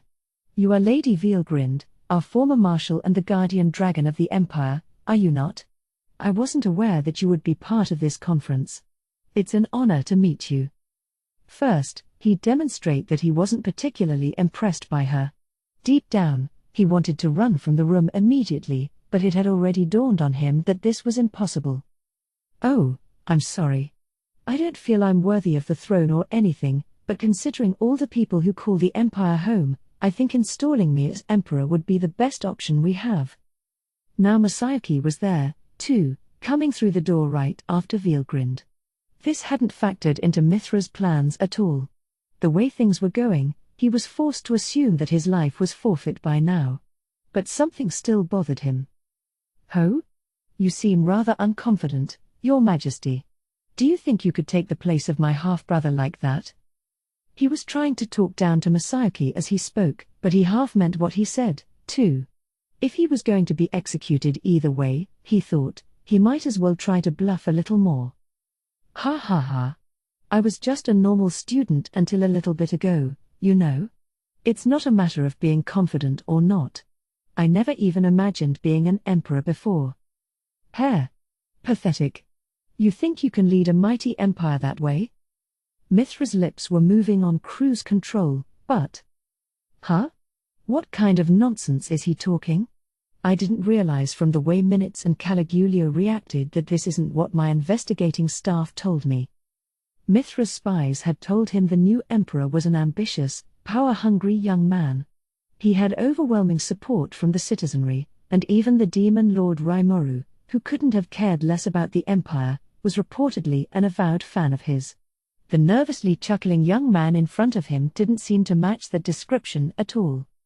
What's going on here? Mithra unconsciously turned toward Masayuki again. Well, to be frank, that's not really my thing, no. Huh? Mithra couldn't help but groan. He wasn't alone. Why, Your Majesty? I've asked you time and again to hold yourself with some more dignity. Indeed. Recruiting Sir Mithra to our side would have a great effect on the future of our government. We need people we can share the workload with, for our sakes as well. Minutes and Caligulio were both entreating him. If that's how he's acting around me, it's already too late. Asking me to join them after hearing this travesty of a conversation. Mithra couldn't have felt more strongly against it if he tried. But he also thought that leaving this room alive would be better than a summary execution. He was no fool, he understood that he no longer had any freedom in these talks. You silly fools. Have you forgotten that you promised not to force Masayuki into anything? No, Veal grinned, they're not forcing me into anything. It's all right. Sir Masayuki. Your Majesty, Veal grinned sounded just a little miffed. Masayuki hurriedly tried to assuage her, much to the eternal gratitude of Minutes and Caligulio. Oh, and Masayuki? I've been meaning to ask you, would you mind referring to me by the nickname Grin from now on? Okay. So, Grin. Hee. How nice of you, Masayuki. You're so honest with me, not at all like Ludora. If you don't mind how Caligulio and Minutes act around you, then it's nothing I need to intervene in. How fortunate for the both of you. Yes, my lady. Thank you. I will never forget this favor. Vealgrin seemed to be over it. That was a relief. Mithra, watching all this, marveled at how tough their jobs must be. I see. They want to reel me into this for more reasons than merely stabilizing the government. What they really want is someone who'll deal with Lady Vealgrind and take the heat off themselves a little. Still, though, this Masayuki. Mithra began to see the Emperor as someone very much like him. And, again, he wasn't alone. Now, can I call you just Mithra? I still have not accepted it, but you appear to be Emperor, yes. You may therefore call me whatever you want. All right, then. What do you think of me, Mithra? Do I just look like a normal young man to you, maybe? What are you talking about? You are the Emperor. There's nothing normal about you. No, I'm not talking about that. I just want you to take a deep breath and give me your honest opinion. Again, what do you mean? Mithra couldn't understand what Masayuki wanted to say. But the results of this exchange would set his fate in stone. You think I'm just an average kid, don't you? Are you asking if I think you're improper for the throne? Then to be brutally frank with you, you are a far cry from my half-brother. You don't have the capacity to lead anyone, much less an entire empire. Saying it would no doubt spell his doom. But Mithra was already in a state of sheer desperation. If he was already helpless in Veelgrind's hands, he at least wanted it to be painless. As furious as Veelgrind undoubtedly was, he assumed she would at least afford him that luxury. But the reaction was even greater than that, not from Veelgrind, but from Masayuki. Mithra. That's amazing. You're exactly the kind of person I needed. What? Mithra replied, unsure what Masayuki meant. I mean, a suddenly roused Masayuki said, thanks to my ability or whatever, people just assume I'm this totally amazing person. He excitedly described his unique skill chosen one, and all the suffering it had caused him. It had later evolved into the ultimate skill Lord of Heroes, a truly astounding ability. Anyone could see that giving the highest seat in a government to a complete amateur was a bad idea, but for some reason, Masayuki was always an exception in people's minds. What? No, what I'm saying is that having someone like you who understands what I really am, it makes me so happy. Tears began to fall from Mithra's eyes. Masayuki. No, Your Majesty. The young man's pain was not unfamiliar to him. He understood it well himself. And that wasn't all. As he now realized, if he was capable of understanding Masayuki, perhaps the opposite was true as well. Hey, no Majesty stuff, please. I just thanked you for seeing who I really am. Ah yes, exactly. Yes, I understand you very well. I've experienced much of the same pain myself. Oh? Listen to me. There was one time when all I said was what a bother, and that was enough to get a man arrested. Honestly, there were times when I thought about never saying another word my whole life. That was impossible, of course, but it's really hard, not being able to say what's truly on your mind. I totally understand you. In my case, I tried doing that, but it just doesn't come across right. It gets interpreted in all these funny ways to just boost my reputation even more. It's like, give me a break, I wake up one morning and now I'm emperor? A scary thought, yes. Right? It really is scary. My old friend Jinrei was just the worst when I first met him. He understands me a lot better now, but he actually tried to pick a fight with Rimuru on my behalf, you know. I can't count the number of times I wanted him to quit saying my name all the time. Ah yes, that's very familiar to me. That's why I didn't bring anyone with me here. I'm too afraid to. There's just no telling what might come out of their mouths. It had happened on more than one occasion, an out-of-line remark from one of his attendants leading to a breakdown in negotiations. For this one, at least, he simply couldn't afford that risk. It's so common, isn't it? I thought I was the only one this whole time. Ha ha ha. We've both had it hard. Now Masayuki and Mithra were chatting like they'd forgotten anyone else was in the room. They were all smiles now, and the buds of friendship were already forming. I suppose that carrying Ludora gave your mother some manner of immunity to it.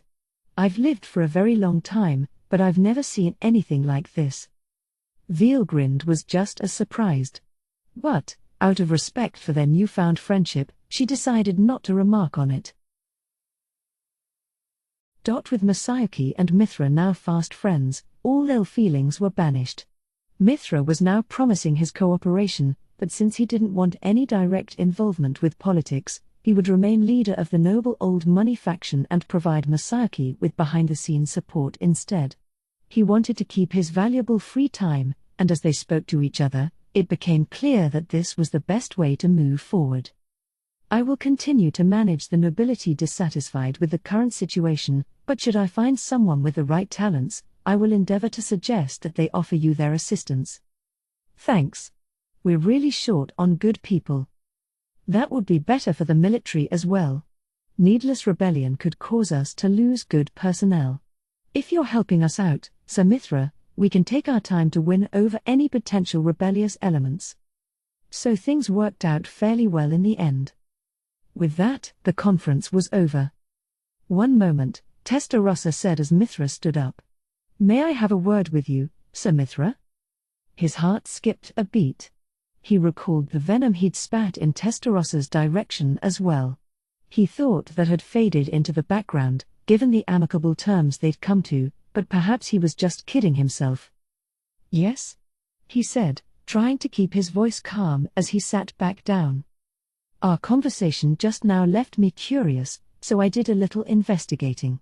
You have a secret skill, don't you?" "Huh? No, I have nothing like that." Mithra tried to deny it once he realized the topic wasn't what he thought it would be. Testarossa cut him off. "Oh, don't get me wrong. It's an unconscious type. Ah yes, I see, it's the unique skill, wicked scoundrel. It's the type you can inherit and pass across generations, too. From your father, probably. Did people fear him?" They were terrified by him. Mithra had been told that this was the destiny of every eldest son in the Hilmenard family. "Well, if you become aware of it, I think you'll be able to use it to your advantage in future negotiations." Telling him this was the sort of meddling Testarossa wasn't generally known for. She almost never did something like that, but she could be kind to the humans she'd taken a liking to. "I had that sort of power?" "You sure do. I won't tell you how to use it, but, here, let me give you another big gift." "Your wife's just as scared of you, too." "What?" "That's silly. She's a very graceful woman. We've never had an argument. I haven't even raised my voice once around her." Mithra laughed off the idea. Testarossa gave him a chuckle. "Oh, it's very true. It's a piece of information I kept in my pocket, just in case it gave me an advantage in this negotiation. Your mother was probably immune to it, so it wasn't any problem for her, but the same can't be said for your wife." "That's impossible, but she's still family to you," Caligulio told a disturbed Mithra. "You understand that, don't you, Sir Mithra?" "Right, yes," Minutes added. "You just had a second child, didn't you? I'm sure your wife loves you very much." Veal grinned, however, was there to immediately shoot them down. As cruel as it was still the truth. "Oh, you silly people. That second child is the son that you've been eagerly waiting for, isn't he? From your wife's perspective, she's given birth to a lawful heir, so now her job's done. Have you even told her your true feelings?" "How do you mean?" "Have you ever said you love her? Have you ever told her out loud, 'Thanks for giving me this child'?" Come to think of it, Mithra couldn't recall doing anything like that. His face turned pale as he realized his foolishness. "Putting your love into words like that," Testarossa said, "is actually a very important way to ensure your love lasts. Why don't you take this opportunity to express to her exactly how you feel?" Mithra eagerly nodded at her. "I'll be on my way, then," he said before darting out of the room. He made it home just as his wife was about to leave the house. He had just barely made it in time, and, understanding well the warning Vealgrind and Testarossa had given him, he heeded their advice. It saved him from having to experience a painful divorce. Ever since then, Mithra was eternally thankful for the two of them. He vigorously supported the new emperor in whatever he did, becoming one of the empire's staunchest supporters. With that, all three major noble factions were in the pocket of the new emperor Masayuki. They had anticipated that it would take several years to stabilize the new government, but they wound up pulling it off in just a few months. The night after I befriended Sir Mithra. So Lady Testarossa was right all along, eh? Pretty much. Some of that was luck, but having the demon Lord Raimoru's support counted for a lot. So did Lady Vealgrin's presence. I was enjoying a celebratory drink with Minutes at a restaurant in the Empire. Our concerns with the nobility were now largely taken care of, and the only problem that remained was the aggressors. We had our spies deployed across the Empire to look into them, reporting back on whatever seemed amiss. I was sure they'd tell me if they found something, and we also had the reorganized Imperial Knights stationed in our provincial towns. We couldn't let our guards down yet, but we could at least breathe a little easier now. As a result, I intended to drink to my heart's content tonight. We had a lot of fun, talking about the things we'd gone through and discussing our future hopes for the Empire. Looking back, I never thought I'd become this friendly with Minutes. He was a reliable worker, but I never meant for us to become close personal friends. Now he's an important war buddy of mine, a trustworthy friend helping me support Emperor Masaiki. We were carrying on into the evening, getting just the right level of tipsy, when Minutes broached a new topic with me. By the way, how does it feel, having the kind of power that'd let you beat anybody? I thought about it for a moment. A little empty, actually. I feel like I have no goals left to reach for. Then you won't need this anymore, will you? Minutes presented me with an envelope. It was decently thick, presumably filled with documents. What's this? Don't open it here, he softly stated before emptying his glass. He stood up, placing the glass on the table. Whoa, are you done for the night? Yeah. That envelope contains a report on you. I did some digging a few years back, so I'd have something on you just in case. You can have it, though. I sure don't need it now. There were a few points that bothered me, so I'm having a little extra investigation done right now. It was kind of a surprise to me, though, so maybe you're better off not knowing. If you're not interested in your own past, go ahead and just burn it without reading it. Minutes offered no more explanation than that.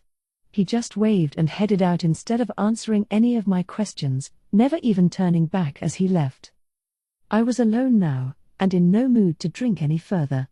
Minutes' words stuck with me.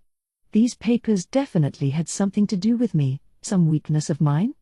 I had no family, and I'm not going to deny that I've had shady dealings in the past, but I never participated in anything that'd earn me prison time. Minutes would know that, I assume. The only guess I had was that it involved my former wife. My past, and all that, and come to think of it, I never did complete my revenge. By now, I could easily crush anyone I wanted, whether they were an earl or not. That I could do it any time sense of useless pride had caused me to give up on the notion entirely. Yeah, it might be a good idea to face up to my past already, I muttered as I left the restaurant. It'll help me turn the page. So I returned home to my office, and I opened up Minutes' envelope and read through the contents. No way. What I saw was shocking enough that I couldn't help but mumble that out loud. Seeing the name Old Bullduff made me realize that I'd even forgotten the name of my target for revenge. That was fine, but what was written beyond that was hard to believe. This Earl Bullduff was now the leader of a sect of countryside nobility, one small enough that I was safe ignoring it in general. The member list included the name of the barony my ex-wife came from, and the entire roster consisted of barons, viscounts, and other low-end nobles. I'd have known about this sect if they were larger in scale, but considering they didn't even number 10 people, they must have escaped my attention. However, there was no overlooking this. The nobles that joined this faction have likely had their family inheritance compromised. I hurriedly read on, wondering what this meant. All the families involved had been run by virtuous, upstanding men in the previous generation, they never dealt with criminals, and they ruled their lands properly and with respect. That's why they'd been cornered so easily. It is believed Earl Bullduff forced an affiliated merchant to take on vast amounts of debt, allowing him to make this merchant do his bidding. Thoughts began to race through my mind. If this was true, Earl Bullduff could never be forgiven. But even before that, Mamiya. I couldn't help but shout her name. What if Mamiya had actually loved me all along? Once I had that thought, I could no longer sit still. I hurried for the door. Esther? Are you going out this late at night? Some business came up. Assemble my private guard at the airship dock. Get me an agent from the Intelligence Bureau, too. Exclamation mark at once, sir. The head butler of my household is a very capable man. One look at me, and he knew this was serious business. Saying nothing more, he quickly executed my orders for me. I had a solid set of evidence gathered for me before sunrise. The report Minutes gave me was accurate, there'd be no talking his way out of this. But one person was pathetically crying at me, refusing to accept reality. It's over for you, I said. No. Who do you think I am? I'm Bullduff. Part of the 8 wise rulers, famed across the countryside. What right do you have to arrest me? Even at this point, the foolish man refused to admit to his crimes. But Bulduff had good reason to try weaseling his way out of this. The nobility, after all, were given legal immunity in the Empire, which made it impossible to arrest them without a warrant released by the Imperial Palace. The Knights of the Imperial Guardians, however, all had the right to write such a warrant, along with certain members of our Information Bureau. And so, Earl Bulduff, your warrant has already been verified. We have testimony from the victims. Please understand that there is no talking your way out of this. The agent I'd brought along with me had the right to arrest him, of course. Taking in someone as lofty as a noble earl was a major endeavor, but we had all our bases covered. I wanted to execute him myself, but that would have been going beyond my authority, so I held myself back. If I was the one killing him, I'd do it instantly and painlessly, and I had no interest in extending that mercy to this man. Quit being ridiculous. What right do you have to? Silence, Bulduff. Have you forgotten my face? I went right up to Bulduff, so he could see my eye patch well. What? Wait, are you Caligulio?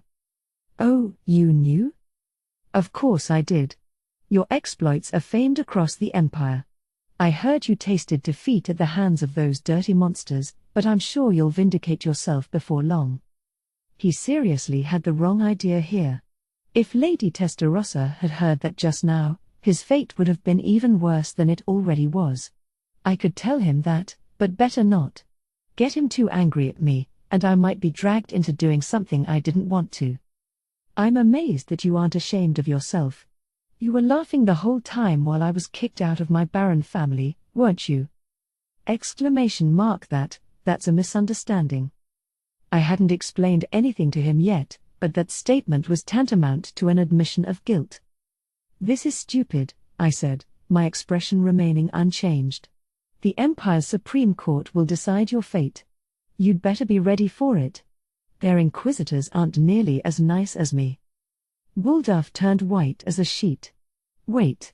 Please, wait. Sir Caligulio. I'm sorry. I'll admit to it. Take him away. At my signal, the knights dragged Bulduff off. His failure to take this seriously was exasperating. The Imperial Supreme Court's purpose wasn't to go over all the details behind his crimes with a fine-tooth comb. It existed as a tool for taking down political opponents and stripping them of their rights. Admissions of guilt didn't matter. Their inquisitors weren't looking for testimony from suspects, their job was to take suspects' dignity away and make them obedient. Have fun writhing in pain, I said softly as I saw him off in the distance, and feeling the hate of all your victims, me included. After sending the knights home via airship, I took my personal autobike and headed for a small, remote town. I drove for a while, and soon I began to see familiar sights. There, beyond the hill, the mansion was the same as it always was. I'd thought it huge back in the day, but it actually seemed pretty tiny to me now, less than half the size of my manor in the capital. Still, this place was important to me.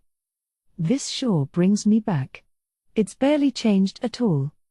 I found myself unconsciously whispering these words. Maybe I was nervous. I was, after all, about to meet the woman who'd dumped me, or not. I knew now that that had been my misunderstanding. All I needed was courage. It was a little past noon, and I recalled how my ex-wife would usually relax in the garden around this time. Trying to pump myself up as much as possible, I rang the doorbell. Yes? Who is it? The voice was familiar. It belonged to the assistant head butler of the manor, a man around 10 years older than me. It's me, Caligulio. I never intended to come back, but I've got important business here. Could you call Mamia, Miss Heath for me? I heard a slight gasp on the other side of the door. There was a beat, and then he replied very well and led me to a reception room where I'd wait for Mamia. Now all I had to do was open my heart to her before that man could return.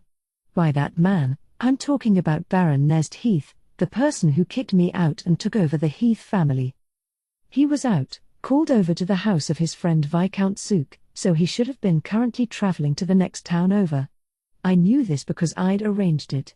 I had sent the knights out last evening to arrest Bulduff's cronies, And as I'd ordered them to keep their hands off Zook for the time being, on purpose, of course. We already knew that Zook was Nezd's superior, so once he learned about Bulduff's arrest, he was bound to reach out to Nezd. Now, just as I'd hoped for, Nezd was on the move. A round trip between this town and the next one took a half day on the fastest horse.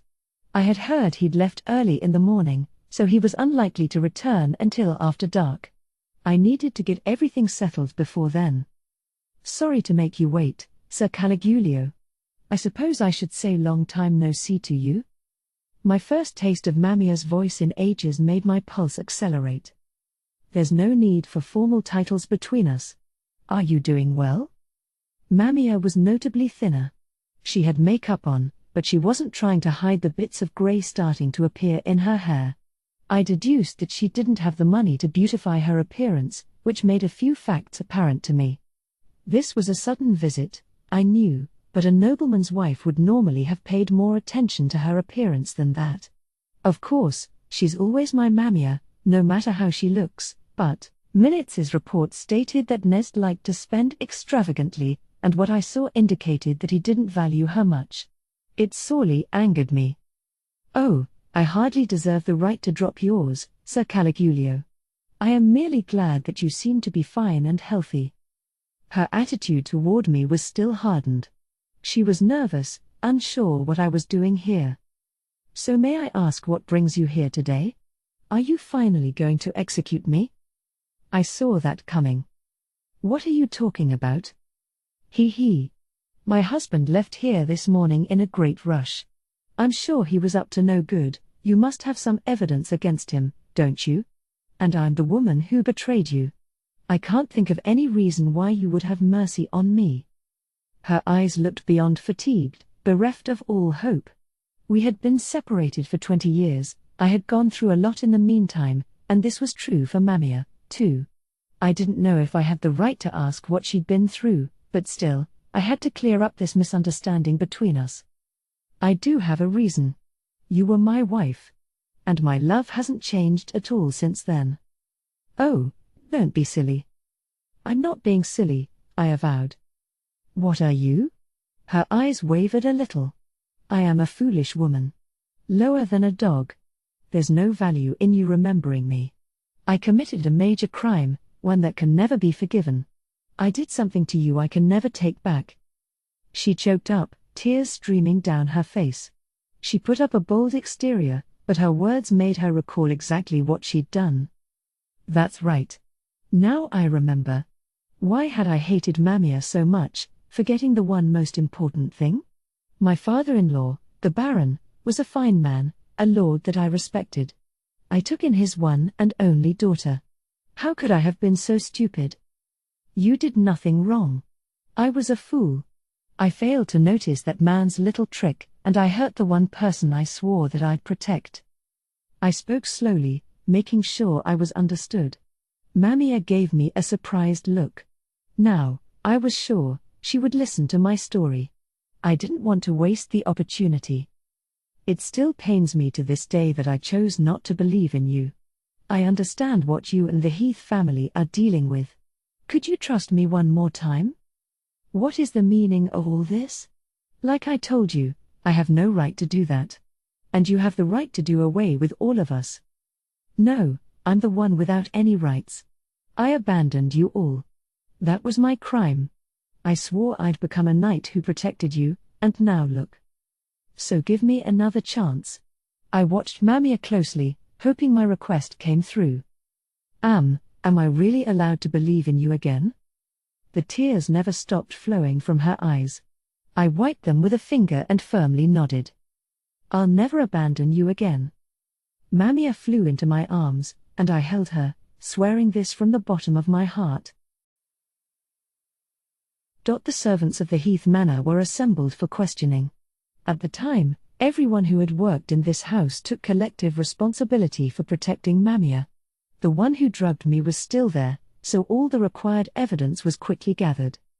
I wish I had been told about this, I said to the head butler, who had officially taken the position after his father died. We were coerced, he replied, speaking on behalf of everyone else. He took over the family's debts for them, but he said he'd turn them over to a criminal enterprise. If he did that, it would endanger the lives of both the lady and the master of the house, so when he told us that, we had no choice but to play along with the scheme he presented to us. I truly apologize for this. It's all thanks to how weak-minded we were. So it was pretty much just as written in Minutes' report. Back then, I didn't have the strength I have now. I think I was a talented knight, but my powers would maybe have ranked a B at best. It would have been impossible for me to have protected this house alone. It's all in the past. It's the future that matters. Yes, you're right. I will accept all responsibility for this, so please, try to be lenient to the rest of the staff. The head butler bowed low as the other servants voiced their apologies. That alone showed how ethical and upright a person my father-in-law had been. Please, don't get the wrong idea. It was my fault, too, and I'm not going to push the responsibility on anyone else. Just keep supporting us, all right? We were all at fault here, really. They felt a collective responsibility for the family, and I wanted to join them in that. Sir Caligulio. There were tears in the head butler's eyes, too. But, right after that, he raised an eyebrow, thinking about something. I'd have understood if you wanted to support the lady of the house, but did you say us? He noticed. Huh? Sir Caligulio? What do you mean by that? Now Mamiya was asking, too. Here was the moment of truth. The idea of being rejected here mortified me, but I drummed up my courage and began to speak. Well, I mean exactly what I said. We're all at fault here, meaning that the divorce itself was a mistake. We need to take it back. Don't you agree with me?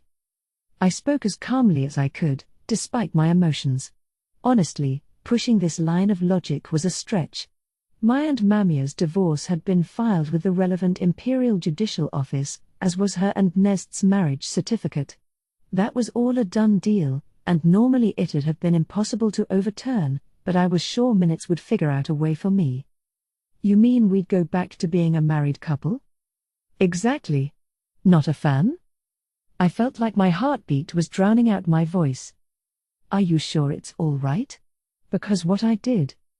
That's what I want. And I'd like you to accept the offer. But the drugging. She wanted to say she'd drugged me, I'm sure. But that had all been taken care of. His Majesty Raimuru had fully restored my body, and he had informed me that all my reproductive functions were intact. Any lingering effects of the poison, I think, were long gone. No need to worry about that. I'm pretty sure that's no longer a problem for me health-wise. So would you like to try life as a married couple again? It was a request I made with all my heart. I thought proposing marriage to someone once was good enough. I'd never expected to do it twice with the same woman. But if I couldn't make this work, I was sure life would continue to feel empty. I waited for Mamiya's response, more nervous than I had been before any battle. Her eyes began to shine, as a smile unraveled over her face. She was beautiful. The beauty she had lost over the past 20 years immediately came back. I'd be glad to. My empty heart was filled with joy. And at the same time, the servants cheered for our reunion. I had completed my goal. There was still the matter of dealing with that little man Nest, but his position as the Baron of Heath would be erased as well, so he'd meet his doom soon enough. He would go back to being a merchant, which meant he'd no longer be immune to arrest. His crimes still belonged to him, of course, so I doubt he'd be seeing the light of day again, and since those crimes had been committed on a noble family, his own relatives would likely be implicated, too. I was sure his father was going down with him. Everything is going well here. You can go ahead and put him in custody. Yes, sir. We'll capture and take care of Viscount Zook ourselves, then? Yes, please. I let my staff handle the little details. That wrapped that up. I had patched things up with Mamiya, and I now returned to being the Baron of Heath. I guess I should congratulate you on your marriage? Sure. It's not exactly remarrying, though. Minutes and I were drinking again at our preferred restaurant in the capital. Hee hee. Well, either way, I hope things work out between her and you. Thanks. And thanks for handling all that paperwork for me. Yeah, you better be thankful. It was tough. If people brought up statutes of limitations and stuff, I wouldn't have been able to turn anything around. I needed to be a bit forceful at times, which I'm sorry about. I did hear you had some difficulty. Yeah, kind of. But you don't have to worry about it. Think of it as my wedding present. Minutes smiled. I appreciate it, I replied, stifling a laugh. Dot. Dot. He then peppered me with questions about our married life. Oh, stop praising your wife to high heaven. What's wrong with that? I'm just telling you, marriage is wonderful. You should stop living the rich bachelor lifestyle someday, you know. You need to find a woman who'll be your life partner. Shut up. Quit trying to mess around with my private life. Ha ha ha ha. Well, you should have been there when I drummed up the courage to finally say it. That's the 5th time you've said that. So what? If you want to hear about it that badly, I'll tell you as many times as you want. Damn, you're pretty drunk, man. I didn't expect you to get this hostile. I had a feeling that I was rambling on about her, not caring about his reaction. But it didn't really matter, I thought. No point dwelling on it. Dot. Dot. After some more chit-chat, we got down to business. So those documents you gave me. Did they help you out? You said you wanted to have something on me, just in case. But that was a lie, wasn't it? Oh, you noticed? Of course. We're talking about something that happened 20 years ago here, over 10 at the time you did that investigation, even. So how did you get all that private information in such exacting detail? Not even the IIB could do that extensive a job. Heh. I thought you were drunk, too. You're pretty sharp, pointing that out. With Minutes having admitted to it, I was now sure about my convictions. Was it Lady Testarossa? You got it. She gave them to me. Said they might be useful. She's one fearsome woman. You said it. She struck me with nothing but terror.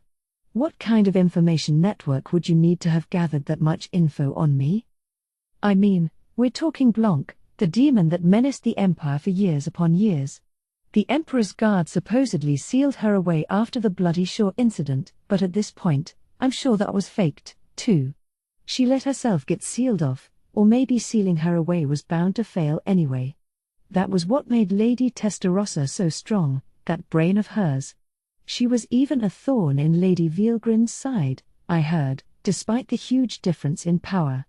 That told the whole story, really. The outlook of our military is, if you attempt to take on Lady Testarossa, you'll likely lose on the strategic front. It wouldn't even be a fight, in other words. You better keep that in mind as you work out how to deal with Tempest going forward. Oh, don't be stupid. I know that full well without you telling me. Even if we're not at war, I'm sure every negotiation with her going forward is going to be an ordeal. I have to praise the insight of Sir Raimuru for naming someone like her his chief diplomat. I suppose I didn't need to give Minutes the warning. We were in agreement with each other, which was a relief. But either way, I imagine we're going to keep our cooperative relationship with the monster nation active. For as long as Minutes and I are alive, at least. What happens after that is the key question. The administrators of the Jura Tempest Federation have lifespans that are basically infinite compared to ours. With our empire, meanwhile, people will be constantly leaving and joining our government. Lady Vielgrind is indifferent to politics, she might reluctantly offer assistance if asked, but I still worry about future generations. With Mamiya as my wife, I've restored my desire to cherish my family life. With that comes the concern that some unforeseen disaster may strike the Empire later on. We really need to work out a way to ensure we don't wind up at war with Tempest again. That, plus the right education to maintain peace, is something we owe all our future generations. We've got a tough journey ahead of us, huh? Yeah. There's a mountain of things to do.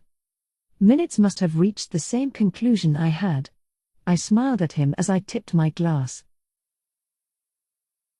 Chapter 4, Mumblings of a Blue Demon. Hello, everybody. My name is Rain. What? You don't know who I am?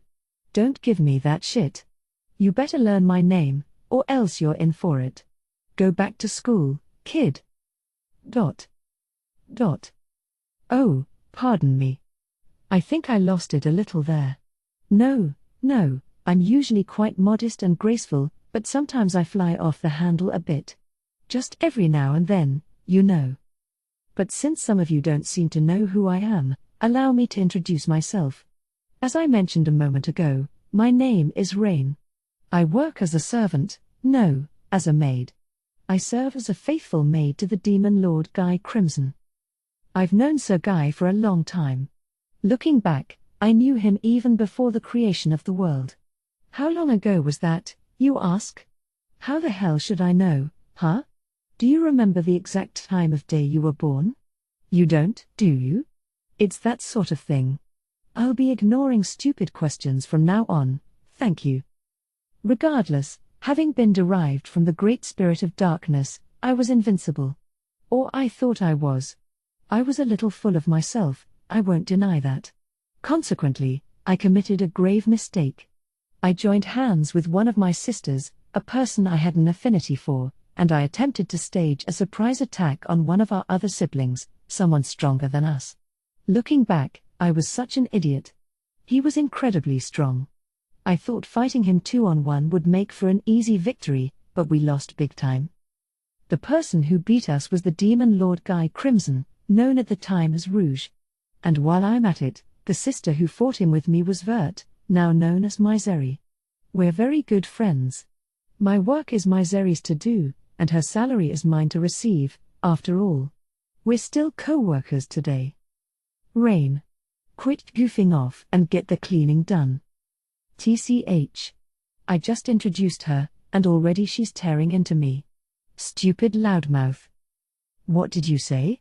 She asked. Nothing. No? I hope not. Close one there. Misery's got a real sharp mind like that. She always notices whenever I take a break, and it's painfully difficult to pull the wool over her eyes.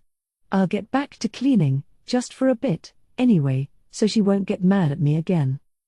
Regardless, right, I was in the middle of my introductions. So Misery and I lost to Sir Guy, but that unveiled a certain fact to us. If you can break a demon's core, they'll be eradicated for good.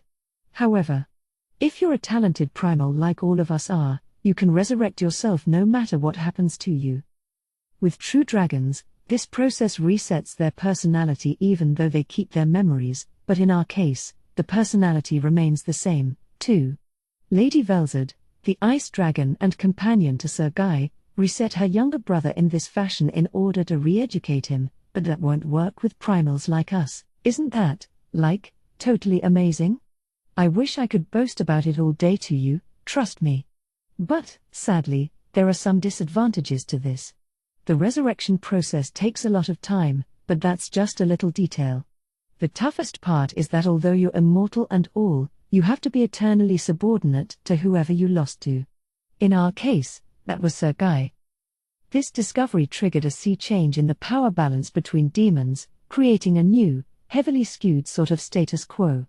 You could call this all our fault, or you could say it was thanks to us, to put a rosier spin on it. Misery prefers to see it from the former perspective, but I'm more a fan of the latter. Did you know that? You aren't prejudiced against me, are you? Stop looking at me like I'm some wicked child. Besides, you should be paying attention to me. I'm cluing you in on a little demon secret, specifically, how to kill demons. In a way, that is. It's impossible to fully destroy a primal, but you can make them servile to you. It's not exactly as forceful as slavery, so it's not like you have to follow any order given to you or anything. If I wanted to defy Sir Guy, I could. Not that I would. He can force us to obey him a little, after all. Next, I'll talk about the demons directly descended from the primals. Normally, except for that idiot Noir, Primals create a whole lot of progenies. They have to follow orders from their boss of the same color, so it's like having a useful army of maids at your beck and call. Using the term create might cause some confusion. I don't want to go into all the little details, but here's a basic rundown. A newborn lesser demon has no color associated with it, you see? It's intelligent, but has no sense of self, and it's really weak, too. This is mostly the type that humans can summon, what we call the enslaved type. When these demons gain sentience, they're called the independent type. When they evolve into greater demons, their natures and personalities result in a set of unique characteristics, which make it clearer exactly which color family they belong to. That, or a more powerful demon might scout them in order to create their own faction. That may be the more common approach to building a following, actually. Misery's a hard worker, so she still manages her own faction today. She runs several organizations, the Sons of the Veldt being the most well-known one, and they even have clout in the human world. Me? Well, I can't be bothered with all that. Don't roll your eyes at me, you. What? I'm the same as Noir? What utter bullshit. I do have a faction of my own, you know. Being compared to Noir pisses me off, so don't make that same foolish mistake again, please. But back to the topic. Newborn demons don't get involved with factions, but once they evolve into greater demons, that's when they get divided up by color and join one. Some demons are born with a color already associated with them, that's often the case with reincarnated demons. Demons are immortal, so if they die, they just get reborn like that. Even these, however, can be destroyed if their core is shattered, I think. Demons are pretty tough, though, so maybe even losing their soul like that may still be survivable. That's especially true if you're closely aligned with the primal colors. If you're lucky enough to defeat one, though, you also have to break their core, or your victory will have been pointless. By the way, you don't have to be particularly fearful of a newborn, weak-willed demon. They might have battle knowledge, but they're just wimps with no experience, so even destroying their temporary bodies might be enough to kill them. They're nothing worth losing sleep over. So, yeah, those are our secrets. And figuring all this out might just have made our loss against Sir Guy worth it. If anything, I think I did a pretty good job there. Bad news. Bad news. Sir Rimuru really is a freak of nature. I just met him for the first time, but it was crazy how insanely intense he was. What? Didn't I see him at Walpurgis? Shut up. I'm saying that Sir Rimuru is so crazy, that last meeting doesn't even matter. That's the only way I can describe it, and I don't think anyone else would do a better job. I mean, listen to this. Sir Rimuru actually decided to evolve us as well. Can you believe that? But it's true. I may be a demon, but I always tell the truth. But now I think we can help out Sir Guy quite a bit. In terms of strength, we're now to the point where Sir Guy would barely give us passing marks. If I decided to take on everyone in the octagram, I don't think we'd beat any of them, but that just goes to show how wonderfully talented the current crop is. Well, okay, I bet we could beat Lady Ramirez, but I don't think she counts in this example anyway. If she went into her complete form, I think we'd lose big. And I'd love to teach that bum Dino a lesson or two, but if I ever tried acting on that urge, I'd be the one left crying. That's why I let him off the hook. He should thank me for being such a tolerant person. Oh, but I've gone off track. Let's go back to our evolutions. It all began when Diablo called Sir Guy over. This meant we'd be visiting Sir Rimuru's nation, but Sir Guy didn't much like how Diablo was egging him on. I thought about asking to stay at home, since I was bound to get dragged into this conflict, but that would have been shirking my duty. Joining him was definitely the right choice anyway. Sir Rimuru had apparently never met Lady Velzard before, so they exchanged their first greetings. Then, after that, he very politely introduced himself to me as well. He's certainly easy to fall in love with, isn't he? I thought about pretending to be this oblivious little girl and trying to flirt with him as much as I could. Not that I did, of course. I know how to read a room, and I was sure my life would be forfeit if I'd tried it. It was the right choice to make. So began a nice, harmonious tea session. I observed the proceedings from behind Sir Guy, and it struck me that he and Sir Rimuru shared a decent amount in common. They had the exact same reactions to certain things, and I could tell both of them had their hands full with Diablo. Along those lines, they seemed more alike than not to me. It went without saying that I had a much better opinion of him now. But that wasn't all that struck me. First, there was Sir Rimuru's attendants. One of them was introduced as Benimaru, but why did he seem so much stronger than your typical demon lord? And the same was true for Xion next to him, too. She had clearly grown stronger since the last time I met her.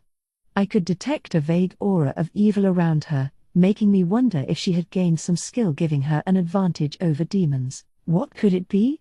Because I seriously wasn't sure if I could beat her in battle any longer. But if I ever admitted that, it'd have been tantamount to saying I was no longer worth anything. And I couldn't have that. So I tried to keep myself cool and collected, but it took a concerted effort, you know. Besides, those weren't the only two who were strong here. Wait a minute. This aura. It doesn't belong to Testarossa or any other demon. There's at least 3 or 4 others here. Why are there all these Demon Lord class people serving this Demon Lord? I thought only Sir Guy could get away with that, but perhaps I need to reconsider. As I resolved to do that, I began to smell the aroma of tea. Time for a break, then? But we're maids, so it wouldn't be mannerly to enjoy tea together with them. I assumed I'd have to wait for another chance, but the next thing I knew, I was being guided into the adjacent room. It turned out they had set out some slices of cake just for us. I tell you, I can't say enough good things about Sir Rimuru. In terms of the consideration he shows for others, he's certainly qualified to be a king, I can tell you that much. Now it was time for the taste test. This was a strawberry shortcake, it looked like. Hee. I don't like to brag, but I fancy myself as something of a pro in the kitchen. I once captured and held a chef from a first-class hotel until he taught me all his techniques, so I'm reasonably certain that I'm better than some hobby cook. What I'm trying to say here is that it'd take more than just okay results to impress someone like me, chomp. Oh, this is good. Huh? Are you kidding me? This is, incredible. It looks so simple on the surface, but one bite, and you're exposed to a complex harmony of flavors. They must have gone through the trouble of building each individual layer, then stacking it all up. There are different types of cream between each layer, I think. This must have been an incredible amount of work, right? And given how uniform the taste is, I can see they carefully calculated the distribution of all the ingredients, too. Amazing. My Zeri was just as impressed. In the realm of baking, we mainly specialized in dishes utilizing high-end ingredients, such as fresh fruitcakes and sugar-laden pancakes. Honestly, I never thought you could bake a cake that required this much technique to pull off correctly. Was this made with otherworld techniques? I couldn't help but ask. That's right, Xion replied. This was developed as part of a friendly competition between Mr. Yoshida and Lady Shuna. It's a strawberry shortcake that uses 3 different kinds of cream. It uses a tiny amount of powdered black spell rice, too, so it's well suited to monster palates as well. This Mr. Yoshida, is he an otherworlder, I wonder? Lady Shuna, I knew already, she was the one who guided us to this room and served us the cake and tea. She moved with learned, refined motions, like nothing at all could scare her. I am renowned as a perfect maid, but I had to give her high marks for her service. And if she's this good of a pastry chef, too. I've got some competition, I see. As we were relaxing, enjoying our cake, I decided to speak up to that hateful Diablo. By the way, is it me, or have you grown stronger since the last time you fought me? It had been on my mind for a while. Just one look, and he felt like a completely different person. I couldn't ask him until now, not with Sir Guy and everyone in the conference room, but now was my big chance, and I wasn't going to let it slip. I'll remind you, after all, that Misery and I hadn't been able to gain any new powers since we'd evolved into demon peers. I mean, we had grown stronger thanks to the assorted experiences we had, but apart from that, we had not evolved as living creatures at all. Meanwhile, here's Diablo making it look so easy. Hair. You truly are a pair of fools, aren't you? That was how Diablo chose to respond. I have no idea how he's so skillful at getting under my skin like that. Would anyone mind if I punched him? Go right ahead, my conscience told me. But just as I was about to act on that impulse, Diablo kept talking, interrupting my train of thought. It is all thanks to my master, Sir Rimuru. I have performed well for him, and he has offered me a commensurate reward. Ugh. This bastard. Acting like he's so much better than us. Well, two can play that game. Ha ha. He has, huh? I suppose that means you're nothing special at all, then. I agree with you that Sir Rimuru is a great person, there's no doubting that, but that's another story. You, on the other hand, it looks to me like you're relying on him for everything in your life. Well, what do you think? I said it, and I'm not taking it back. You evolved thanks entirely to Sir Rimuru. Your actual strength isn't anything special at all. But. Yes. That's correct. Is that a problem? That bum Diablo confessed to it at once, not even trying to argue. And he's actually smiling at me, too, like he's happy that I understand this so well. I hate him. He makes me feel like such a moron. Can you stop this, Rain? I think it'd be hard for Sir Guy to beat him in a verbal argument, even. The only way this is going to end is with you crying. Not even Misery was on my side. And the worst part was that she sounded like she was right.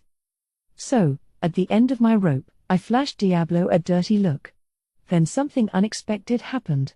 With a satisfying thwop, Xion rapped Diablo right on the head. I couldn't even tell you how happy this made me, and to top it off, she started scolding him, too. Quit with all that insolence, you brown-noser. Stop being so rude to our guests at once. Watching this unfold made me pump my fist in the air. I just couldn't help myself, and a quick peek at Misery revealed that she was gleefully smiling, too. And why not? This was so hilarious, I just wanted to burst out laughing. Things quickly devolved into a heated argument between Diablo and Xion, with the two of us wholly ignored. It went on until Lady Shuna entered the room. I had no qualms about calling her Lady Shuna by this point. Seeing Xion hold her own in a verbal battle with Diablo was impressive enough, but the way that Lady Shuna immediately shouted both of them down was truly a sight to see. I could learn a lot from that, I thought. And if anything, the biggest surprise of all was that this argument was strictly a verbal one. Both Misery and I were taken aback by that. Lady Shuna had come in to call us back to the conference room, so we meekly followed her. She even informed me along the way that they'd decided to give us the recipe for that cake, at the request of Sir Guy, she said. I wasn't sure how this day could get any better for us, really. So we were taken to the room where Sir Rimuru and his associates were waiting.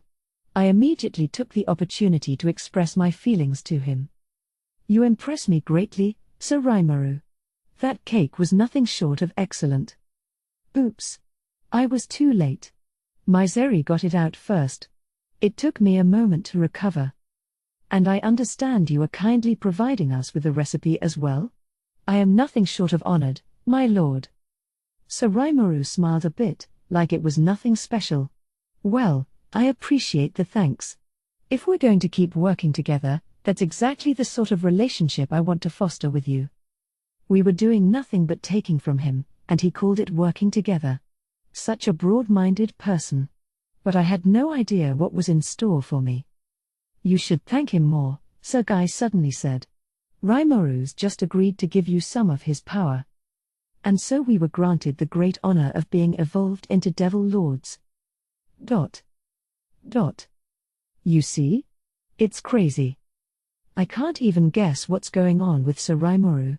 Even looking back now, the only adjective that comes to mind is crazy. But I'm making effective use of the powers I've been given, So if he ever has a problem we might be able to address, I swear that we won't hesitate to help him. How could we? Our magicule counts are still rising by the day, and we're more of a help to Sir Guy than ever before. This all happened thanks to Sir Rimuru, and I think it's only fair that we should seek to repay the favor. Of course, he already has Testarossa and the others working for him, so I'm not exactly certain if he would ever need the powers of someone like me. But enough humility. Today, once again, it's time to wage a practice battle with Misery. Training like this every day is a must if we want to gain a grasp of our newfound powers. So off to the training field I go. Oh? What's a guest doing here at this time of day? Ah, but now's no time for jokes like that. Rain. Someone has broken through our barrier. I know. But this is. It seems now is no time for a leisurely chat, much less a mock battle. I think I had best stop talking to myself now. Here's hoping I'll get to see all of you again very soon. It's with this self-sacrificial spirit that we continue to serve Sir Guy, but it's actually pretty fun for me. Sir Guy has taken a step back from the struggle for supremacy in the underworld in order to go live on the planet's surface for a while. He's a man of integrity, despite everything, so he took us along with him. He even told us you're free to live whatever lives you want, right? But count me out of that. I want to stick with the winning team. And there's no way Sir Guy would ever lose, so I think I'm in the best position I could possibly find right now. It'd be kind of neat if Sir Guy did lose, but regardless. Here was my answer to him. No, our duty is to be of use to you. What do you think? I'm just the most perfect maid ever, wouldn't you agree? You won't find another maid as faithful as I am, or so I thought. Precisely. You are our king. We are your subjects. That is the eternal, unrelenting truth. Damn it, Misery. Acting like such a good little girl, and now look at her. And the worst part of it is, she probably means every word. It's always an adventure, trying to deal with this rival of mine. Of course, I might see her as my eternal rival, someone I'm burning to get back at my whole life, but, Misery seems to trust me well enough, so I stopped trying to teach her a lesson. You just can't beat her, I don't think. Maybe it's not exactly what either of us wanted, but either way, we're as inseparable as ever. So after a bunch of wandering around, we settled down at our current base. It's in a frigid land, one far too cold to support life, but I'm a demon so it's no big deal. Okay, just kidding. I mean, for example, when I tried washing some clothes, it didn't work because they just froze solid. I punched a dress, frustrated, and it just shattered on me. Yes, I was pretty angry. So, yes, there were some trip-ups along the way, but I'm doing fine here. You should be more regretful. Rain, I really think you should be more considerate of me. Sir Guy gave me a warning, so I was more careful around him afterward. Problems like these are exactly what my army of servants is for. Do your best for me, okay? You're here to make my life easier, after all. And ever since then, I haven't made a single mistake. I've grown a lot, you see. Speaking of my work, it involves a lot more than just doing the laundry. Some people call me an omnipotent maid, and that really is how talented the two of us are. Cooking, laundry, song and dance, musical performance, even art, we cover it all to handle Sir Guy's requests. I'd occasionally mess up the cooking and laundry, but we're all capable of learning from our mistakes, aren't we? The same is true of demons, so let's just forget about the past. My personal talent, by the way, is painting. I just love abstract art. I had Misery model for me earlier, and she was so moved by the results that she started crying. No, I was furious. Then it was a great success, I swear. Misery's acting all annoyed with me, but I don't care. I wouldn't describe her as furious so much as, just bursting with emotion. That's something pretty unusual to see from a spiritual life form like a demon. It made me almost scared of my own talents. Oh, and this goes without saying, but when I paint Sir Guy or Lady Velzard, I always stick to pure representational realism. I've got it down perfect, so they always praise me a lot. Oh, sure. You can paint if you actually try. That's what made me so angry at you. Sounds like Misery saying something, but let's just tune it out like always. By the way, let me tell you about one of my other hobbies. Life in the frigid wastes can be pretty grueling. It's no place for anyone to live, really. There's an incessant blizzard outside, just a solid sheet of white. That's our constant background, but within our barrier, it's always a lovely summer's day. We even modified the geography to construct a lake, complete with a white, sandy beach. Sometimes I go over there and just relax on one of our beach chairs, having my demon lackeys serve me. It's the best entertainment I know. I couldn't tell you just how much energy I waste on my hobbies. Just thinking about it, I can't resist grinning like an idiot. Sir Guy loves it, too. The things she comes up with, yes, Rain's just the best. I have to admit it. You really are amazing, Rain. Hee. Even Misery praised me. Hopefully I can keep taking advantage of hobbies in my regular work like this. Oh, right, there's one other important job I have, one I shouldn't forget. The Demon Lords occasionally hold a Walpurgis Council, and it's my duty to guide all the participants to the event site. Originally, as the name suggests, Walpurgis really was just a nice little dinner party with the 3 demon lords of the time, Sir Guy, Lady Millim, and Lady Ramirez. Lady Millim is the niece of Lady Velzard, and her power is beyond comprehension. There were times in the past where she'd lose it and just go on a rampage, and I can't even begin to describe how rough that was. We never die, so we could have joined that battle, but it could have led to the destruction of the entire planet, so in the end, it was me, Misery, and Lady Velzard stamping out all the after-effects of the fight.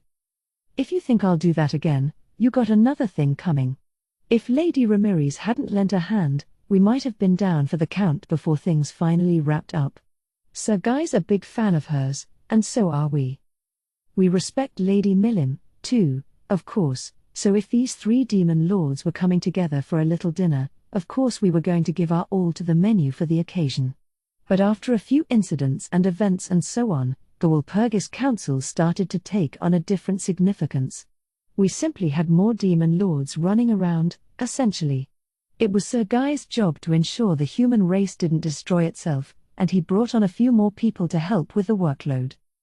The first one, the 4th demon lord overall, was Sir Dagrel. He, as a matter of fact, had been the one who'd taken the most damage in the battle between Sir Guy and Lady Millim. He was helping us out as well, you see, ensuring the battle didn't wreck the whole world. He certainly hadn't benefited much from it, though, given how most of the land he ruled over was reduced to a barren wasteland, but that's none of my business, so I'm not going to dwell on it. There's magic available to us, of course, so he still found a way to make the land livable, but he couldn't stop the rapid desertification too well. Things have calmed down by now, but he had a real headache or two at the time. I wished him good luck, of course, from our safe little paradise all the way up here, but still. The next demon lord after that was Lady Luminous, the Queen of Nightmares. She was the only daughter of the Lord of the Vampires, and that made her incredibly strong, but let's talk a little more about her father first. That person, you see, was a sort of demigod, the first one ever created by Sir Veldenava, and he was going to serve as a god of humanity before things went awry. He had been seeking intelligent life way back in the day, mainly because he wanted a friend to talk to. There were angels and demons by that point, so that desire was fulfilled, but next he wanted to see a bit more diversity. So he tried giving a little help to the species building civilizations on the planet. That was going to be the job of the demigod he created, although it sure didn't work out that way. He was only a few steps removed from immortal, after all, and he didn't really have anything to be a god of at the time. That was the problem. I mean, the demigod technically didn't even have a gender, much like us demons. Thanks to that, he had to wait tens of thousands of years for some surface species to prosper well enough. I don't know all the details, but that's how I understand it. But the demigod didn't give up. Sir Veldenava expected a lot from him, so he kept carrying out these forbidden experiments. What a bum. He loved beavering away at all that scientific stuff instead of creating any descendants. It's not up to me to decide whether that was a good thing or not, but I can tell you this much: he was an idiot and a complete nuisance to all of us. I couldn't even tell you how many times those experiments brought humanity to the brink of total collapse. Despite that, however, all that futzing around on his part did create the race known as high humans. So while he didn't create an eternal, immortal race of demigods, he did contribute a lot to the development of humanity. You don't believe that, do you? Well, you'd be right not to. I sure don't. It's not like I was there to witness it or anything. From what I've been told, the demigod analyzed his own body to create two different species. One was the high humans, and the other was the vampires, you see. It wasn't exactly the kind of birthing people were expecting from him, but it wound up paying off, so I guess all's well that ends well. Anyway, by the time Sir Guy was summoned to the surface, there were humans spreading all over the place. The high humans, I mean. They had built this gigantic country, bigger than anything you see right now. But here's the thing, both of these species had their pluses and minuses. The high humans had inherited a lot of powerful magic force, but their mental makeup was an issue. They were silly enough to summon Sir Guy. After all, they must have assumed they were at the very peak of intelligent life. In another world there's a saying that goes something like pride goes before the fall, and that's exactly how I would describe it. The whole thing fell apart in the blink of an eye. The vampires, meanwhile, had some big problems of their own. Although maybe that actually worked in their favor. They're still around, after all. They all had powerhouse bodies and massive magical force, coupled with near immortality and a mature, more developed mentality. Which is all great, but their inability to do anything while the sun was out was a real liability. They could never truly rule over the world like that. So that dumbass demigod continued with his experimentation. I was around by this point, so I pretty much remember the stuff he was up to. The elementals had already split off from the great spirits, so the four major elements had already spread across the world. These elementals began to take in magicules, and in time, they manifested physical bodies as well. And that demigod was helping them along the whole time. The earth element created the high dwarves, the water element created the sirens, the fire element created the flame imps, and the wind element created the high elves. This much was allowable in itself, but then that demigod began to go way out of line. That moron actually began experimenting with crossbreeding them, creating all sorts of new species. For a graceful lady like me, the mere thought is simply disgusting. This led to all sorts of new races, such as elves, dwarves, ogres, beastmen, and so forth, but those are only the successful examples. A lot of failures were banished into the dark corners of history, and sometimes they'd even devolve into inferior monster versions of the original, the goblins, for example. Sir Guy was highly troubled by all this. He felt this needed to be addressed sooner or later, but, as long as Sir Veldenava wasn't deigning to take action, he couldn't punish the demigod on his own initiative. The way he saw it, the world had become a lot more needlessly complex than it had to be, but, at the same time, a lot more interesting as well. But that's Sir Guy's business, you know? Personally, it was no skin off my nose at all, so I was just fine with it. You just like watching me stew in my own juices, don't you? Oh, no, not at all. You misunderstand me, Sir Guy. I am your ever-faithful maid. I gave him a beautiful curtsy. Being able to perfectly hide my intentions like this was the result of regular, constant effort. So anyway, despite overcoming this and that danger, the demigod was still giving us a lot of trouble. But, get this, it was ultimately his own experiments that did him in. Ah, my daughter. You are my greatest creation yet. Your day of judgment is here. Disintegration. He had it coming, really. His daughter, another demigod, created from his own body, immediately rendered him into a pile of ash, amazingly enough. You could say he took just one step too far that time. It was a great relief to me, but don't tell anyone about that. Those were the top secret events behind the creation of Lady Luminous, the fifth demon lord, and you better not breathe a word about it to anybody else, all right? So as the demon lord numbers grew, we eventually had a sixth one join the flock. That was Sir Dino. By the way, is it all right if I speak my mind freely for a few moments? Oh, I already am? Well, no need to hold back, then. Let's just say it. I hate having to call him Sir Dino. I mean, he's just a pile of garbage. He never lifts a finger to do a single moment of work. He's the walking definition of depravity. I mean, it'd be one thing if all he did was not work, but it's even worse than that. He pushes work on me instead. I can't have this. He's not getting away with it any longer. If he's gonna do that, he should bother Misery instead. Then I could forgive it. But when I made that suggestion to him, what do you think he said? No, but when I ask Misery, she gets all angry at me, you know? That. Are you kidding me? I get just as angry. And if he puts it that way, it means he sees Misery as a lot scarier than me, doesn't it? I mean, I get yelled at a lot, too, and it's not that I don't resent having to deal with Misery sometimes, but... What? He and I are a lot alike? What are you, stupid? Are you trying to disrespect the primal demons? Some things, you know, are much better off left unsaid. If you don't understand that, don't blame me if someone tears you limb from limb. That's your friend Rain giving you a friendly word of advice. Anyway, there were now 6 demon lords, and that made our Walpurgis councils a lot more like business meetings. It used to be just a fun meal between friends, but now it was more like work, I guess you could say. It's all such a pain, so count me way out. Rain. Just kidding. I'm their guide to the meeting, and I'll do my job. Everybody seems so busy, though, well, everybody except one person, but... Oh!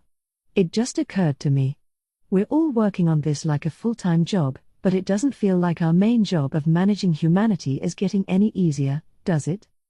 Take Sir Guy, for example.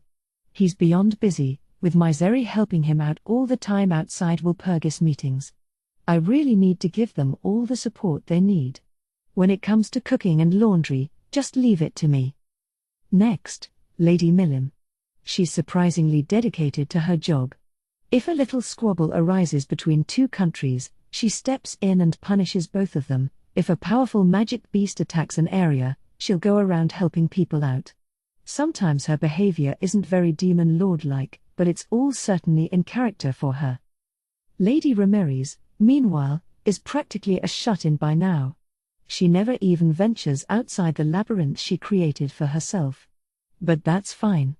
I owe Lady Ramirez a great deal, so she can do anything she wants, as far as I care. And I guess the same is true for Sir Dagrel, too, huh? All the clean-up work after that bout of mass destruction sure doesn't look easy to me. I'm sure he's got no time to devote to other matters, and everything he does to reduce the spread of the desert on his lands is a huge boon to us. The one who really impresses me is Lady Luminous. She's so talented, not at all like that lout of a demigod. While I wasn't paying attention, she brought the entire vampire race under her rule, and she's even protecting the humans as well, the species that resulted when the high humans lost their powers. Vampires used to see humans as nothing but a food source, but now they're following Lady Luminous's orders and taking care of them. I have to say, I'm amazed she ever got them to do it. What a job she did. I mean it. On the other end of the spectrum, meanwhile, is that lout. Sir Dino, why don't you actually try to work a little for a change? Oh, like you have any right to order me around.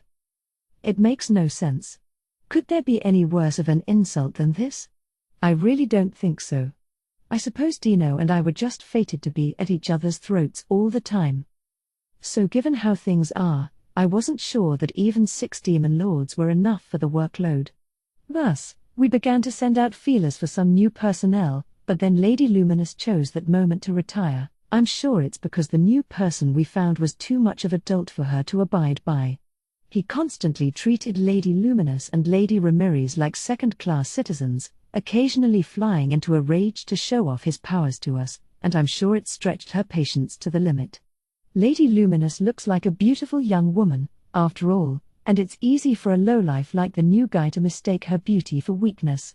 The easiest way to deal with this, she'd perhaps reasoned, was to install a demon lord that clearly looked more threatening than her at first sight. So Lady Luminous stepped back, and Roy came up in her place. I will continue supporting all of you from behind the scenes.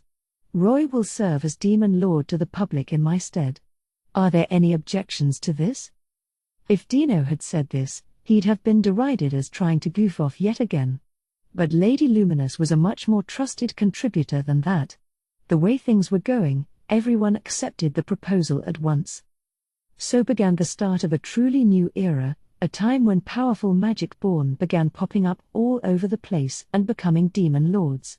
At the very least, they needed to be demon lord seeds, and those who satisfied that requirement, Kazalim front and center among them, and had the ambition for the job began to join our ranks, one after the other.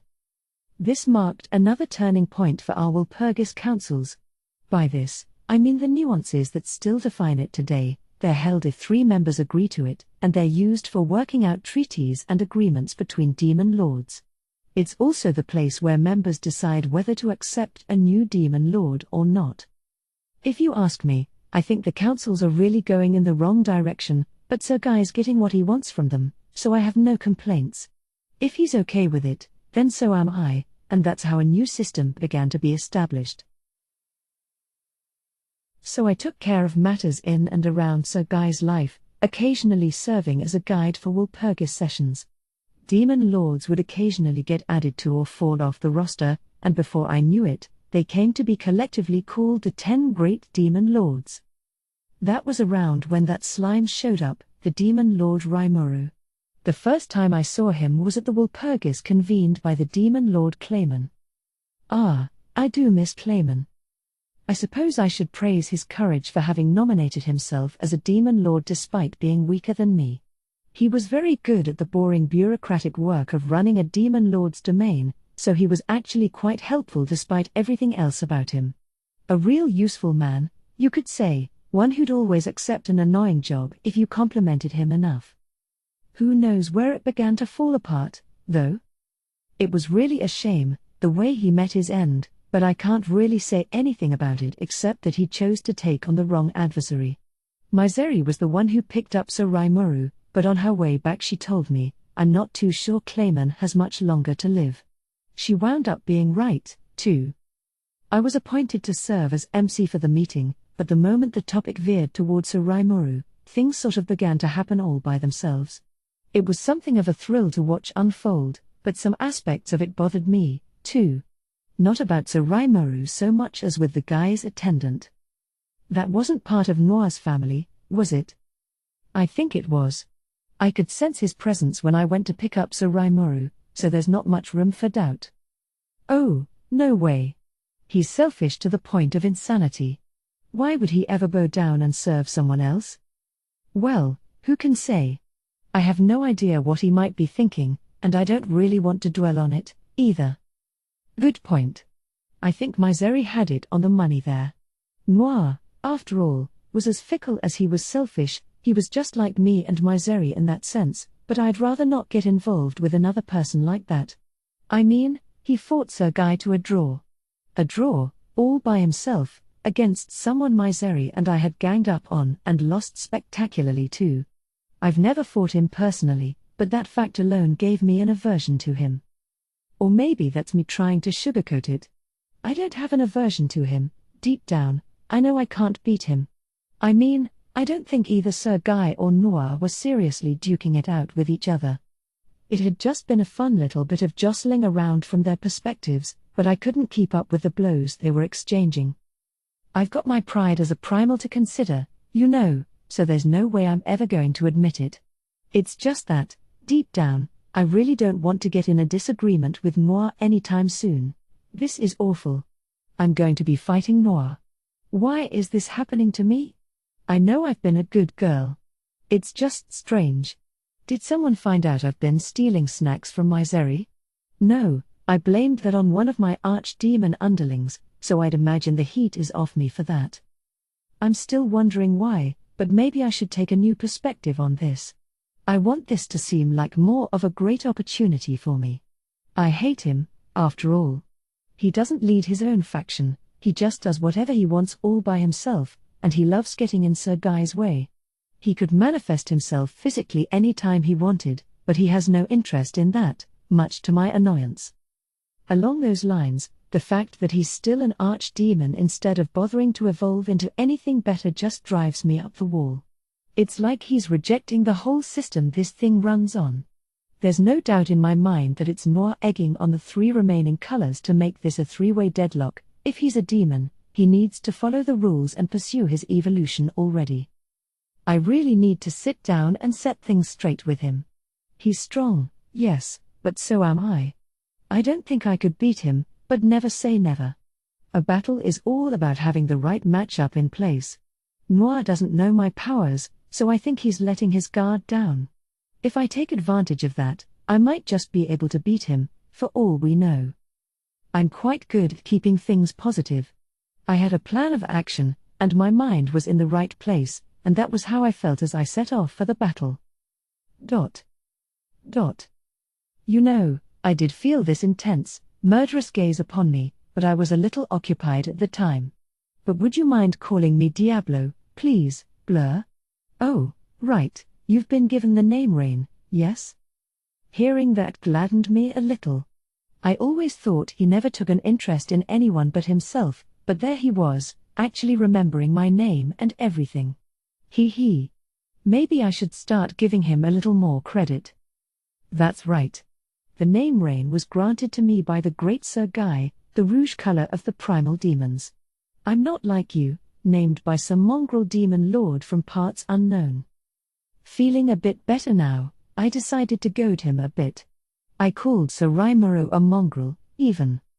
I like slimes, actually, I think they're cute, and Sir Rimuru seems like a well-qualified demon lord, so I had a pretty rosy opinion of him. I thought that, this would be a good tactic to take against Noir, or Diablo. It turned out to be a bad idea. Huh? Do you want to die? Or, that is, do you want to be erased from this world forever? Let me make your wish come true, then. His eyes were deadly serious, too. I mean, Diablo never lets anyone know what's going through his mind at any time, so I didn't expect that he'd bear that much emotion and get seriously angry at me. Let's fight, Diablo. I can't wait for this. Ever since I sensed you fighting Blanc in the Eastern Lands, I've been hoping for a chance to battle you. I was still talking a big game, but on the inside, I thanked my lucky stars I'd thought to invoke ubiquitous mist. By creating a copy of myself in advance, I can get right back into the fight if one of them is destroyed. Otherwise, I'd never go up against an opponent I'm not sure I can beat. By the way, I really did take an interest in the battle between Diablo and Blanc. I fought Blanc myself before, out of envy, Diablo kept giving Blanc all this attention, so I wanted to see just what kind of power she had, is all. If I recall, we fought to a draw, mainly thanks to ubiquitous mist. But the fight itself was really a loss for me. No, actually, let's still call it a draw. I didn't lose. I'm a smart, capable girl. The only person I'll ever admit having lost to is Sir Guy. But as I pondered this, our battle was growing intense. Maybe I had taken this a little too seriously. I drew from all the powers that I had, attempting to corner Diablo. We were even in terms of magicule count, maybe I had a decent chance after all? But I wasn't foolish enough to let thoughts like that relax my guard. After all, I knew that Diablo wasn't really trying against me at all. I hated to admit it, but it was true. Are you being a sore loser? I'm sure you're still too new inside your physical body to break out your full powers, but that's no excuse, you realize. I said that and all, but I knew the truth. This guy may have been a creepy freak, but he was no idiot. He was one of the 2 best demons out there, the only 2 I personally acknowledged as posing any sort of danger to me. He wouldn't make the kind of rookie mistakes lower-level creatures would. But this was unexpected. Before I knew what was happening, these layered magic circles appeared around me, with glowing letters drawn on them. Like, hang on. And aren't these spells holy magic? the type demons are weakest against? It'd have been impossible not to be surprised by this. I now had disintegration, Lady Luminous's trademark attack, coming at me from every side possible. It was at that moment when I realized that I might not win this. Dot. You were worried, weren't you? I was all right, of course. What? Wasn't I just bragging about how ubiquitous mist ensured I'd be fine anyway? Well, you don't need to be picky like that. Girls don't like that sort of behavior, you know. Don't think, feel. Sharing your emotions like that impresses girls a lot more. Me included. But Diablo was being beyond rude to me. I can't believe he was bringing up another opponent while we were still fighting. I mean, Testarossa. Who's that? If she's that special, then bring her over here. I was beyond indignant about this treatment, but when I learned later that he was referring to Blanc, I was shocked. I mean, what? I need a moment to calm down. Why does even Blanc have a name now? Yes, I'd been expecting Diablo to see through my performance. He had always been sharp, ever since his noir days, and so I kind of saw it coming, as annoying as it was. If anyone but him had claimed that this multi-level disintegration still wasn't his most powerful skill, I'd have laughed in his face. Right now, though, the Testarossa question was more important, not just for me, but for Sir Guy as well, who had been watching the proceedings from his hiding spot. That's how serious it was. Diablo had been singing the praises of the demon lord Rimuru this entire time. Constantly going, "Oh, Sir Rimuru, Sir Rimuru." It was downright frustrating to hear, but then he'd casually throw out these incredibly important pieces of information in between all that prattling. It was so underhanded of him, but that's just how he was, and that angered me even more. Sir Guy was getting annoyed, too, I could tell, but he was holding back for now because of the opponent I was fighting. Over time, I finally managed to get some more info out of Diablo, but it stunned me into silence. It turned out that the demon lord Rimuru had recruited the other primals to his side as well. I didn't want to believe it, and the moment I had that thought, I knew that I had been strategically defeated. Unfortunately, it was the truth, and it couldn't have been any worse. Blanc was now Testarossa, Violet was Ultima, and June was Carrera. We had managed to build an equilibrium between three different groups within our little clique, but it had all fallen apart in an instant. I really wish this change had taken place over the span of decades or centuries, but reality can be cruel like that. We shouldn't be held down by restrictions, after all. We need to live freely. I've often thought that that's how demons ought to live, but, you know, what's wrong with competing with each other? It just doesn't seem right to me, having us unite beneath the same banner. The resulting force would be so strong, there wouldn't even be any point in fighting any longer. But now he's just gone and done this? Great. I'm starting to seriously fear the demon lord Rimuru now. Up till now, the top two people on my list of deranged maniacs were that idiot demigod and the annoying, insane Noir/Diablo, but today, right now, Rimuru's cruised up to the top spot. Here was a guy I knew I had to constantly watch out for. I couldn't afford to antagonize him at all costs, even if it meant sucking up to him.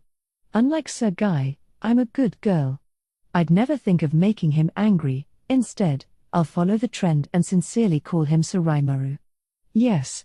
I just decided this. Let's go with that. So we retreated, leaving the rest to Diablo. It was a very rare thing to see. I mean, Sir Guy's true goal was to deal with this huge power he sensed was about to go off on this planet. Yes, well, I'm sure Sir Rimuru will take care of it, no matter what happens. That was Diablo boasting to us yet again, but seeing Sir Guy accepted at face value was unbelievable. I'm just a simple maid, though, it'd be beyond rude for me to question his decision.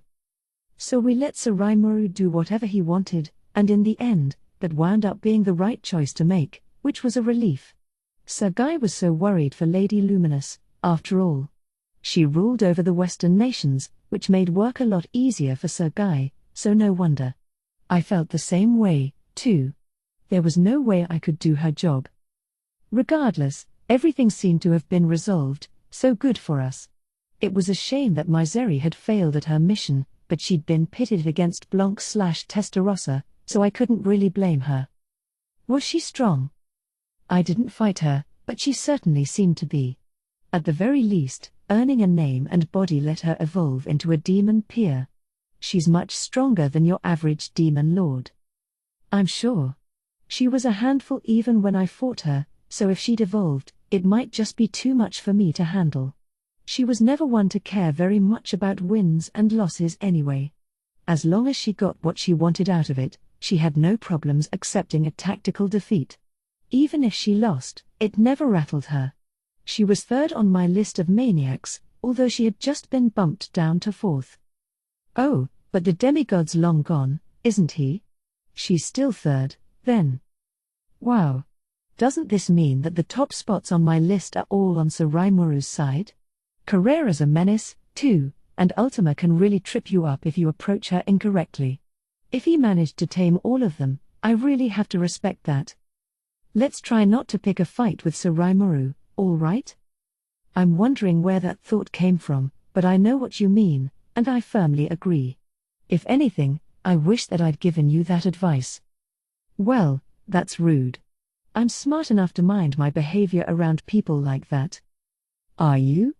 You were the one who suggested we take on Sir Guy, if I recall. I have trouble believing you. Oh, come now. That was just a little youthful indiscretion, you know? I've grown since then, and I won't make the same mistake again. But either way, that's how the two of us began keeping an eye on Sir Raimaru. Special bonus, Vesta needs your advice.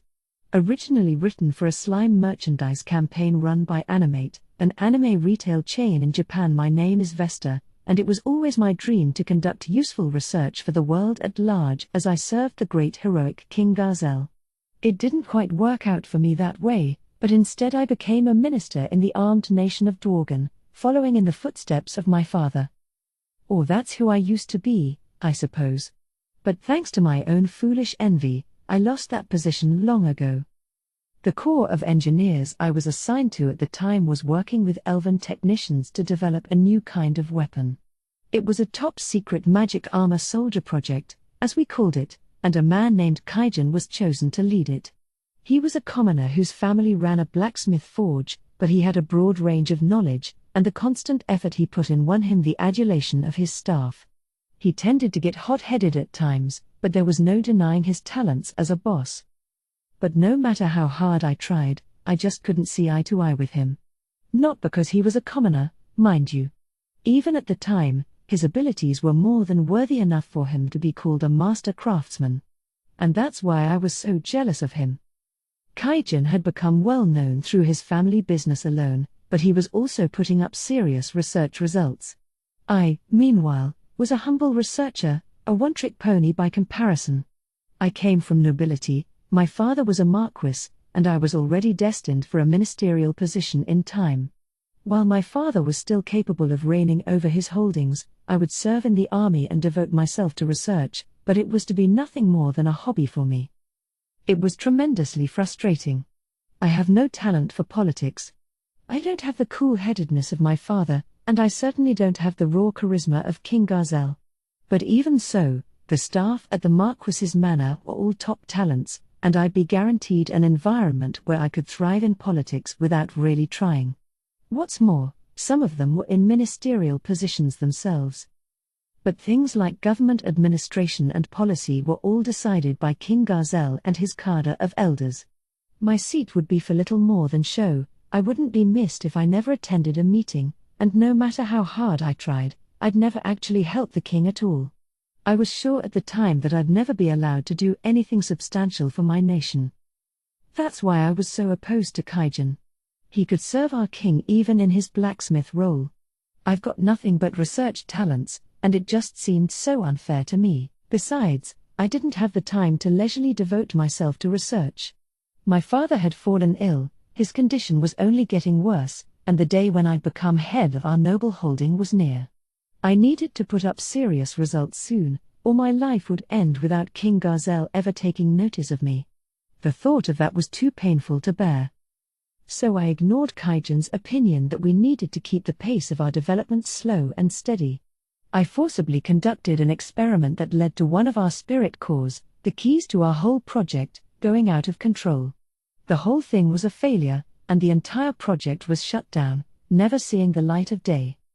I was in a daze afterward, but my family maneuvered for me behind the scenes.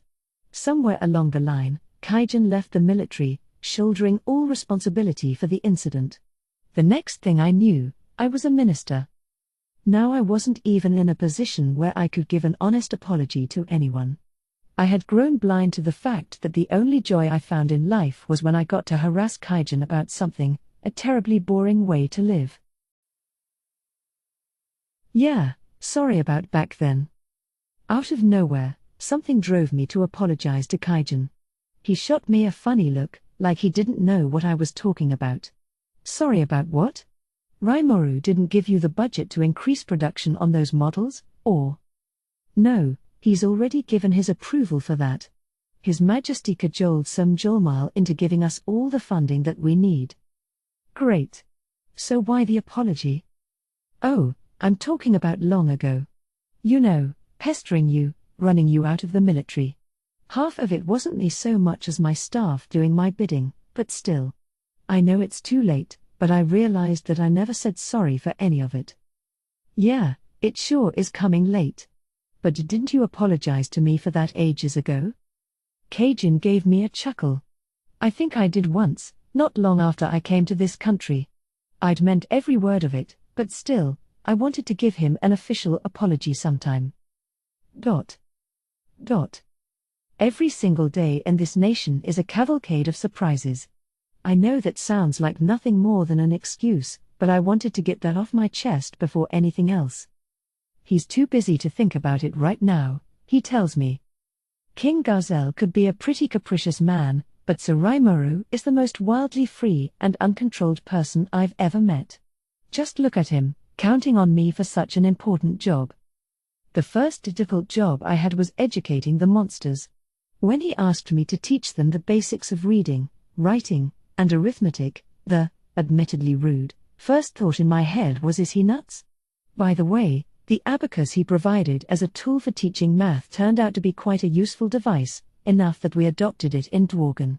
So Rimuru produced a sample for us, and the design of the model we used was pretty much identical. And I was teaching them more than basic comprehension. There were classes devoted to practical skills, too, and I was charged with teaching them manners as well. Manners? To monsters. Could I be blamed for thinking this whole operation was a farce? I asked Sir Rimuru what the point of that was, and he just smiled and said, well, you know, I want us interacting with humans going forward. That sounded insane to me, but I had no right to refuse him. I just nodded and said very well to him. The work, however, turned out to be much more engaging than I'd assumed. The female goblins I taught, led by Lady Shuna, were quite enthusiastic about learning how to properly carry themselves. The males were no slouches, either, learning how to politely handle visitors, hoping to mitigate their often vicious-looking appearances. All the monsters I worked with were much more eager to learn than I'd expected. It was fun for me to teach them. We agreed that I'd keep this up until they could prepare a research lab for me, but even now, I regularly participate in these classes. That's how valuable that time is to me. So, in the meantime, they finished building the lab inside a spot called the Sealed Cave. Looking back, they didn't give me much more than the bare minimum, but the thought of devoting myself to research once again made my heart soar. In the process, I was introduced to Gable the Dragonute, becoming close friends with him as I realized that we shared the same mission. His outside-the-box ideas greatly motivated me, encouraging the spirit of inquiry that I had almost forgotten about. I wasn't at all sure what would happen to me when I was first brought here, but by this point, I have nothing but appreciation for King Gazelle. I can honestly state that I'm happy here. But that doesn't mean my life's wholly free of problems. And that's what I had just come to Kaijin's place to discuss. I had already given the apology I was thinking about, so it was time to delve into my main business. Really? Well, I appreciate you saying that. Sure. But that's not all you're here for, right? Oh, you could tell. Of course. You've always been in the habit of bringing up a thorny issue only after going through a round of idle chit-chat first. Putting it off, kind of. He might have had a good point. I'd been acquainted with Kaijin for a while, so he probably knew my disposition well. I braced myself and stated my business, no point beating around the bush. Well, to tell you the truth, I wanted to discuss something with you. Discuss? Well, it can't be anything that serious if you got your budget. Our budget was important, but no, it wasn't that. Oh, it is serious. Much more so than my budget. Is it? I got the idea that he couldn't picture me being troubled about anything more important than my budget, but never mind that. It was a thorny issue, but I was sure Kaijin could find me an answer. Well, over in Sir Raimuru's lab. Whoa. You're talking about the top secret lab he keeps for his personal stuff? You sure you should be talking freely about it? I really shouldn't have been. I knew that well enough without him telling me, but I just couldn't keep quiet about this any longer. After all, I knew for a fact that Sir Raimuru was giving physical bodies to hundreds of demons at once in there. There were also a few archdemons among them. I'd seen those fearsome creatures receiving bodies with my own 2 eyes. I'd even witnessed Sir Raimuru giving them names. How could I begin to express the horror I felt? Yes, I had a duty not to disclose any secrets, but this was really something I had to tell King Gazelle about, wasn't it? And Sir Raimuru never asked me to keep quiet about this, bear in mind. We already have a technology sharing agreement in place, and I'm free to provide the results of my personal research to Dworgen anytime I want. But, well, all right. I'll try to keep it abstract, then. In that lab, he's currently mass-producing the kind of war power that would allow him to take on the entire world at once. I thought, that King Gazelle should know about this as well. Kaijin had a valid point, so I tried to be as indirect as I could. But his reaction was a lot more vigorous than I anticipated. Wait. Vesta, what is this stuff you're saying out of nowhere? Was that too abstract for you to make sense of it? No, you idiot. In fact, it's about as non-abstract as it gets. Was it? I didn't think so. I was still hiding the more important parts. Ha. Don't worry, Kaijin. I'm sure you'd be agonizing over it too if I gave you all the details. But for now, I just want to hear your reaction to that. You expect me not to worry about that? Because you've always had this habit of trying to escape from reality whenever something bad happens to you like this. I found that pretty rude of him. But I was too worried about what I knew to let that bother me. So what do you think I should do? Should I keep it locked up in my mind, or should I report back to King Gazelle? Kaijin gave my question some thought, scratching his head as he answered me. Vesta, I think you're a little tired out. Why don't you just head home for today and enjoy a drink or two? He grinned at me. Great. He's running from the question. That's not really an answer, you realize. Oh, lay off me, you idiot. And quit dragging me into something this vital. That was perfectly justified of him, but I wasn't going to back down. Or, don't say that. You're doing me a favor here. I abandoned my country, you realize. I don't have the kind of responsibility a Dworgen Marquis like you has. Oh, don't be so distant. You're a boss to me now, Kaijin. I respect you a lot. Didn't you always use to tell your staff that noble titles didn't matter nearly as much as social standing? Sure, bring that up now. Is this why you were apologizing earlier? You always were crafty like that. Our verbal scuffle continued for a little while after that, with me trying to drag Kaijin into this and him trying to make a clean escape. But I could already see where this was going. Kaijin was a responsible man, and I knew he'd never just try to run from me if he'd heard this much of it. TCH. All right. Give me the rest of the details. I knew you'd say that eventually. As expected, Kaijin agreed to hear me out. I gave him a satisfied smile. So we went over to a high-end tavern located inside the labyrinth. Dwarves and drink are never far from each other, and while I look more like an elf on the outside, it's still a favored hobby of mine. And all the wonderful drink they manufacture in this nation. The staff at this tavern's thoroughly trained to not reveal secrets to anyone, too, so even if they overhear something they shouldn't, they'll never tell a soul. We were guaranteed to be safe in here, so it was perfect for discussing delicate affairs like this. So what are you thinking about doing? Kaijina asked. I decided to be honest with him. If I stay silent and something bad happens afterward, I'd feel terrible. I haven't been told to keep quiet about it, so I feel I have a duty to file a report. Kaijin gave my response a thoughtful nod. Yeah. That wouldn't count as an illegal tip-off under the terms of our original agreement, I'm sure.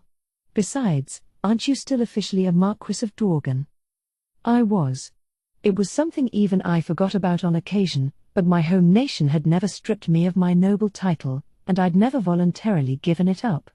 I mean, really, I was just back at home in a daze, and the next thing I knew, King Garzel kidnapped me and sent me over to Saraimoru.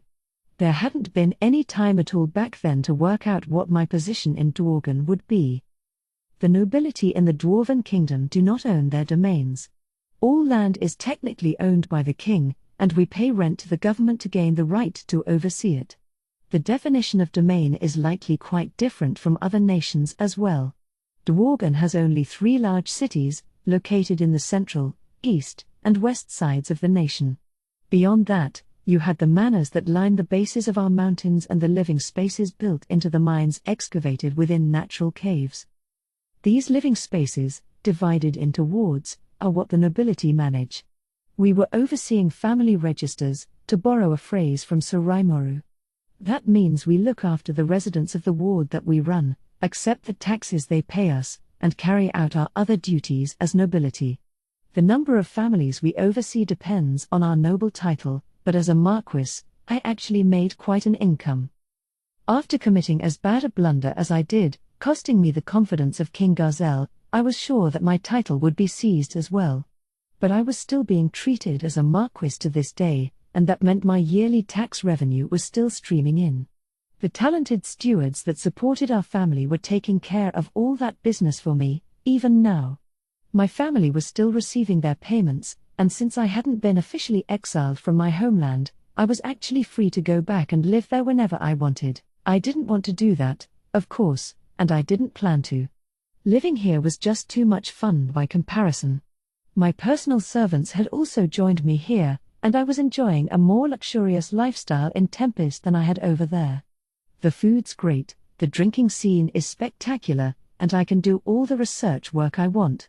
It's like heaven to me. Some Jolmal can be stingy with my budget sometimes, but now I'm drifting well off subject. Yes, I am. And considering my position as Marquis, not telling King Garzel would be akin to betraying his trust. I don't think keeping quiet is the same as betraying him, but yes, I do think it's your duty to make a report. Yeah, I guess so. I didn't really need him to tell me that anyway. But the problem was, how would I report it? So you think I should just say it all? Like, he's building enough firepower to destroy the world? Whoa, did you drink too much? And for that matter, is it that grave of a thing in the first place? This is some good drink. I couldn't get enough of this mellow taste. It was refreshing, aromatic, and just so wonderfully mild. I could feel it freeing me of all my concerns. But, yeah. You know about Ultima and Carrera, right? Oh? Well, of course, but seriously, are you all right? I'm getting whiplash from these changes of subject. I'm not changing the subject. And I'd have to be drunk to talk about this kind of thing. Wait, so are you telling me? You guessed it. Those two are part of the firepower he's building. I see. Well, that'd certainly explain why the police overseeing the adventurers are so damn strong. I never saw them in the Tempest security forces, so I figured they were some kind of secret force out training in the wilderness somewhere. I began to think Kaijin was finally grasping the seriousness of all this. Nobody in Tempest ever dared to defy the city's police force, and nobody dreamed of complaining about any of its court verdicts. Why? Because they regulated the conduct of criminals with absolute, overwhelming power. Anyone who saw them could tell that they were insurmountably powerful fighters. In terms of adventurer ranks, even the lowliest police officer would spill over the A mark. But wait, what? So the police is their world-conquering firepower? Yeah. It's the perfect camouflage, isn't it? Well, I'm not so sure, but... Kaijin looked confused. I could understand why. The thought of these fearsome, world-destroying demons serving as the police force protecting our citizens. So assuming I told King Gazelle about this, how do you think he'd react? Well, that, This would be hard to tell him, wouldn't it? Right? There's no way anyone would believe me. People might even start disgraceful rumors saying that I've gone mad. I think I'd still have the king's trust, but all the intermediaries between him and me would try to cast doubt on it, I'm sure. Yeah, muttered Kaijin, finishing off his cup. He was staring at me, no doubt cursing me for getting him involved. So I gave him a smile. What do you think I should do? Well, now I'm not sure. You should just meekly tell him. It's a tricky question for me, too. Kaijin and I fell silent for a little while, pondering the correct answer. The monotony was only broken by Sir Dino, whom we had invited over. Whoa, Vesta. It's no fair, you two having all the fun. You shoulda called me in sooner. And buy me a drink while you're at it, too. Then I'll listen to whatever problems you got for me. He gave me a broad, reassuring smile. I wasted no time asking him. All right, Sir Dino, what do you think I should do? I was drunk. Which meant that I completely forgot that he was a demon lord as well. Forget about it. Just palm the responsibility off on someone else. And if he gets yelled at, that's just bad luck for him. Sir Dino shot us a thumbs up to accentuate his point. No, I really don't think. It's fine, he continued, interrupting the concerned Kaijin. Like, honestly, I've been asked to report a bunch of things, too, but I ditched that responsibility real quick. I got raked over the coals for that, so I promised myself that I'll do more reporting, but it's up to me who I report to, right? So I just told whatever random guy I decided on, and that wound up working out just great. They wind up getting yelled at, and I can hold my head high and say I did what was asked of me. I feel so refreshed every day now. Highly recommended. And with that sage advice, Sir Dino ordered his first round and began drinking. I suppose he was already done with this conversation. Now I feel like an idiot for agonizing over this. Right. I think that's exactly what I'm going to do. Excellent. Good idea, Vesta. No wonder you're my boss. Having a demon lord like Dino give me that encouragement made me feel a bit proud of myself. It was odd. He's poisoning your mind, man. You can't use this guy as a reference. Think it over. Kaijin had been carrying on for a bit now, but even his prattling sounded comforting to me. Let's drink. It's on me tonight, guys. Let's see how far we can go. Yeah. That's the spirit. Whoa, are you all right? Because I think even top management like you can't afford to go crazy in this joint. Hey, quit sweating the small stuff, old man. Just chill out and let's have at it. You just want to drink on someone else's tab. Well, yeah. How's that a problem? It most certainly is not. My mind's free of troubles now, Kaijin, so now it's time to celebrate. Let's paint the town red. I felt like king of the world, and before long, the party began in earnest. Hopefully I won't have to deal with a bunch of other stupid trouble tomorrow. That was the only wish in my mind as the three of us clinked our full glasses. Sylvester, you must be very tired, said the agent I gave my report to. Looks like he didn't believe me after all. That was exactly what I'd anticipated, but I still had no regrets. After all, I had done so much regretting the moment I saw the tab after I sobered up that I think I broke my regret emotion for good. Yeah, Maybe you're right, ha ha ha. But don't say I didn't file the report, all right? With that, I ended my regular contact call. My report would be verified much later, but nobody questioned whether I was responsible. Some did, actually, but the nameless agent took all the heat based on our magical call records. It really did turn out the way Sadino said it would. I'm so glad I thought to discuss it with him.